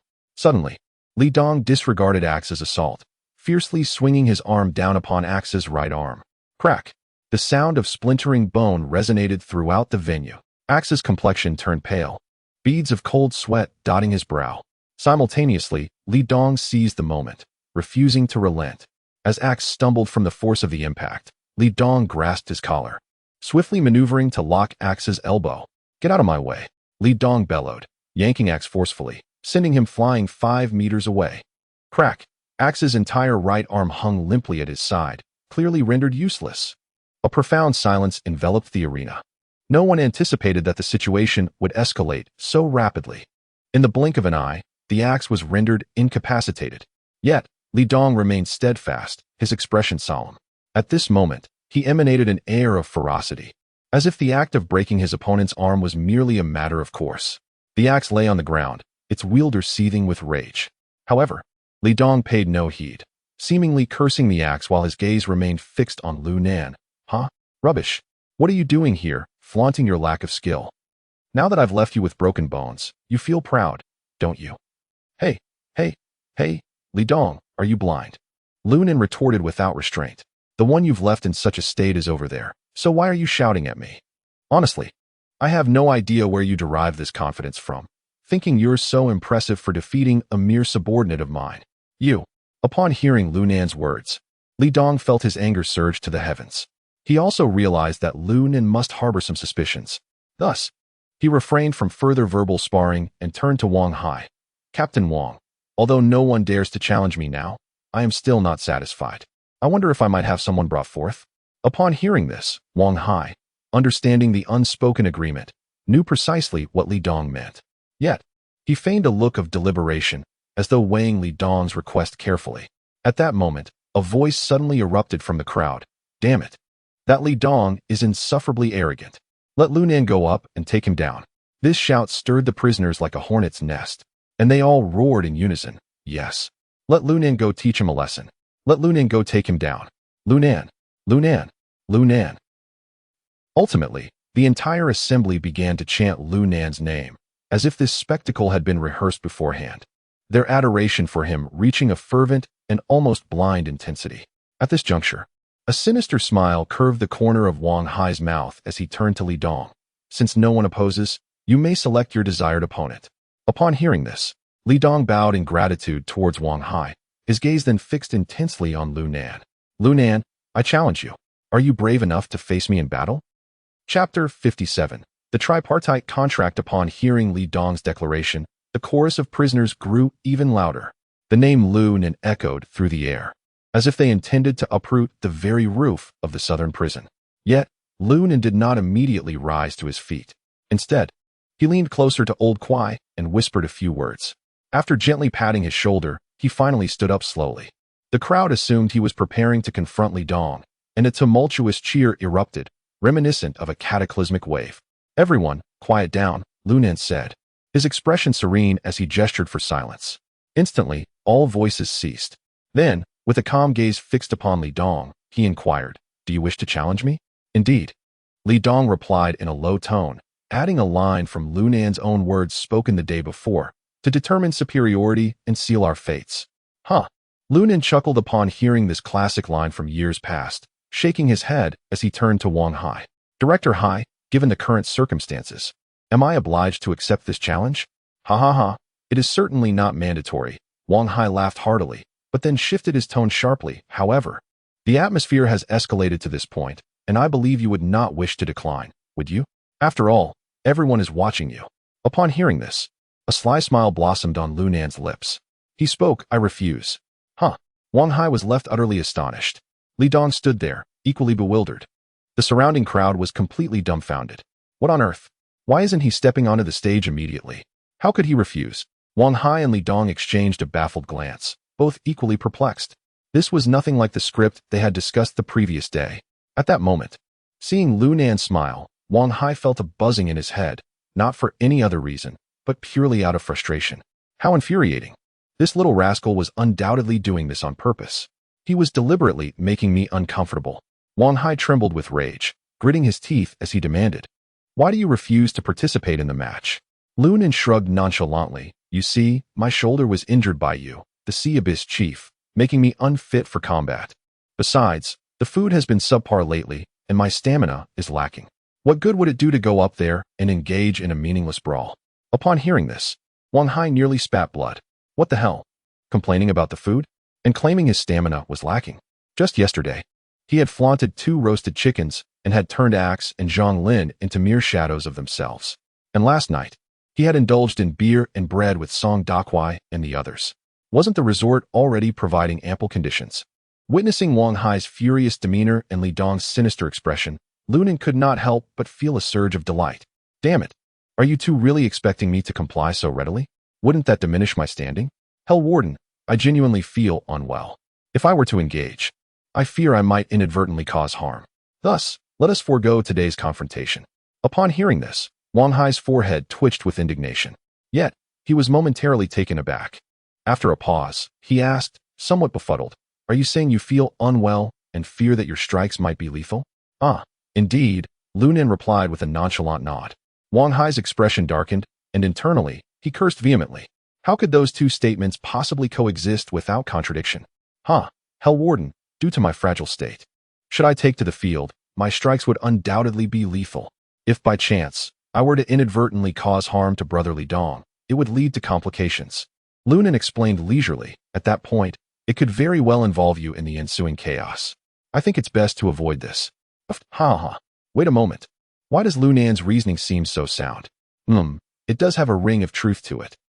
At Lunan's words, those around them could scarcely contain their laughter. Wang Hai and Li Dong, however, wore expressions of fury, wishing they could eliminate this little brat immediately. Lunan, I previously stated that we are to determine our standings and fates. Therefore, regardless of what transpires between us shortly, the other party bears no responsibility whatsoever. Li Dong remarked darkly. One cannot articulate it in such a manner. Lunan interjected with a wave of his hand, a smile gracing his lips. Primarily, You are not the warden of the prison. Your words carry no legal weight. Moreover, even if these words were to come from the warden himself, I would remain skeptical. Goodness, I am utterly astounded. Ha ha, this bravado is quite remarkable. Upon hearing Lu Nan's remarks, those around him erupted into laughter, doubled over in mirth. This statement was clearly a satire on Li Dong's inferior status. Wang Hai, typically a man of his word, did not succumb to fury this time. Instead, he discerned something within the jest and spoke up. Humph. Lu Nan, I am the warden of this southern prison. Here my words are law. Matters that I choose not to pursue will pose no issue whatsoever. What I truly fear is your pursuit. Lu Nan wasted no time in cutting in, denying Wang Hai the opportunity to boast. You wish to see my demise. I dare say, no one in this prison is unaware of that. Should Li Dong inadvertently bring about my end, it would certainly fulfill your wishes. Yet, if I were to inadvertently end his life, you would find some pretext to have me executed. Warden, under such circumstances, if I were to step into the fray, would I not merely become a pawn in your game? Wang Hai, Li Dong, the surrounding crowd. In an instant, the atmosphere was suffocatingly silent. Everyone cast peculiar glances at Wang Hai, eager to see how he would resolve the situation. Meanwhile, Lu Nan stood calmly, as if he held all the cards. Lu Nan, what do you propose? Wang Hai, struggling to suppress his growing anger, asked in a low voice. He had prepared himself to acquiesce to any demands Lu Nan might make, for he was certain that Lu Nan was doomed today. This certainty stemmed not only from his confidence in Li Dong's prowess, but also from the fact that he had taken precautions to ensure Lu Nan's downfall. The beer he had sold to Lu Nan and his companions the previous day had been tampered with, while its effects had yet to manifest. Once the confrontation began and the pace of metabolism accelerated, Lu Nan would undoubtedly suffer from severe gastrointestinal distress. At that point, anyone present would be capable of easily overpowering him. Upon hearing this, a faint smile curled at the corners of Lu Nan's mouth as he responded calmly, "It's simple. Chief Hai, you should draft a tripartite contract that clearly states the terms of liability regarding the match. We shall sign it in front of everyone. Then, I shall step into the arena and have some fun with Li Dong." "Very well, I agree," Wang Hai replied without hesitation, nodding as he instructed his subordinates to prepare the document. His urgency stemmed from a fear that the effects of the concoction in the beer would soon be unleashed. Thus, Lu Nan would certainly not take the stage. As for the signed documents, they seemed more like evidence to absolve him and Li Dong. How could he possibly disagree? Before long, the prison guard emerged with 3 printed A4 copies of the documents. Lu Nan glanced at them and, without hesitation, promptly affixed his signature and handprint. Wang Hai and Li Dong followed suit.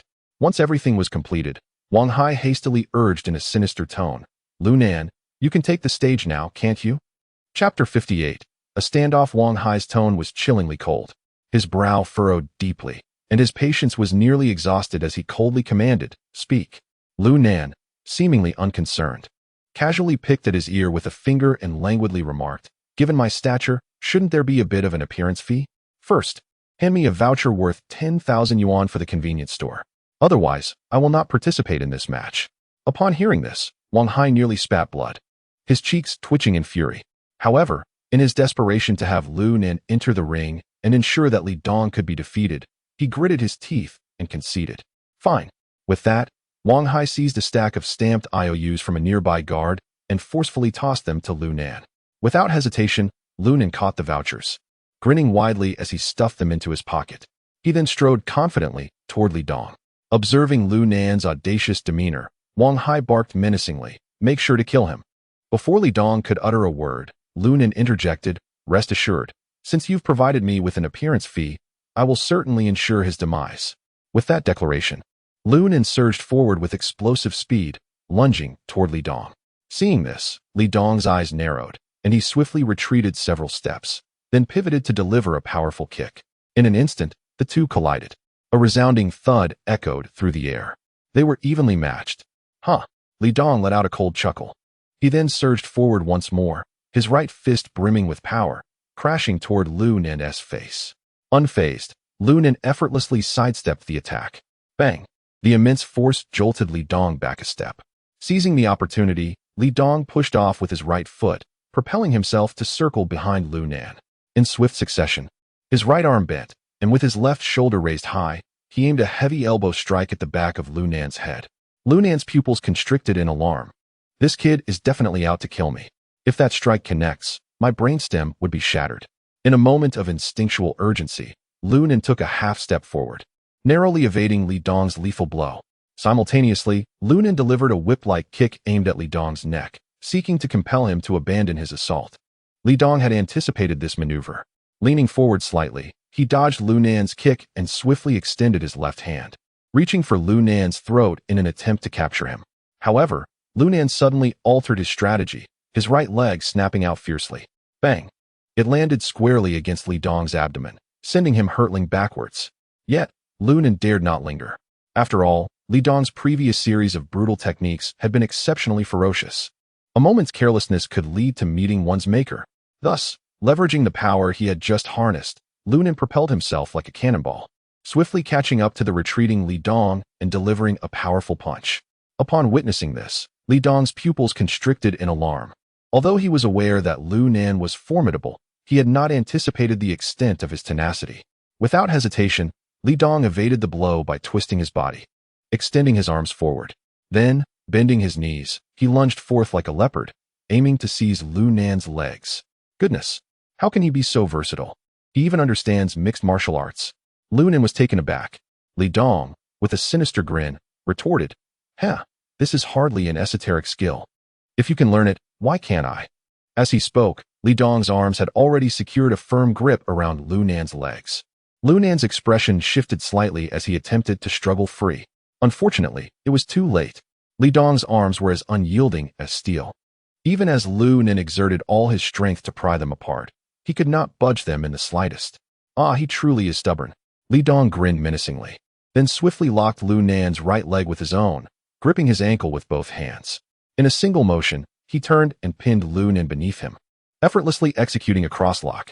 Lu Nen struggled with all his might, but it was futile. In that moment, he felt as though his spine were on the verge of breaking. The pain was unbearable. Li Dong lowered his head and gazed at Lu Nan's flushed cheeks, twisted in rage. You brat. Today I shall not only cripple you, but also make you pay dearly. Li Dong, I noticed something was amiss with you yesterday. You have indeed colluded with Wang Hai, intending to bring about my demise. Lu Nen struggled to articulate, yet what baffles me is that I did not know you previously, nor have I wronged you. Moreover, you are a brother of Brother Jean. Why harbor such intense hatred towards me? Upon hearing this, Li Dong's expression darkened further, and he coldly retorted, Brother Jean? What does he amount to? At this moment, Li Dong felt assured of his victory, harboring no concern for Lu Nan's potential to turn the tables. Thus, he took his time before snapping Lu Nan's right leg. Instead, he menacingly declared, Let me enlighten you as to why I intend to end your life. Because my surname is Li. Li, as in Li Qian. Upon hearing this, Lu Nen was momentarily stunned, only to suddenly realize, what the hell? You are that pervert's brother? Damn you.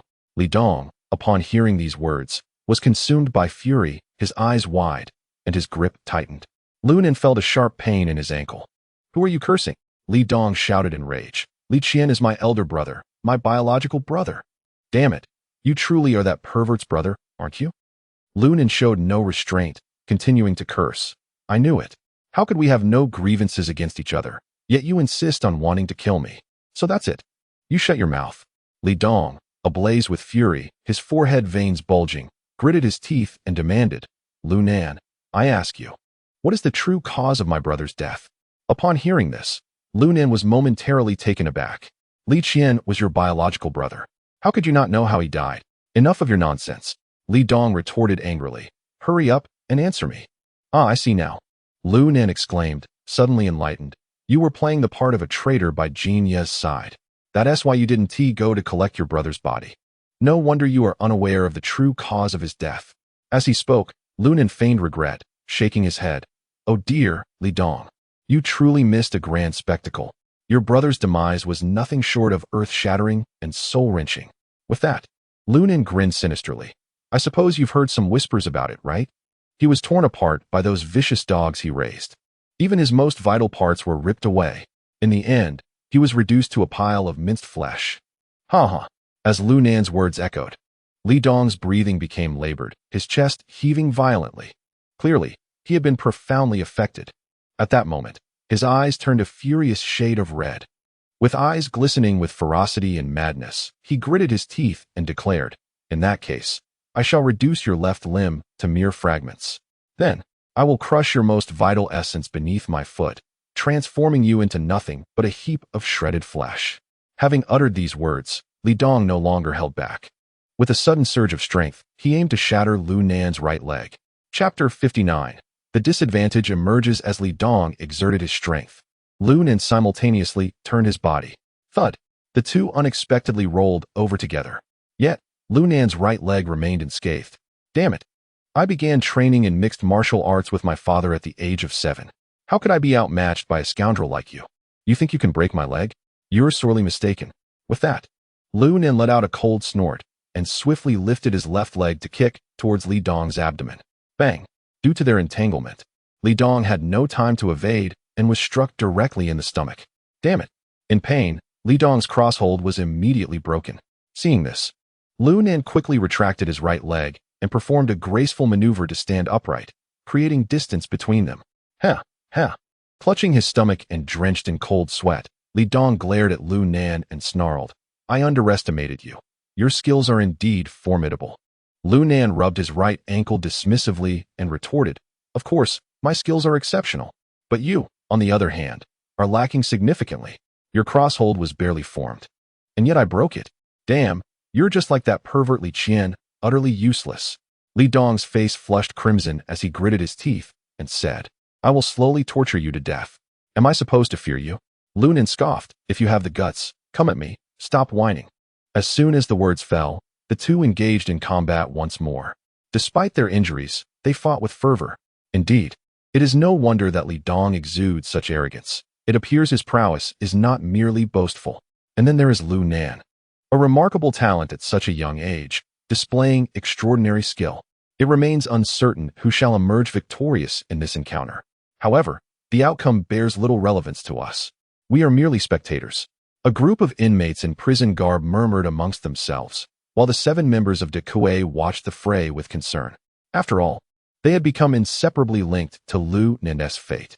Should Lu Nan falter, their prospects within the confines of the southern city prison would surely dwindle. "Old Kwai, do you think Lu Nan will be all right?" De Kuei asked anxiously, his gaze fixed on Lu Nan. "Fear not," Old Kwai replied confidently, shaking his head. "That fellow Lu Nan is as tough as a young bull. He will undoubtedly be fine. Moreover, he still has tricks up his sleeve." Although the meaning behind Old Kwai's words remained unclear, De Kuei and his companions felt a sense of relief wash over them. Meanwhile, a small group was also discussing the combatant skills. "Brother, Lu Nan possesses considerable talent," remarked a lean man in a hushed tone. "If we could recruit him into our Beisho Hall, it could lead to significant advancements. True, his abilities are impressive, yet his demeanor is rather ostentatious." The middle-aged man sitting beside him shook his head and replied, "With his temperament, I doubt he could complete a mission without exposing himself. Our Beisho Tang operates in the shadows, eliminating targets discreetly. If we were to bring this kid into the fold, he would likely brandish a cleaver in broad daylight to eliminate his target, making it known to the entire world. That would be utter nonsense." "Oh, indeed." The emaciated man nodded. "It seems our Beisho Tang is lacking in elite talent. Yes, let's wait for Lao San to get us out of here before we consider recruiting new members," sighed the middle-aged man. "Alas, those newly trained recruits are utterly disappointing. Not one of them can compare to Lu Nan." As the two discussed in hushed tones, another individual was fixated on the duel unfolding before them. Initially, he had little interest, but when Lu Nan broke Li Dong's crosshold, his eyes lit up slightly. Lu Nan's skills are quite impressive. Yet, I wonder if his character matches his fierce words. If he truly dares to eliminate Li Dong and join our ranks, Brother Sorrow would undoubtedly appreciate him. After all, both are rather unhinged. This man was Li Feng, also known as Scarface. However, his primary objective this time was to meet Wang Donghui and relay his demands. It was likely that he would meet him within a week. Damn it, Wang Hai is so slow. It's frustrating trying to get through to him. I'm at my wit's end. There are no women around me.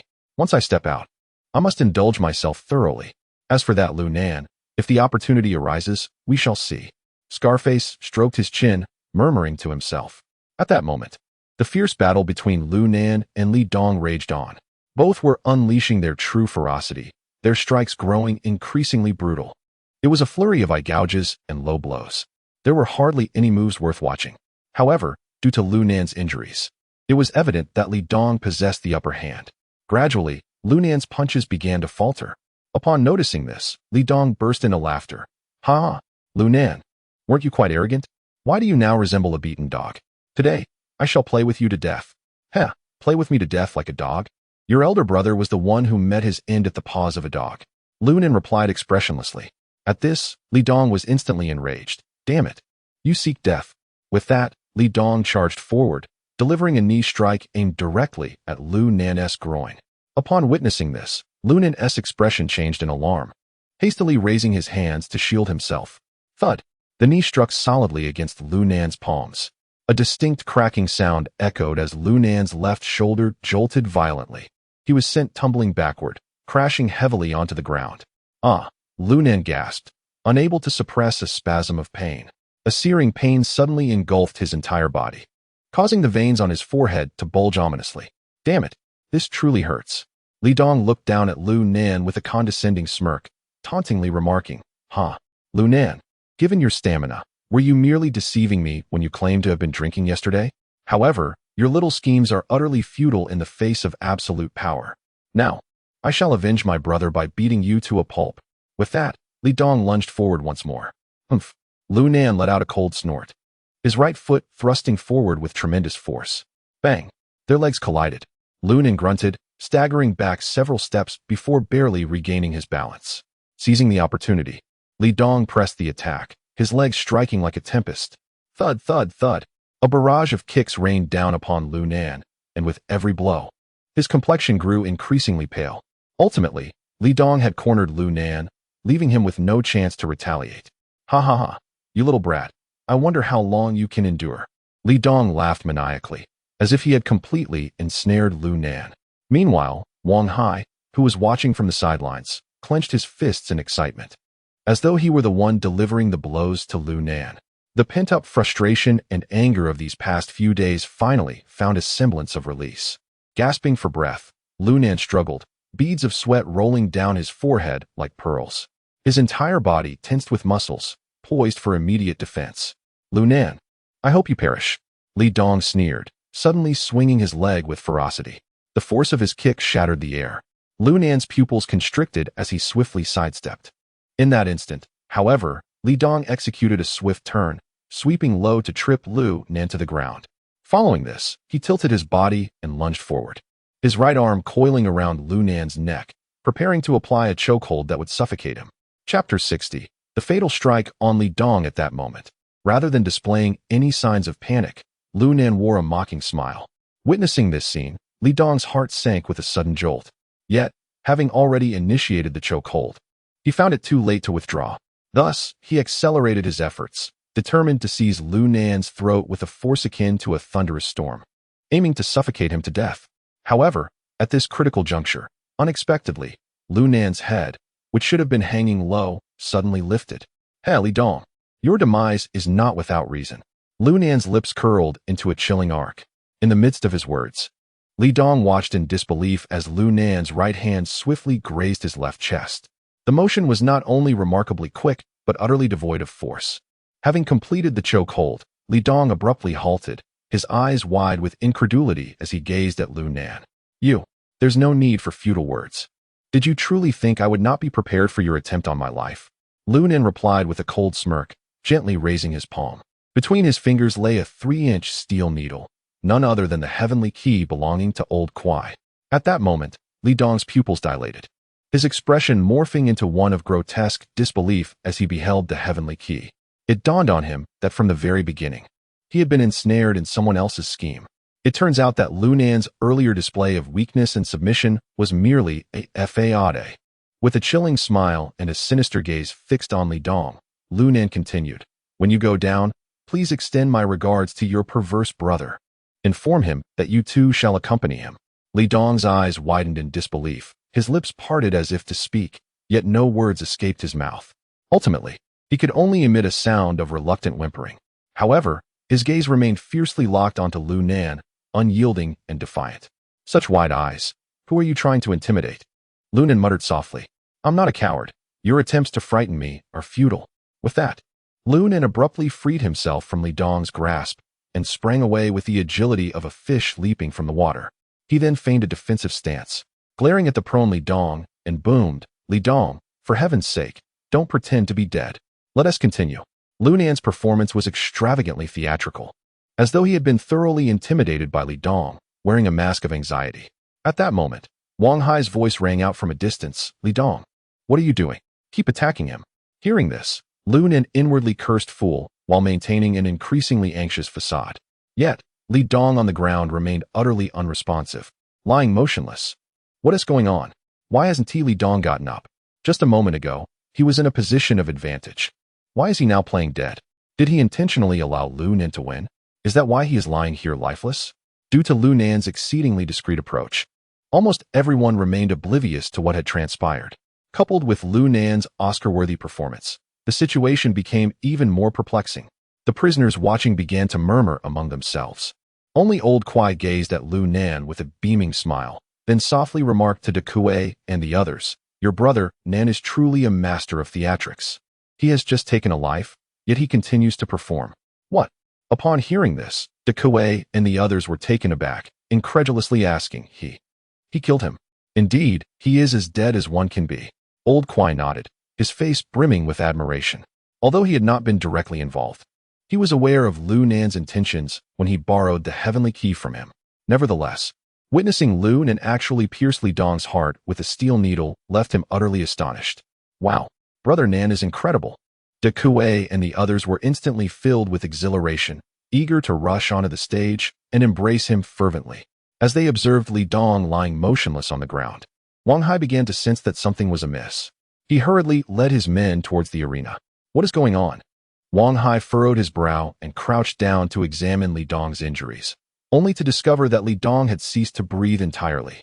Li Dong is dead. Upon hearing Wang Hai's proclamation, the entire playground erupted in chaos. Wang Hai slowly rose to his feet, directing a piercing gaze at Lu Nan. "Lu Nan, what have you done?" "Huh?" In response, Lu Nan feigned shock, retorting, "What have I done? What have I done to you? I took a beating. What could I possibly do? Let me tell you, if it weren't for your foolish gunshot injuring my shoulder, do you think I wouldn't want to eliminate him?" Lu Nan appeared to harbor intense animosity towards Li Dong, shouting in a fit of rage, "Don't even suggest that this has anything to do with me. Even if I were responsible, what would it matter? We have a contract signed." As he spoke, Lu Nan brandished a piece of A4 paper, shaking it for emphasis. Witnessing this, Wang Hai looked utterly bewildered. What? Could it be that Li Dong's demise had no connection to him? A heart attack? A cerebral hemorrhage? Or perhaps a sudden death due to a fierce altercation? This was utterly absurd. Damn it, what bad luck. Cursing under his breath, Wang Hai signaled for someone to remove Li Dong's body. His face darkened, teeth clenched as he glared at Lu Nan. This time, he found himself ensnared by this individual. However, he felt utterly powerless. After all, the other party possessed a contract. Furthermore, Li Dong had perished within his jurisdiction. If this truly serves as an excuse to dispose of Lu Nan, one cannot escape culpability. It appears that the only option left is to stage an accident involving Li Dong. With this thought in mind, Wang Hai called out to Brother Yang, "Old Yang, there is no need to consult Dr. Wang for an autopsy. If anyone inquires, we shall assert that he was playing hide and seek with his roommate during an activity and met with an unfortunate accident." Brother Yang paused, a hint of confusion crossing his face. But what about the surveillance footage? If higher-ups decide to investigate, it could lead to complications. Wang Hai's expression turned icy as he replied in a low voice, "The surveillance cameras malfunctioned this morning, so I didn't deactivate them." Upon hearing this, the others were struck with realization, silently acknowledging Wang Hai's ruthlessness. He had evidently been prepared to eliminate Lu Nan, only to find himself caught in his own trap. Wang Hai let out a cold snort, casting a sinister glance at the group, and sternly declared, "All right, return to your duties. If even a whisper of this leaks tonight, do not blame us for the consequences. Understood?" "Understood. Absolutely." The prisoners nodded fervently in agreement. Wang Hai then turned his gaze back to the center, casting a resentful look at Lu Nan. Director Hai, does this mean I have won the selection competition?" "Indeed." Wang Hai ground his teeth in reluctant affirmation. "Then the reward for my championship, should it not be bestowed upon me?" With a subtle smile, Lu Nan extended his right hand and said, "Hand it over, and grant me another 3,000 yuan worth of small shop vouchers." Chapter 61. Will you strike me? Upon witnessing Lu Nan's expression, Wang Hai felt a surge of frustration. However, he dared not confront Lu Nan directly, for such an act would surely lead to his own downfall. This impudent fellow had the audacity to assault him upon his arrival. Now that the tables had turned in his favor, he would not show any mercy. Finally, Wang Hai cast a lingering gaze at Lu Nan and venomously declared, "Very well." As the words left his lips, he retrieved a white slip from Brother Yang and handed it to Lu Nan. Upon receiving the card, Lu Nan promptly tucked it into his trousers and grinned. "Ha. Thank you, Warden Hai. Is there anything else? If not, I shall return to my slumber in the dormitory." He lazily strolled back toward the cell. Watching his retreating figure, Wang Hai's eyes flickered momentarily before he called out, "Lu Nan, in the upcoming league competition at Liangqing Prison next week, I hope you achieve great success. We shall all be cheering for you." Without waiting for Lu Nan's response, he turned to the group of inmates on the playground and proclaimed, "Listen up, everyone. If Lu Nan manages to secure the championship in this league, I will exhaust all my personal resources to petition for your sentence reductions. What do you say?" Hearing Wang Hai's words, the inmates disregarded whether he was merely making grand promises, their faces alight with excitement as they responded in unison, "Yes. Victory is a must. We shall triumph. We will prevail." Upon hearing the series of shouts, the lethargic Lu Nan nearly stumbled and fell to the ground. He turned around, exasperated, to glance at Wang Hai, who, with an air of triumph, raised his chin as if to convey, "You're finished. I will eventually bring you down." However, Lu Nan found himself unable to retort at that moment. To do so would mean opposing the entire prison population. In that case, it would not be Wang Hai who would bring him down, but rather, those around him would devour him first. Thus, Lu Nan could only suppress his fury and retreat into his cell. Once Lu Nan's figure had completely vanished, Wang Hai commanded the other inmates to return to their respective cells, simultaneously announcing the resumption of regular labor duties. The night had deepened. Lu Nan lay on his bed, listening to the snores of De Kuei and others, while silently smoking a cigarette. Damn it, other undercover agents have superior support. Here I am, operating entirely on my own. I've barely been here a few days, and have already come perilously close to death several times in this prison. No, I must expedite my efforts. In the coming days, I need to find a way to become acquainted with Scar and devise a plan to escape this place. According to memories from my past life, the main operation of Baijio and his gang revolves around little pills. Additionally, they engage in sporadic excursions for theft and robbery. According to the information provided by Old Lee, the White Nine organization is still in its nascent stage. Its principal members consist solely of the likes of the Undead and Blue Face, totaling 5 individuals. That Scar fellow is merely a minor player. Being an underling beside him is truly beneath my dignity. White Nine. If I were to infiltrate within, would it not be wiser to transform the White Nine organization into a White 10? Or perhaps, to replace one of the members within 9? With this thought, a plan began to form in Lu Nan's mind. The following morning, bathed in the radiant sunlight, Lu Nan leisurely sat on his bed, engaging in light banter with De Kuei and others. Just then, a series of urgent knocks echoed at the door. Yanggu entered, accompanied by 2 guards. "Ah, Yanggu." De Kuei greeted with a smile. "Are we being summoned for breakfast?" Yanggu cast a sidelong glance at him and replied curtly, "You all may go for breakfast. Lu Nan, step outside with me." Lu Nan raised an eyebrow, lazily inquiring, "Is there something amiss?" "I'm rather hungry and wish to eat breakfast." "Lu Nan, the Warden of Hell wants to see you. He has something to inform you. Please do not make this difficult for us." Although Yang Ji's tone was frosty, the implication was clear. Your matters with Wang Hai are your own concern, and they do not involve us. Upon hearing this, Lu Nan furrowed his brow slightly, yet he did not press the matter further. Rising from his seat, he patted De Kuei on the shoulder and followed Yanggu outside. "Yanggu, what mischief is that fool Wang Hai up to now? Do enlighten me," Lu Nan inquired straightforwardly as they stepped out.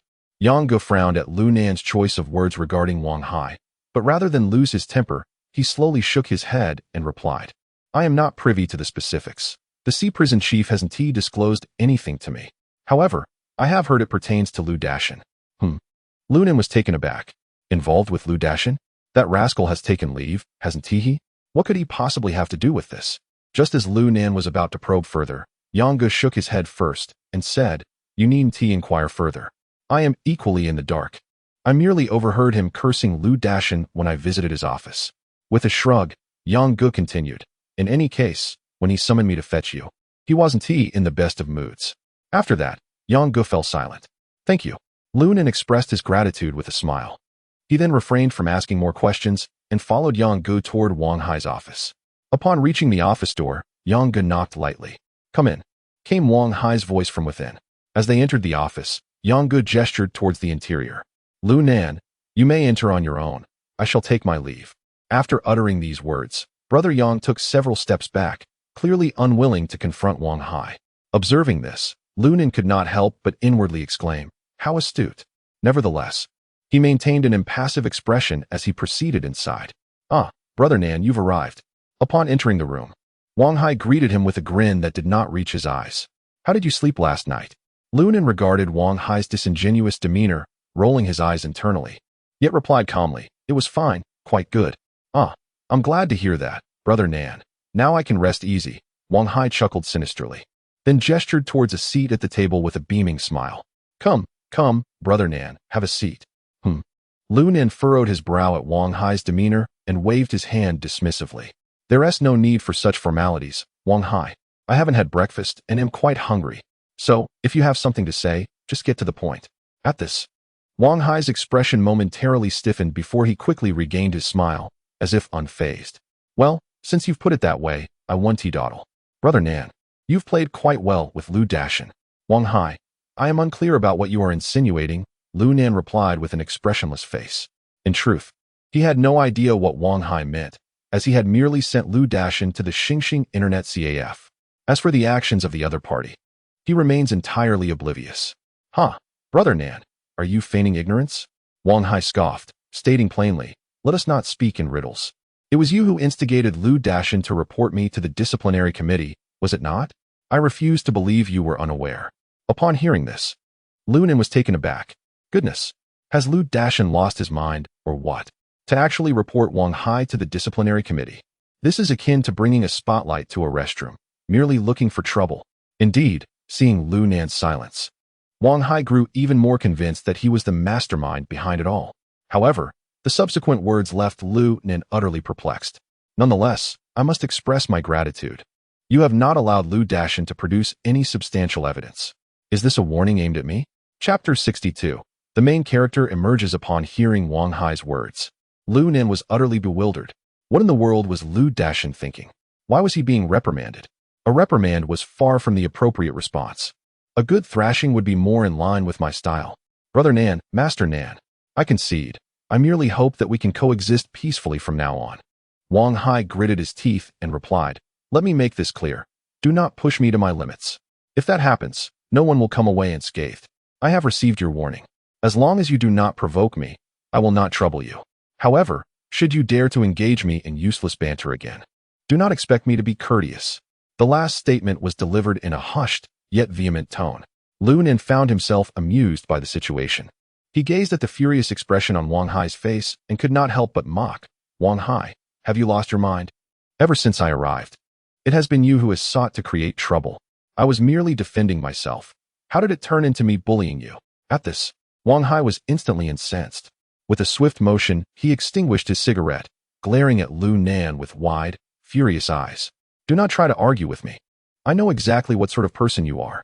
Don't think for a moment that I am unaware of your ulterior motives. Oh, and what do you think I am, pray tell? What motives could I possibly have? Do enlighten me. Lu Nen scoffed, gazing defiantly at Wang Hai, showing not an ounce of trepidation. At this moment, Wang Hai found himself at a loss for words. Indeed, as the other party had pointed out from the very beginning, he had agreed to come to this place as warden primarily to deal with Lu Nan.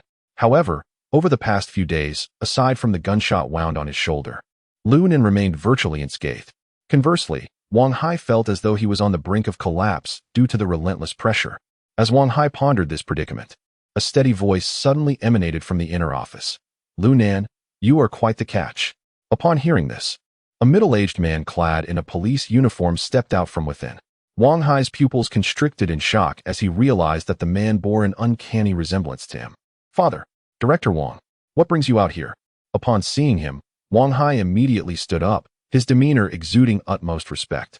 Indeed, this man was none other than Wang Hai's father, Wang Dongwei. To his astonishment, this formidable figure had personally arrived. He was no ordinary individual. At just under 50 years of age, he had risen to become the second-in-command of the Jingjia affairs in Liangqing, poised for promotion in 7 years. He wielded immense power, ranking just below the top echelons of authority. Although Wang Hai was his only son, he felt a palpable sense of trepidation in his presence, hardly daring to breathe. This anxiety intensified upon realizing that the man standing before him was not only the ruler of Liangcheng, but also the underground emperor of Liaoning province. Lunan could only silently marvel at the situation. Even in a past life, though I was known as Brother Nan of Liangqing Road, when compared to such individuals, I find myself utterly lacking. Xiao Hai, please step outside for a moment. I wish to converse with Xiao Lu. At that moment, Wang Dongwei suddenly cast a cheerful glance at Wang Hai. Of course. Upon hearing this, Wang Hai promptly nodded and swiftly exited the room. Once Wang Hai had departed, Wang Dongwei turned his smiling gaze toward Lu Nan. Please, have a seat. Thank you, Director Wang.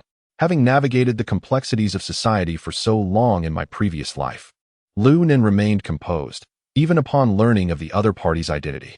He calmly inquired, Director Wang, may I ask what you wish to discuss with me?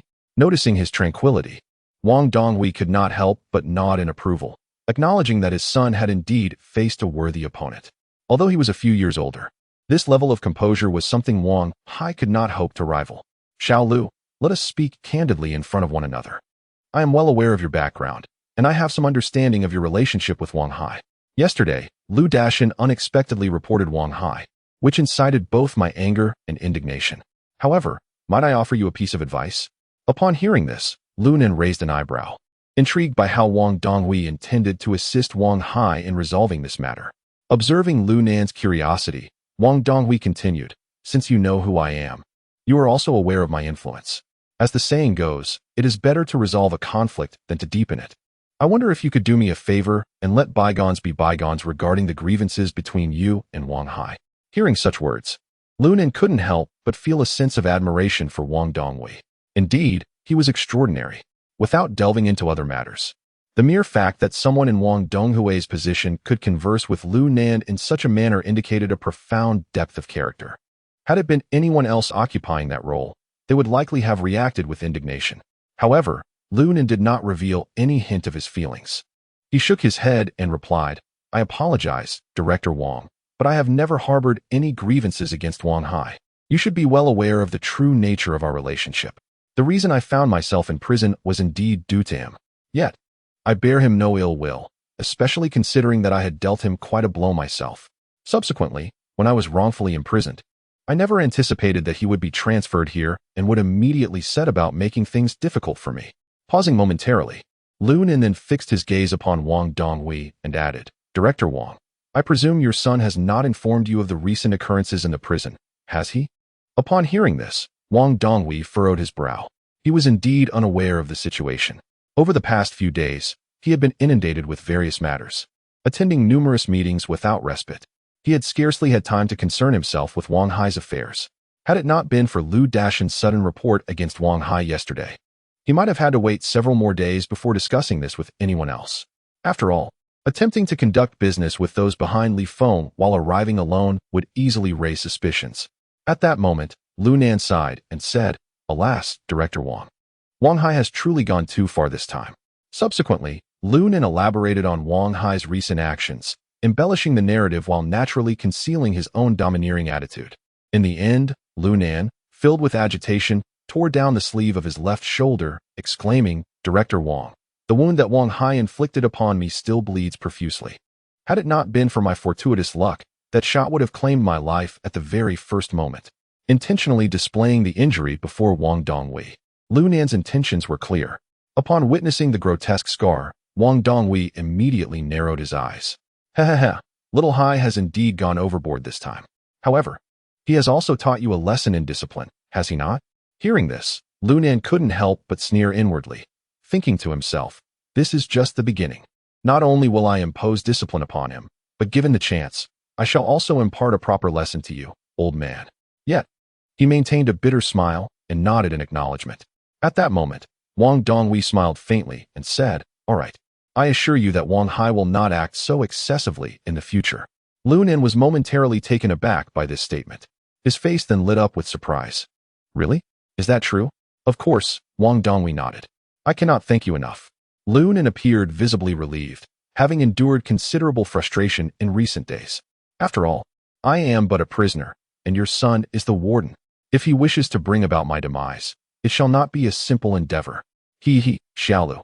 Your words are nothing short of self-deprecating. Wang Dongwei, with a knowing smile, remarked, setting aside other matters. The mere existence of Lu Dashan and that case file is more than sufficient for the Wang family to savor a fine drink. At this point, his gaze suddenly sharpened, fixating intently on Lu Nan. Chapter 63. A subtle contest. Director Wang, your words are rather exaggerated. Observing Wang Donghui's expression, Lu Nan remained unfazed and languidly remarked. As I mentioned earlier, if I had nothing in my possession, your son would have long since eliminated me. At this point, Lu Nan shrugged his shoulders, resigned to the necessity of self-preservation. Self-preservation? Wang Dongwei scoffed. Is it necessary to have Lu Dashan report us for that? It seems you wish to place the Wang family in jeopardy. Director Wang, your assertion is even more far-fetched. Although I am young, I grasp many matters quite well. One Lu Dashan alone, even with that medical record, cannot possibly endanger your family, can it? Lu Nan fixed his gaze on Wang Donghui and posed the question, am I correct? Director Wang? Interesting. Little Lu, I find you far more intriguing than your father. He has spent years teaching at school without advancing in rank. I had presumed him to be a simple-minded brute, yet upon meeting you, I reconsider him as a man of great wisdom cloaked in ignorance. Upon hearing Wang Donghui's remarks, Lu Nan's expression shifted dramatically. Wang Donghui, what are you planning? My affairs have nothing to do with my father, he exclaimed furiously, leaning slightly forward. It seemed that unless Wang Donghui provided him with a satisfactory explanation, he was on the verge of taking decisive action against him. However, Wang Donghui exhibited no semblance of fear.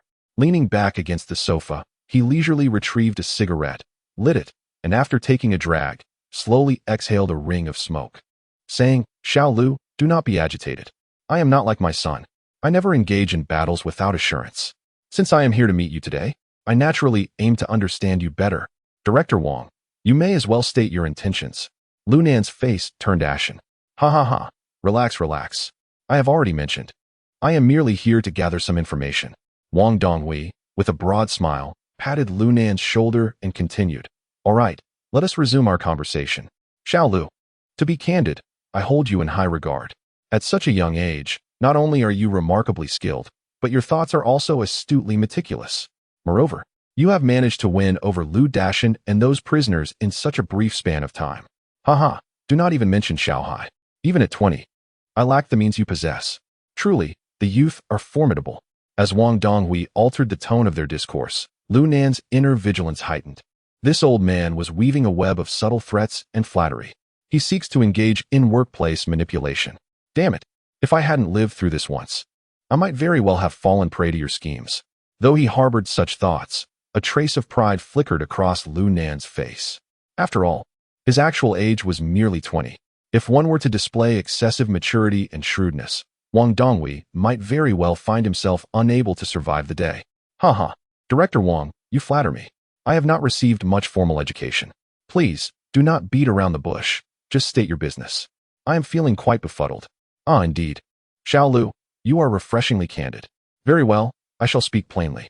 Upon encountering Lu Nan, Wang Donghui felt equally forthright and stated directly, my intentions are quite simple. Return the case file to me and assist me with the matter. As for the affair between you and Xiaohai, let it be settled once and for all. Director Wang, what do I stand to gain from this? Lu Nan inquired without hesitation. Upon hearing this, Wang Donghui not only refrained from anger, but looked upon Lu Nan with even greater admiration. Astute and resolute. Unlike others who are so pedantic. Most importantly, he carries the weight of human lives on his shoulders. Such a young man is indeed tailor-made for me. Wang Donghui. Contemplating this, Wang Donghui took a deep drag from his cigarette and slowly remarked, I can grant you one request. Any request. At these words, Lu Nan's eyes narrowed sharply, glinting with intensity. Any request. Indeed, any request. Wang Donghui asserted with unyielding conviction.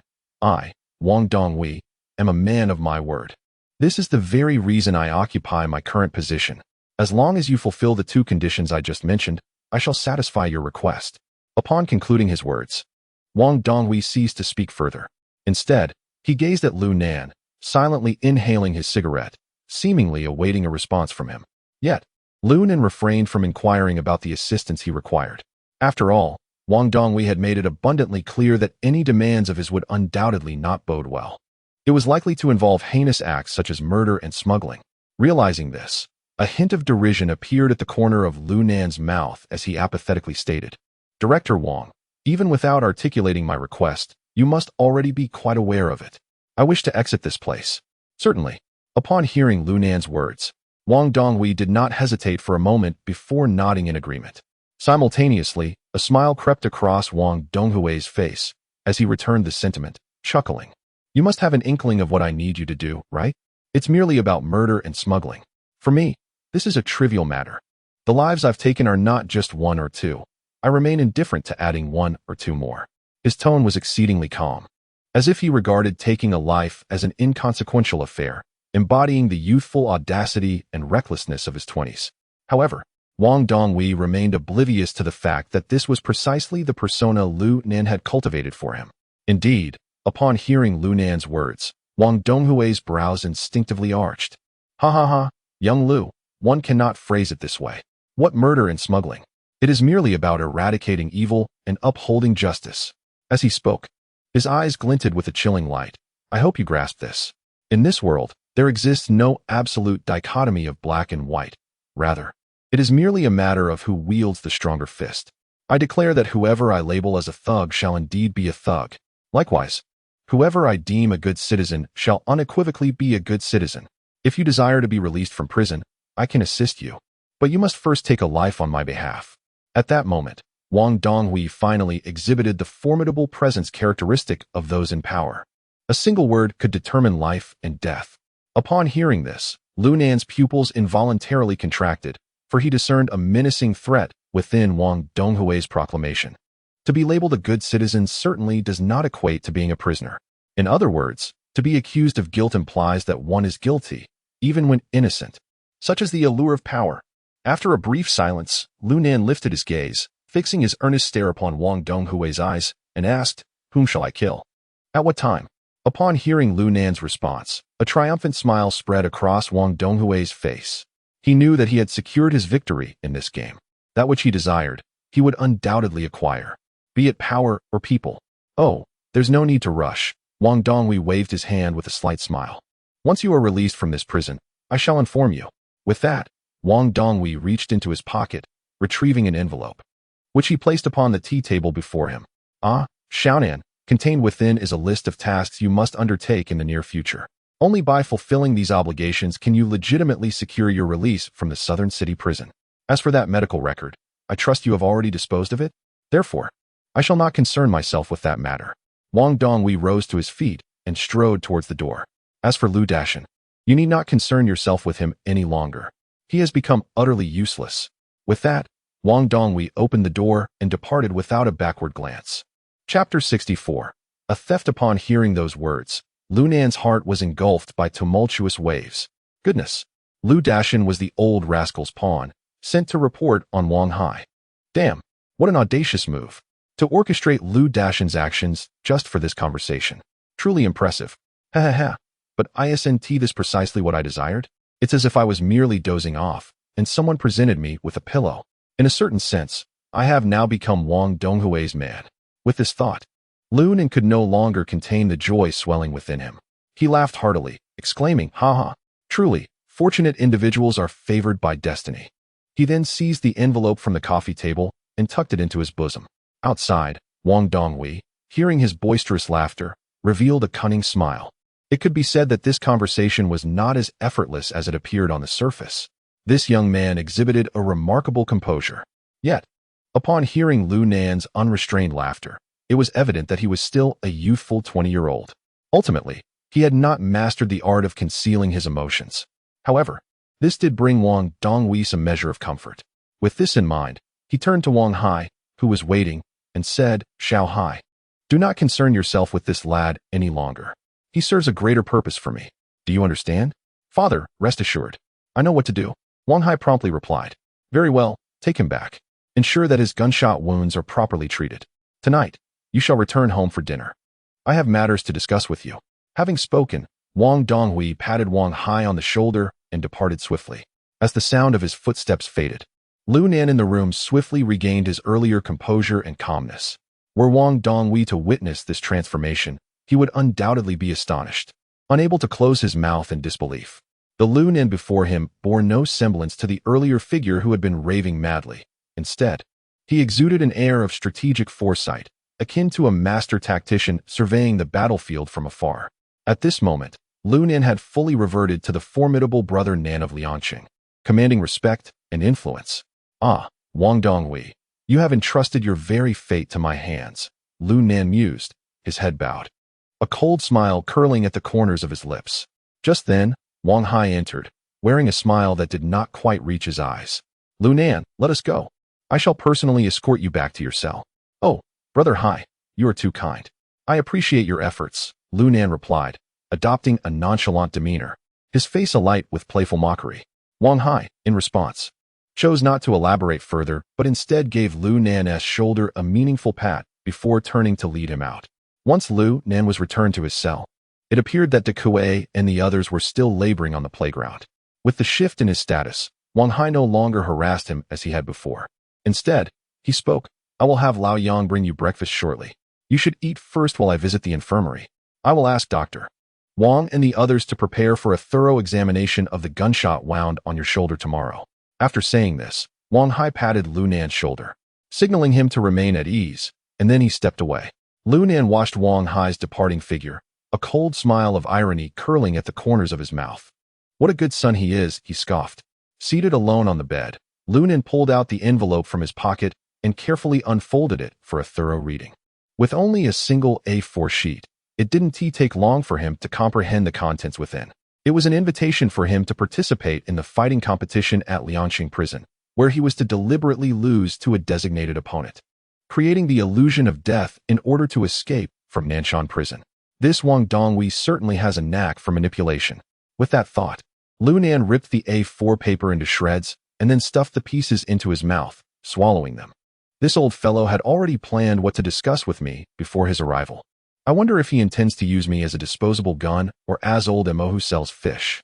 Lu Nan chuckled and shook his head, dismissing the matter. It was irrelevant now. However, he was curious about how Wang Donghui would manage Scarface. It seemed the plan needed some adjustments. After finishing his breakfast, Lu Nan greeted Wang Hai and then made his way to the playground. At that moment, the prisoners laboring there noticed his presence. Regardless of whether they recognized him or not, they smiled and nodded in acknowledgement. His reputation in the Southern City prison has undoubtedly soared. After decisively defeating Wang Hai, he emerged unscathed, toppling Axe and eliminating Li Dong. Who dares to challenge such a formidable figure? Moreover, Lu Nan carries himself with humility. He waved to everyone before approaching Lao Kuai and De Kuei, who were weeding nearby. "Brother Nan, Wang Hai didn't give you any trouble, did he?" De Kuei inquired eagerly upon seeing Lu Nan's arrival. Lu Nan shook his head nonchalantly. "No. Not only did he not cause any trouble, but he even brought breakfast for me. Goodness, he's more filial than a son." Upon hearing this, the others assumed Lu Nan was boasting, and they burst into laughter. "Ha ha. Brother Nan, you truly are something. All right, get back to work. If we're seen slacking off, the guards will surely create trouble for us." Lu Nan waved his hand and then leaned over to Lao Kuai, tapping his right hand on his pocket. "Lao Kuai, the item has been returned. Thank you for the heavenly key yesterday. Otherwise, dealing with Li Dong would have been quite a challenge for me." "Ha ha ha, you really are impressive," Lao Kuai said, patting his pocket to secure the heavenly key. He then gave Lu Nan a thumbs up. "From now on, in Southern City Prison, you've established your presence. Don't forget about your old brother Kuai. You must look out for me." Hearing this, Lu Nan shook his head. "Lao Kuai, that might be a bit difficult." What do you mean?" Hearing this, old Kuai was momentarily taken aback. Lu Nan did not hide his intentions, softly stating, "I estimate that in about a month, I may be leaving here. Therefore, I won't be able to look after you." "What?" Old Kuai's eyes widened in disbelief. "Brother Nan, have you become addicted to boasting? If I recall correctly, your sentence is 17 years, right? And you're telling me you'll be leaving in a month? Are you dreaming?" "Huh. Today, I've latched onto quite the sturdy support." Lu Nan chuckled lightly, but refrained from elaborating further. It wasn't that he didn't want to share. Nor was it a matter of distrust towards old Kwai. Rather, some matters are better kept from too many ears. After all, there were plenty of people nearby, and should they overhear, it could lead to dire consequences. Cut it out with the bluster. Old Kwai shot him a glance and returned to his diligent work. Observing this, Lu Nen shifted the topic. Old Kwai, I have a favor to ask of you. What is it? Speak up. Old Kwai replied without looking up. What could I possibly need from you? I'm asking you to help me steal something, Lu Nen whispered. Upon hearing this, Old Kwai immediately halted his weeding. Annoyance evident in his tone. Damn it. The last time I helped you with that document from Wang Hai, I got beaten up for it. I'm not doing it this time. Find someone else. Old Kwai's voice was laden with resentment. With a raised eyebrow, Lu Nen exclaimed, Why must you suggest I seek more capable hands? We are, after all, brothers. Once I manage to escape, I shall certainly devise a way to extricate you as well. Lao Kwai curled his lip in disbelief, retorting, Are you boasting just for the sake of it? This isn't over yet. Clearly skeptical of Lu Nan's claims. He cursed before inquiring, Now, tell me, what is it that you wish for me to pilfer this time? I must warn you, if Wang Hai's lackey comes after me, I will not hesitate to implicate you. In response, Lu Nan scratched his ear and chuckled. This time, I do not intend to steal from Wang Hai, but rather from that young lad over there. With that, Lu Nan discreetly gestured towards a young man in the distance, diligently clearing stones on the playground. Chapter 65. My brother. Upon hearing this, Old Kwai furrowed his brow in perplexity and inquired, What is the purpose of stealing from him? He is merely a newly arrived inmate. Lu Nan replied softly, That young man bears a jade pendant around his neck. Due to the benefits he provided to Wang Hai, it was not confiscated by the authorities. I need you to retrieve it for me. All right. Old Kwai did not hesitate, then asked, When do you require that item? The sooner, the better. If you can bring it to me now, let us go at once. Goodness, you are quite demanding. Old Kwai chuckled with mock reproach upon hearing Lu Nan's words. He dusted off the debris from his hands and prepared to head towards the young man. However, at that moment, he noticed another group of individuals making their way in the same direction. Hey, Brother Kwai, what are those people up to? Lu Nan tugged at Old Kwai and inquired. I'm not certain. Old Kwai shook his head. This group appears to be quite influential, yet they remain shrouded in mystery and possess considerable strength. However, I am unaware of their organization's name. Considerable strength? How do you know that? Isn't it obvious? Though I may lack certain abilities, I do possess keen observation skills. The Axe Society and Hammer Gang are both notorious for their tyranny. Yet I hold a certain wariness towards this group. Upon hearing this, Lu Nan pondered for a moment and suddenly recalled a name from the list. He exclaimed, Is it Beisho Hall? Beisho Hall? Are you saying this group belongs to Beisho Hall? Lao Kwai exclaimed, startled. He quickly turned around to scrutinize them, feeling an unsettling chill run down his spine. No wonder I felt ill at ease under their gaze. So it is Beisho Hall. Do you know about Beisho Hall? Lu Nan inquired, perplexed. He had never before encountered any mention of this organization. Even 20 years later, as a notorious figure in Liangqing, he had no recollection of Beisho Hall's existence. His knowledge of the name stemmed solely from a certain dossier. I have heard that Beisho Hall is unlike other gangs. It is an organization that specializes in assassination. They operate with great discretion and seldom engage with the public unless tasked with a hit. Lao Kwai nodded, contemplating for a moment before elaborating. Moreover, the members of Beisho Hall are ruthless and merciless, leaving no survivors in their wake. I wonder how they ended up in such a predicament, with so many of them captured. It defies logic. As Lao Kwai continued his explanation, the members of Beisho Hall had already approached the young man. Although the guards observed, they turned away, offering no acknowledgement, not even a hint of curiosity. At that moment, one of the individuals from Beisho Hall, a young man adorned with tattoos on his neck, stepped forward and began speaking to the young man, seemingly with no intention of resorting to violence. The young man shook his head, seemingly disinterested. However, the tattooed youth appeared unwilling to concede, persistently urging him.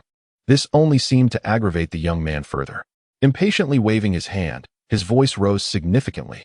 I've already stated, I have no interest in your foolish organization. I will not participate. I'll go wherever I please. Don't waste my time here. Upon hearing this, Lu Nan and Old Kwai suddenly understood. Goodness, are they recruiting people in prison? I wondered how a killer organization could have so many individuals captured.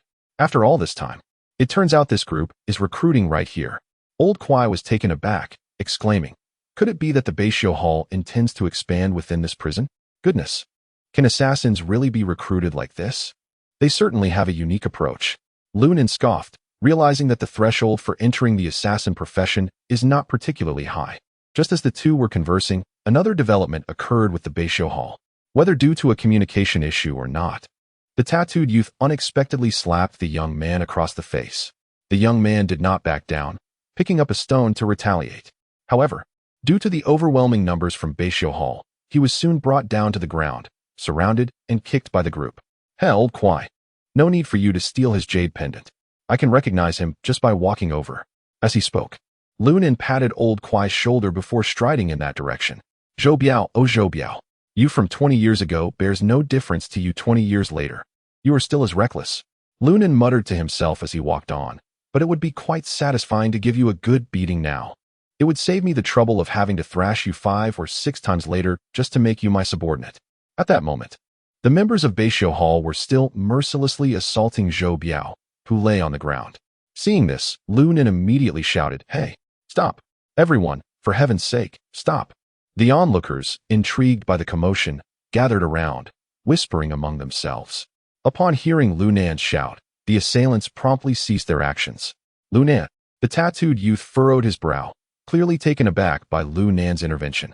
Zhou Biao slowly lifted his head, and upon seeing Lu Nan, his expression remained unremarkable, for they had never crossed paths. Conversely, Lu Nan's face broke into a teasing smile upon spotting Zhou Biao. "Oh, isn't this Zhou Biao? Have you forgotten me? Lu Nan, do I know you?" Zhou Biao scratched his head, appearing utterly bewildered. He was certain that he had never met Lu Nan before, nor had they any shared history. The look of confusion on his face seemed to instantly transport Lu Nan back to a previous life. He chuckled heartily and said, "Ha ha. You even know my name. How can you claim not to know me?" "Ah, that is indeed true." Zhou Biao scratched his head in response. Hearing their conversation, the tattooed youth furrowed his brow even tighter. He was certain that Lu Nan had come to defend Zhou Biao. Otherwise, there would be no reason for him to forcefully intervene. Such behavior was tantamount to provocation. Had it been during ordinary times, he would have long since thrown this fellow into a cell to stew. However, at this critical moment, and with their intention to recruit Lu Nan, the tattooed man could only suppress his fury. He took a deep breath and coldly addressed Lu Nan.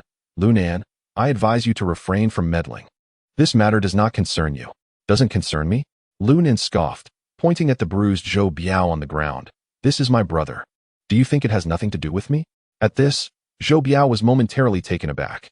He hadn't anticipated that Lu Nan would stand up for him. A warm surge suddenly blossomed in his heart. The tattooed youth's brow furrowed even deeper, his eyes glinting with a fierce, murderous intent. Nevertheless, he took several deep breaths, striving to control his temper, and grit his teeth as he said, "In that case, we shall grant you this favor. But remember, there cannot be a next time. Or else what?" Lu Nan wore a playful expression, gazing at the other with a smile that was neither fully humorous nor entirely serious. "Are you capable of stabbing me to death with a knife? Or perhaps employing some method of assassination?" Upon hearing this, the tattooed youth's demeanor abruptly stiffened, and he ominously replied, "Since you are aware of our identity, you should also recognize our formidable power. I warn you, do not provoke us." "Provoking your mother." Lu Nan interjected rudely before the tattooed youth could finish his sentence. "Who do you think you are? Do you believe I won't take your life right now?" Chapter 66. Attention is nonsense. Seeing Lu Nan's audacity, even the tattooed youth, known for his patience, could no longer contain his anger. His eyes widened as he bellowed, "Damn it!" With a swift motion, he launched a punch towards Lu Nan. Without a moment's hesitation, Lu Nan met the attack head-on, their fists colliding with a resounding thud, sending a cloud of dust swirling around them.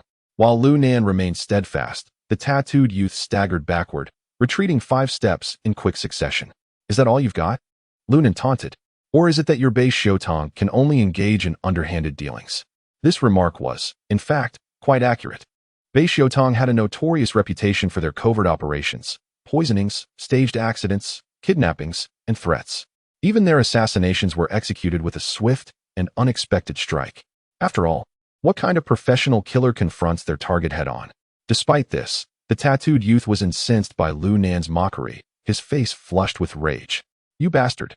he finally erupted, cursing vehemently as he charged at Lu Nan once more.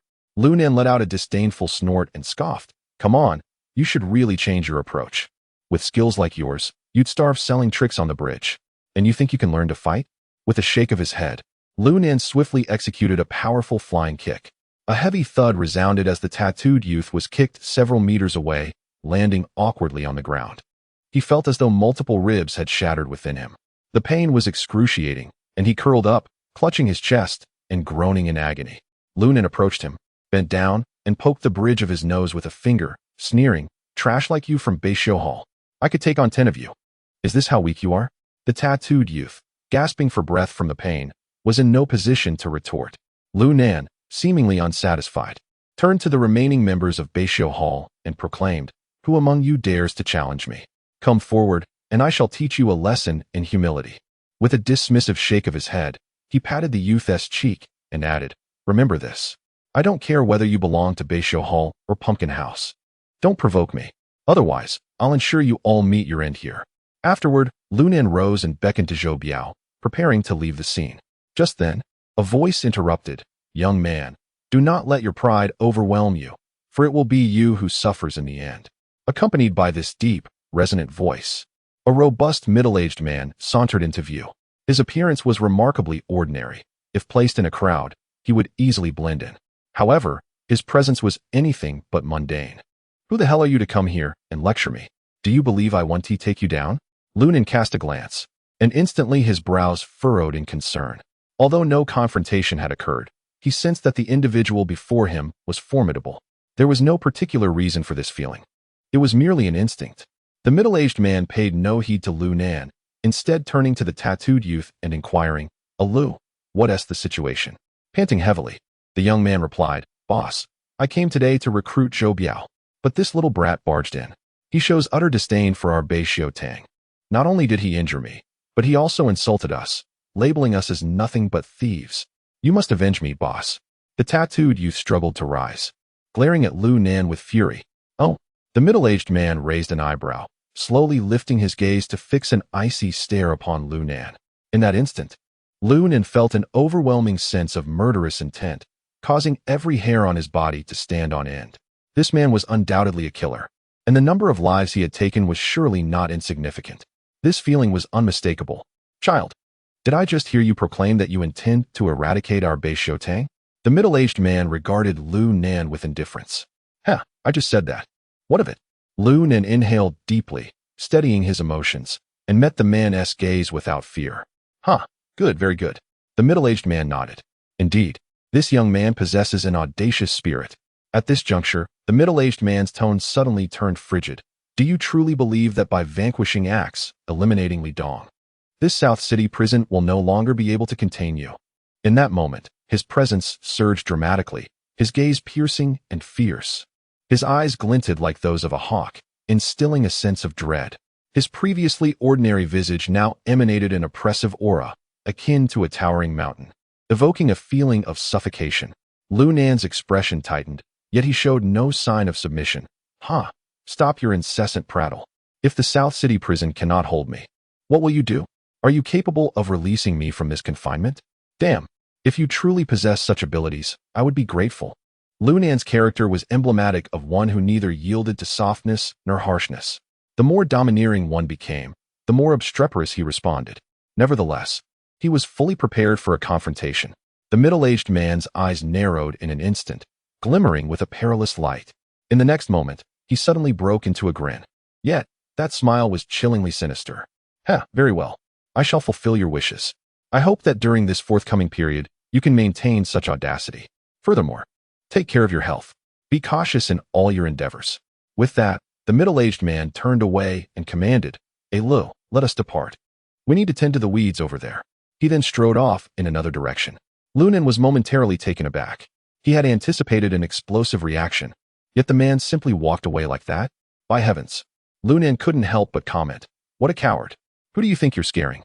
And as for being cautious, what nonsense. Even when you relieve yourself, you should be careful not to fall into the cesspit and choke to death." Although Lu Nan's voice was not loud, it resonated clearly in everyone's ears. The onlookers among the prisoners couldn't help but burst into laughter, and even the members of Beisho Hall couldn't suppress their smiles. This was rather ruthless, wasn't it? Meanwhile, Lu Nan appeared relaxed on the surface. Yet his heart was filled with caution. Damn it. He had no idea what this old fool was up to. No. I must go find Wang Hai shortly and have him put this idiot in solitary confinement. Let's see what he can do then. With this thought, Lu Nen immediately felt at ease, while secretly appreciating the thrill of having someone backing him. Just then, Zhou Biao approached, expressing his gratitude. Thank you, Lu Nan. What are you thanking me for? Lu Nan waved his hand dismissively and replied, I already mentioned that we are brothers, so there's no need for such formality. You were born in 83, right? Zhou Biao was momentarily taken aback, then nodded in affirmation. Yes, I am. Huh, so am I. I was born on January 1st. From now on, just call me Brother Nan. Brother Nan. Chapter 67. The Bear Slayer Brother Nan. Master Nan. Ancestor Nan. What have you offended them for? After exhaling a heavy mist, he finally inquired. What is the matter? They're putting on airs over there, and I can't stand it. It's merely about confining that old fellow for a while. Why are you so worked up? Upon hearing this, Wang Hai wore a woeful expression, looking as if he might faint. Brother Nan, you truly are remarkable. Haha, didn't you already know? Lu Nan chuckled nonchalantly, then continued, with my prowess. If I say he shall be confined, then he shall be confined. Can he surpass my brilliance? Wang Hai was at a loss, nearly in tears. No, Brother Nan. Do you know who that middle-aged man is? Who? Lu Nan asked, feigning disinterest. His name is Wu Xiong. He once defeated renowned African professional fighters in the underground boxing arenas of Siberia to claim the championship. He is a true professional fighter.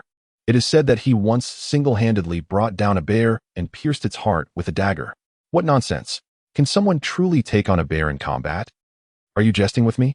At this, Lu Nan's eyes widened in disbelief. Why would I deceive you? Wang Hai shook his head with a bitter smile. This Wu Xiong is indeed formidable. Moreover, I suspect his capabilities extend far beyond what we perceive. Subsequently, due to an injury sustained in a boxing match, he returned to Liangqing to establish the Beishiu Hall, specializing in aiding the affluent and powerful in resolving their troubles. Oh, Lu Nan nodded. Yet, his mind remained in a state of disarray. Such matters were utterly beyond his comprehension. However, after pondering for a considerable time, Lu Nan unearthed an anomaly. This was peculiar. If this individual was indeed so formidable, how could he have been berated so thoroughly by me? A frown creased Lu Nan's brow. Surely, someone capable of vanquishing a bear should find it relatively easy to subdue me? Why resort to such clandestine tactics? It seemed unnecessary. Damn it. He simply did not wish to confront you head-on. Wang Hai bellowed in exasperation. He fears that being confined here will render him out of practice. Hence, he intends to use you as a means of honing his skills. You, my friend, are as resilient as a cockroach. Is there anyone more suited for this purpose than you? A bead of cold sweat trickled down Lu Nan's forehead instantaneously. Practicing honing skills. Good heavens, does he hold me in such low regard? Not merely underestimating you. He is intent on tormenting you, seeking to prove his superiority. This fellow is nothing short of a sadist. Wang Hai sighed, shaking his head. This is troublesome. Should I confine him? My father's phone will likely be inundated with calls from that group. Upon hearing this, Lu Nan's brows furrowed slightly, his mind racing. It appears that this Wu Xiong and the Assassin's Hall may indeed have some connection to Wang Dongwei, even if he is not the one who supports them. He must have served him as well. Otherwise, Wang Hai wouldn't be in such a dilemma. At that time, if Wang Hai wanted to deal with me, why didn't he first approach this Wu Xiong? Contemplating this, Lu Nan took a deep drag from his cigarette and casually inquired, Hey, Hai Gu, a couple of days ago you looked down on me so much. Why didn't you let this bear-catching fellow take me out? Wang Hai rolled his eyes and replied irritably, Damn it, I wanted him to take you out. Unfortunately, that old geezer demands too high a price. I can't afford that. Wow, you really don't hold back. Lu Nan was taken aback to learn that this was the reason, his expression revealing his surprise. What do I have to hide? We're all in the same boat now. Wang Hai shrugged defiantly and continued, Regardless of everything, Wu Xiong will definitely want you dead. After all, he has been lurking here for nearly 3 years. If he doesn't get a chance to move around, he'll be rusting away. At this point, Wang Hai sighed, I'll go have a word with him. I hope he'll show me some respect. Let's put this matter to rest. Otherwise, there's only one way to save you. What way? To lock you in the confinement room. Damn, are you kidding me? Lu Nan exploded with anger. If he doesn't give you face, then you shouldn't bother. You don't need to confine me. I'll find my own way to deal with him. Upon hearing these words, Wang Hai gazed intently at Lu Nan, and after a brief moment, he spoke earnestly. Lu Nan, to be frank, had my father not conversed with you beforehand, I would have relished your declaration. For assuredly, it would have been you who met your demise. However, at this juncture, I cannot allow you to take such a perilous risk. As he spoke, Wang Hai lit a cigarette, took a deep drag, and solemnly continued. Regardless of your acknowledgement, you are currently serving my father. Should his plans falter due to you, I could not bear the consequences. Upon hearing this, Lu Nan's heart did not feel warmed. Rather, it sent a chill down his spine. Noticing Lu Nan's disbelief, Wang Hai patiently attempted to reassure him. You likely have no more than a month left. After that, you should be able to depart from here. In other words, as long as you remain unscathed during this month, Wu Xiong will have little opportunity to trouble you in the future. Although there are numerous members outside Beishiu Hall, aside from Wu Xiong, I doubt they will pose any threat to you. Thus, confining you here serves as the best form of protection. Lu Nan could not help but find humor in this statement. Just yesterday, the two had yearned to eliminate each other. Today, this foolish Wang Hai was contemplating how to safeguard him. It was indeed a bitter irony. Contemplating this, Lu Nan silently took a puff of his cigarette and raised his head, saying, Brother Hai, your words truly touch me. However, I must disagree with your perspective. If Wu Xiong is indeed as formidable as you claim, then no matter where I hide, it would be futile. It would be far better to confront him head-on with integrity. I am curious to see just how terrifying a creature capable of slaying a bear truly is. With that, Lu Nan rose from his seat and declared, I shall gather some individuals in the coming days. Let us see if we can engage him. Wang Hai could only shake his head in resignation and sigh. Very well, just remember not to act recklessly. I will attempt to have a conversation with Wu Xiong. Rest assured, Lu Nan waved his hand dismissively and exited Wang Hai's office. The moment he closed the door behind him, Wang Hai's expression darkened ominously. Ah, Lu Nan, since you seek your own demise, you have no one but yourself to blame. Even if my father learns of this, all he can say is that you overestimate your own abilities. With that, Wang Hai forcefully plunged his cigarette into the ashtray. A sinister smile creeping across his face as he remarked, if I were to converse with Wu Xiong, he would undoubtedly show me respect. However, I shall not plead with him on behalf of a mere insignificant wretch like you. Had it not been for that meddlesome Li Dong, you would have met your end that very day. Chapter 68. An unexpected incident. As Lu Nan made his way back to the cell, he too was pondering strategies. If that Wu Xiong was indeed as formidable as Wang Hai claimed, then he should certainly not be his match. After all, that fellow had dispatched a bear. Here I am, having only taken down a few dogs. The disparity in size among animals alone places us on entirely different tiers. Yet, on the other hand, no matter how impressive he may be, he is not superhuman. Even a few well-placed stabs could bring him down. Why should I fear him? Furthermore, I find it hard to believe that Wang Hai, that petty individual, would genuinely concern himself with my well-being. He simply lacks that attribute. With this thought, Lu Nan suddenly broke into a cold smile, thinking, hey, it's not certain who will prevail. If it weren't for the injury on my shoulder, I might just be able to take down a bear myself. Brother Nan, what are you mumbling about? What could possibly kill a bear? Are you planning to join us in poaching? Just as Lu Nan finished his thought, De Kuei suddenly leaned in. At the mention of this, Lu Nan's eyes brightened. With genuine curiosity, he asked, De Kuei, have you ever hunted a bear? Upon hearing this topic, De Kuei immediately perked up, slapping his thigh and exclaiming, oh, Brother Nan, we indeed once hunted a blind black bear. That fellow fetched us quite a sum. It allowed us brothers to indulge in fine food and drink for quite some time. Indeed, yes, the black bear, adorned with countless valuable treasures, could be disassembled and sold for a staggering 200,000. Alas, such a creature is now beyond reach. The remaining 6 individuals echoed this sentiment, and Road South eagerly inquired, pray tell, how did you manage to hunt it? In truth, it was quite simple. We merely set a trap and then dispatched it with a hunting rifle, replied Big Kuei, scratching his head. Upon hearing this, Road South remained undeterred and pressed further. Big Kuei, what if one possessed only a dagger or a short blade? Is it feasible for a single person to hunt a bear? Big Kuei contemplated for a moment before affirmatively nodding. Indeed, as long as one is aware of the bear's path and the traps are well designed, it is possible to hunt it without a firearm. Ah, traps. Road South murmured as he nodded thoughtfully, continuing his inquiry, but tell me, if one were to confront a bear with merely a knife, could one bring it down? What? The 7 men stared wide-eyed at him, as if he were a lunatic. South brother, are you feeling all right? We are but mere mortals, not superheroes. Who could possibly slay a bear with just a knife? That's utterly absurd. Indeed, South brother, we need not fabricate fantastical tales. Regardless of one's prowess, it is inconceivable for a single individual to vanquish a bear. Listening to their discussions, Road South furrowed his brow in contemplation. He pondered carefully and found the situation rather perplexing. If Wu Xiong were indeed that formidable, he would surely be akin to a superhero. Killing a bear with a mere knife must have involved some premeditated traps. Otherwise, success would be improbable. Moreover, since Wu Xiong engaged in assassination activities, setting traps should be child's play for him. With this realization, Lu Nen felt a great deal of clarity wash over him. How foolish of him to have frightened himself.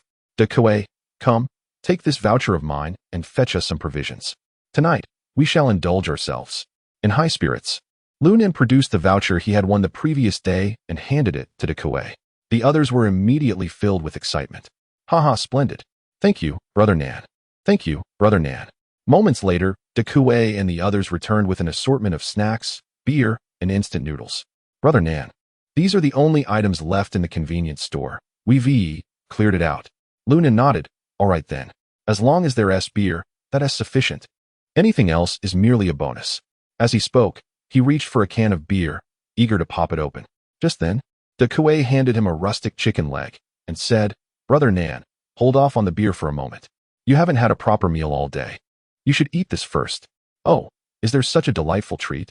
Upon seeing the chicken leg, Lu Nan's spirits instantly lifted. De Kuei, go ahead and indulge, he urged. I've been rather irritable lately. A bit of beer will suffice.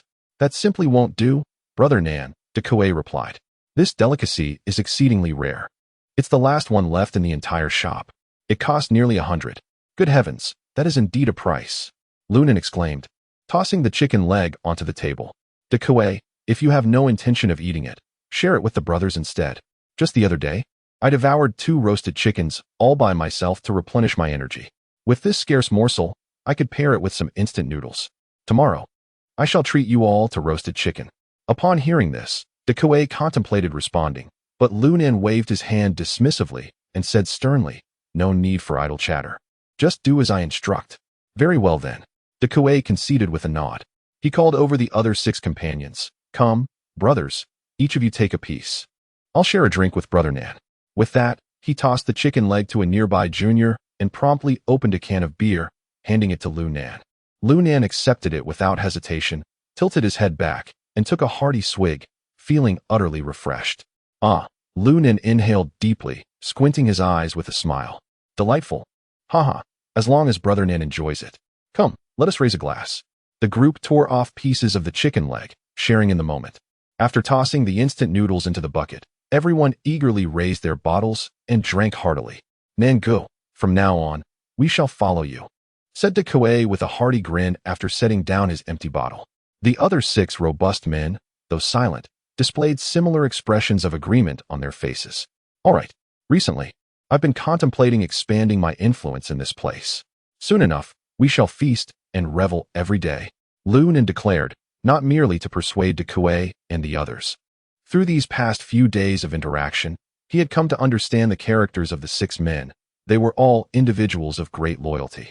Even if he were to leave, he could not bear to witness them being bullied here. It was indeed essential to gather some subordinates. Moreover, establishing a foundation here would undoubtedly be more reliable than recruiting after leaving. After all, they had all endured hardship together. May we grow ever stronger in the future. They all exclaimed in unison, followed by a burst of laughter. Once their mirth subsided, one of the younger members, perhaps feeling famished, eagerly dove into the bucket of noodles. The others quickly followed suit, while only De Kuei and Lu Nen continued to drink beer incessantly. Suddenly, the youngest among them, who had been the first to indulge in instant noodles, clutched his abdomen and let out a pained wail. What is the matter, Brother Lu? De Kuei inquired with concern. I have a stomach ache. The young man groaned in agony. A mere stomach ache is hardly an ailment. It is likely just a case of not fully relieving oneself. A brief squatting session will suffice. Before De Kuei could finish his jest, the young man suddenly collapsed to the ground with a thud. Immediately thereafter, his body began to convulse uncontrollably. and a copious amount of white foam erupted from the corners of his mouth. Chapter 69. I Seek Vengeance. What is happening? Everyone was taken aback. Suddenly, a more horrifying scene unfolded. Aside from Lu Nan and De Kuei, the crowd began to convulse, foam spewing from their mouths. Damn, that chicken leg must be tainted. In an instant, Lu Nan realized and cursed. How could the chicken leg be problematic? De Kuei, looking bewildered, turned to Lu Nan. I specifically checked when I bought it. It wasn't expired. De Kuei, stop with the excuses. Call for help immediately. Lu Nan urged, pulling several individuals toward the restroom. Oh, right. Help. De Kuei dashed to the door, shouting outside. Yet, strangely, in the past, even the slightest disturbance would summon the attention of the supervisory team. Today, however, not a soul could be seen. Despite De Kuei's voice growing hoarse from shouting, no one came to investigate. Frantic as a fly in a hot pan, De Kuei's voice was nearly a rasp. Damn it, it must be that scoundrel Wang Hai's doing. Lu Nan gritted his teeth and said, unless he deliberately instructed them, there's no way no one would come. De Kuei stopped shouting. Quickly, come over and pry open his mouth. I need to use this rubber tube to perform a gastric lavage. Understood. In a daze, De Kuei heard the words and hurriedly took 2 steps forward. Exerting all his strength to grasp the fallen subordinate's chin, he needed something for him to bite down on, to keep his mouth open. Otherwise, if the tube were to snap, it would spell trouble. As he spoke, Lu Nan pulled out the red rubber hose used for cleaning the restroom, giving it a shake at the front. De Kuei glanced down and found nothing useful at hand. Gritting his teeth, he resolutely placed his wrist into the subordinate's mouth. This time, Lu Nan dared not delay. Recalling the method from his previous life, he forcefully inserted the hose into the other's throat. Cough. In an instant, an overwhelmingly foul stench filled the air. The subordinate struggled desperately to break free. Yet, De Kuei pressed him firmly to the ground. Lu Nan paid no heed to the frantic thrashing. He turned on the faucet. Splash! Cold water gushed forth from the tube. Soon, the cold water, mixed with gastric juices, erupted from the subordinate's mouth. Lift his head. Don't let him choke. As Lu Nan maintained control of the hose's position to prevent it from slipping, he reminded. All right, Brother Nan. De Kuei immediately followed Lu Nan's instructions, forcefully elevating the subordinate's head, intensifying the impact of the water jet. Gurgle. Before long, the subordinate's belly began to swell. Wow! Accompanied by a violent wave of nausea, the young subordinate suddenly felt an overwhelming pressure in his chest, and as he opened his mouth, he began to spew uncontrollably. Upon witnessing this, Lu Nan swiftly extracted the hose. Gagging. A torrent of gastric acid and filth erupted onto the table beside them, breathless and panting. At last, the young man seemed to regain some semblance of consciousness, continuing to retch incessantly. Quickly, the next one, Lu Nan urged, not daring to delay. All right. The next one. De Kuei responded eagerly, lifting another subordinate up once more. They repeated the earlier procedure. However, this time it did not proceed as smoothly. No matter how much Lu Nan turned on the faucet, the young man remained unresponsive. Furthermore, his abdomen had become exceedingly distended, resembling that of a woman 5 or 6 months pregnant. Damn it! De Kuei, apply pressure to his abdomen. Make him expel everything. Lu Nan could not restrain his expletives. In that moment, he wished fervently to eliminate Wu Xiong and Wang Hai and their ilk. Yet, this was not the time for such thoughts. He dragged over another person, commencing the process anew. Unfortunately, despite Lu Nan's relentless efforts, the individual still showed no response. Anxiety gnawed at Lu Nan's heart, leaving him at a loss for what to do. Just then, a wailing voice emerged from De Kuei's side. Brother Nan, Woo, Brother Nan, he's not going to make it. Upon hearing this, Lu Nan turned his gaze in that direction. The first victim of gastric lavage had his head completely drooped, clearly devoid of life. Observing this, Lu Nan sighed deeply. He then proceeded to check the remaining individuals, one by one, beneath their noses.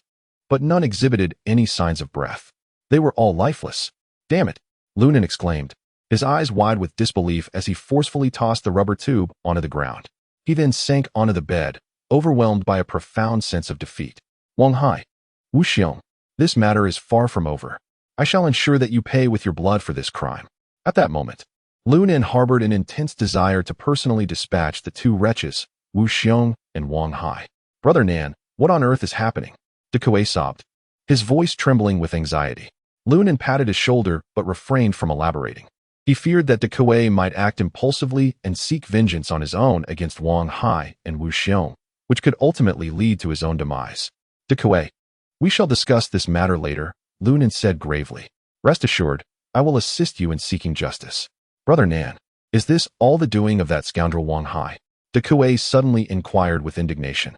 Wang Hai may be an accomplice, but there is another mastermind behind this. Lu Nen replied somberly. First, let us lay our brothers to rest and await the authorities. We shall strategize for the future. Despite his words, Lu Nen was engulfed in an extraordinary sense of despair.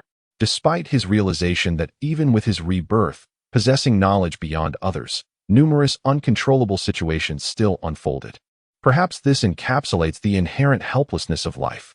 2 hours later, Wang Hai and a group of supervisors arrived belatedly. Upon witnessing the lifeless bodies of 6 individuals and the chaotic scene that lay before them, their brows furrowed in concern. What on earth has transpired here? Have they succumbed to food poisoning? Quickly, to the infirmary. Wang Hai feigned urgency. There is no need for that. They are already cold. Lu Nen rose, delivering his words with a chilling sneer. At this, Wang Hai momentarily faltered. He turned to Lu Nan, who bore an expression reminiscent of a predator. Causing a pang of anxiety to grip his heart, he hastily attempted to clarify. Lu Nan, this matter has nothing to do with me. Do not leap to conclusions. I am aware this does not concern you. These brothers were fated for this outcome, Lu Nen replied, narrowing his eyes and speaking with an unsettling calmness. However, this could be seen as a blessing. At least we are spared the misery of languishing in this wretched place. Wang Hai, taken aback by Lu Nan's composure, felt a tightening in his chest. It was well known that, given Lu Nan's temperament, it would be more typical for him to resort to violence immediately. Yet, this eerie tranquility only heightened the sense of dread. With a cautious tone, Wang Hai ventured, Lu Nan, are you quite all right? Lu Nen let out a cold laugh. What is it you wish to convey? Startled by the bone-chilling voice of Lu Nan, Wang Hai instinctively flinched. He swallowed hard and awkwardly stammered, It's nothing. As long as it's nothing. We should head to the infirmary shortly to get checked, just to be safe. Turning to his companions, he urged, You all, quickly carry the bodies out. With that, Wang gestured for the guards to remove the corpses. Once everyone was taken away, only Lu Nan and Kuei remained in the room. Kuei's face was streaked with tears, and he stared blankly at Lu Nan. After a prolonged silence, he finally managed to utter a few words. Brother Nan, I seek vengeance. Chapter 70. Blood for blood, absolutely. This matter cannot simply be overlooked. He understands that Kuei must be feeling utterly distressed. After all, the 7 of them have shared life and death together. Their bond is profound. Yet, reality is often harsh. One individual has been imprisoned and sentenced, leaving 6 behind. Who could bear such a grudge in their heart? Moreover, what troubles Lu Nen the most is that both incidents are intricately linked to him. Kuei, you mustn't act impulsively. Otherwise, not only will you fail to avenge this wrong, but you might also jeopardize your own safety. Lu Nen urged. Trust me, I will provide you with an explanation. Tomorrow, I will first seek out those rascals from Beishiu Tang and have a word with them. Upon hearing Lu Nan's words laced with intensity, Kuei's expression softened slightly. All right, I will heed your advice, Brother Nan. Then, as if a realization struck him, he inquired, Brother Nan, do you mean to say this incident was orchestrated by Beishiu Tang? Indeed, it seems to be the handiwork of their leader, Wang Hai. I suspect they are the masterminds, Lu Nen affirmed with a nod. After a moment of contemplation, he candidly expressed his true thoughts. Kuei, their true target is likely me. My brothers have merely been caught in the crossfire. Brother Nan, I understand, Kuei replied with a wry smile, dismissively waving his hand. This is not your fault, it is merely their unfortunate fate. Upon hearing this, Lu Nen found himself at a loss for words. He could only offer a firm pat on Kuei's shoulder. Ah Lu, did you do this? In another cell of the 3rd monitoring room, Wu Xiong glared at the tattooed youth with a sullen expression. Yes, brother, it was me. That arrogant Lu Nen was getting too bold. With a resounding slap, Wu Xiong struck him hard. I have warned you countless times. You must not provoke Lu Nan. Are you deaf? The tattooed man fell to the ground, covering his stinging cheek, and lowered his head in grievance. Brother, I did it for our Beishiu Hall. For you. If we don't teach that little brat a lesson, he'll think he can soar to the heavens. Moreover, Wang Hai agreed to this matter. Damn it. Upon hearing this, Wu Xiong's fury intensified, and he kicked the tattooed man several times.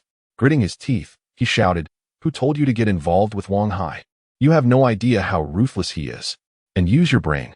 If Wang Hai could handle Lu Nan, would he be so quiet? Damn it.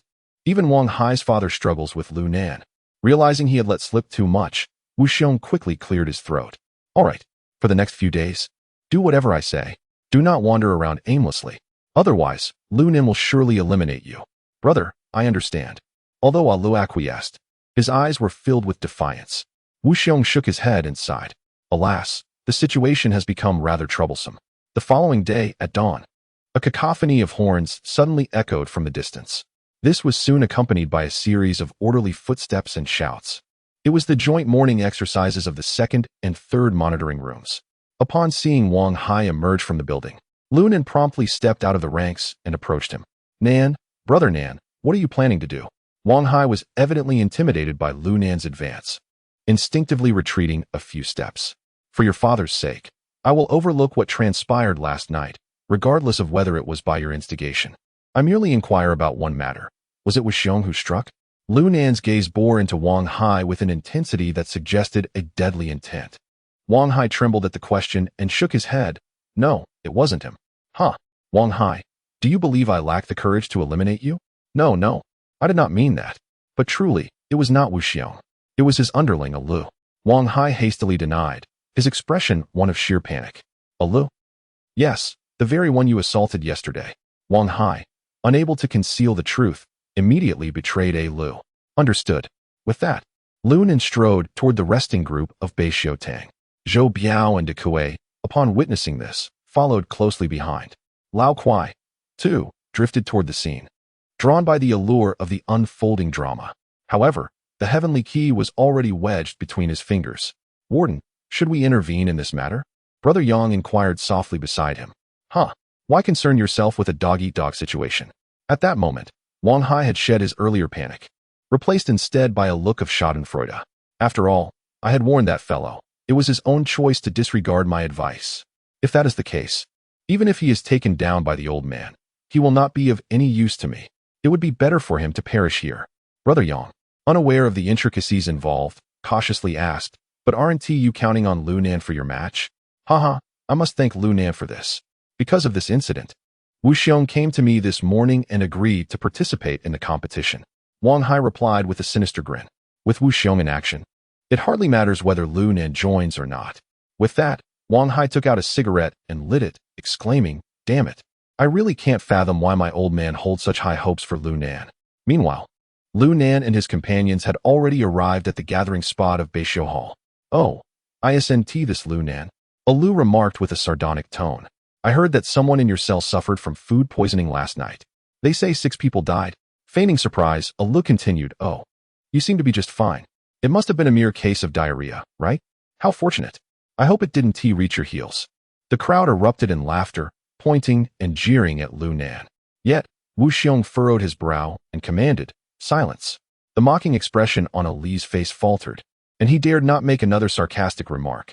However, Lu Nan paid no heed to Lu, fixating intently on Wu Xiong. Wu Xiong, don't you think you owe me an explanation? Upon hearing this, Wu Xiong felt an overwhelming pressure wash over him. Just yesterday, he had regarded Lu Nan merely as a skilled young man. Impressive, yet not someone to be feared. But now, he sensed that Lu Nan stood as an equal, a formidable figure within the realm of their world. The aura and composure that transcended his years matched Wu Xiong's own presence. This profound intuition, honed through years of survival in the underworld, could not be mistaken. Wu Xiong inhaled deeply, suppressing his astonishment, and replied coolly, what kind of explanation do you seek? Lu Nan's icy gaze bore into Wu Xiong as he slowly uttered a single phrase, blood for blood.